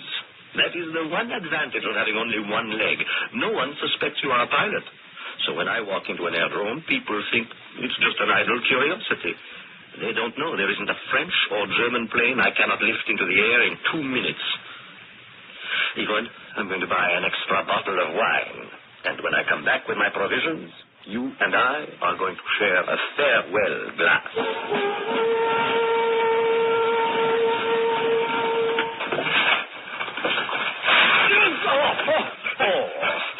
I'm sorry. But look what you have done, you idiot, running into. I'm sorry. Well, at least I saved the wine. But look at the bread and all my groceries all over the street. I'm sorry. I didn't mean to run into a cripple. I'm not a cripple. I have lost a leg. Well, aren't you going to help me pick up my food from the street? I can't. I'm running. Gestapo are after me. Gestapo here? Please, help me. The door is where I live. Stand inside while I pick up my food. What? Do you see the short man with a black hat and a long black overcoat? What are you talking about? Hey, look at this. Some child on a bicycle who doesn't care where he's going. And poof, all my food is on the street. Did you hear what I said? Yes. Did you hear what I said? I am with the Gestapo. You are in Paris already? I thought the Nazis aren't entering Paris until tomorrow morning. Well, don't stand there. Help a man. Hold still then, and I'll put everything in your arms. Yes.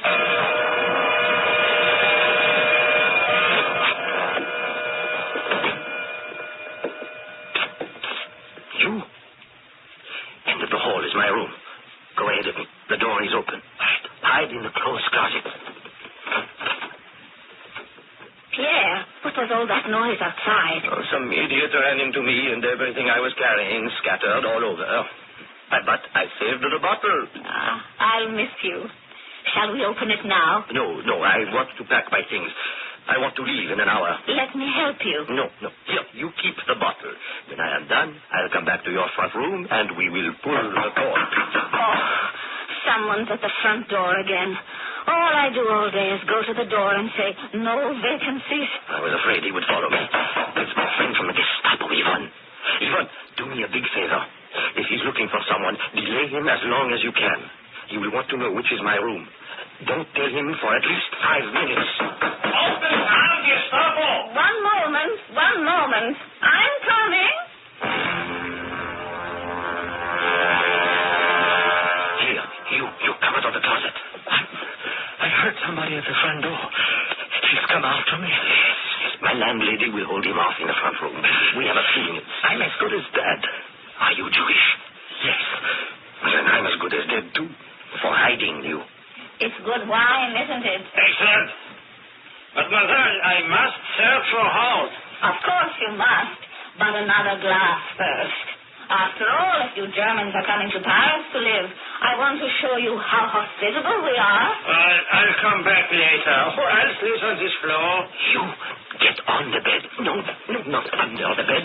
On it. All right. You're small. Curl yourself up at the foot. All right, that's it. Now I will pile these blankets on top of you. All right, I'm going to sit in this chair. Put my foot on the bed, and I'll be reading. All right, don't move. I won't. Fine.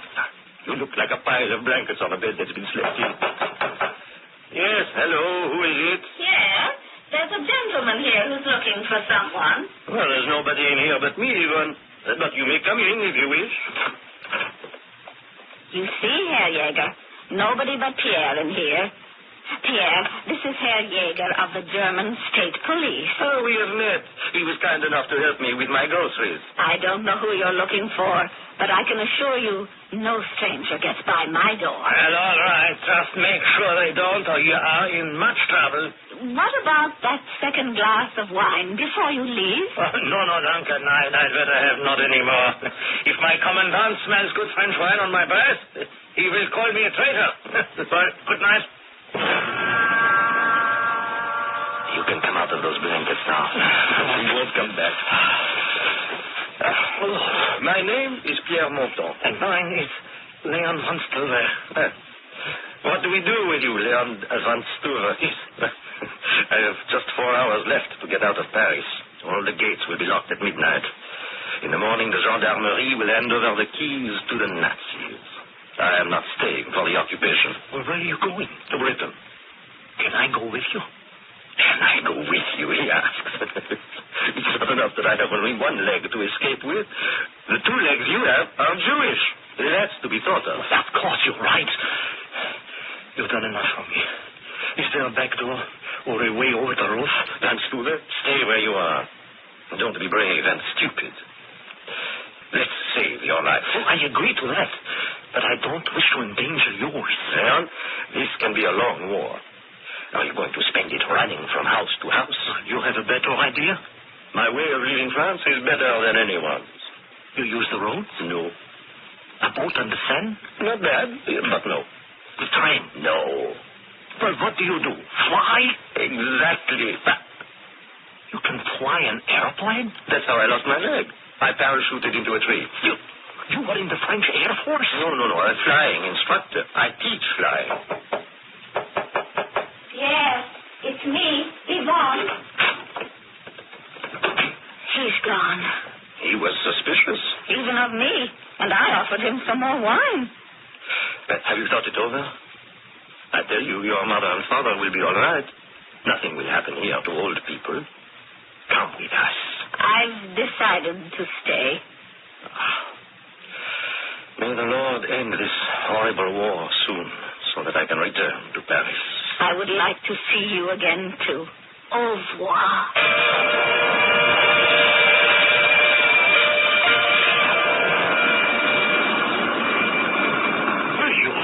Fantastic. The way you go to a garage and find this American Jeep and start it going with a screwdriver. I can start a Messerschmitt with a hairpin. How much further to where we're going? The Germans have taken Dome. It's 30 kilometers. We should be there before dawn. I'm running from the Germans, and you're taking me to them? If we arrive early enough, I shall find us a plane, and off we go. If not, I shall wait until night, and then try again. You know this airplane? I taught flying here. I hear airplanes. Bombers. They're headed this way. What does that mean? They're either German scoopers returning from a raid over England, or British Lancaster. Where are you driving the Jeep? Into a ditch. Get out! Get out! We'll close to that boulder lying across the ditch and get under it.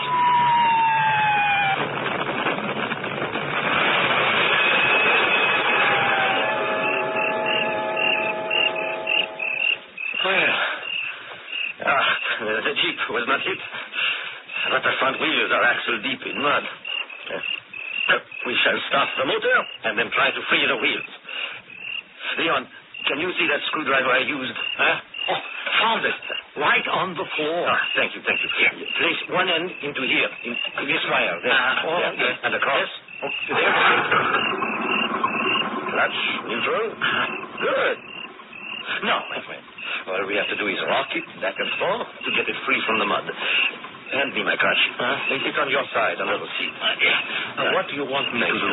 You will stand where you are and push backwards as I tell you. Ready? No, not yet. Are you?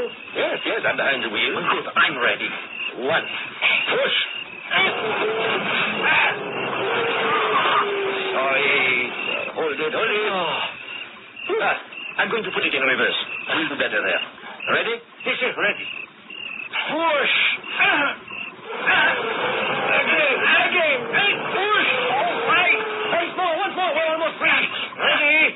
Push. There. Back on the road again. We're free. Great. That's great. Climb in, Leon. If we make it to elevator dome before another bomber run, we've a chance of finding a plane. Those British were bombing our view just now? When we get to England, we'll scold them. Are you sure we'll find a plane? There hasn't been a French, British, or German plane I haven't been able to get off the ground with a nail file. But after you start the plane, how do you fly it with only one foot? I don't. 1 foot and 1 crutch. It's a special talent.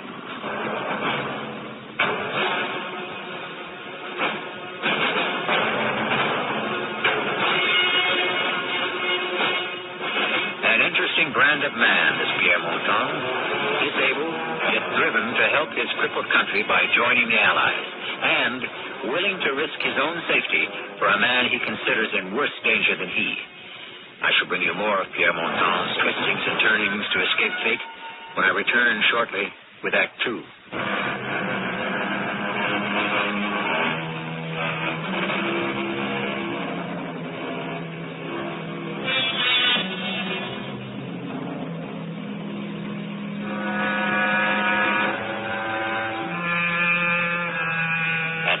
The Germans are marching into Paris. The hunt has already spread across France to find those who are Jews.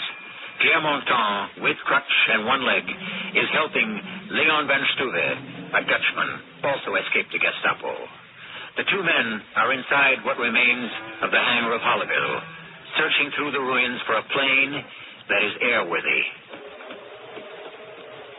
Bad luck. If only we had arrived at this hangar an hour before the raid.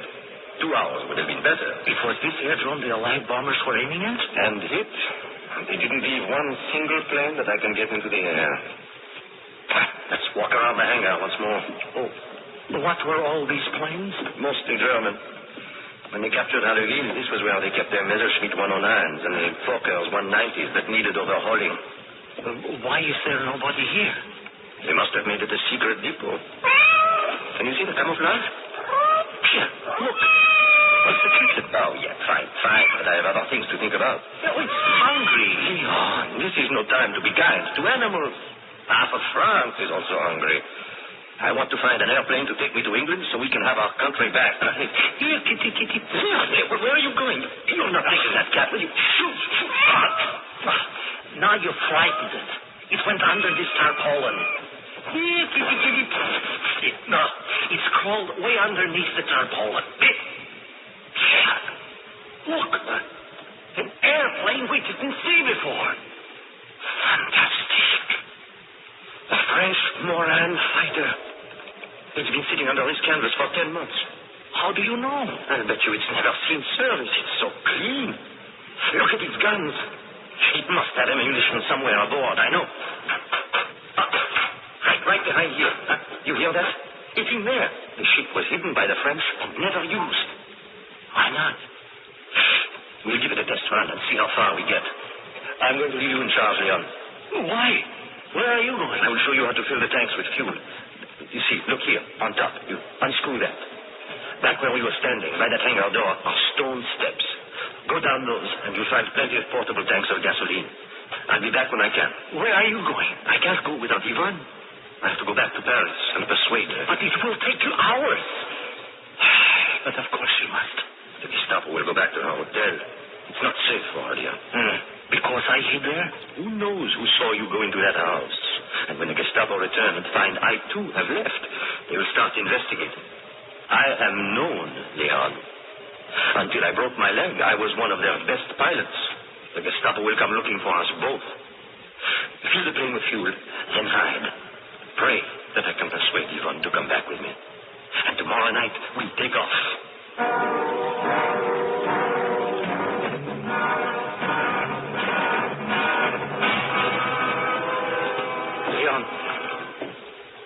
Leon.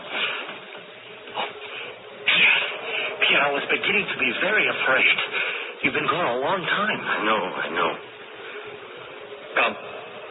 Let's pull the canvas from the plane. What happened? Where's your friend Yvonne?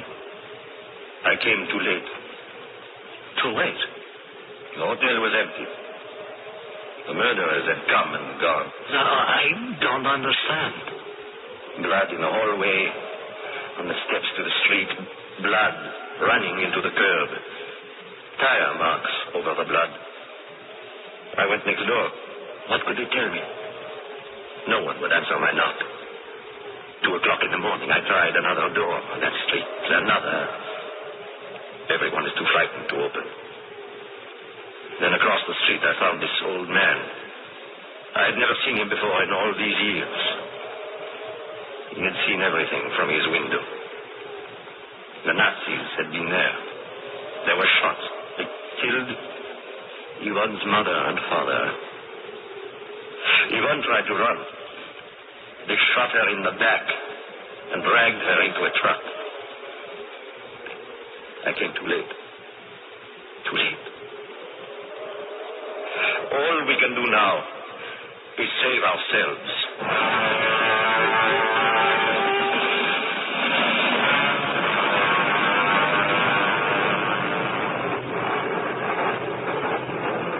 It's a miracle of miracles how you got this plane off the ground in total darkness. A little experience helps. I never flown a plane like this one before. The Moran fighter is an old friend. I'm going to try the guns. These are new to me. I hope you won't have to use them. Somewhere out there is a war going on. I'm glad the guns are operational. How far is England? I'll know better when we get further south. But England is north of France, not south. Leon, both Belgium and your country, Holland, are occupied. I wouldn't have a chance flying over the airspace. So we're heading for Brittany. And then I turn north at 5 degrees to make Land's End in England. What's that light over there? Dawn, my friend. I can just about make out some landmarks. Yes, there are the Channel Islands. Is that close? We'll go along the coast as far as Saint-Mathieu. Then hopefully north to England. I haven't seen any Germans yet. You will... What's that? Nothing. I was changing it over to a leaner mixture. I didn't like that sound. If you look ahead, you'll see something far more alarming. There's a weather build-up coming this way from England. That's how the British welcome you. Well, can't we fly over it? This airplane isn't happy over 30,000, Leon, and neither am I. No, we're going to have to fly under. Is it safe so near the water? Leon, I once heard the Dutch are apathetic, but knowing you as I do, I'd say the Dutch have an extraordinary sense of humor. What is safe in wartime? If I fly over the clouds, I am competing for let-down space with British fighters and bombers, also coming home. But how can you see anything at all? Oh, no, I can't believe it. What's happened? The altimeter has gone down on us. It's not working. What does that mean? I'm flying over water, but how far above it, I have no way of knowing. This soup we're going through now gives me no visibility at all. This can't be the end of the line. I won't accept it. Pray, he said. I'd like to know the last time my prayers were answered. Leon, if you're not going to pray, be quiet and don't get in the way of my prayer. I left my house in the middle of the night last night. They were knocking on the doors just down the street. I knew I had to run. You left your family? I had no family. Only my mother and father. They're old people. They live in Leyden. I was working in Paris. Have we turned north yet? Pierre, can you hear me? Yes. I banked to the right 10 minutes ago. Straight. At midnight, I took the mezuzah from my door. I have it with me to remind me of my faith. But I am losing my faith. Oh, no. Hold on to your seat, Leon. What is it? What's happening? Pierre, say something! Leon. Did somebody call my name? Are you all right? I hit my head on something. What happened? Why didn't you answer me? Didn't you see the English Channel 100 feet below us? What? Was that the channel? A split second later, and we would have been in the water. I got the stick back just in time. He was running low. Oh, how low? I don't know if we have enough to get us to England. From Brest to Land's End is a good 150 kilometers. And if not, try to make Holland or Belgium. We're always shut down. Well, can't we fight back? We can, and we will. But if we can avoid it, we should. That's why I want to gain as much altitude as possible and try to find a friendly airfield while there's still petrol in our tanks. There's a plane up there, high above me. Can you see it? A bandit at 11 o'clock, an unidentified thing. There's another. Could they be British returning to England after a raid? I don't know. I can't tell from here. We're firing at us from the ground, and we are leaving. Two planes. They disappeared. No, they haven't. They're flying in and out of cloud tops at about 17,000. They're German. Messerschmitt 109. One's lower than the other. I'm going to come up behind the lower one.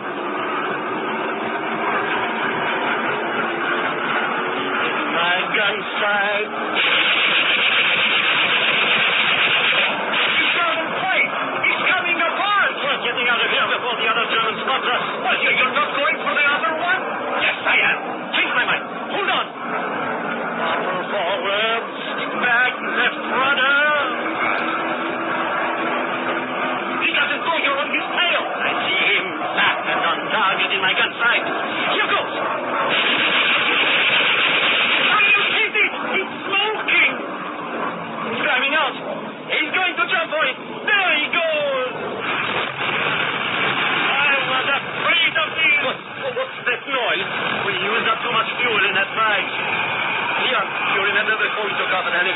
ought to push back the canopy and climb out of this plane. You mean me? Do it now? He isn't going to take us anywhere near England. We're back over Brittany now. Let's jump. Up here in the sky? As soon as we come out of this cloud, I'd say 1, 2, 3, and we jump.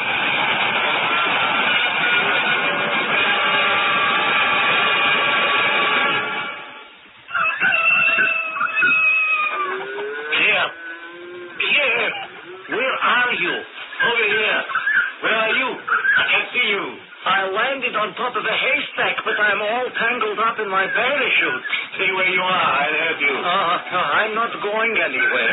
I couldn't move if I wanted to. I see you up there.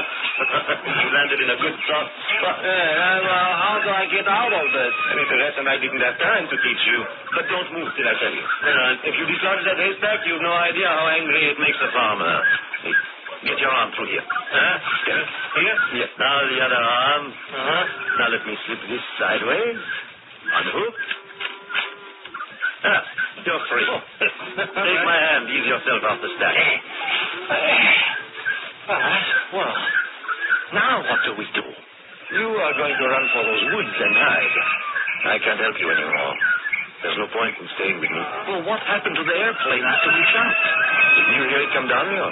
It exploded over there somewhere. Suppose the Germans start looking for us. If you saw our parachutes, yes. I'll go now. That way. No, I'm almost ashamed to tell you this, Pierre. I've lost my left shoe. You can have mine. Oh, no, I refuse to take your only shoe. Don't be stupid. Take it. Do as I say. You need to run. I don't. You're being followed. I am not. You are persecuted. I am not. I'll get to England. I have the one ingredient you don't. Experience. That makes up for everything, including my other leg. Here. See if you can walk in it. Put it on there. All right. I've something else for you. A map. Printed on parachute cloth. Now look. This is France. There's Germany. Belgium. I think we are in this corner of Holland. If I could get to the lake, my family's there. Be careful. It's overrun with Germans protecting the coast from being invaded. Well, what are you standing there for? The shoe fits? Now go. But how are you going to go anywhere without an airplane? I didn't have a plane this time yesterday either. All I need is a crutch or a stick. No, I can't leave you. I feel I owe it to you. What's the use of what I've done if you're picked up now? Here. I see a farmer. He's talking toward us. I'll distract him. Go, Leon. Heavens, man. You are Dutch. This is Holland. Keep moving. You ought to be able to distinguish between a Dutch patriot and a Nazi. Here. God be with you.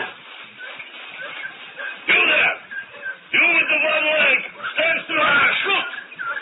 Come now, you wouldn't injure my one and only good leg, would you?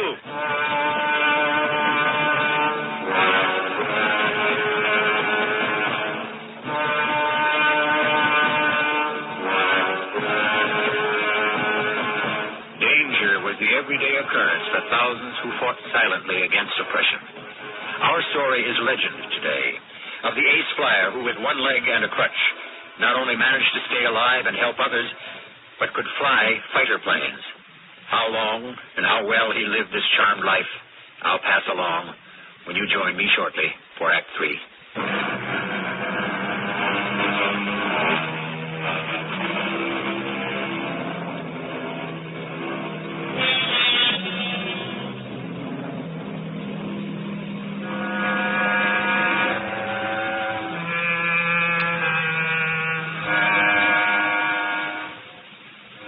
Reports of the last World War are filled with accounts of prisoners escaping, civilians sabotaging, men and women seeking every means to attack the invader. This handicapped air ace, Pierre Montan, sets an example and fires the imagination. He stands now in Holland, interrogated by the local arm of the Gestapo. What is your name? Pierre Montan. Age? 41. You're in civilian clothing. Are you a soldier in disguise? Have you seen any one-legged Frenchman in our armed forces? If I require sarcasm, I should request it.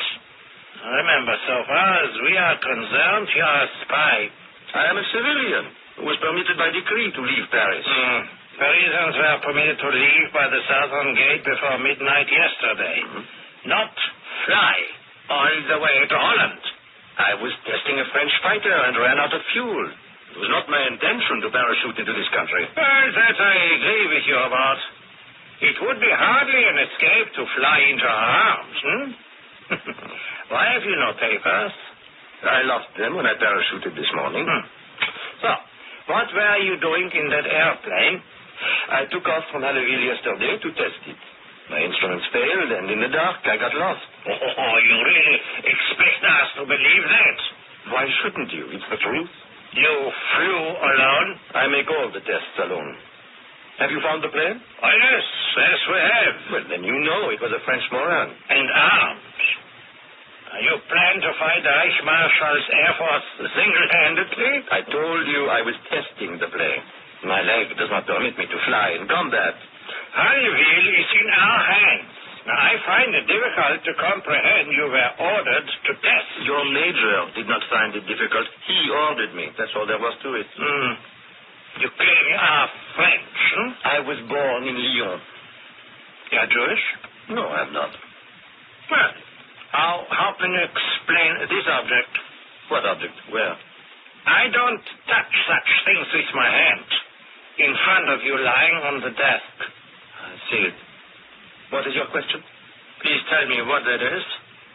I don't know what it is. Oh, you have no idea, Where does it come from? Well, this is what we wish to know. But tell us, Pierre Montan, what does this small object mean to you? Nothing. We don't see those in France. You have too many of these in France. But that is being taken care of. Now, what was this object doing in your airplane? I have no idea. If it was in the wreckage at all. The edges of this mezuzah are burned. It is not mine. Draw your own conclusions. Oh, we have. Or somebody may have left it in the plane before I took it up. Somebody did leave it in the plane. Your passenger. I had no passenger. You will unscrew the top of this mezuzah. Go on. So inside is a rolled up piece of paper with printing on it from the scriptures. Now, turn the paper over. God help Leon. It's written there. Yes?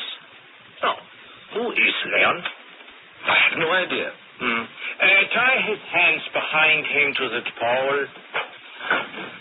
Now, I am getting out of my chair to stand right in front of you and to ask you, who is Leon?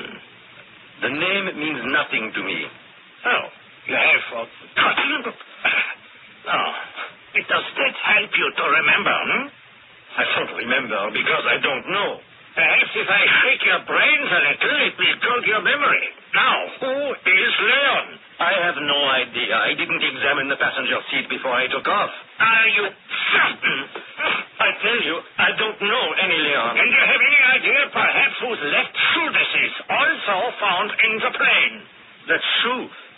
Yes, I do. Oh, well, now we are beginning to understand one another. And who is that? That shoe is mine. It could be possibly you are telling the truth. In the absence of papers, we are holding you. What? Oh, yes. Yes, I thought so. One leg only. Yes, one leg. His left leg is good. Yeah, that's the man. French. Yes, Montan. Yes, I took down the description. As I get in touch with our people in Leyden. Now, I can only apologize. Now, we had no idea this Van Struve was famous. Now, don't you worry about Montan. He will talk. We'll see to that. It's his decision. Talk or lose the other leg.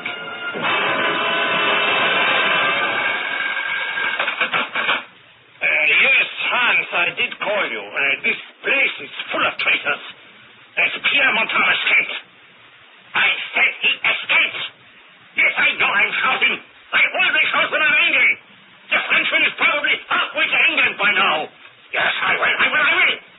I'll line up all the guards up in the village square and we'll have an execution. No, I don't even have enough men I can trust to do that. That's right. Yes, I know it's not so early. Yes, goodbye. Bye, Hitler.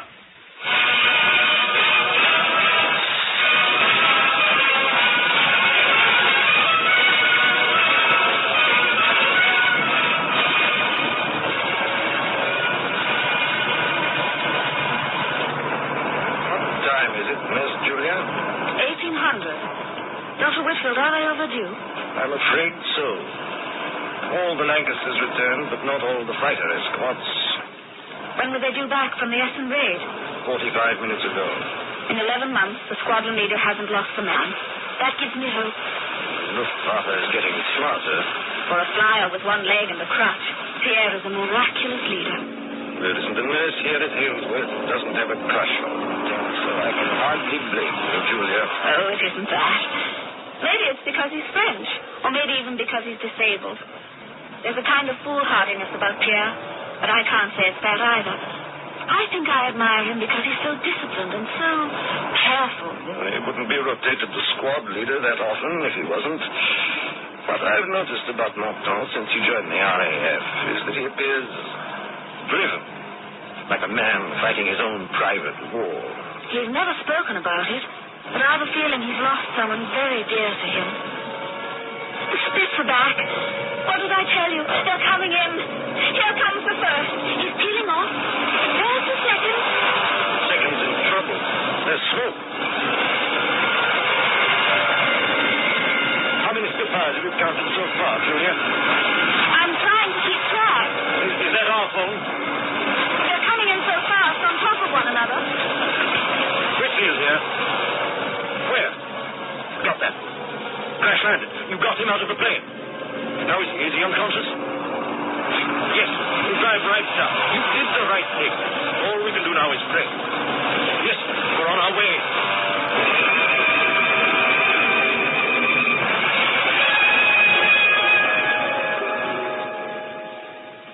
Hello, Nurse Julia. Hello, Pierre. How do you feel? I'm not sure.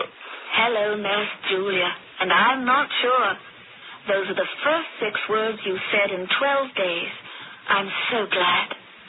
Really? That's 7 words. I remember now. Oh, yes. Coming home from Essen. Just because you can talk, there's no need to overdo it. Oh, but I want to talk. It clears my mind. Then talk very quietly, Pierre. And don't move your head. I shot up a Messerschmitt 109, and the pieces of his tail cut right through my canopy. My head was... I could hardly see. And you crash-landed at Folkestone. Dr. Whitfield and I went down to pick you up 10 days ago. 10 days? I've been out? Dr. Whitfield knows his stuff. It was touch and go. You were in a bad way. How do you feel now? Oh, Julia, I always feel well when we talk. Strong enough to meet someone? A visitor? Why not? There's someone in the doctor's rec room who's asked to let him know when you were awake. I'll fetch him. Julia, you will come back, won't you? You're my patient. Why wouldn't I? Good. Good.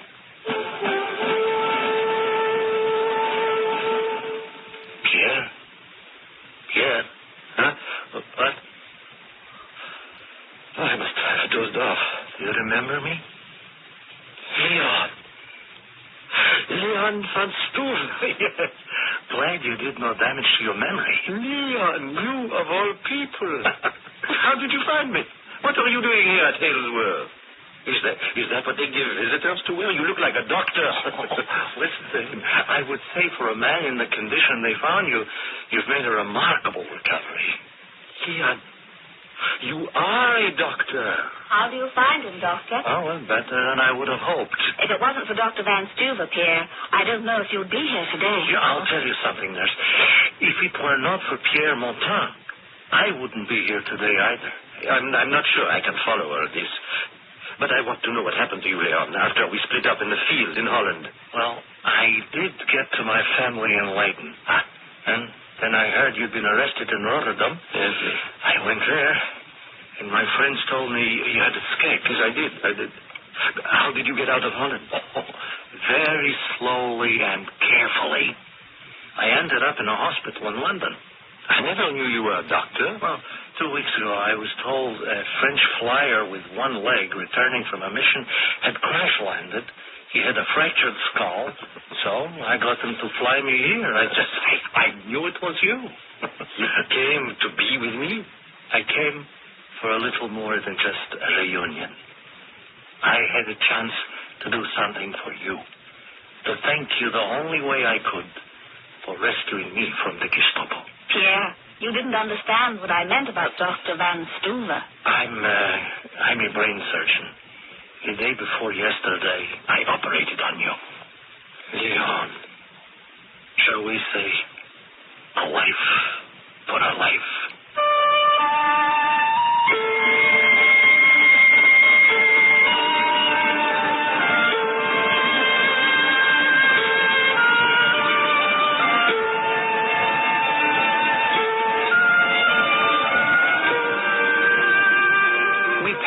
The words devotion, friendship, self-sacrifice, and comradeship too quickly nowadays. And I feel it is not out of keeping that from time to time, we at the Mystery Theater should remind you that for every villain, there is a hero. A brotherhood not limited to wartime, but that can occur anytime. I shall return shortly.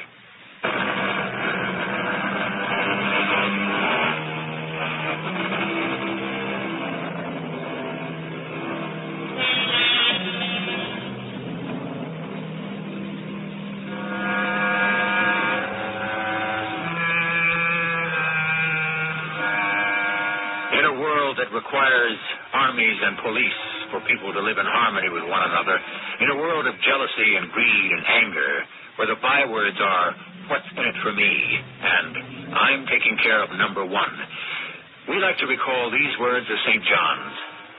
Greater love hath no man than this, that a man lay down his life for his friends. We are happy to report both Leon and Pierre lived to tell this tale. Our cast included Louis Turenne, Roberta Maxwell, and Earl Hammond. The entire production was under the direction of Hyman Brown. This is E.G. Marshall, inviting you to return to our Mystery Theater for another adventure in the macabre. Until next time, pleasant dreams. The CBS Radio Mystery Theater presents...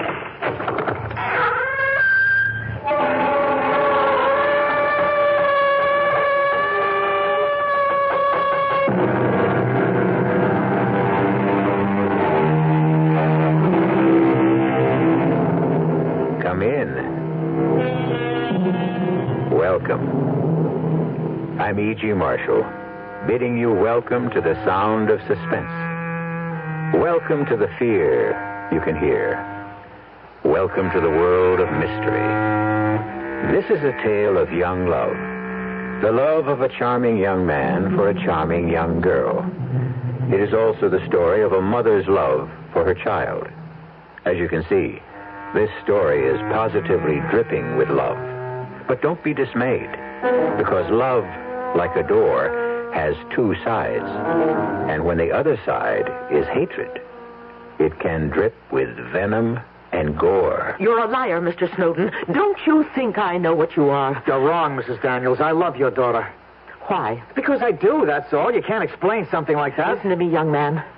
Even her own father couldn't bear to look at Bonnie's face. That's why he left her so much money, because he felt guilty for what he felt for his own poor, homely daughter. Mrs. Daniels, listen to me. You're a liar, and a thief.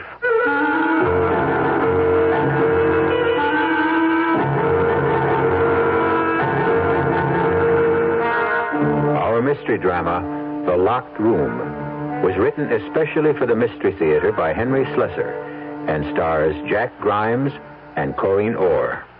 It is sponsored in part by new sugar-free Diet 7-Up and by the Kellogg Company, makers of Kellogg's Special K cereal. I'll be back shortly with Act One.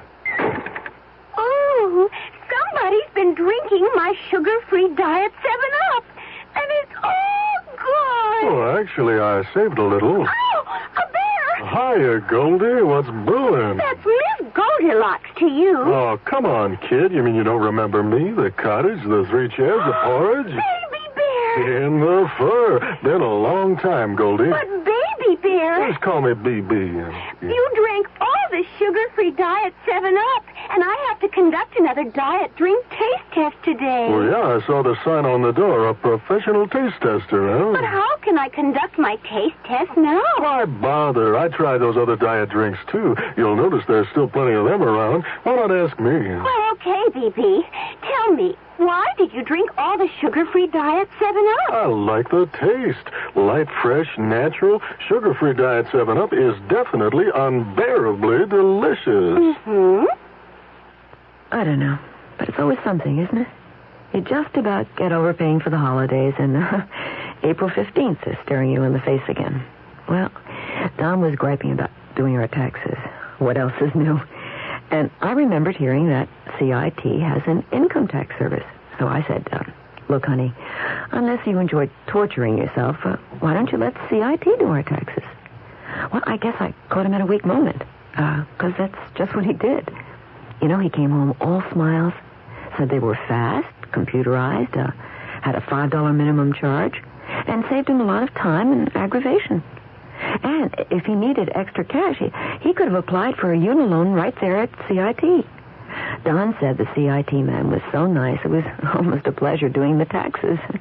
Almost. CIT makes money happen. We really do. And they make doing taxes almost a pleasure.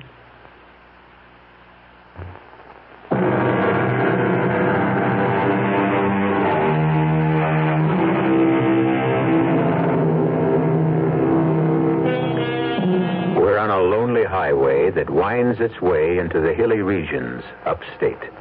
The hour is late, and the sleek white sports car whose hood ornament faces north is the only vehicle for miles around. Even the sound of its purring engine doesn't seem to disturb the quiet of the countryside. But inside the car, the sound level is something very different. Davy, please, turn that down before I go deaf. Oh, what's the matter? Don't you like music? Yeah, that's why I'm trying to save my hearing. Okay. Is that any better? Much. Hey, how much longer is this going to take? You said it was only 30 miles or so to the house, and we must have driven 50. We have not. You're not watching the mileage. Listen, there are so many gadgets on this dashboard, I wouldn't even know where the speedometer is. But you do like the car, don't you? Like it? Hey, Bonnie, do you know what I've been used to driving all my life? Second-hand pickup trucks. That's about all our folks could afford. I hated this car at first when Mother gave it to me. I mean, she must have thought it was what every young girl wanted on her 17th birthday. But the truth is, I was scared stiff of it. Well, why should you be? I don't know. Just was. It always felt like it was running away with me.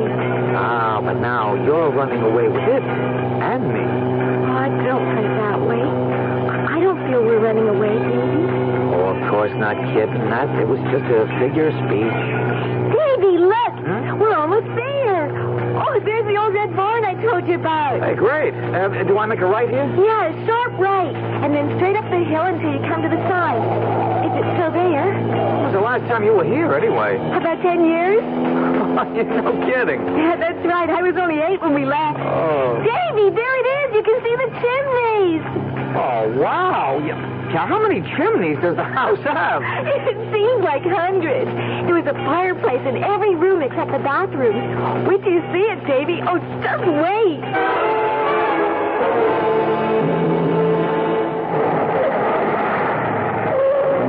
Well, there it is. What do you think? Now, that's what I call a real funky old house. How big is that place? It has 4 floors and I guess about 30 or 40 rooms. I never counted them. Those rooms and nobody living in them? I know. It does seem like a terrible waste, doesn't it? Oh, Bonnie, you're speaking to one room Davy Snowden, remember? The only place I lived in my whole life with more than one room was the farmhouse. Yeah, well, that had 3. Oh, I wish you wouldn't keep talking about that. I mean, you know, how poor you were. Okay, kitten. Rich little girls get to feeling guilty when they hear stuff like that. Look, let's not sit out in the car all night, huh? Let's go look at that old haunted house. It is not a haunted house. You sure you got the key now? Yeah, right here in my purse. And the lights are working? I told you, we rent the place every summer. We have to keep the electricity turned on. Well, let's go then.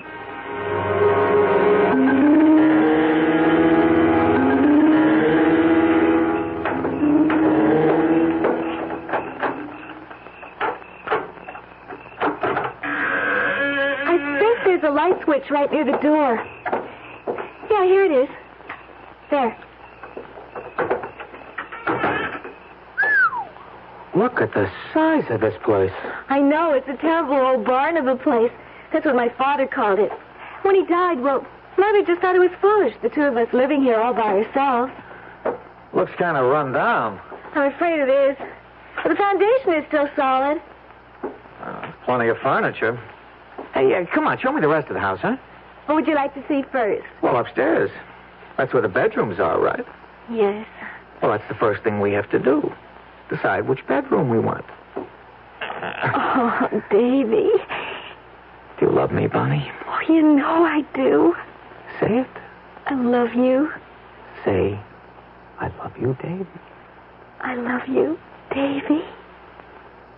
Well, in that case, let's pick out the bedroom. How many choices do we have? At least 10. Oh, it might take us all night. Come on.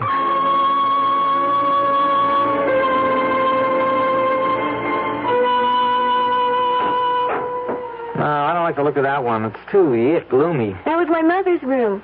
You mean your folks had their own room? That's right. Well, maybe that's how they do things when you're rich. But me, I'm just a country boy. Now, let's see about this door.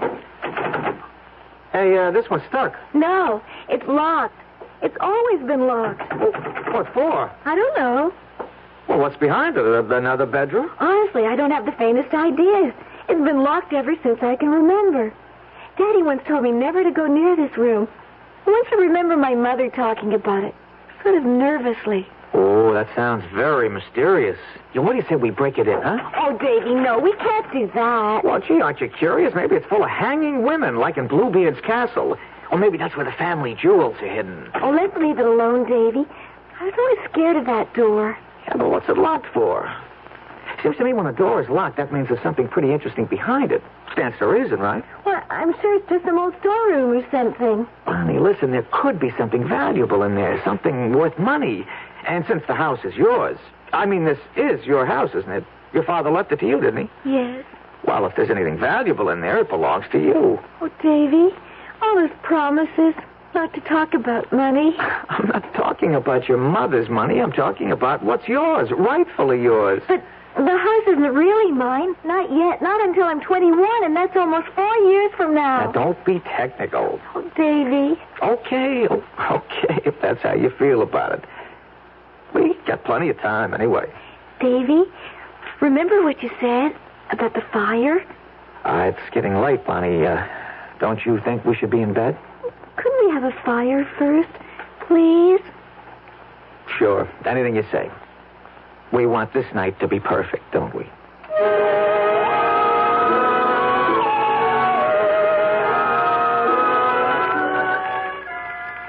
Yeah, I guess I am a little like that. Boastful about my poor childhood. As if it's a badge of honor or something. We didn't light fires because they were cozy and romantic, only because they made us warm. They're not very warm at that. Locked rooms. Yeah, that's really something, a locked room. The only room in our place that had a lock on it was the outhouse, and even that didn't work. Hey, you asleep? Hey, kitten, wake up. It's time to go to bed. Come on, Bonnie, wake up. Hey, what's that? For Pete's sake, there's a car outside. Hey, Bonnie, wake up. There's somebody coming up. What? We got company. Oh, no. Well, who is it? Oh, Davy, it can't be. Yes. That's her car outside. You can see it through the window. You mean it's a neighbor or something? No, it's my mother. Oh, wow. Oh, I have to let her in. She knows I'm here. She saw my car outside. Well, I'm surprised you two aren't in bed already. That was the general idea, wasn't it? Mother, please, let me explain. I suppose you're David Snowden. Yes, I am, Mrs. Daniels. I see we have no trouble recognizing each other. Bonnie, fix your clothes. They're a mess. I was just lying on the rug in front of the fireplace. Yes, I've heard all about you, Mr. Snowden. Thank goodness I had the sense to think of this place when Bonnie didn't show up at home. You have it all wrong, Mother. Davy, tell her. Mrs. Daniels. Never mind. I understand everything. I was afraid something like this might happen as soon as Bonnie started mentioning you in her letters from school. Bonnie, get your things. We're going home. Mrs. Daniels, listen to me. Sorry to break up your party, young man. We're married, Mrs. Daniels. What did you say? Bonnie and I were married this afternoon. I've got the license right here. It's true, Mother. We were married in Elkton. That can't be. You're underage. Not in Elkton, Mother. 18 is old enough. Davy and I are married, so you can't tell us what to do. For the love of heaven. I think I have to sit down. Oh, well, here, Mrs. Daniels. I'll just get the sheet off this chair. Mother, here. Please try to understand. I understand, Bonnie. I went through a dozen Davies when I was your age. Oh, Bonnie. Oh, my poor Bonnie. Well, now, you don't have to feel sorry for her, Mrs. Daniels. Don't I? No, because I love her. I suppose you have no money. Mother! Be quiet. No, Mrs. Daniels. My family were farm people. My father's dead, my mother's alive, but I don't even know where. But you don't have to worry about that, Mrs. Daniels. I didn't marry your daughter because of money. Didn't you? No, I didn't. Bonnie and I talked about it. I almost didn't marry her because of that, because of what people like you would say. You're a liar, Mr. Snowden. Don't you think I know what you are? You're wrong, Mrs. Daniels. I love your daughter. Why? Because I do, that's all. You can't explain something like that. Listen to me, young man. Even her own father couldn't bear to look at Bonnie's face.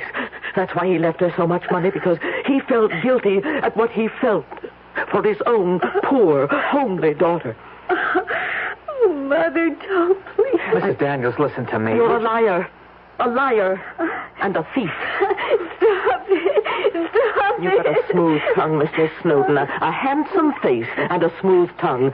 And I'm sure you've convinced my daughter that you're utterly sincere. But it's only her heart you want to steal, not her fortune. I love Bonnie. That's all there is to it. We're married, and there's nothing you can do about it. You're quite wrong. There's everything in the world I can do about it.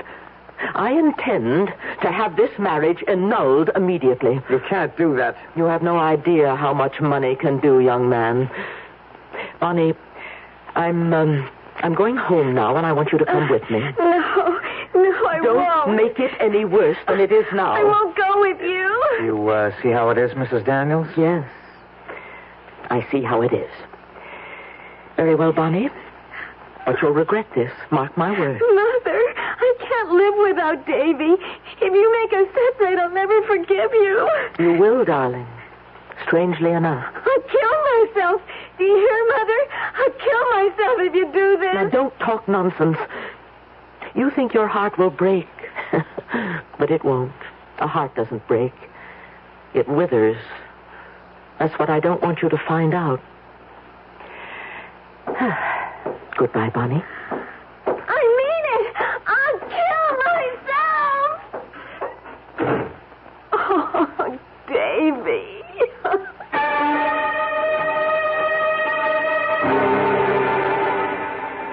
As Shakespeare informed us, the course of true love never did go smooth. And perhaps the same applies to the course of untrue love.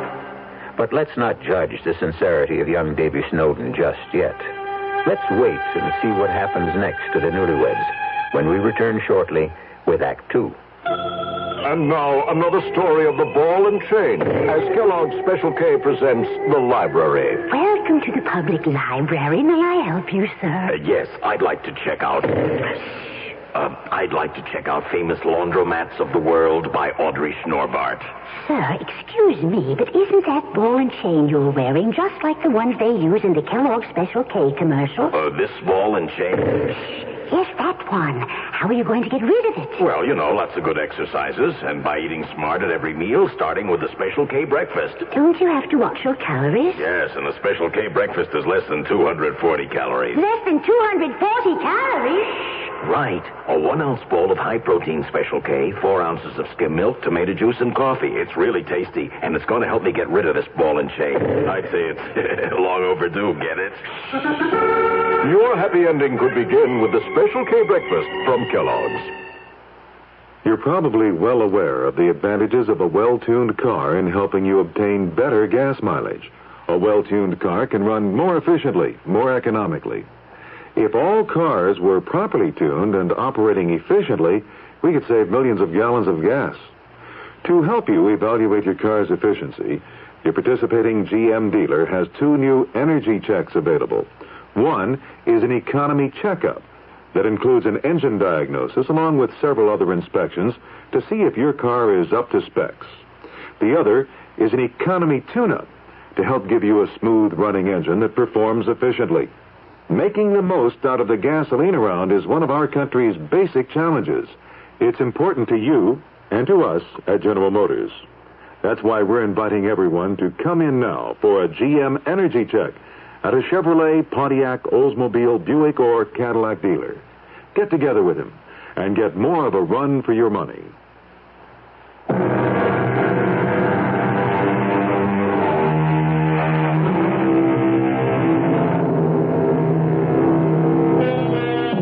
Now let's return to the locked room. The door we're looking at right now isn't the door to the old Daniels mansion upstate. This door is reached by walking up several long flights of stairs before you can read the faded numerals 4G. Are we there, Davy? Yeah, honey, here we are. Hey, you're wounded pretty bad. No, I'm all right. I warned you that I'm not very strong. And I warned you that a 4th-floor walk-up is no fun. We don't have anywhere else to go, Davy. Yeah, I know that, all right. Well, brace yourself. Here's the Snowden residence. I suppose I should carry you over the threshold. Well, come on in. Don't just stare at it. It's, not at all bad, Davy. Really. No, you don't have to say that. Don't say anything except, I love you. That's always nice to hear. You know that I love you, Davy. Then close the door and show me. Oh, Davy. Davy, I'm so worried. Yeah, I knew that my room would affect you that way. I don't care about the room. Anywhere is all right if I'm with you. We'll get along. And then I'll have the money my father left me. Yeah, and 3 years, if you survive that long. I'm sure my mother will change her mind about us. I'm sure of it. As soon as she gets to know you. Oh, Bonnie, couldn't you tell? It was hate at first sight. She took one look at me, and it was hate kill. Davy, do you think she can really do what she said? Get our marriage annulled? I don't know. It was a legal marriage. I mean, you didn't need parental consent in that state. But she's so smart about such things. She's run my father's company since he died. She has all these lawyers on her payroll. Stop worrying about it, Bonnie. But what if she could do it? I couldn't stand that, Davy. Stop worrying, I said. You got one thing going for you, kitten, and that makes all the difference in the world. Your mother loves you. She wouldn't hurt you for anything. Davy, tell me the truth. Do you think I'm homely? I think you're beautiful. Oh, I know that isn't true, but I'm not really repulsive, am I? Are you kidding? Come here. Oh, Davy. It's true about my father. I know that. He was so disappointed that I wasn't pretty. He must have needed glasses. Who's that? Nobody even knows I'm here. Hello? Is this Mr. David Snowden? Yeah, that's right. Who's this? My name is Hedinger, Mr. Snowden. I'm an attorney, Hedinger and Doles. We're on Vanderbilt Street. Yeah, so? One of my clients is Mrs. Harriet Daniels. I'm sure the name is familiar to you. Yes, I've heard of her. I was wondering if we couldn't get together to discuss a certain matter regarding her daughter, Bonnie. You mean my wife, Bonnie? Who is that, Davy? Yes, that's right. I wonder if it would be convenient for you to come to my office sometime this afternoon. Well, I'm sorry, Mr. Hedinger, but Mrs. Snowden and myself are a little busy at the moment. Well, what about tomorrow, then? Would that be possible? Is it my father's lawyer? Yeah, one of them anyway. I beg your pardon? All right, Mr. Hedinger. I'll come to your office tomorrow. Say about 10 o'clock? That would be just fine. The address is 50 Vanderbilt. We're on the 21st floor. I'll be there. Well, it looks like the fun is starting. Oh, Davy.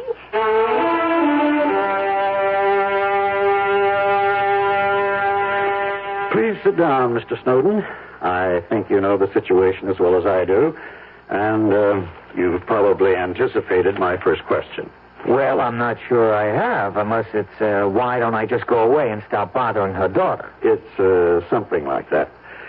But it would be hardly sensible to expect you to do such a thing without incentive. Oh, now, wait a minute. Don't tell me I'm about to get an offer, a money offer. Nobody's talking about a bribe, I assure you. There's a practical reason for such an offer.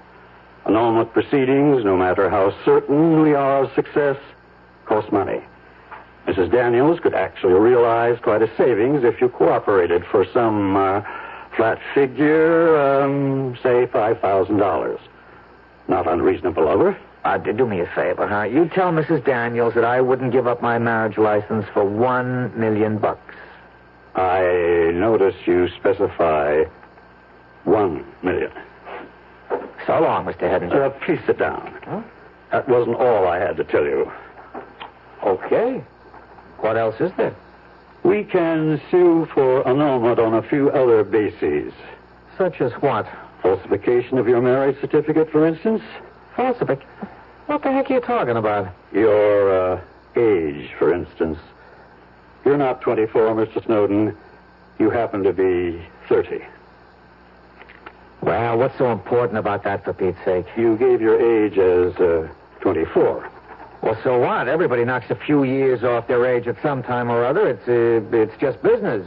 Let's see. Your business is freight forwarding, isn't it? You work in a three-man company at a salary of $145 a week. Surely you didn't think it was necessary to dye your hair or anything like that for the sake of executive advancement. Look, Mr. Hedinger, first of all, I'm 29, not 30. I'm a few days premature, I suppose. You'll be 30 next week, won't you? Happy birthday, in case I don't see you. I just didn't want Bonnie to think I was too old for her. Don't make everything so difficult, Mr. Snowden, because you know how it's going to end. Mrs. Daniels is the most determined woman you've ever met in your life. She scares the pants off me, I can tell you. Oh, well, that's your problem. If she has to spend $1 million to get Bonnie out of your clutches, she'll do it. I'll guarantee you $10,000 if you'll sign an agreement. I'm sorry, Mr. Hedinger. No can do. You're a stupid boy. Do you know that? Sorry, I take that back. A stupid man. So long, Mr. Hedinger. Give my best to Bonnie's mother. And tell her we're both very happy. Oh,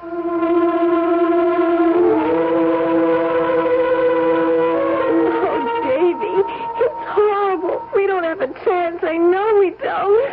Well, it doesn't look good, that's for sure. You should have told me the truth. You should have told me you were really 27. I don't know. I just didn't want you to think that I was still an undergraduate at that age. Oh, there's got to be some way out, Davy. There has to be. If you could just talk to her. She won't give me the chance. She's made up her mind that all I want is your lousy money. Well, what if there wasn't any money? What if I signed away the rights to the money my father left me? That would make her believe us, wouldn't it?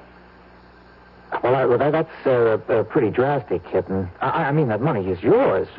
When you come of age, you're entitled to it. But I don't care about money, Davy. Well, you don't now, maybe, but later.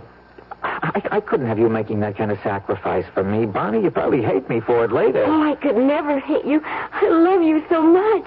I think I'll love you after I'm dead. Davy, what are you thinking? Nothing. Davy, you don't care about the money, do you? Please talk to me. Bonnie, I have an idea. I have a very crazy, very good idea. About what? Well, I wouldn't blame you for not going through with it. I'd understand. But what is it?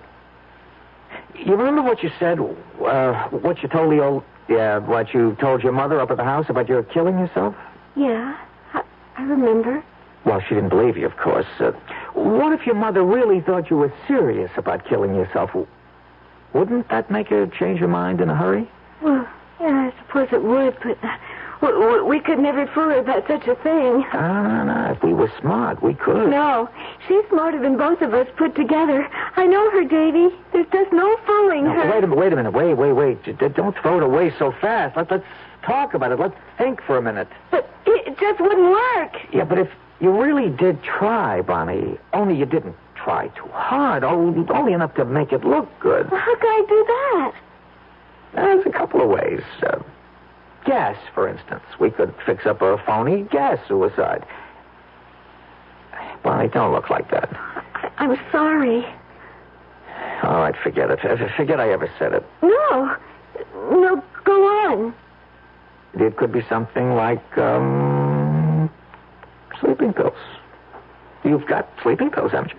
Yeah, I have. What, you wouldn't have to take more than 2? I mean, maybe 3. Now, that won't hurt at all, and we'd make her think you took the whole bottle. Now, don't you see how easy that'd be? Yes, I suppose so. Oh, Davy, hold me, please. Oh, kitten, you could write your mother a letter. You could tell her what you were planning to do, but that I don't know about it, see?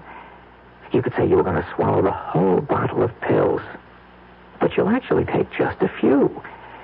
Then when your mother shows up here... I'm so scared, Davy. I promise you nothing will happen except that your mother will know that you meant it, Bonnie. About loving me so much. You do love me, don't you?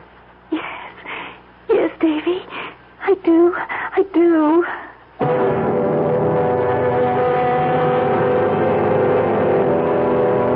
There's another famous saying about love. That it conquers all. Presumably, that includes time, distance, and mothers-in-law. But will love and deception succeed together? We'll find out shortly when I return with Act 3. Ever had a tall, frosty glass of Amplitude? Well, if your beer is Budweiser, you've had it often. Amplitude is a fancy word for the entire taste phenomenon, the total experience of flavor. Next time you take a healthy swallow of Bud, watch what happens. Think about the sensations you're experiencing. Notice how the flavor of Bud comes on nice and easy. Not too strong, not too quick, just right. Notice the clean, crisp togetherness of Bud's taste. Everything in perfect balance, with no single element jumping out at you. And there'll be no aftertaste either, no hanging on. And you'll be refreshed and ready for another glassful. Actually, Bud drinkers have been experiencing Amplitude for years, but they never phrase it that way. They just say Budweiser, and that says it all. Anheuser-Busch, St. Louis. It's so good to see the green grass grow again. After years of being careless, now the folks seem to know it's time to pitch in. Time to pitch in. We can breathe a fresher air. There's more beauty everywhere. 'Cause more people seem to care. They're all pitching in. We've got to pitch in to clean up America. We've got to pitch in to clean up America. And if everybody keeps pitching in, we can call on America. America the beautiful once again. Oh, yeah.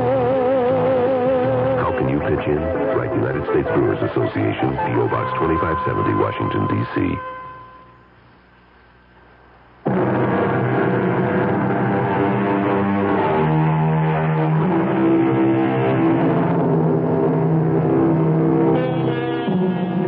Things seem very normal in apartment 4G, the one-room residence of the newlyweds, Bonnie and David Snowden. Music is playing on their transistor radio, a frozen dinner is thawing slowly, and Bonnie and David are hunched over the kitchen table composing a letter. The only thing that makes this domestic scene a bit bizarre is that they are collaborating on a suicide note. Dear Mother, I warned you what I would do if you tried to get our marriage annulled. Tonight, I'm going to take a whole bottle. Davy, do we have to have that music? Okay. I didn't know it was bothering you. I'm nervous enough as it is. Okay, I said. Dear Mother, I warned you what I would do if you tried to get our marriage annulled. Tonight, I'm going to take a whole bottle of sleeping pills. Oh, Davy, it just doesn't sound right. It's not so bad, Bonnie. Look, maybe you better put in something about me not knowing about it. I think that's important, that your mother realizes that I had no idea you were going to try to take your life. Well, maybe you better write it, Davy. I'm just no good at this sort of thing. Yeah, I guess you don't have much experience writing suicide notes. Well, I just can't help feeling it's wrong. Wrong? What? How? Well, you know. No, I don't. The only thing that could be wrong about it is if it didn't work, but... Okay, if you've got cold feet, okay, we'll let your mother go through with it. We'll let that lawyer Hedinger get our marriage annulled. Is that what you want? Well, you know it isn't. And have you got a better idea than this? Have you? No. And tell me what you want to do, Bonnie. You name it. Well, just tell me what to write in the letter. Well, the first line is okay. Only after that, I think you should say, Davy doesn't know I'm doing this. I didn't want anyone to know so that nobody would stop me. Wait a minute, not so fast. Well, you don't have to put it down exactly the way I said it. Make it sound like yourself, you know. Yeah, I'll try. And, what else? Say something about, I'm doing this because I love Davy, because I can't live without him. Yes. Oh, that'll make her understand. You see, she'll realize that you might try to kill yourself again if she broke us up. And if she loves you, she won't want that to happen, Bonnie. You see? Yes. Hey, come on. You're getting tears all over the letter. Oh, Davy. Go on, Bonnie. Now, sign it. That's right. That's just perfect. Now, you got the envelope? Here. Okay, if I get it into the mail now, she'll have it tomorrow morning. Now, she's sure to phone here as soon as she receives it. Davy, she might even call the police. Oh, it doesn't matter who she calls. Police, a doctor, it'll be okay. I mean, you'll really be asleep, Bonnie. You'll take just enough pills to put you into a nice, deep sleep. Understand? Yes, I understand. Now, I'll be right back, sweetheart. I'll just run downstairs and mail this, huh? All right, Davy, but hurry back. I don't want to be alone.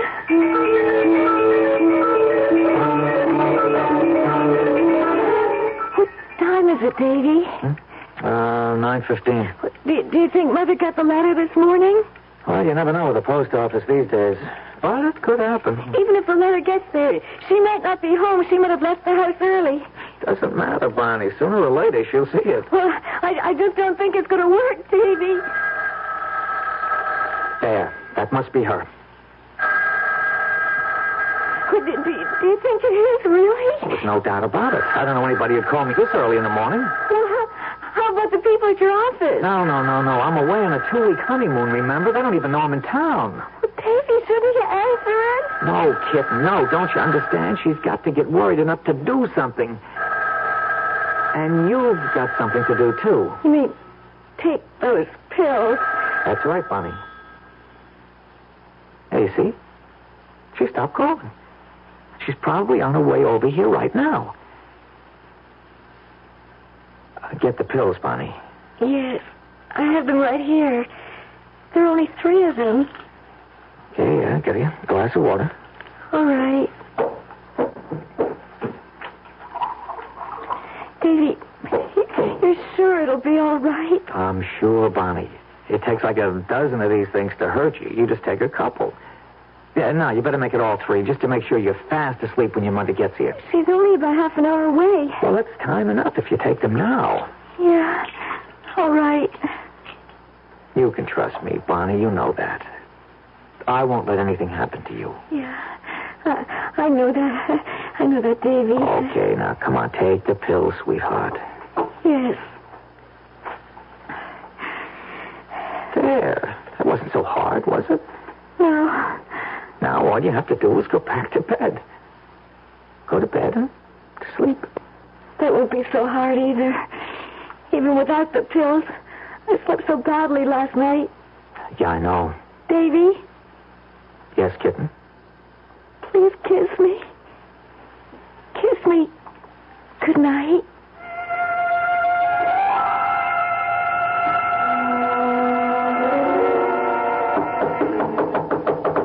1 second. Oh, Mrs. Daniels. Where is she? Where's Bonnie? Well, not to take it easy. She's sleeping. Is she all right? Well, what are you talking about? Of course she's all right. She's just asleep. She likes to sleep a little late in the morning, that's all. Bonnie?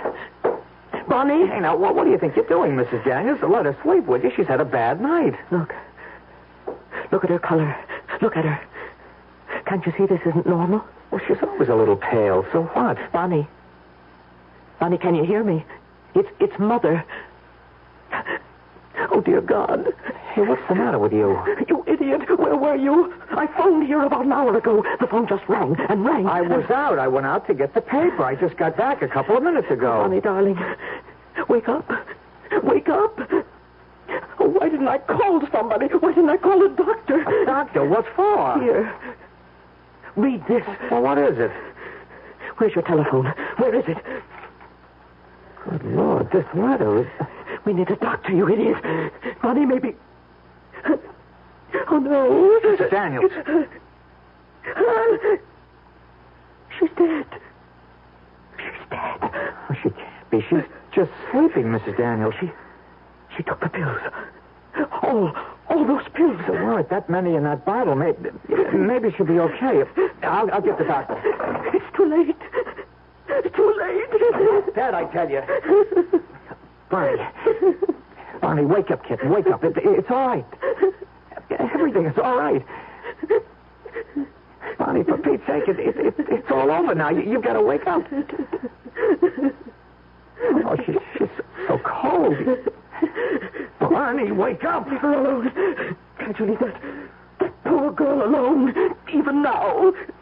Mrs. Daniels, I swear there weren't many pills in that bottle. It wouldn't have taken many.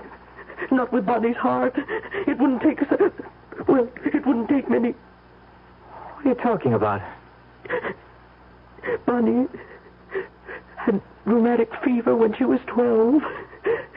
Her heart's been weak ever since. Oh. No. Bonnie, please. Please. You've got to wake up.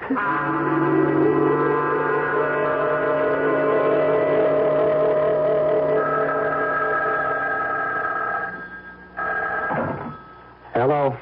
Mr. Snowden? Yes. Walter Hedinger. You remember me, I trust? Yes, I remember you. Sorry to disturb you.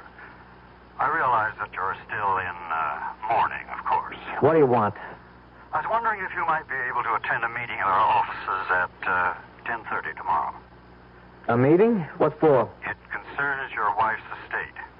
What are you talking about? I've got nothing to do with my wife's estate, and you know it. Bonnie wasn't dead 2 weeks, and I got a letter from you telling me so. Well, there is still something that Mrs. Daniels wishes to discuss with you. Something beyond the, shall I say, legality of the situation. Look, if Mrs. Daniels thinks she can make some kind of trouble for me... No. It's nothing of the kind. Don't try to kid me. She still blames me for Bonnie's death. She'd do anything she could to hurt me. I assure you, Mr. Snowden, it's to your advantage to attend the meeting tomorrow. My advantage? That's correct. Because I can promise you one thing. Mrs. Daniels wants to do the right thing.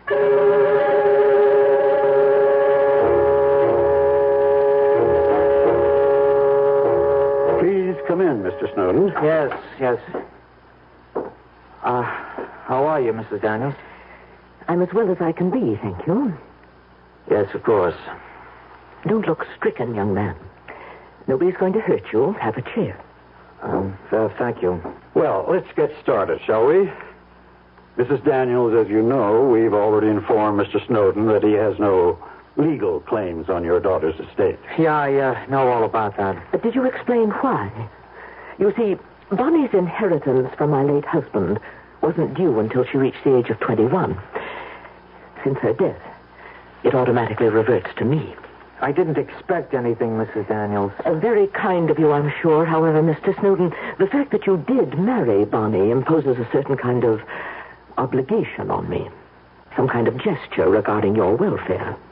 I don't understand. Mr. Snowden, you seemed most impressed by that old house we own upstate. You recall the one I mean? Yes, of course. It was once valued at a great deal of money. And it's yours. What was that? I'm deeding you the property. It would have been Bonnie's in a few more years. I have no further use for it. You may have complete possession of the land, the house, and everything in it. Everything? You really mean everything? Of course. Mr. Hedinger will see to the formalities. Now, if you'll excuse me, I have to go. What? Gee, Mrs. Daniels, Please don't thank me. I can stand anything from you now except gratitude. Good day. Well, let's take care of the details. Mr. Hedinger, could I ask just one question? Yes? When Mrs. Daniels said I could have everything in that house, well, there are certain places, locked rooms and things like that. Am I entitled to all of the contents? You're entitled to every stick in the place, Mr. Snowden.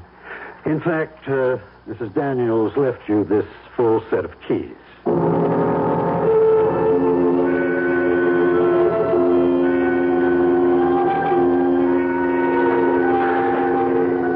Oh, look at it. Look at it. It's all mine. The whole house, mine. God knows how much it's worth. Yeah, sure, it's run down, but the furniture alone. Now, where's that light switch? Yeah, here it is.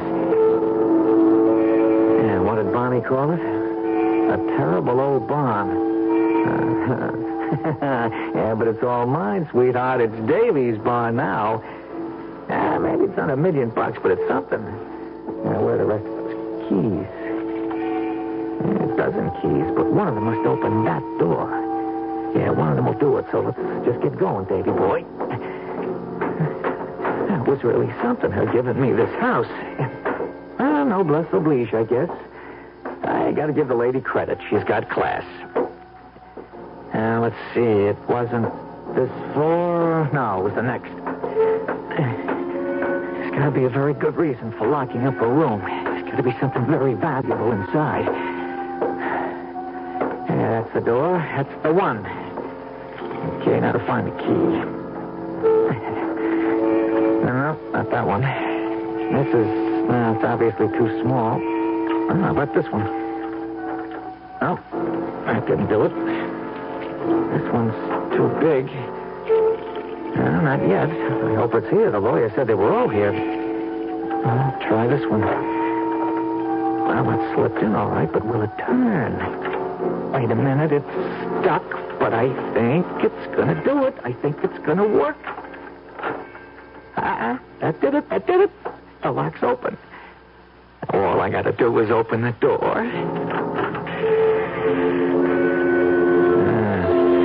Pretty dark in there. Shades are down. What? I see a lamp over there.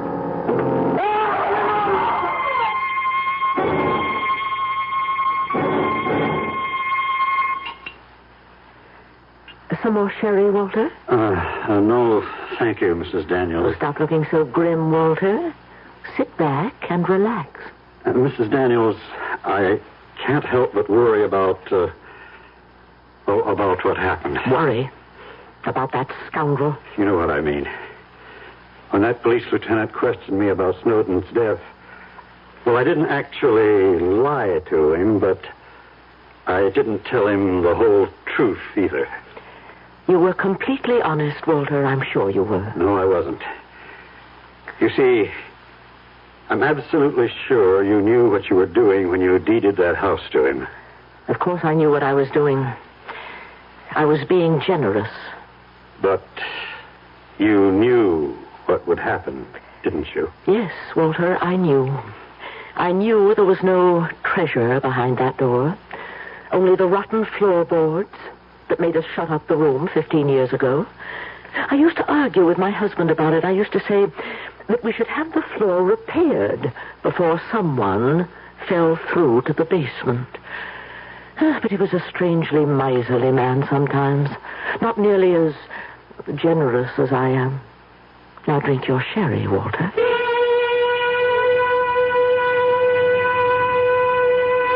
Well, what can you say about an 18-year-old girl who dies? Or her 30-year-old lover, for that matter? Regretfully, this love story has ended with both the lovers gone, which ought to make it twice as popular as the movie. I'll be back shortly. Who knows how to help you solve your shopping problems? The Better Business Bureau knows. Wednesday, 10 o'clock. I'm back at the office working on the case when my secretary brings me the mail. Thanks, kid. The usual stuff. Then I see it. It's addressed to me, resident. Inside, a fake rabbit's foot. The pitch, a $2 donation or send back the rabbit's foot. My problem, what to do about it. I'll help you with good advice from the Better Business Bureau. Oh, yeah? Spill it. If you receive unordered merchandise in the mail, you are under no obligation to return it or pay for it. Thanks, pal. You're okay. Just another consumer tip from your Better Business Bureau.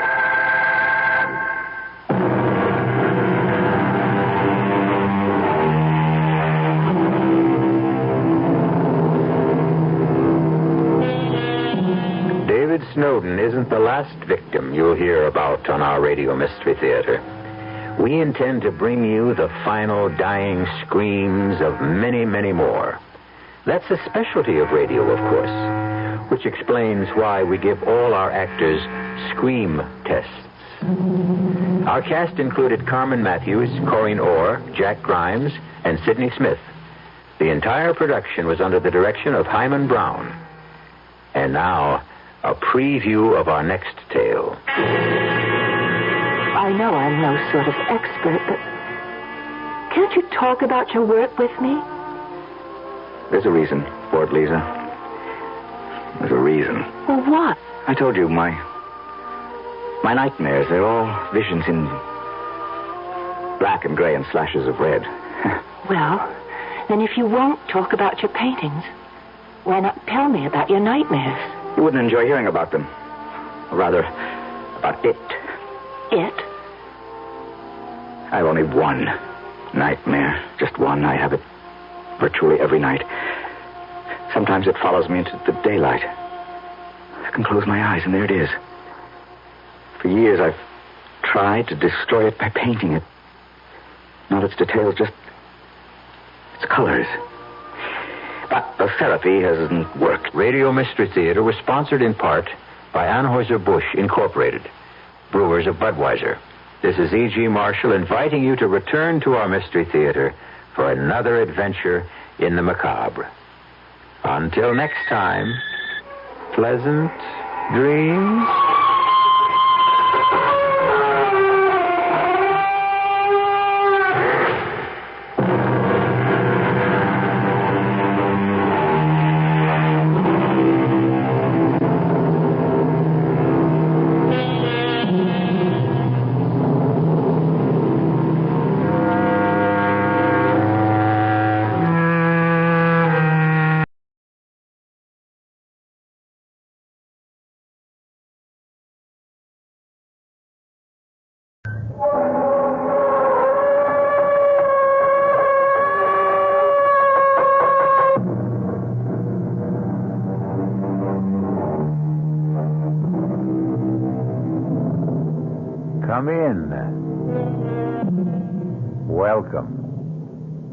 This is E.G. Marshall, and you're welcome in my world where things are even stranger than they seem, and reality falls before truth. We've all heard that one picture is worth 1,000 words. But is this really true? A quick example. Would your sweetheart rather hear you say, "I love you," or look at your picture? But pictures have their place, as millions of camera fans all over the world will tell you. Listen as we hear about a strange and dangerous camera which brought tragedy to those who owned it. No, please don't hit me again. I told you I don't know it. Oh, don't. There's no sense in you hitting me and hitting me. I don't know the combination. Please. I don't care about the camera. I really don't. I would tell you if I could, but Johnny changed the combination on the safe because he knows how I felt about it.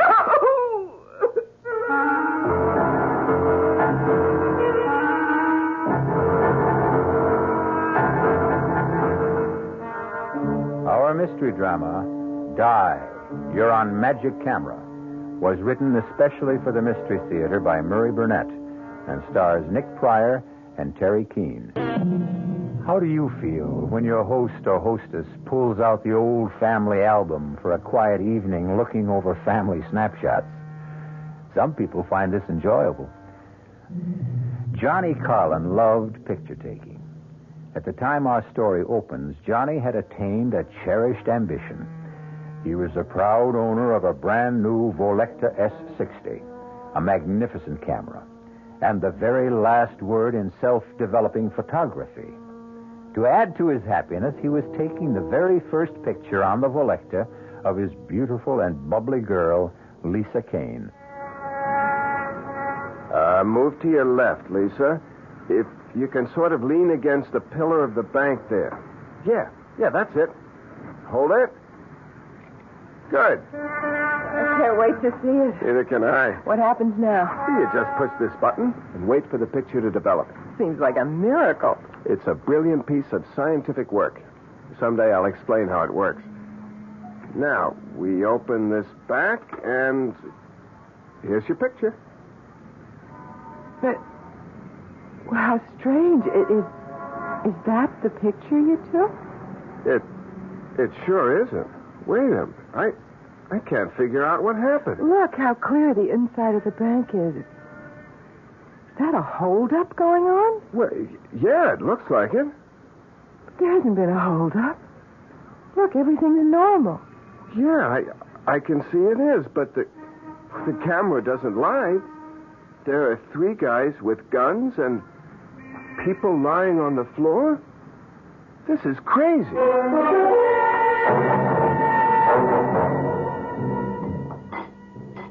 I don't know what I did about breakfast before I met you, Lisa. You had coffee and Danish and some greasy spoon. Remind me to chalk up another reason for us to get married. It'll be more convenient for me to have you in my kitchen than for me to come over to your place every morning. I'll remind you. Hey, Lisa, look at this. Intercoastal Trust held up by 3 bandits who escaped with $30,000 in cash and negotiable securities. Johnny, isn't that the... That's the bank where we stood when I took that picture. What does it mean? Hand me my camera. Here. It beats me that this is a perfectly ordinary Volecta. Well, could it have been just a freak thing, some kind of a crazy mix-up? You tell me how this camera could take a picture of a holdup in a bank that hadn't happened yet. Can you explain that? No. Why don't we just forget about it? Because there's a reward for information leading to the capture of the robbers. You think the picture we have shows the actual robbers? Well, it's worth a try.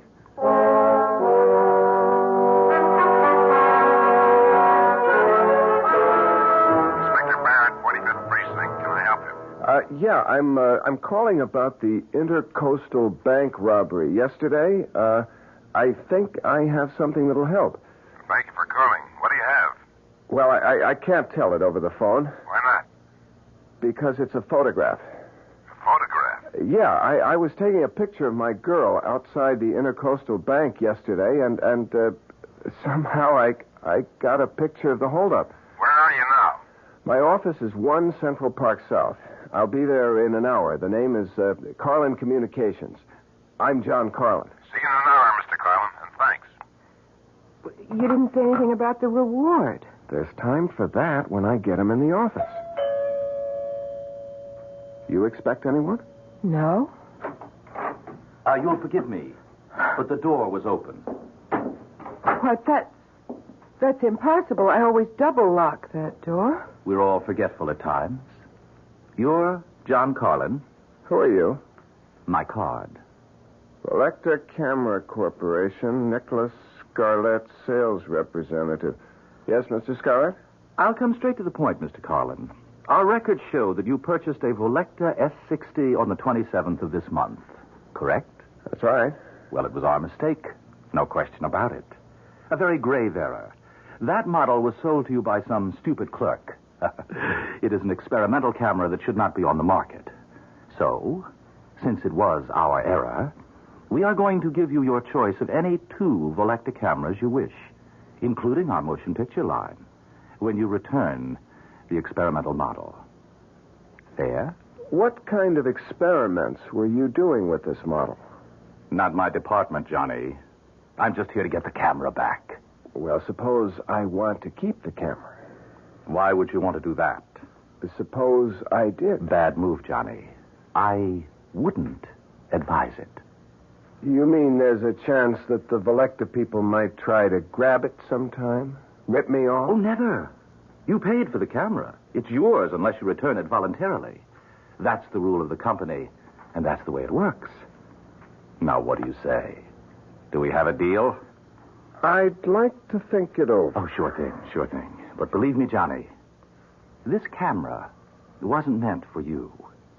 And whatever you're thinking, it won't work out.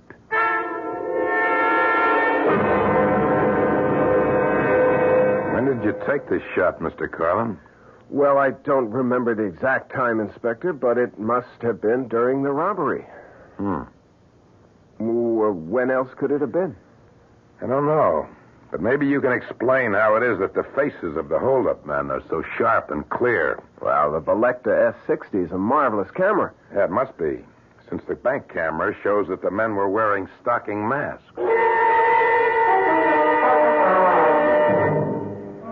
Johnny, I don't know what you're trying to prove, but I've got to get out of this hotel lobby. Can't figure it out. It just doesn't make sense. Every single one of these pictures came out just the way I took them. Well, why shouldn't they? Well, how do you explain that picture in front of the bank? I told you, it was a freak, that's all. Come on, let's get out of here. Well, maybe you're right. There's a phone over there. You sit in this chair while I call Scarlett and tell him I'm ready to make the deal. Okay, but make it fast. 1 minute.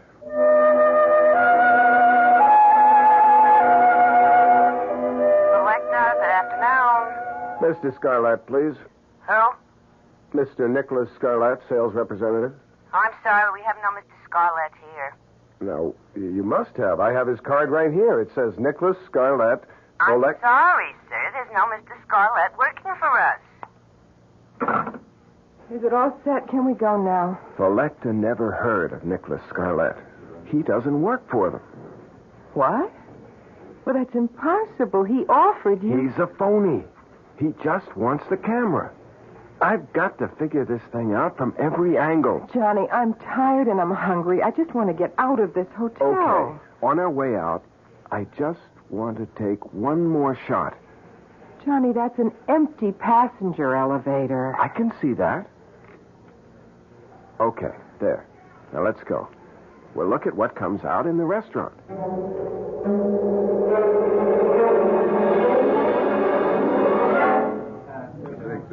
Oh, I never would have believed a bacon, lettuce, and tomato sandwich could taste this good. Look, Lisa, look at this shot.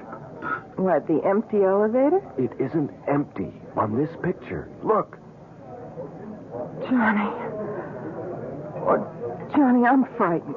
Lisa, you've got to help me find the girl in the picture. Johnny, I want you to throw that camera in the river. And just forget about what's going to happen to that girl in the picture with the knife at her throat? How do we know it hasn't happened already? Honey, I've been through that with you. The first picture showed a robbery that was going to happen, and it did. Now we have a girl and a man in a hotel elevator, and the guy has a knife at her throat. We might be able to stop that from happening. Oh, we don't even know who she is. She's probably a guest at the hotel. One of the desk clerks should recognize her picture if you show it to her. This picture? I can't show them that. No, of course not. But I can crop it so that the man with the knife Johnny, is out. it's no use. I don't want to go around asking about a girl I don't know. I don't want anything to do with that camera. I just want you to get rid of it. Lisa, do you want to throw away $1 million? Johnny, you sound like a stranger. I don't even know you. Why do you talk about $1 million? What's this picture got to do with... Don't you see the possibilities that exist with this camera? I can predict when a crime will occur. I can also show the face of the criminal. Now, will you think of what a private detective agency could do with something like that? But how would you explain it? I don't have to explain anything. I don't know. I just have a bad feeling about the whole thing. She's right, John. Listen to what she's saying. Mr. Scarlett, where did you come from? Well, I have here the 2 cameras that the Valecta Company promised you in return for the experimental model. You don't work for Valecta. I checked. They never heard of you. That's of no importance. No? Well, what is? That you return the camera to me. The way I figure it is, you just want that camera for yourself. I don't buy that story about the camera being an experimental model. Oh, really? No? Then what do you think it is? Well, yes? Well, what difference does it make? It's mine. Unfortunately. Look, I've had about enough of you, Mr. Scarlett. Now, we have work to do, and if you'll excuse me... You'll find what you're interested in this newspaper, on page 3. Unknown assailant stabs girl in hotel elevator. Johnny, that's tomorrow's paper. Oh, just an early edition. It will be on the streets in 2 hours. At any rate, you're too late to help Miss Stearns. But to ease your conscience, she wasn't seriously injured and should be out of the hospital in a day or 2. What hospital?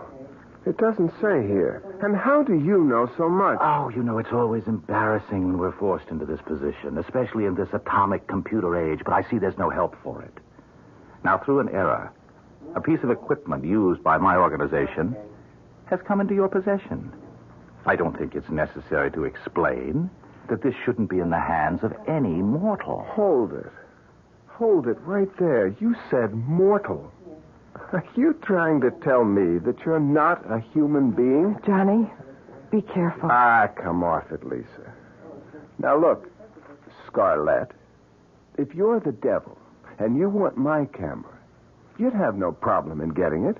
You wouldn't be here asking for a swap, practically begging me to give it to you. Ordinarily, you'd be right.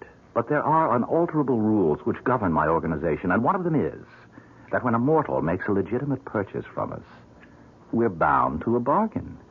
We can only ask that he return his purchase of his own free will.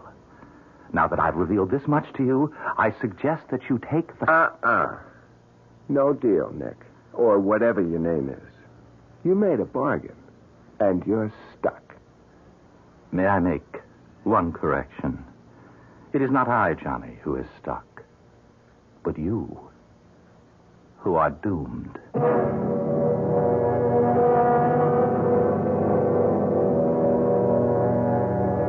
I don't suppose there's one of us who hasn't thought of what they'd say or ask if they really had a conversation with the devil. You know, I like to believe that most of us have at one time or another, but that we somehow either didn't recognize him or didn't believe him.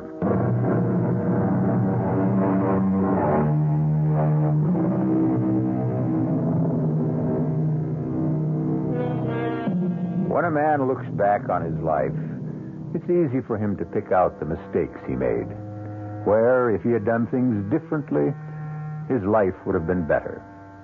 However, man is always the victim of his desires, and in today's world, the desire for wealth can blind.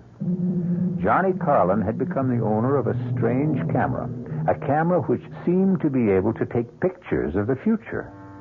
And Johnny Carlin had visions of untold wealth.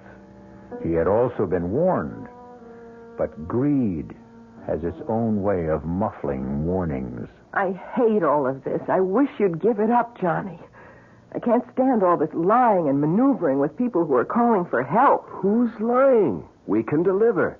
Lisa, all we have to do is tell them that we have to take a picture. That's all. But there have been dozens of calls from people who have been ripped off or mugged and want us to find the criminal. Simple. We tell them we can't help them. This is the Carlin Crime Prevention Agency.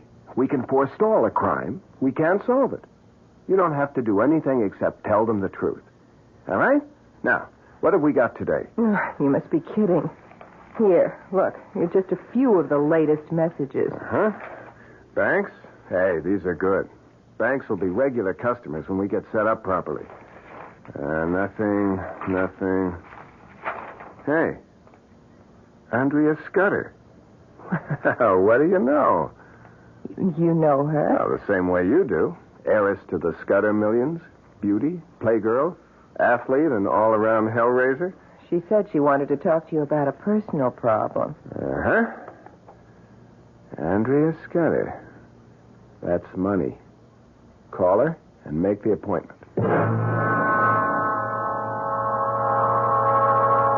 Mr. Carlin, I'm being blackmailed. I don't know by whom. Can you find out? Well, I can try, Miss Scudder. If I don't succeed, there'll be no fee. And if you do, there'll be no publicity. I don't want my name spread all over the front pages. You have my word. Fine. The job is worth $50,000. Is that satisfactory? Yeah, that's okay. I'd like a little more information. Such as? Well, what happens when and if I deliver the name of the blackmailer to you? You get my check, my thanks, and my farewell. I'll take it from there. Not satisfactory. What? Look at it from my point of view, Miss Scudder. You ask me to get you a name and then walk away? Now, obviously, you have some plans for this blackmailer. Probably for getting rid of him? That is none of your business. Granted, but if you intend to hire someone to take care of your problem with him, then that can't be done very quietly, and I might get involved. Mr. Carlin, let's put it this way. I am not a killer, nor do I intend to become one. This blackmailer must be someone in my circle of friends. You'll have to take my word for that because the information that he holds over my head... Miss Scudder, excuse me. You keep saying he. Why? Because it's a man's voice disguised that talks to me over the telephone. But the blackmailer could conceivably be a woman. It's possible. But it would still be one of my group. Okay. Now, the only request that I make of you is that you allow me to take your picture. My picture? Just a snapshot. Well, I don't see what that is. Well, that's the way I work. I get strong impressions from a picture. Emanations. Call it whatever you want. It works. All right. How do you want me to pose? I don't have my camera with me. You see, I wasn't sure that I would take your case. Could you come to my office tomorrow at your convenience?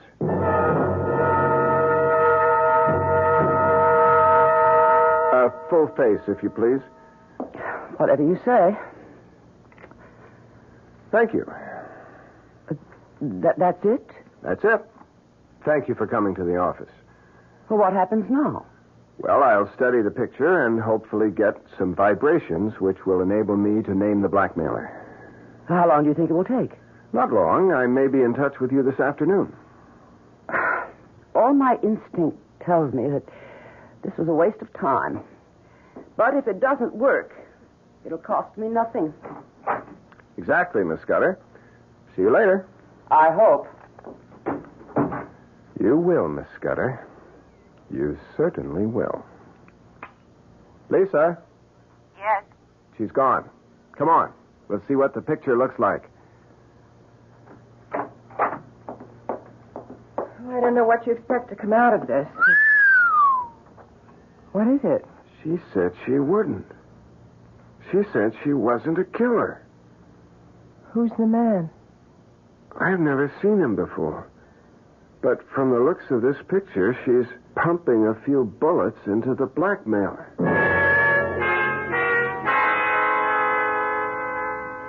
Are you sure you know what you're going to tell her? I'm not going to tell her anything. Hand me the scissors. Here. All right. There. Now, all we have is a picture of the blackmailer. I'll take this up to her and say, here's the man who's been blackmailing you. Give me a check for $50,000, please. Johnny, she looked a lot older in this picture. Well, he isn't too young either. I want you to promise me something. When and if you get the $1 million, you'll forget about the camera and throw it away. Lisa... Johnny, please. Promise. Okay. If that will make you happy, okay.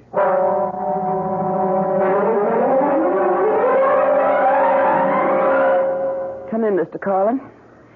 I must say you work fast. The picture did the trick. Yes? And you have the name? No. But I have his picture. His picture? Here it is. You can probably put a name to it.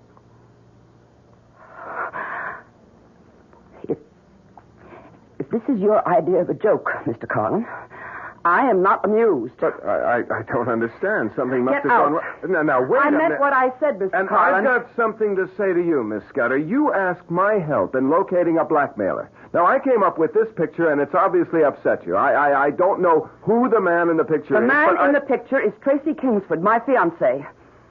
Your fiancé? Exactly. And I know he isn't the blackmailer because he could and will have half of everything I have when we marry next month. But... Now, I don't know what your purpose was in showing me this picture, or even how you got it, but this picture of Tracy, he isn't this old. Where did you get this? Well, maybe it isn't your fiancé. Don't be ridiculous. Where did you get it? Well, I'm afraid that's confidential. I want to know why you thought Tracy was the blackmailer. Miss Scudder, I told you, I will pay for the information. What is your price? If I decide to tell you, it won't cost you a penny, but I'll have to think it over.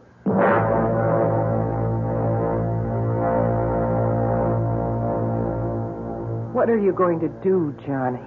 I honestly don't know. I've learned one thing, though, about this camera. Yes, so have I. It's best to use it with places or institutions like banks or jewelry stores rather than with people. It's wrong for you to have it and even worse for you to try to use it. Now, Lisa, it can't do me any harm. If I learn to use it properly, I won't get into anything like the Scudder situation. You still haven't decided what to do about that. Yeah, I have. I'm just going to forget it. Forget it? How do you forget something like that? A very good question, Miss Kane. You're after the camera. I should think by this time you'd be convinced that it isn't for mortals. Right. You have to say that, huh? Well, that doesn't make it a lie. But it makes it suspect.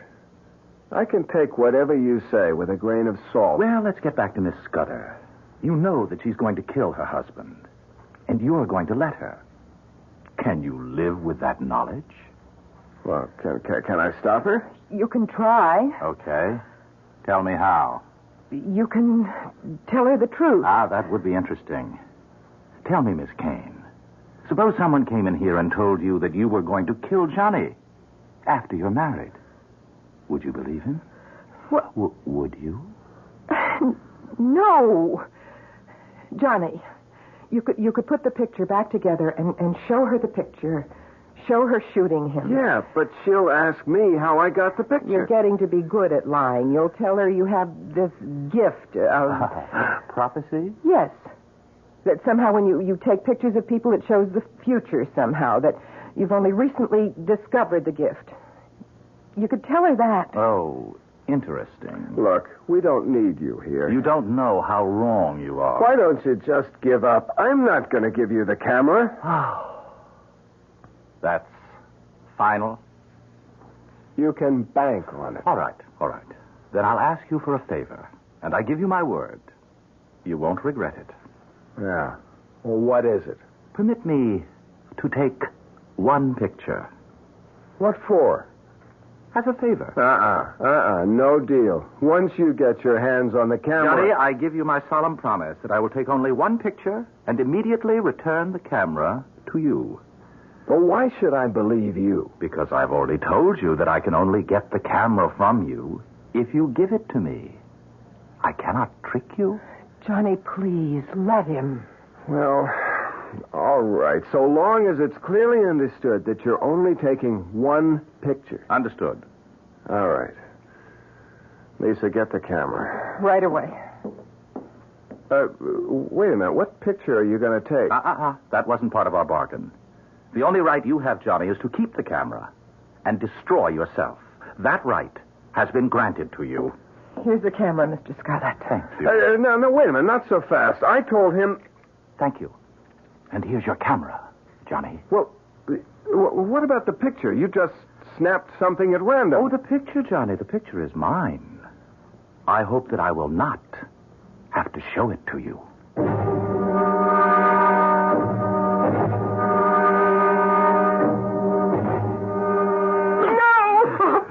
Please, I told you, I don't know. Please, there's no sense in you hitting me. I don't know the combination. I don't care about the camera. I don't. I would tell you if I could, but he changed the combination to the safe because he knows how I feel.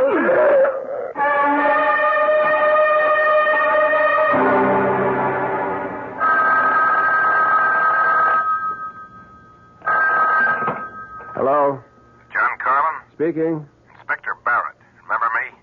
Oh, yeah, Inspector. You know a girl named Lisa Kane? Well, of course. She's my fiancée, and she also works with me.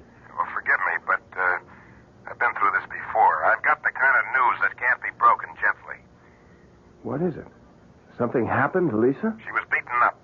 Badly. She's in the emergency clinic at City Hospital, and she's asking for you.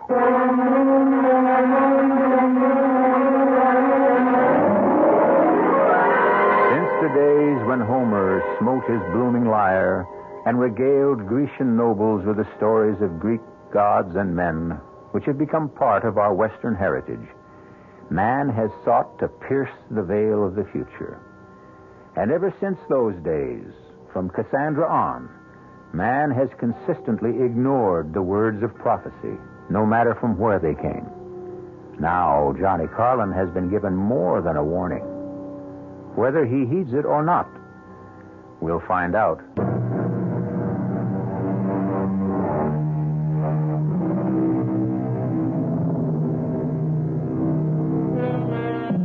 Black magic from a black box. A seemingly ordinary camera purchased by Johnny Carlin has turned out to be anything but ordinary. In fact, it has the capability of depicting future crimes which will be committed by or against the people photographed. The camera has brought Johnny a lot of money, a lot of notoriety, and a lot of trouble. Lisa Kane, his fiancée, is in the emergency clinic of City Hospital because she has been brutally beaten. You got here fast, Carlin. Where is she, Inspector? One of the rooms down the hall. She's been asking for you. All right, let's go. Any idea why she was picked on? No, wasn't it an ordinary mugging? Hardly. She was attacked in your office, and nothing was taken from her purse. Johnny, I want Johnny. I'm here, Lisa. I'm right here. Oh, Johnny, they wanted the camera. They knew it was in the safe. Now, don't try to talk now. Please, let me. I want to tell you. Did you see their faces, Miss Kane? Yes. You think you could recognize them if I showed you some pictures? Inspector, look, I don't think she's in any shape. Johnny, get rid of the camera. Get rid of the camera. Is this the same camera that took the pictures that nabbed the men who robbed the Intercoastal Bank? Inspector, look, you can tell she's in pain. Doctors say she's going to be all right. Now, what about the camera? Well, this isn't the time or the place. This is the time. You want to find another place? It's okay with me.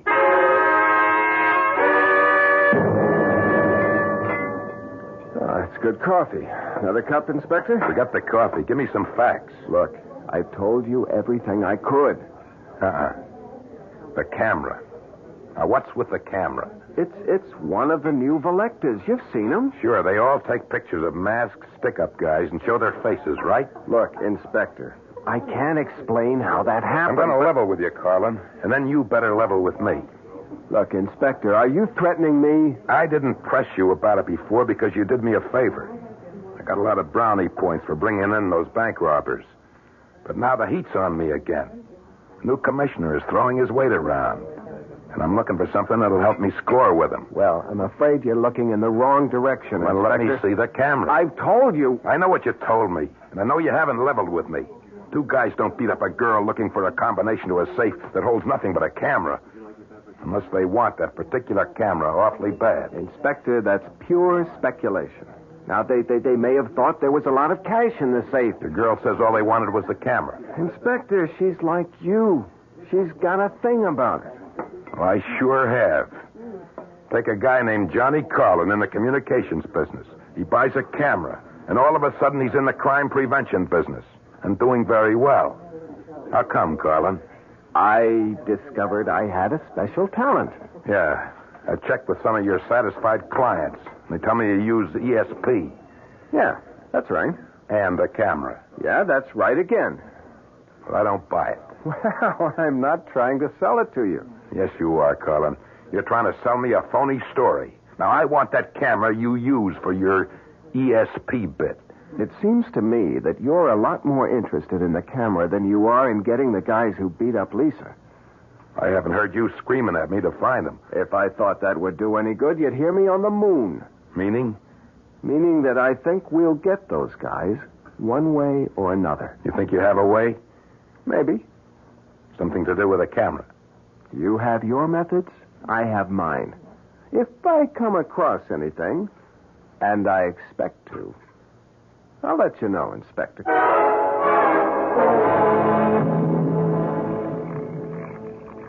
7 left, 3 right, And all the way past 0 to the right, to 4, and then 11 to the left. Scarlett, you stole it. Oh, Johnny, when are you going to start believing me? I told you, it's against the rules. What are you doing here? I came to help. Well, I don't want your help. You're not interested in finding the man who beat up Lisa? Well, I don't need you. Of course. You have the camera. May I remind you that it only works in the future, not in the past. The crime on Lisa has already been committed.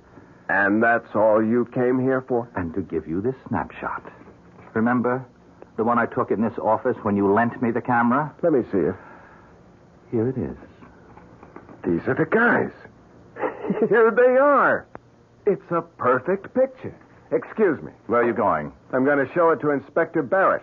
He'll be able to pick up these hoods in no time. Of course. And what do you tell him when he asks you where you got this picture? He'll be more determined than ever to get his hands on the camera. Well, then, why did you snap it? Wait a minute. You knew it was going to happen. Why didn't you warn her? Which question do you want answered? Both of them. Neither of them.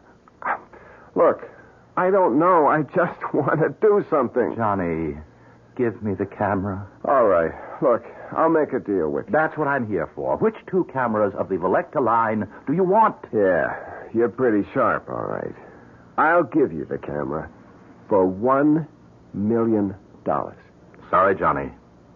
I can't make that deal. Why not? Because it's against the rules. I had to get a special concession even to be able to offer you 2 cameras. Believe me, Johnny, a mortal cannot profit by a mistake like the one that was made with your camera. So get out while you can. And let me have the camera. You know, you sound like a broken record. Well, haven't you had enough? Can't you understand now why this camera can bring only tragedy? Well, which question do you want answered? Oh. It's interesting that I find it much more difficult to do a good deed than an evil one.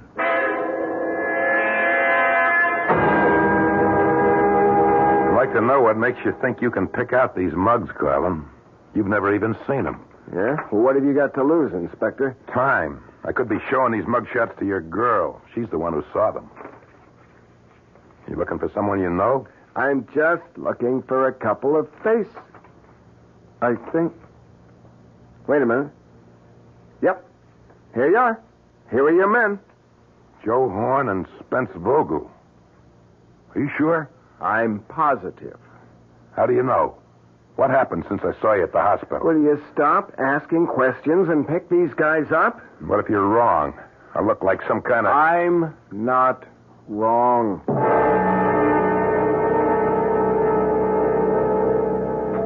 Hey, I've got good news, Lisa. The doctor says you'll be able to go home in a couple of days. That's nice. Well, honey, you don't seem very happy. Johnny, what have you done about the camera? Isn't it great? They've caught the two guys who hurt you. So you've still got the camera. Look, Lisa... Hello. It's for you, Inspector Barrett. Barrett? How did he know I was here? Thank you. Hello? Colin, I want you to meet me in your office as soon as possible. Well, why? What's up? I'll tell you when you get there. Be there. What did he want? Well, he wants me to meet him in my office as soon as possible. Johnny, please don't go. Oh, Lisa, why not? You just got here. Look, if I go now, I can finish with Barrett and get back and spend an hour or so with you before I get thrown out. Inspector, I never really thanked you for getting those two guys. That's what I came about. What, to get thanked? In a way. I want that camera. Inspector, look, you must be losing your marbles. I told you... Now, listen to me, Colin, and listen good. I put 16 years of my life into the police force, and they've just transferred me to Staten Island. Me, Inspector Barrett, sent to... Well, you get the idea. Now, I'm not sitting still for this transfer. I gotta have your little camera. Inspector, what good do you think the camera's gonna do you? Oh, come off it, Colin. I'm a cop. I've done every kind of police work from pounding a beat to undercover surveillance. And never have I heard of a guy who could predict crimes and name the criminals. And you can't either, Colin. Oh, well, wait a minute. I never said I could. You can't.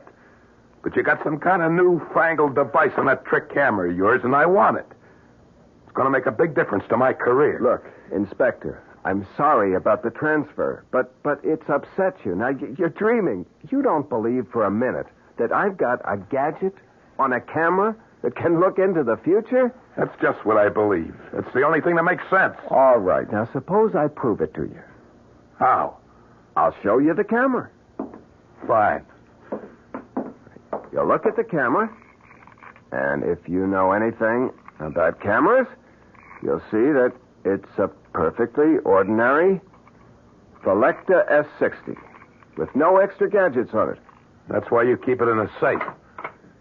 Here, Inspector. Look for yourself. You see? A plain Selecta. No gimmicks. Nothing. What did you leave in the safe? Nothing. Take a look. I will. All right. Now you satisfied? No. I think I'll take a picture. Now, Inspector, you're being childish. What's your beef? I'll just... Now, give me the camera. Back off, Colin. No, come on. I said give me the camera. Colin. I want you. I warned you, Colin. Now get up. On your feet. Colin. Colin. Good Lord. He's dead.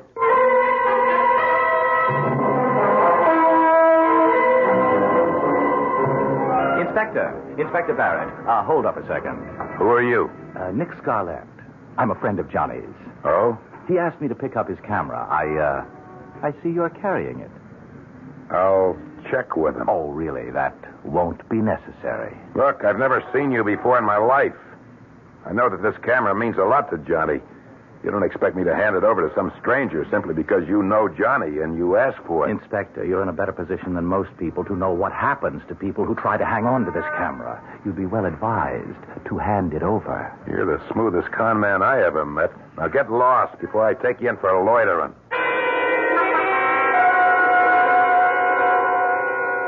Now, come in. Sit down. Make it fast, Barrett. What do you got?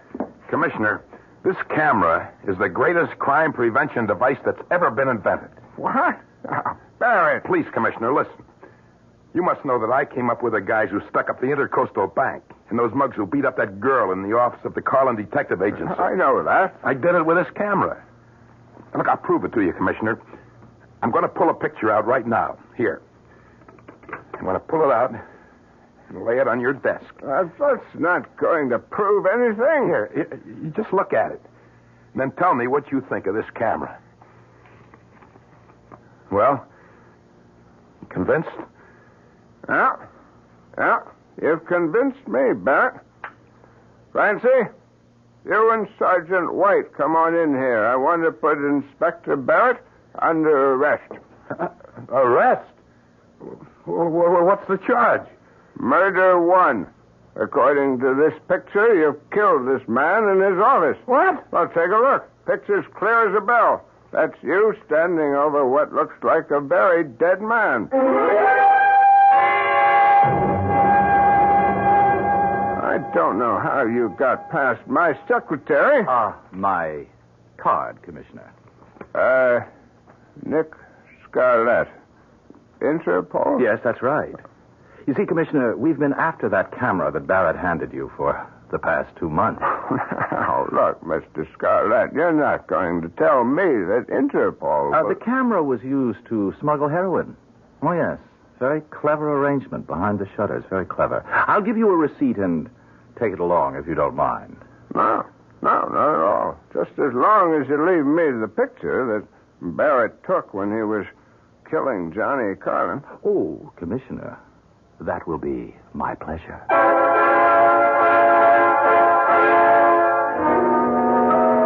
I often wonder where that camera is today. Sometimes I think that it may be used by St. Peter when an applicant stands at his gate demanding admission to heaven. Perhaps St. Peter pulls out a picture which would effectively silence a sinner who hadn't been caught by the law here on earth.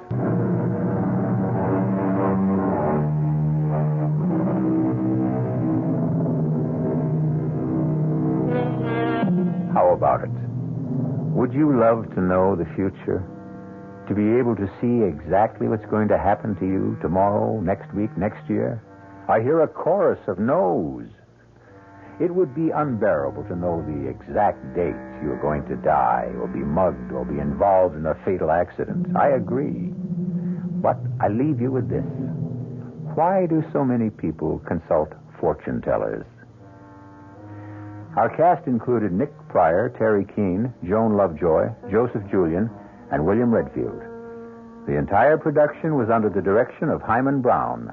This is E.G. Marshall inviting you to return to our Mystery Theater for another adventure in the macabre. Until next time, pleasant dreams.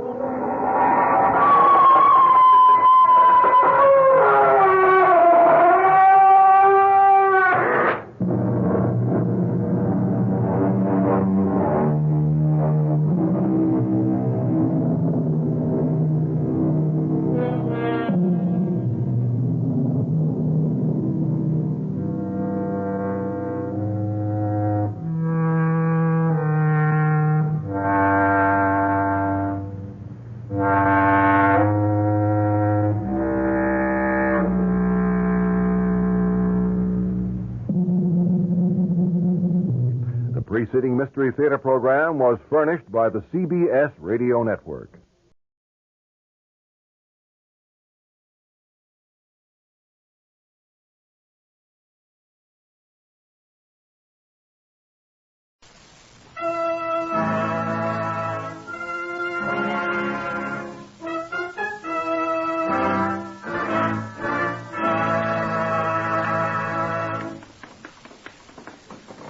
Whitehall, 1212.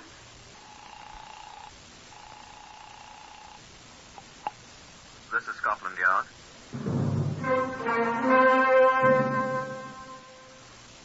For the first time in its history, Scotland Yard opens its secret files to bring you the true stories of some of its most celebrated cases. These are the true stories. The plain, unvarnished facts, just as they occurred, brought to you by an all-British cast. Only the names have, for obvious reasons, been changed. The stories are presented with the full cooperation of Scotland Yard. Research for Whitehall 1212 is from Percy Hoskins, chief crime reporter of the London Daily Express. The stories for radio are written and directed by Willis Cooper. Now, this is the voice of the custodian of Scotland Yard's famous Black Museum, Chief Superintendent John Davidson. Good afternoon. This is a man's handkerchief. I doubt you've ever seen a handkerchief so stained with blood. I don't believe I have. I just like to touch it. They should really wash these things, shouldn't they? If the young man who owned it had washed it, he wouldn't be where he is now. No, I don't know exactly where he is, but I've been led to believe it's an unpleasant place. His body is buried, as Mr. Justice Coburn said, within the precincts of the prison in which he had been confined. That was Pentonville Prison, where a great many murderers are buried. Now, here is Chief Inspector Godfrey Allen Rouse, who had most to do with the case number H42426. Yes, I've been on duty all night. No, I'd had no adventures at all, except an interview with a sad, fat man who accidentally set his bed on fire, and whose landlady was annoyed with him. I don't believe the poor man has smoked cigarettes in bed since. I was shambling sleepily along a certain street in the West End, thinking how nice it is to go to bed at the height of the full, fresh, fragrant morning, when my arm was rudely seized. My thoughts of bed vanished with a minor popping sound as I recognized the features of Mr. Alistair Crumbine, proprietor and chief clerk of the nearby Forensia Hotel. I gathered from Mr. Crumbine's gobbling that someone was violently dead in his hotel. Sighed and followed him. There, a functionary conducted me by means of a frighteningly creaky lift to the top floor of the Forensic and preceded me into a room, the door to which was standing open. Across the neat bed lay the body of a dead woman, appallingly battered about the head and upraised arms. She was a thin, middle-aged woman, and there was no sign of blood on her. She'd been carefully washed off, although the bed linen was spattered freely. There was no sign of a weapon, and the room, except for the carnage on the bed, was quite tidy. A door leading to what I assume was a private veranda was closed, locked, I afterwards found, from the inside. The functionary and I stood and looked silently, and then I heard the lift creak again, and Mr. Alistair Crumbine was there. Who is she, I asked Mr. Crumbine. She's dead, isn't she? There's no doubt she's dead, is there? I reassured him, and he burst into lamentation. Oh, my poor hotel. What's my poor hotel going to do with people getting murdered in it? What's to happen to me? What happens to your guests, Crumbine? She's a guest, isn't she? Who is she? Oh, the poor lady in my hotel. She's dead. Yes, she's dead. Who is she? Eh? Who is she? It's Lady Madge Johnston. She's dead. I knew of Lady Johnston. Lady Madge Johnston, a well-known philanthropist, widow of Sir Lawrence Johnston, a former member of the London County Council, reputed to keep a large box of crisp £1 notes for handing out to indigents at all times. What are you doing, Alistair? The box of money is here, all right. Mean there is a box of money? Look. You may believe it or not, but there was a great Schweppes ginger beer case still bound with iron straps under the bed, and it was absolutely running over with fresh, crisp Bank of England pound notes. Whew. Wonder if it's all there. Wonder if he took a fistful. Who? Chap that did her in. I wonder who did it. In my hotel. When did it happen? The maid found her when she brought up a cup of tea at 7 o'clock, like she always does. Darjeeling tea she always drank, the poor thing. Nasty strong stuff. At 7 in the morning. Yeah. And then the maid came and woke me up, and hurried home at once. Had a seizure, she said. Elsie Weed from St. Louis, USA. Who? The maid had a seizure. Did she say anything? Only that she was going home. I know, a seizure. Anybody else been here? I don't think so. No. Who was that man who brought me up here? He's been here. Oh, the fellow's the porter. He operates the lift. He here? Eh? Was he here? Oh, he must have been, mustn't he? Has he any ideas? What does he know? I'm afraid I didn't ask him. Get him. I want to talk to him. Oh, yes, of course. Get him. Yes, of course. Fellows! I say fellows! Isn't there a bell on that lift? Oh, yes. Well, use it then. Oh, he'll hear me. Fellows! So will everyone else in the hotel. Oh, do you think so? They'll have everyone up at the place here, and I don't want them. Ring the bell. Oh, yes, of course. He'll be here at once. Where does that door lead? What door?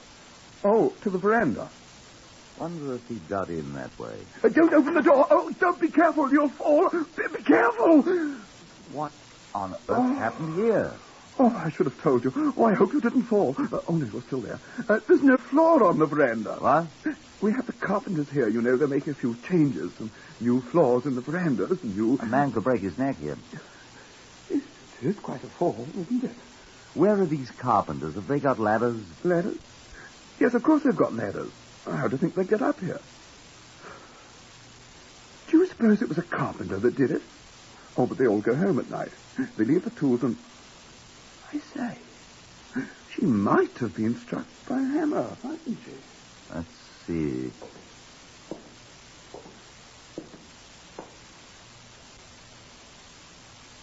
Might very well have been.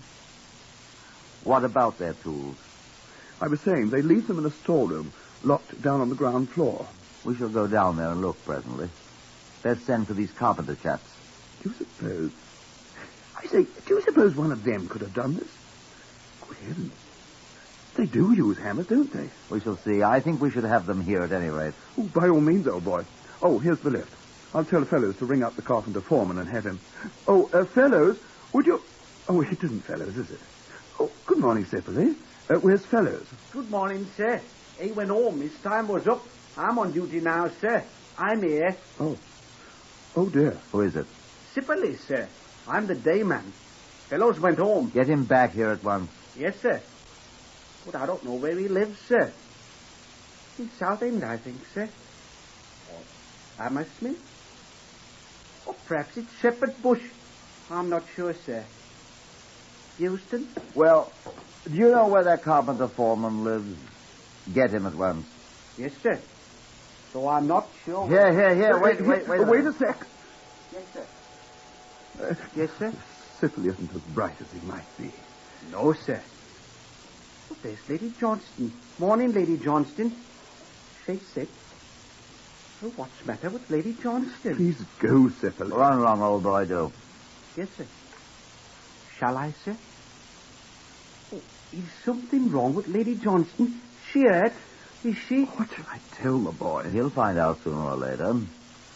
She's dead, son. Oh. What's the matter with her? She's been killed. Who killed her? We don't know, Sipperley. Now, please go on. I know. It's one of them carpenters has killed her. That's why you want me to go find them. I know what you're talking about. I know. Be quiet, Sipperley. Huh? Well, who did then? Tell me who did. Tell me. Now, go on, Sipperley. Yes, Mum. Sir. Poor Lady Johnston. I know. I heard him talking in the night. Well, indeed. Do you have many like that? Poor Sipperley. Still, the boy may be right, you know. About what? About the carpenters, of course. Why? Well, you said she was battered to death with a hammer. A hammer's a carpenter's tool, isn't it? A weapon. I said she might have been beaten with a hammer. She might have, I said. Well. Are there no other hammers in your hotel? The carpenters have the only ones. They're the ones who did it. They must be. They did it. No, wait till we get them here. Don't you think so, Chief Inspector? I don't know. Well, then, who could have? I don't know that either. You wait till we get them here. You'll see. Look here, old chap. Eh? Just run along to a telephone, will you, and ring up Scotland Yard. It's Whitehall, 1212. Tell them there's been a killing here and ask them to send some people. Send who? Whom? They'll know whom to send. And tell them I'm here too, will you, and I want someone to relieve me. Yes, sir. What'll I do then, sir? Then I suggest you go talk to Sipperley. Perhaps he and you can think up some good ideas together. I'm your man. Oh, poor Lady Johnston. Whilst Crumbine dashed down the stairs, which also creaked abominably, I sat myself down with Lady Johnston's corpse at feet. These are the things I thought of. A, the good charitable lady had been killed in the night. Whoever did it had, with the good lady, made a great deal of noise. Note. Who heard the noise? And when? Did they recognize any voices? Someone who was familiar, or had become familiar with arrangements at the Forensic Hotel did it. Else, how had he known about Lady Johnston? How had he got in the room? That door to the outside of the veranda had been locked.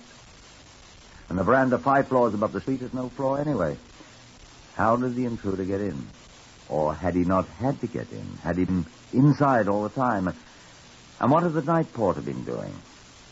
Suddenly, I must have a little talk with that night porter, and I remembered his name, Fellows. The man who had been relieved by the boys Sipperley and gone home to Southend or Hammersmith or Shepherd's Bush or perhaps Euston. The night porter would have a lot of questions to answer, I could foresee. Lady Johnston said not a word to me, but grinned horribly. There were a couple of spots on her face the person who had washed her up had missed. "Excuse me, milady," I muttered, and went to look at the outer door. The key which had locked it was still in the lock where I had left it. The inside, mind you. I opened the door. The floorless veranda yawned above those 5 stories to the street. Could a ladder, I wondered? Carpenters use ladders. I must see if that foreman carpenter or his mates had been reached yet. I closed the door, locked it. Went out and rang for the lift. After a moment, it started up. Well, I reflected, that would at least save time. I could ask Sipperley some of the questions that plagued me. Perhaps he might know something. I waited as patiently as I could. At last, it hove in sight. "Hello, Sipperley," I said. I could see Sipperley staring up at me. "Hello, Sipperley," I said. Why, you remembered my name, sir. Thank you, sir. Hardly anyone remembers my name, sir. Joseph Adoniram Sipperley, it is, sir. From Blackpool, way up in Lancashire, sir. I don't know your name, sir, though. Well... Oh, no, don't tell me. I'll find out. Poor Lady Johnston, she didn't remember my name either. She always called me boy. I hate being called boy, don't you, sir? Yes, sir. Do you want to see Mr. Crumbine, sir? He's on telephone. He's calling the foreman carpenter, sir. Mr. Morris, like you said. Only he can't get Mr. Morris on the telephone. And so he called Fellows. Fellows is the night porter, sir. And he lives in Kennington. Not Southend or Hammersmith or Shepherd's Bush. Or Euston. No, Kennington. Mm-hmm. Kennington isn't far away, and Fellows will be right here in a minute, and maybe you'll know who killed poor Lady Johnston. She was so nice. But she always called me boy instead of my right name, Joseph Adoniram. Don't you feel dreadfully sorry about her? I'll take you to the cellar, sir, whilst Mr. Crumbine's on the telephone. This is the cellar, sir. There. Nothing down here. Storeroom, sir, where we keep the guests' trunks and boxes and everything, sir. Excuse me, sir, I beg your pardon, sir. Excuse me, sir. I'm always bothering the guests, sir. Mr. Crumbine tells me, and... Look here, Sipperley, you're not bothering me, and besides, I'm not a guest. Why now? Well, sir, I want you to know that I'm really not such a simpleton that Mr. Crumbine thinks I am. Now, look here, Sipperley. He thinks I'm not quite bright, sir. But I'm bright, all right. And I have the equivalent of a high school education, sir. Oh, really? Oh, yes, sir. I know algebra, sir, up to binomial theorem, sir. And I'd wager Mr. Crumbine doesn't know that much about algebra. And I know Latin. Quousque tandem abutera Catilina patientia nostra. That means, how long, O Catiline, are you going to continue to try our patience? And I know Kipling quite well. My father was a great student of Kipling. Excuse me, sir. There's a widow in sleepy Chester who weeps for her only son. There's a grave on the Parbeng River, a grave that the Burmans shun, and there's Super da Prag Tevori to tell how the deed was done. That's the grave of the 100 Head. I know it all, but excuse me, sir, I forget so much. I think that's why Mr. Crumbine thinks I'm not quite bright. I can't remember things. I tried for me trade test in the war, sir, but right in the middle of the examination, I forgot. I've forgotten what I forgot. But they made me go away. That's the room there where the carpenters keep their tools. Wouldn't you like to look at it, sir, while Mr. Crumbine's on the telephone? Well, goodbye, sir. I wonder if he heard anything last night. Or has the poor beggar forgotten it? Well, I suppose we'll never know. Poor kid. Hello, Chief Inspector. How did you get down here? The lift. Oh, simply take you to the wrong place. I'm going to sack that fellow. Oh, no. This is quite the right place. Did you get your people? The carpenters? No. But they'll be coming in. The fellows? Yes, he's on his way. Turns out he lives in Kennington. No distance at all. What do you mean about the right place? You want something down here? I thought I'd have a look at this place where the carpenters store their tools. You do think it was a carpenter, did it? Where's this place? Just a step.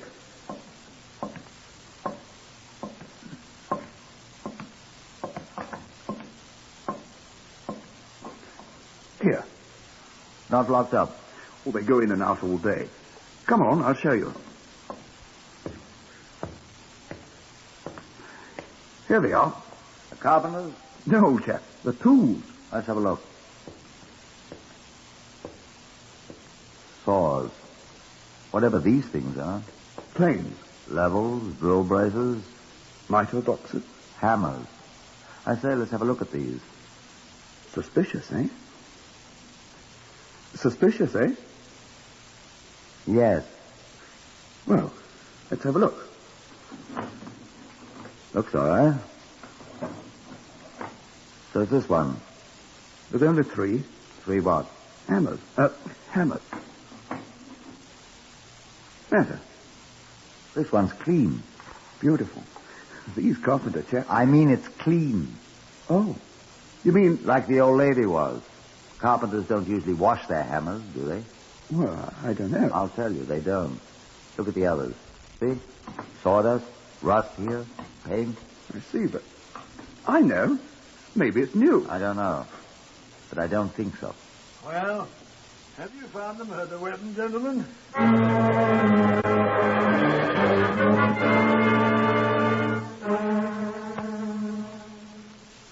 Whitehall 1212, to which you are listening, is compiled from records of authentic cases from Scotland Yard. The research is prepared by Percy Hoskins, chief crime reporter of the London Daily Express. The stories for radio are written and directed by Willis Cooper. In today's story, Chief Inspector Rouse has just discovered what may be the murder weapon in a cellar storeroom. Now, back to the story itself.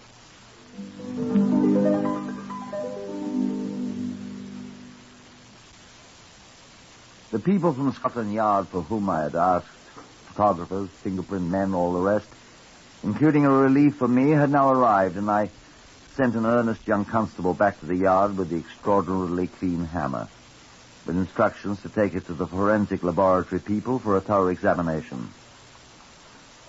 I sat down in the corner of the cellar with Alistair Crombine and Fellows, the night porter, and held grave discussion. Good thing you got me before I got into bed, sir. Why is that, fellows? Once I got my eyes shut, sir, you'd never have woken me up till Monday, sir. Good heavens. Is today Sunday? As ever was, sir. We all ought to be in church singing hymns or praying or going on like they do, sir.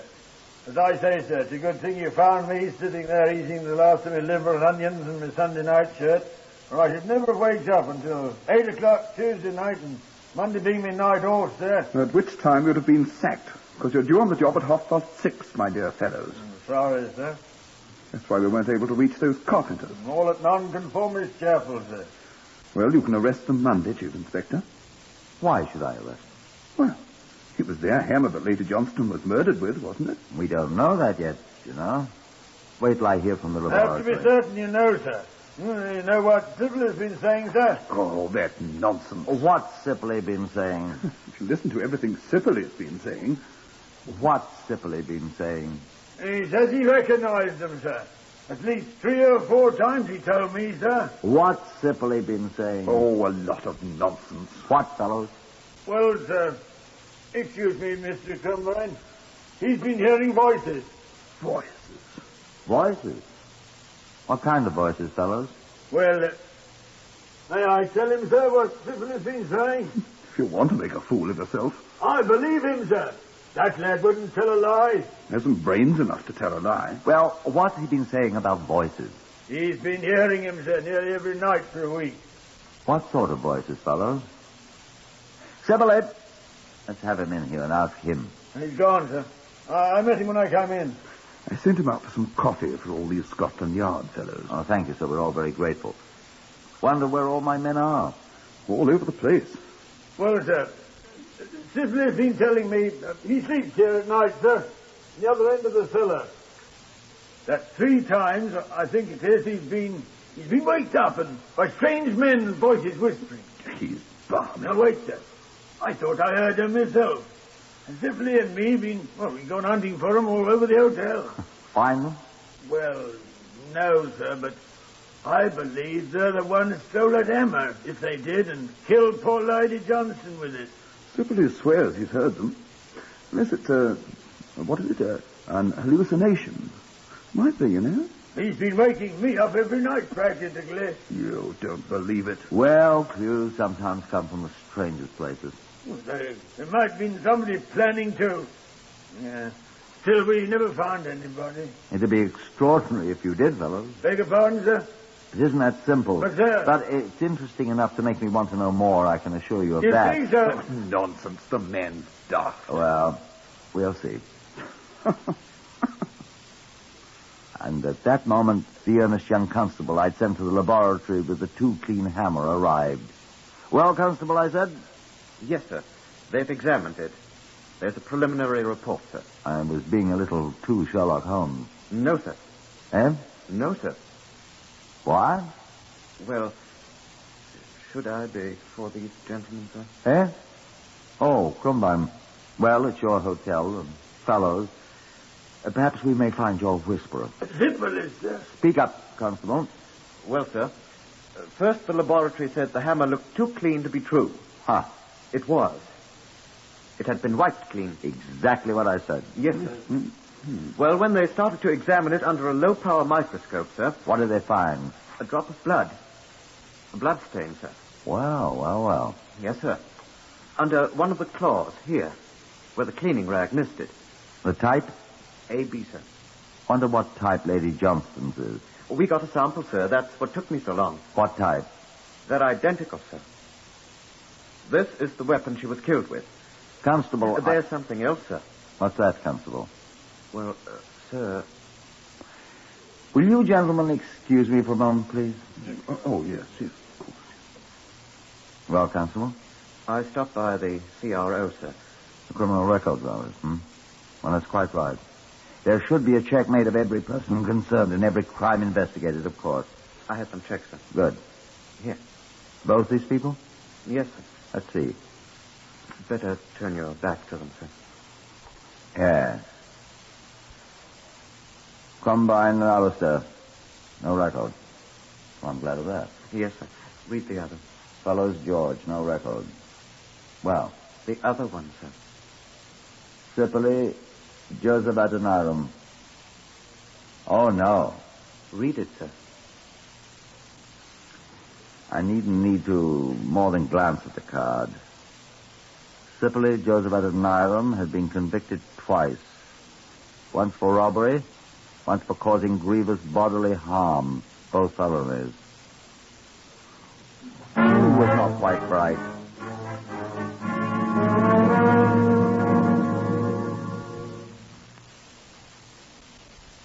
And when Sibylle returned with the coffee for the Scotland Yard men, the earnest young constable and I called him aside.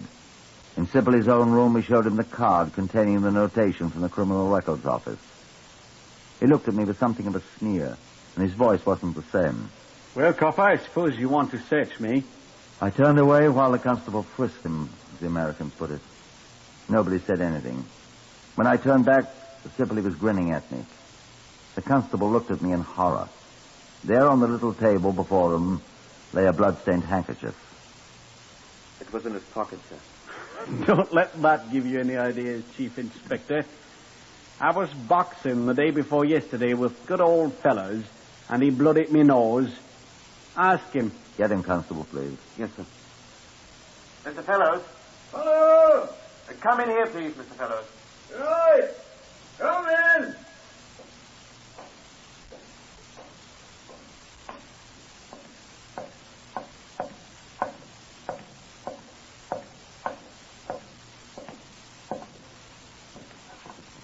Ask him. What's wanted, sir? Fellows, were you boxing with Sipperley here the day before yesterday? Yeah. Oh, yes, sir, I was. See? Did you... Give you a bloody nose, didn't I, sir? And here's the handkerchief I sopped it up with. You've been carrying that wretched thing about in your pocket all this time?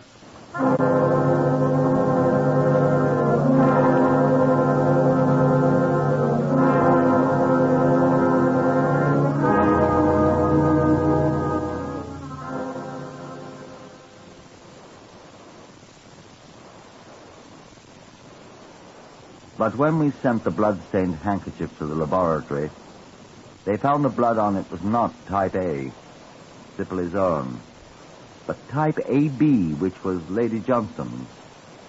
Confronted with this anomaly, Sipperley made a statement. Yes, it's her blood. Yes, I killed her. I'm sorry I didn't get all of the blood off the hammer.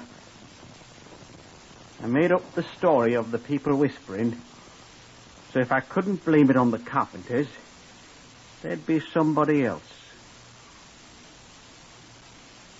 You'll find the handkerchief I used for my bloody nose on floor of my room under the rug by my bed. I just pocketed the wrong one. They both looked alike. It's no good, I give up. I murdered the old fool. Why? I'll tell you why. Because everyone said I wasn't quite bright. Because nobody would bother to learn my name, Joseph Adoniram Sipperley. They called me boy. Just like the old lady did. Boy. So I killed her. I wish I could kill all of you. I didn't get any of the money, though. Fellows came along too soon, looking for the people that whispered. So I went along with him. We didn't find anybody. Boy indeed. Not quite bright indeed. Well, I almost got away with it, didn't I? Almost. Joseph Adoniram Sipperley was hanged at Pentonville Prison, and his body's buried in the precincts of the prison. The boy who was not quite bright. He wasn't a boy, though. He was 27 years old, though he looked much younger, as the prison surgeon who made the post-mortem examination said. Heard today on Whitehall 1212 was Horace Braham as Inspector Rouse. Others in the order of their appearance were Harvey Hayes, Morris Dollamore, Gordon Stern, Evan Thomas, and Lester Fletcher. This is Lionel Rico speaking. Whitehall 1212 is written and directed by Willis Cooper.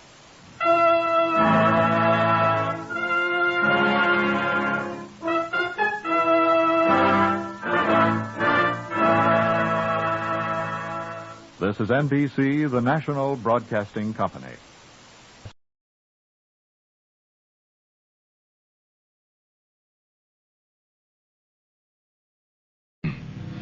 Of all the great killers of history, perhaps the deadliest and most terrifying is the automobile. Nero, Attila the Hun, Bluebeard, even artillery fire, and the ultimate, the atom bomb. At least they have a purpose, a reason, a rationale. But the automobile maims and kills mindlessly, senselessly. For example... This is old Long Jack here in the studio on a lonesome, wet, foggy night. Saying if you're on wheels, real careful tonight. It's heavy, man, heavy. Oh, shut up, you fool. If you just let Big Daddy help you out, all you... You can't help me, Big Daddy. I must have hit something. Somebody. Split. I got a split.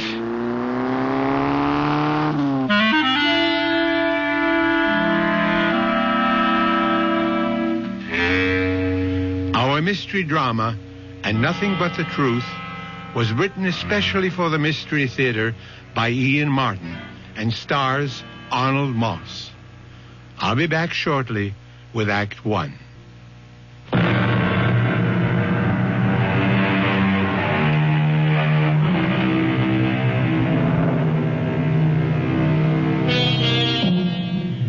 Was the accident we heard a few minutes ago another statistic of the road? An innocent victim, a careless driver, the victim's family broken and lost. A young man whose carelessness had blighted a bright new manhood and a promising career. Or was the driver lucky this time? Lucky in a way far beyond his hope or expectation.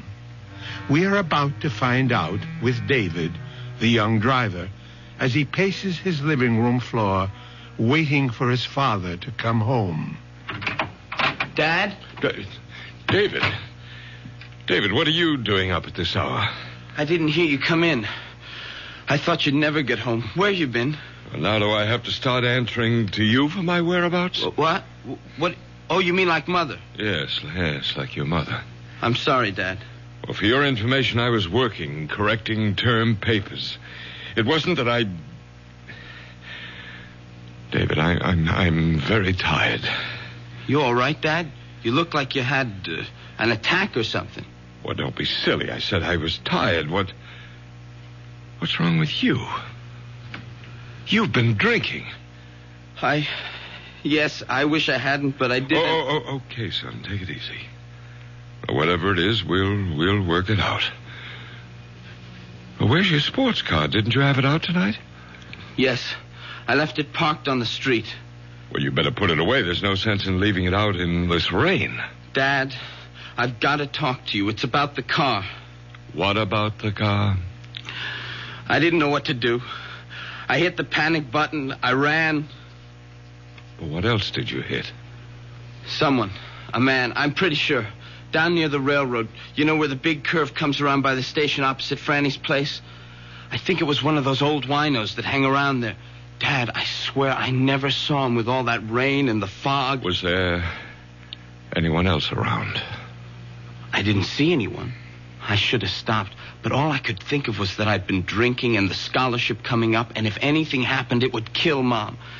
And before I knew it, I was running away. I've been going crazy waiting for you to get home. I'm scared, too, but I guess I ought to go to the police. Does your mother know about this? No. Okay. When did it happen? 2:00, almost on the nose. 2 this morning? Yeah. By the railroad, you say? Yeah, I just came off Stratfield, and I took the corner into the big bend on Hills Point. I get the picture. Okay. Now go in the kitchen and wait for me. And no matter what, don't let your mother get involved. Where are you going? I'm going to have a look at your car. Well, I'll come with you. You'll do as I say from here on in. Now, you go to the kitchen. I'll be right back. What are you going to do? I'm not sure yet. But well, maybe there's a way to get off the spot.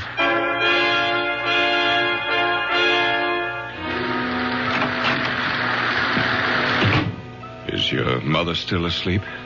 I guess so. She hasn't been down. There's a dent in your front right fender. Was that there before tonight? No. You sure? Yeah, I Simonized the car yesterday. Does it look bad? Well, not to... Well, it must have been a glancing blow. You mean maybe it's going to be all right? Maybe. Oh, I don't think I could have hurt him too bad. And a night like tonight, who'd be hanging around? It isn't going to be all that easy, David. They might be able to trace the car. How? You're missing a front right hubcap. There aren't that many Harley 584s in this town. So I'll have to give myself up. No. Let's figure this out. Was your mother up when you went out tonight? I don't know if she was asleep, but she wasn't downstairs. Well, then she didn't see what car you took. No? Did she see me leave? I mean, did she look out of the window or anything? No. She was just sitting in the big chair by the fireplace, crying. Crying? You know, the usual.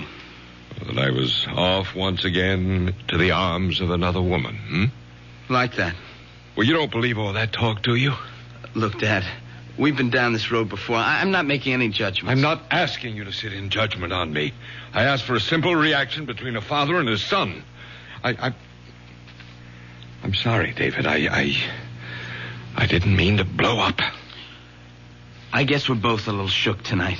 But you ought to know by now where I stand. It's just, well, I know Mom gets a lot of screwy notions, but all the same, I'm sorry for her. She's so lost, and, well, I'm always afraid that any little thing might push her right over the edge. Like tonight. Oh, Dad, what am I going to do? That's what we're going to figure out right now.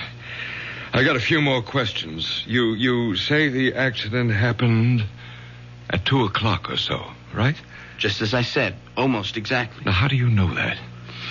I was listening to Long Jack, and he was just going into a last commercial before he went off the air. The disc he was spinning was just ending, and, well, when I hit the guy. What was the record? An oldie, Easy to Love. And you hit this man just after you turned off Stratfield into Hills Point. Yeah. He suddenly stepped off the curb. Like out of nowhere. How fast were you going? Gee, Dad, Now, come on, don't pussyfoot with me. Too fast. I took the corner pretty wide. Did you skid? Yeah, it was pretty slick from the rain. And there was no one else around? No. You're sure? Yeah, I opened the door to look out. There was no one. That's why I lost my nerve and cut out.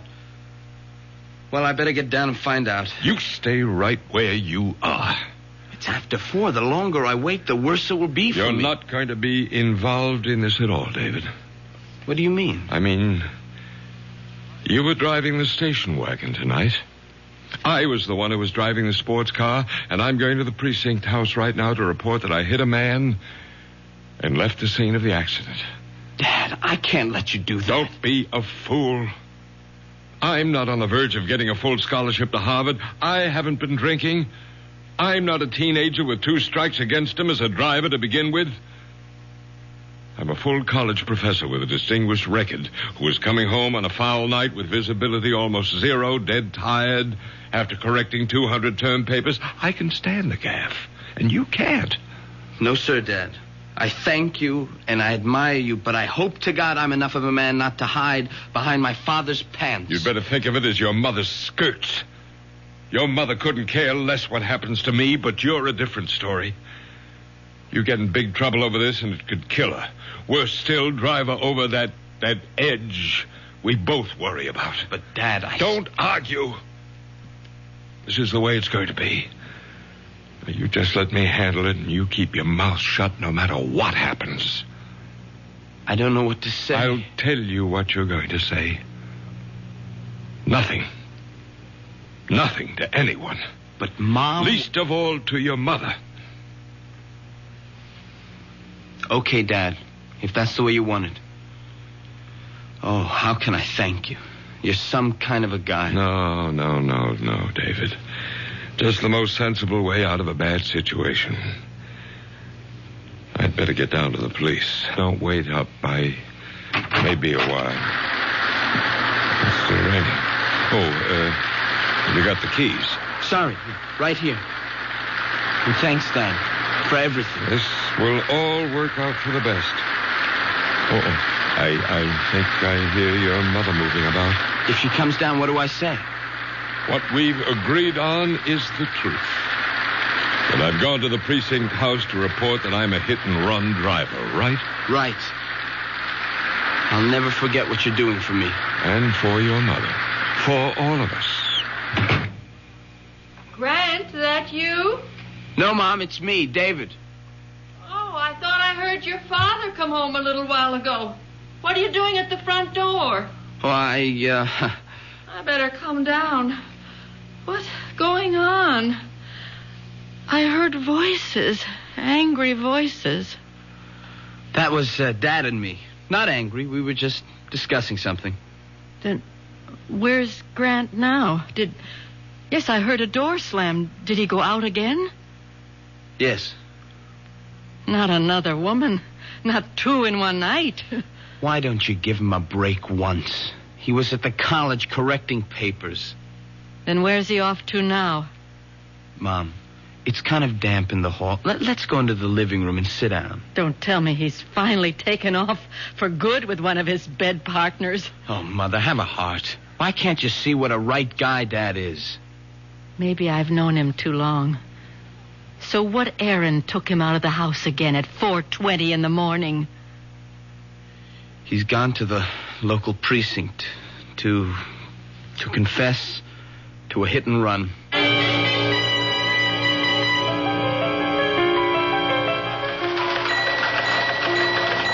Yes, madam, I understand.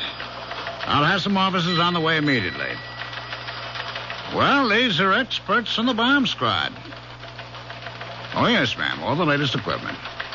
Thank you, ma'am. We do our best at the police department.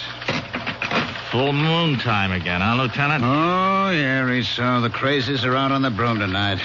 There was some dingaling just saw a UFO land in her backyard. How was your hit and run? Oh, no sweat. Some old wino stumbled off the curb, got his rear end creased. They took him to St. Elizabeth's. Anything on the general bulletin? Nah, it's small stuff. Mugging in the 2nd precinct. It's a gas station hold up in the 5th. I want to hear something new. That's a 12th. Nothing. A code 2C, the man. Some citizen reports a smell of gas in his apartment house, possible suicide. It's nothing worth our brains. What's that in your hand? Oh, it's a hubcap. Clue from the scene of the hit and run. Oh, let me have a look in. English make. Probably from a Harley. Or some sport car like that. Found on the scene? About 75 yards away. No proof it had anything to do with the hit and run. How's the victim? Condition fair. When the ambulance picked him up, he only got struck a glancing blow.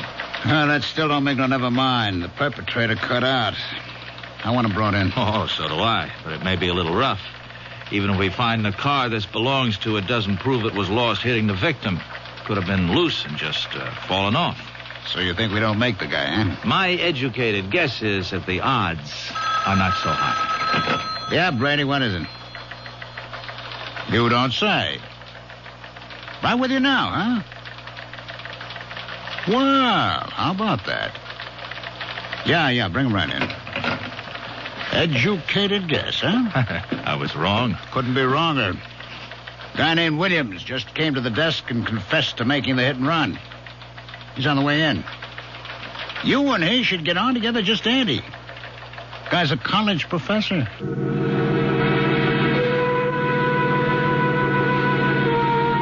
Your father hit someone with the sports car tonight? But that's impossible. How can you say that, Mom? Because he wasn't driving that car tonight. How do you know? You didn't see him leave? No, but I was awake when he drove in, and I could swear, I know he was driving the station wagon. A father's sacrifice for his son. Surely a noble, if misguided, gesture. The question, of course, is, should a young man or anyone be encouraged to evade responsibility? And will the simple act of altruism remain just that? We'll find out shortly when Mystery Theater returns with Act 2.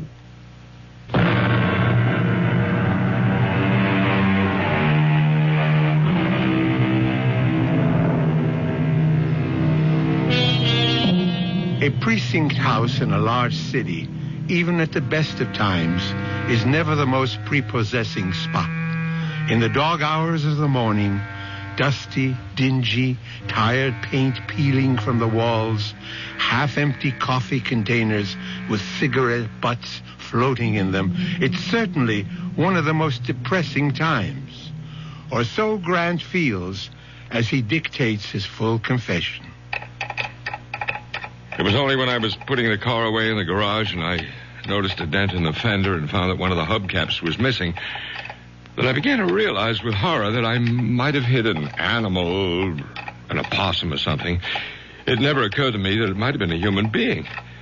Well, I would have returned right away, but my wife, who has not been well recently, well, she was up. She was waiting for me, and I didn't want to alarm her. And so I coaxed her back to bed and to sleep, and I came here just as soon as I could.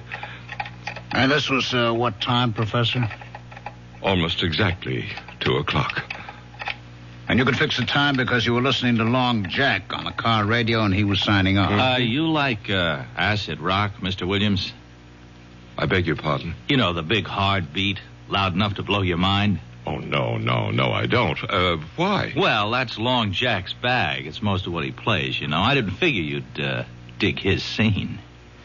Yeah, well, I didn't.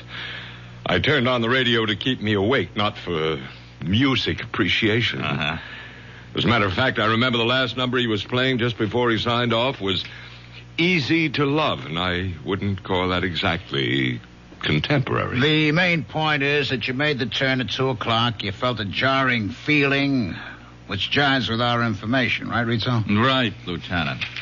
I see. Victim left Franny's restaurant, 518 Hills Point Road, at approximately 2 minutes to 2 a.m. Because victim was discovered by George Bates, post office employee, some 2 minutes later. He heard a car drive away, but due to adverse weather conditions, could not see it or make any identification.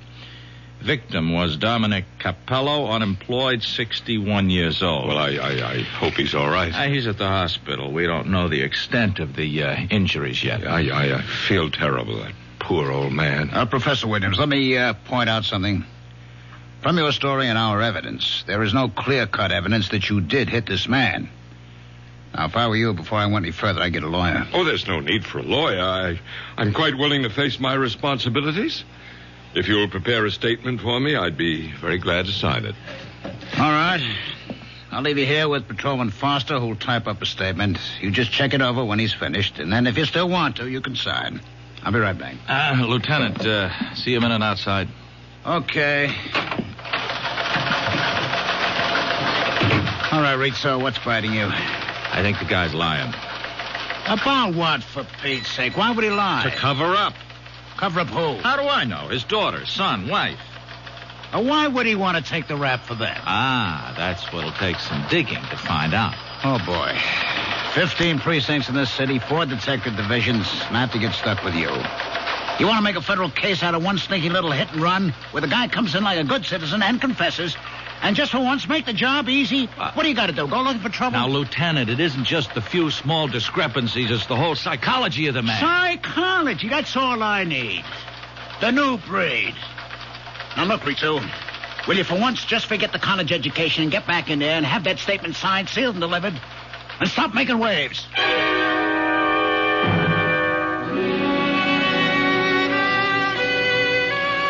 Mother, please, will you let well enough alone? I've kept quiet about too many things for far too long, but I can't let this go.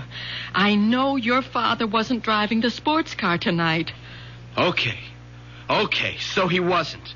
So you know what that means. Oh, my darling, You want to get me locked up? No, of course not. But why should it come to that? You don't know yet if you really hit anyone or hurt them. I'm not kidding myself. When I pulled away, I tried to tell myself nothing had happened. But now it's all on the table, and I know that guy got hurt. And I'm scared. I'm scared of what they could do to me. Darling, there's nothing to be scared of in being honest, owning up. It was an accident. David, please. Will you let me go? I'm only trying to help you. Oh, sure. Some help you are. I don't understand you, Mother.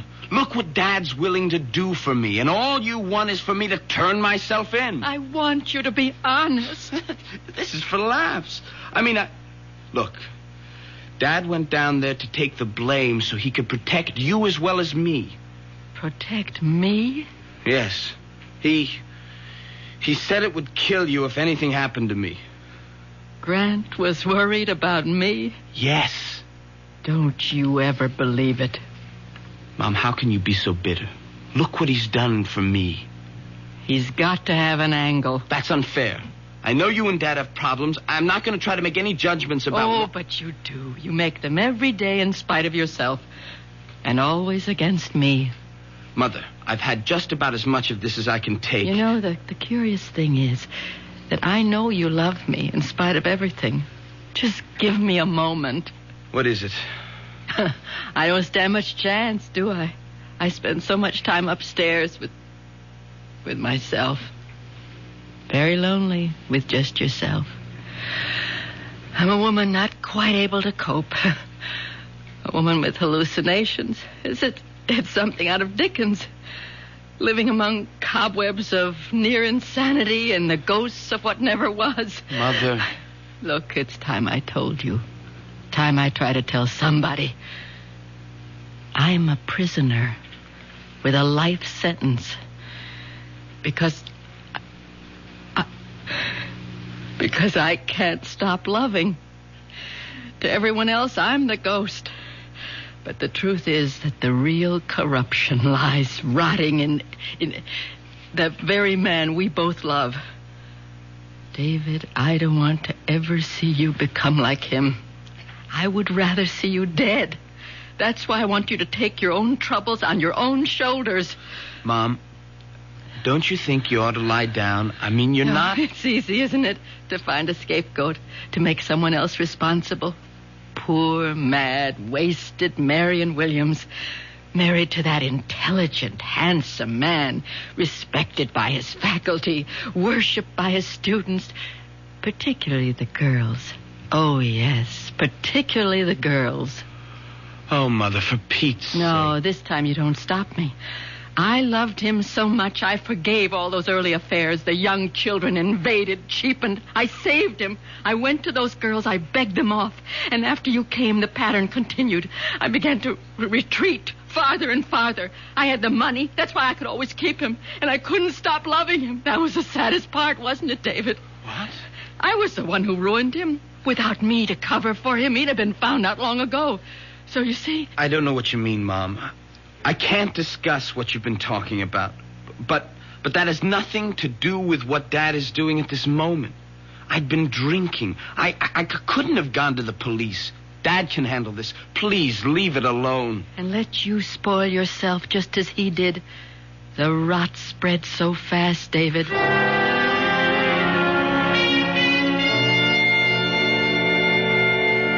The incident was totally minor in mine till I returned home, found that there was a dent in my front fender.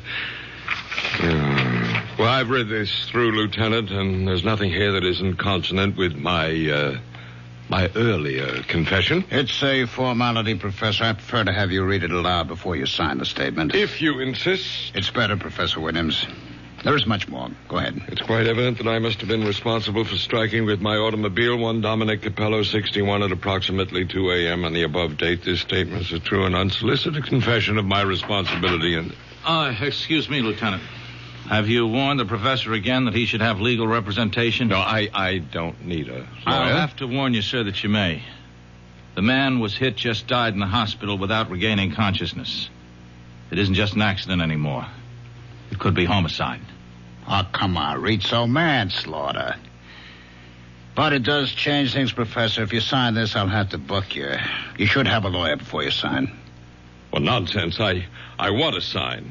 Let's not waste any more time, and then I'll call my lawyer. All right. Detective Rizzo, will you witness this? Yeah. You'll have to be fingerprinted, Professor. Whatever you say, Lieutenant. Foster will take you to a phone first to call your lawyer about bail. Thank you. And thank you, Detective Rizzo. Don't mention it.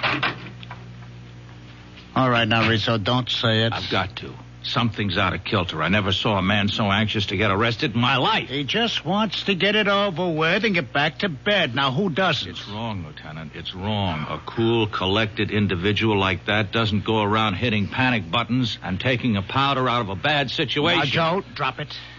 Lay off. Don't give me any more of the psychology. I'm just a plain flatfoot who came up through the ranks by sticking to one thing, facts. Let's give the guy a vote of thanks for coming in. My psychology is we leave it lay, huh? You got any other hunches? Save them for the ponies. Okay? Okay.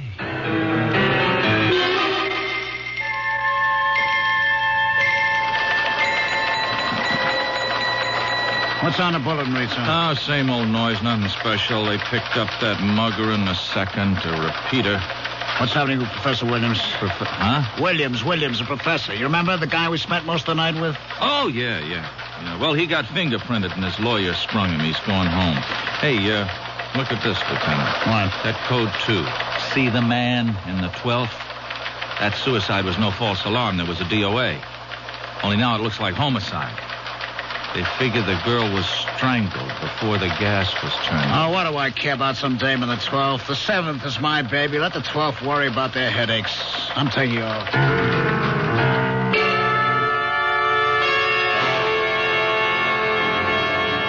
Marion, for the last time, you stay out of this or I'll... You'll what, Grant? Kill me? You did that a long time ago. The only reason I clung to any shred of life was because of David. And a fine little mama's boy you made out of him. The moment my back is turned, he runs to you. He blurts out the whole thing. Oh, no, he didn't. I figured out what happened myself. I saw you drive away in the station wagon. Oh, why can't you mind your own business? Because I don't trust you. And I want David to be a man and stand on his own feet. Will you get something through that bird brain of yours? The man who was hit is dead. David had been drinking. You won't be emancipating your son. You'll be burying him in jail. Is that what you want? You're hurting me, Grant. Is that what you want? Or will you keep your mouth shut and allow me to do something for my own son? Please, let me go. Not until I get your promise to leave things as they are. I don't want David to go to jail. All right, then. I can trust you. Yes. I only wish I trusted you. You've never done one unselfish thing in your life, Grant. I only wish I knew what it is you expect to gain this time.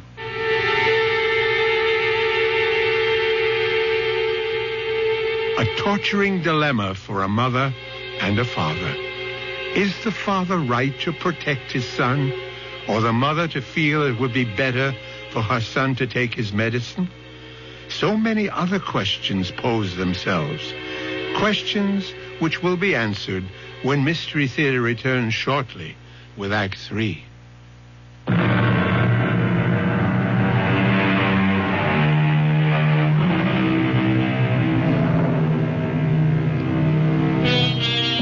Those questions I mentioned. Of course, Marion Williams would feel herself hurt by her husband's interest in other women. Or is that all in her mind, a figment fantasized by her obvious, shaky mental stability? But then, there's also the doubt of Detective Sergeant Rizzo. Let's follow him for a moment.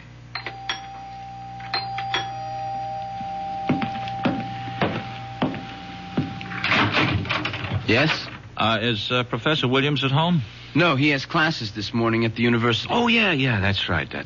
Excuse me, I'm Detective Rizzo. This is my shield. I wonder if I could talk to Mrs. Williams for a moment? I'm sorry, but my mother, she's still asleep. She's kind of an invalid. Oh, well, and I wouldn't think of disturbing her. You're Professor Williams' son, huh? Yes. Well, then how about you take the chain off the door and I step in and ask you a couple of questions? Have you got a warrant? Have a warrant? Now, what would I want a warrant for? Look, don't let me being a cop scare you. Oh, I'm not scared. You, always keep a chain on when you open the front door? No, look, I'm sorry. You're wasting your time. My father told me not to answer any questions. Oh, then you know about the accident last night, huh? Yes, but I'm sorry. I've got to close the door. You drive, kid? Sir, your foot's in the way. Oh, yeah. Yeah, so it is. Anyway, I figure you drive since you got a license. I looked it up in the bureau. Would you move your foot, please? Hold it just a minute. Here's your newspaper, huh? You might want to read about the accident. Page 4. Check out the details. Thanks for the paper. Sure. Here. Will you let it go, please? You, were not driving yourself last night, were you? I'll take the paper. Yeah. And now I know my hunch is right. Come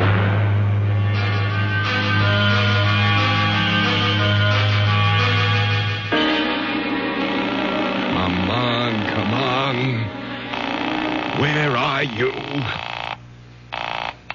Hello? David, where were you? Oh, I'm sorry. I was just bringing down Mother's lunch tray. But you never answer the phone. Any mail, any phone calls? Just a couple of ads. No phone call. Oh, there was, we had a visitor. Who? A Detective Rizzo. What did he want? He said he wanted to talk to you. Then when I said you weren't home, he wanted to talk to Mom. Well, you didn't let him. No. She was asleep, so... He said he wanted to ask me some questions. Good Lord. It's all right. I didn't let him in, and I didn't tell him anything. Well, I hope you didn't. He had no right, no right to... David, you're sure you didn't... No, I didn't say anything, but I'm scared. I think he knows. I think he's guessed that Now, listen to me, David. I don't care what he knows or what he suspects. He can't prove anything if we just stick to our story. Now, you get this straight, David. I'll kill you if you let me down. No, I didn't mean that. I'm just thinking about you. I don't want your life spoiled before it begins. Now, you just remember, a man has been killed. The real truth comes out, you're in trouble. Bad trouble. I know. Just so you remember, both you and your mother. Okay, but supposing that detective turns up again... He won't. You just leave that to me. Just leave everything to me. I will. And don't think I'm not grateful. Oh, I don't know how I can ever pay you back. You just sit tight and stick to our story. That's all the payment I need.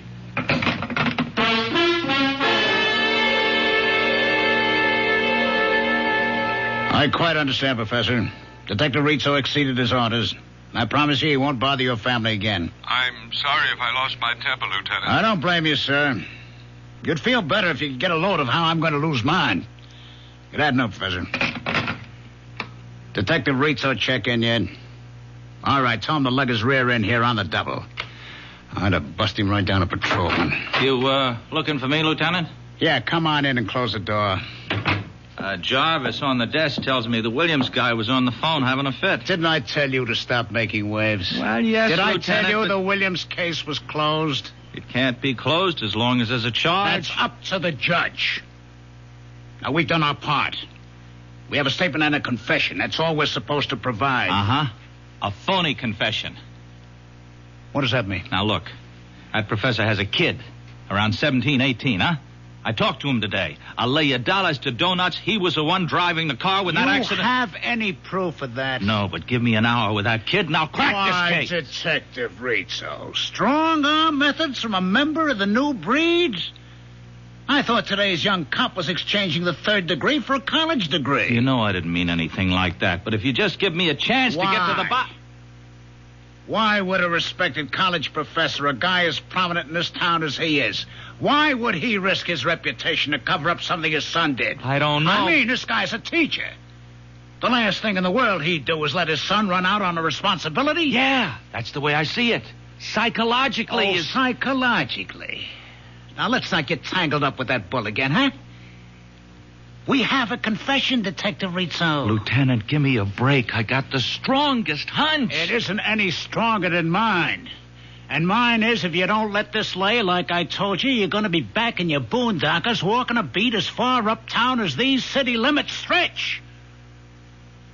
Okay, Detective Second Grade, is this case closed? Or like you say, the case is closed.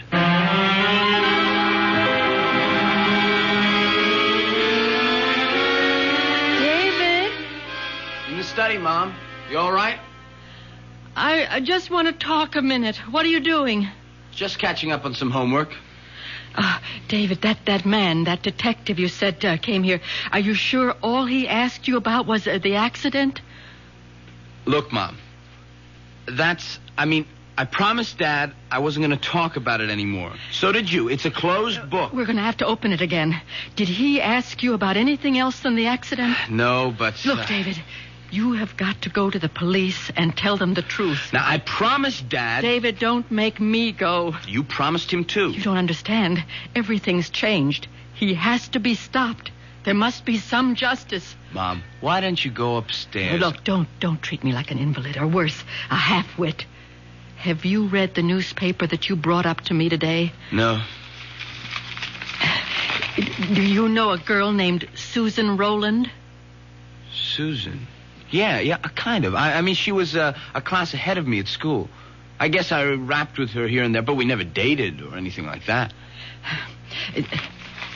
That her picture? Yes. Front page. What happened? Read the story and find out. Carefully. Then you'll know why your father is so anxious to keep you quiet. David, You're going to find out why the truth has to be told.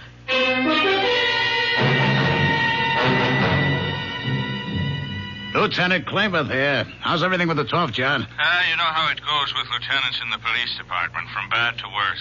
A little favor, George. Name it, you got it. You see the DOA we had on the bulletin? Possible suicide, now definitely homicide. The picture in the morning paper? Yeah, that's the one. Susan Rowland, 19 years old, college student. We're running a routine check on all our acquaintances. You got a make on anyone? No. Fingerprints all over the place, but not even a warm lead. Uh-huh. What can I do? Well, I'm running down blind alleys.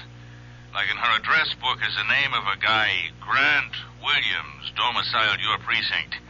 She seemed to have been in one of his classes at the university. Could you spare a man to check it out? John, I don't even have to. I'll close one lead for you. What time did your little student get strangled? Well, Emmy puts it at around 2 o'clock. At 1:55, she called her mother to say she was pregnant, and the guy who did it was with her. She started to give his name. The connection was broken. At 2:15, a prowl car responded to a code 2, suspicion of suicide by gas. They broke in, turned off the gas, but the girl had already been dead 10 or 15 minutes. So, 2 o'clock. 2 o'clock, eh? Well, that lets out Grant Williams. 2 o'clock, outside of town, 45 minutes away. He was involved in a traffic accident. He's already booked. One down, how many to go? Thanks, George. Sorry to bother you.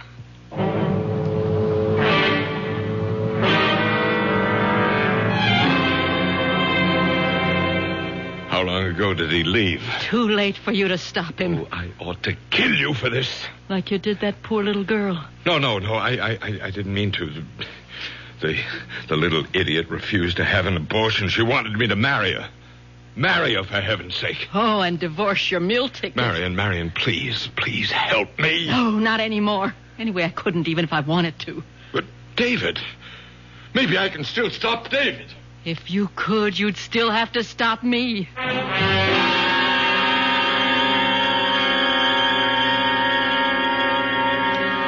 And everything my father testified to in his statement was true, except that it was me who was driving the car, not my father.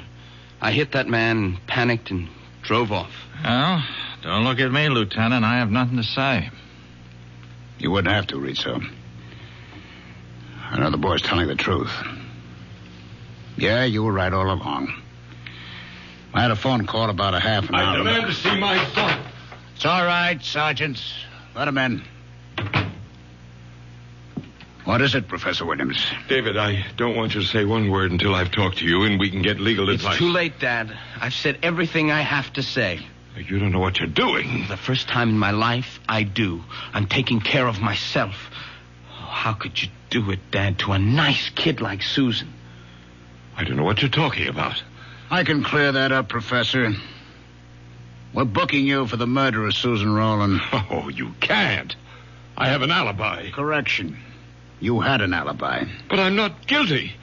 And you can't prove it. We will. With your help. What do you mean? It's ironic, isn't it? If you hadn't walked in here and made a false confession, we might never have had your fingerprints. That's what's going to nail you. You provided us with a whole set to match up.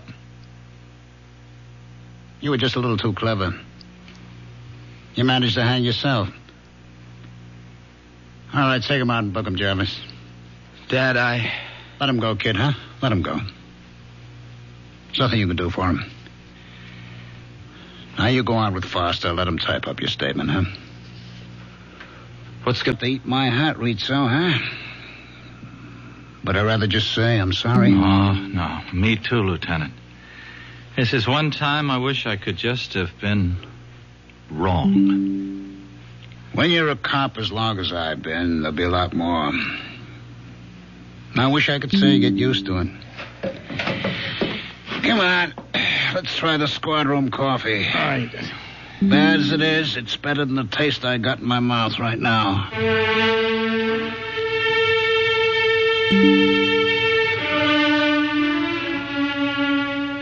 I'll be back shortly with a final thought. So Marion's intuition was right, along with Sergeant Rizzo, and David made the first long stride towards being a man. Something else I'd like to say about that. Not every story must have a moral, but I believe this one has. Not that crime doesn't pay, that's obvious, but that the acceptance of responsibility is a cornerstone of life. It is written, "You shall know the truth, and the truth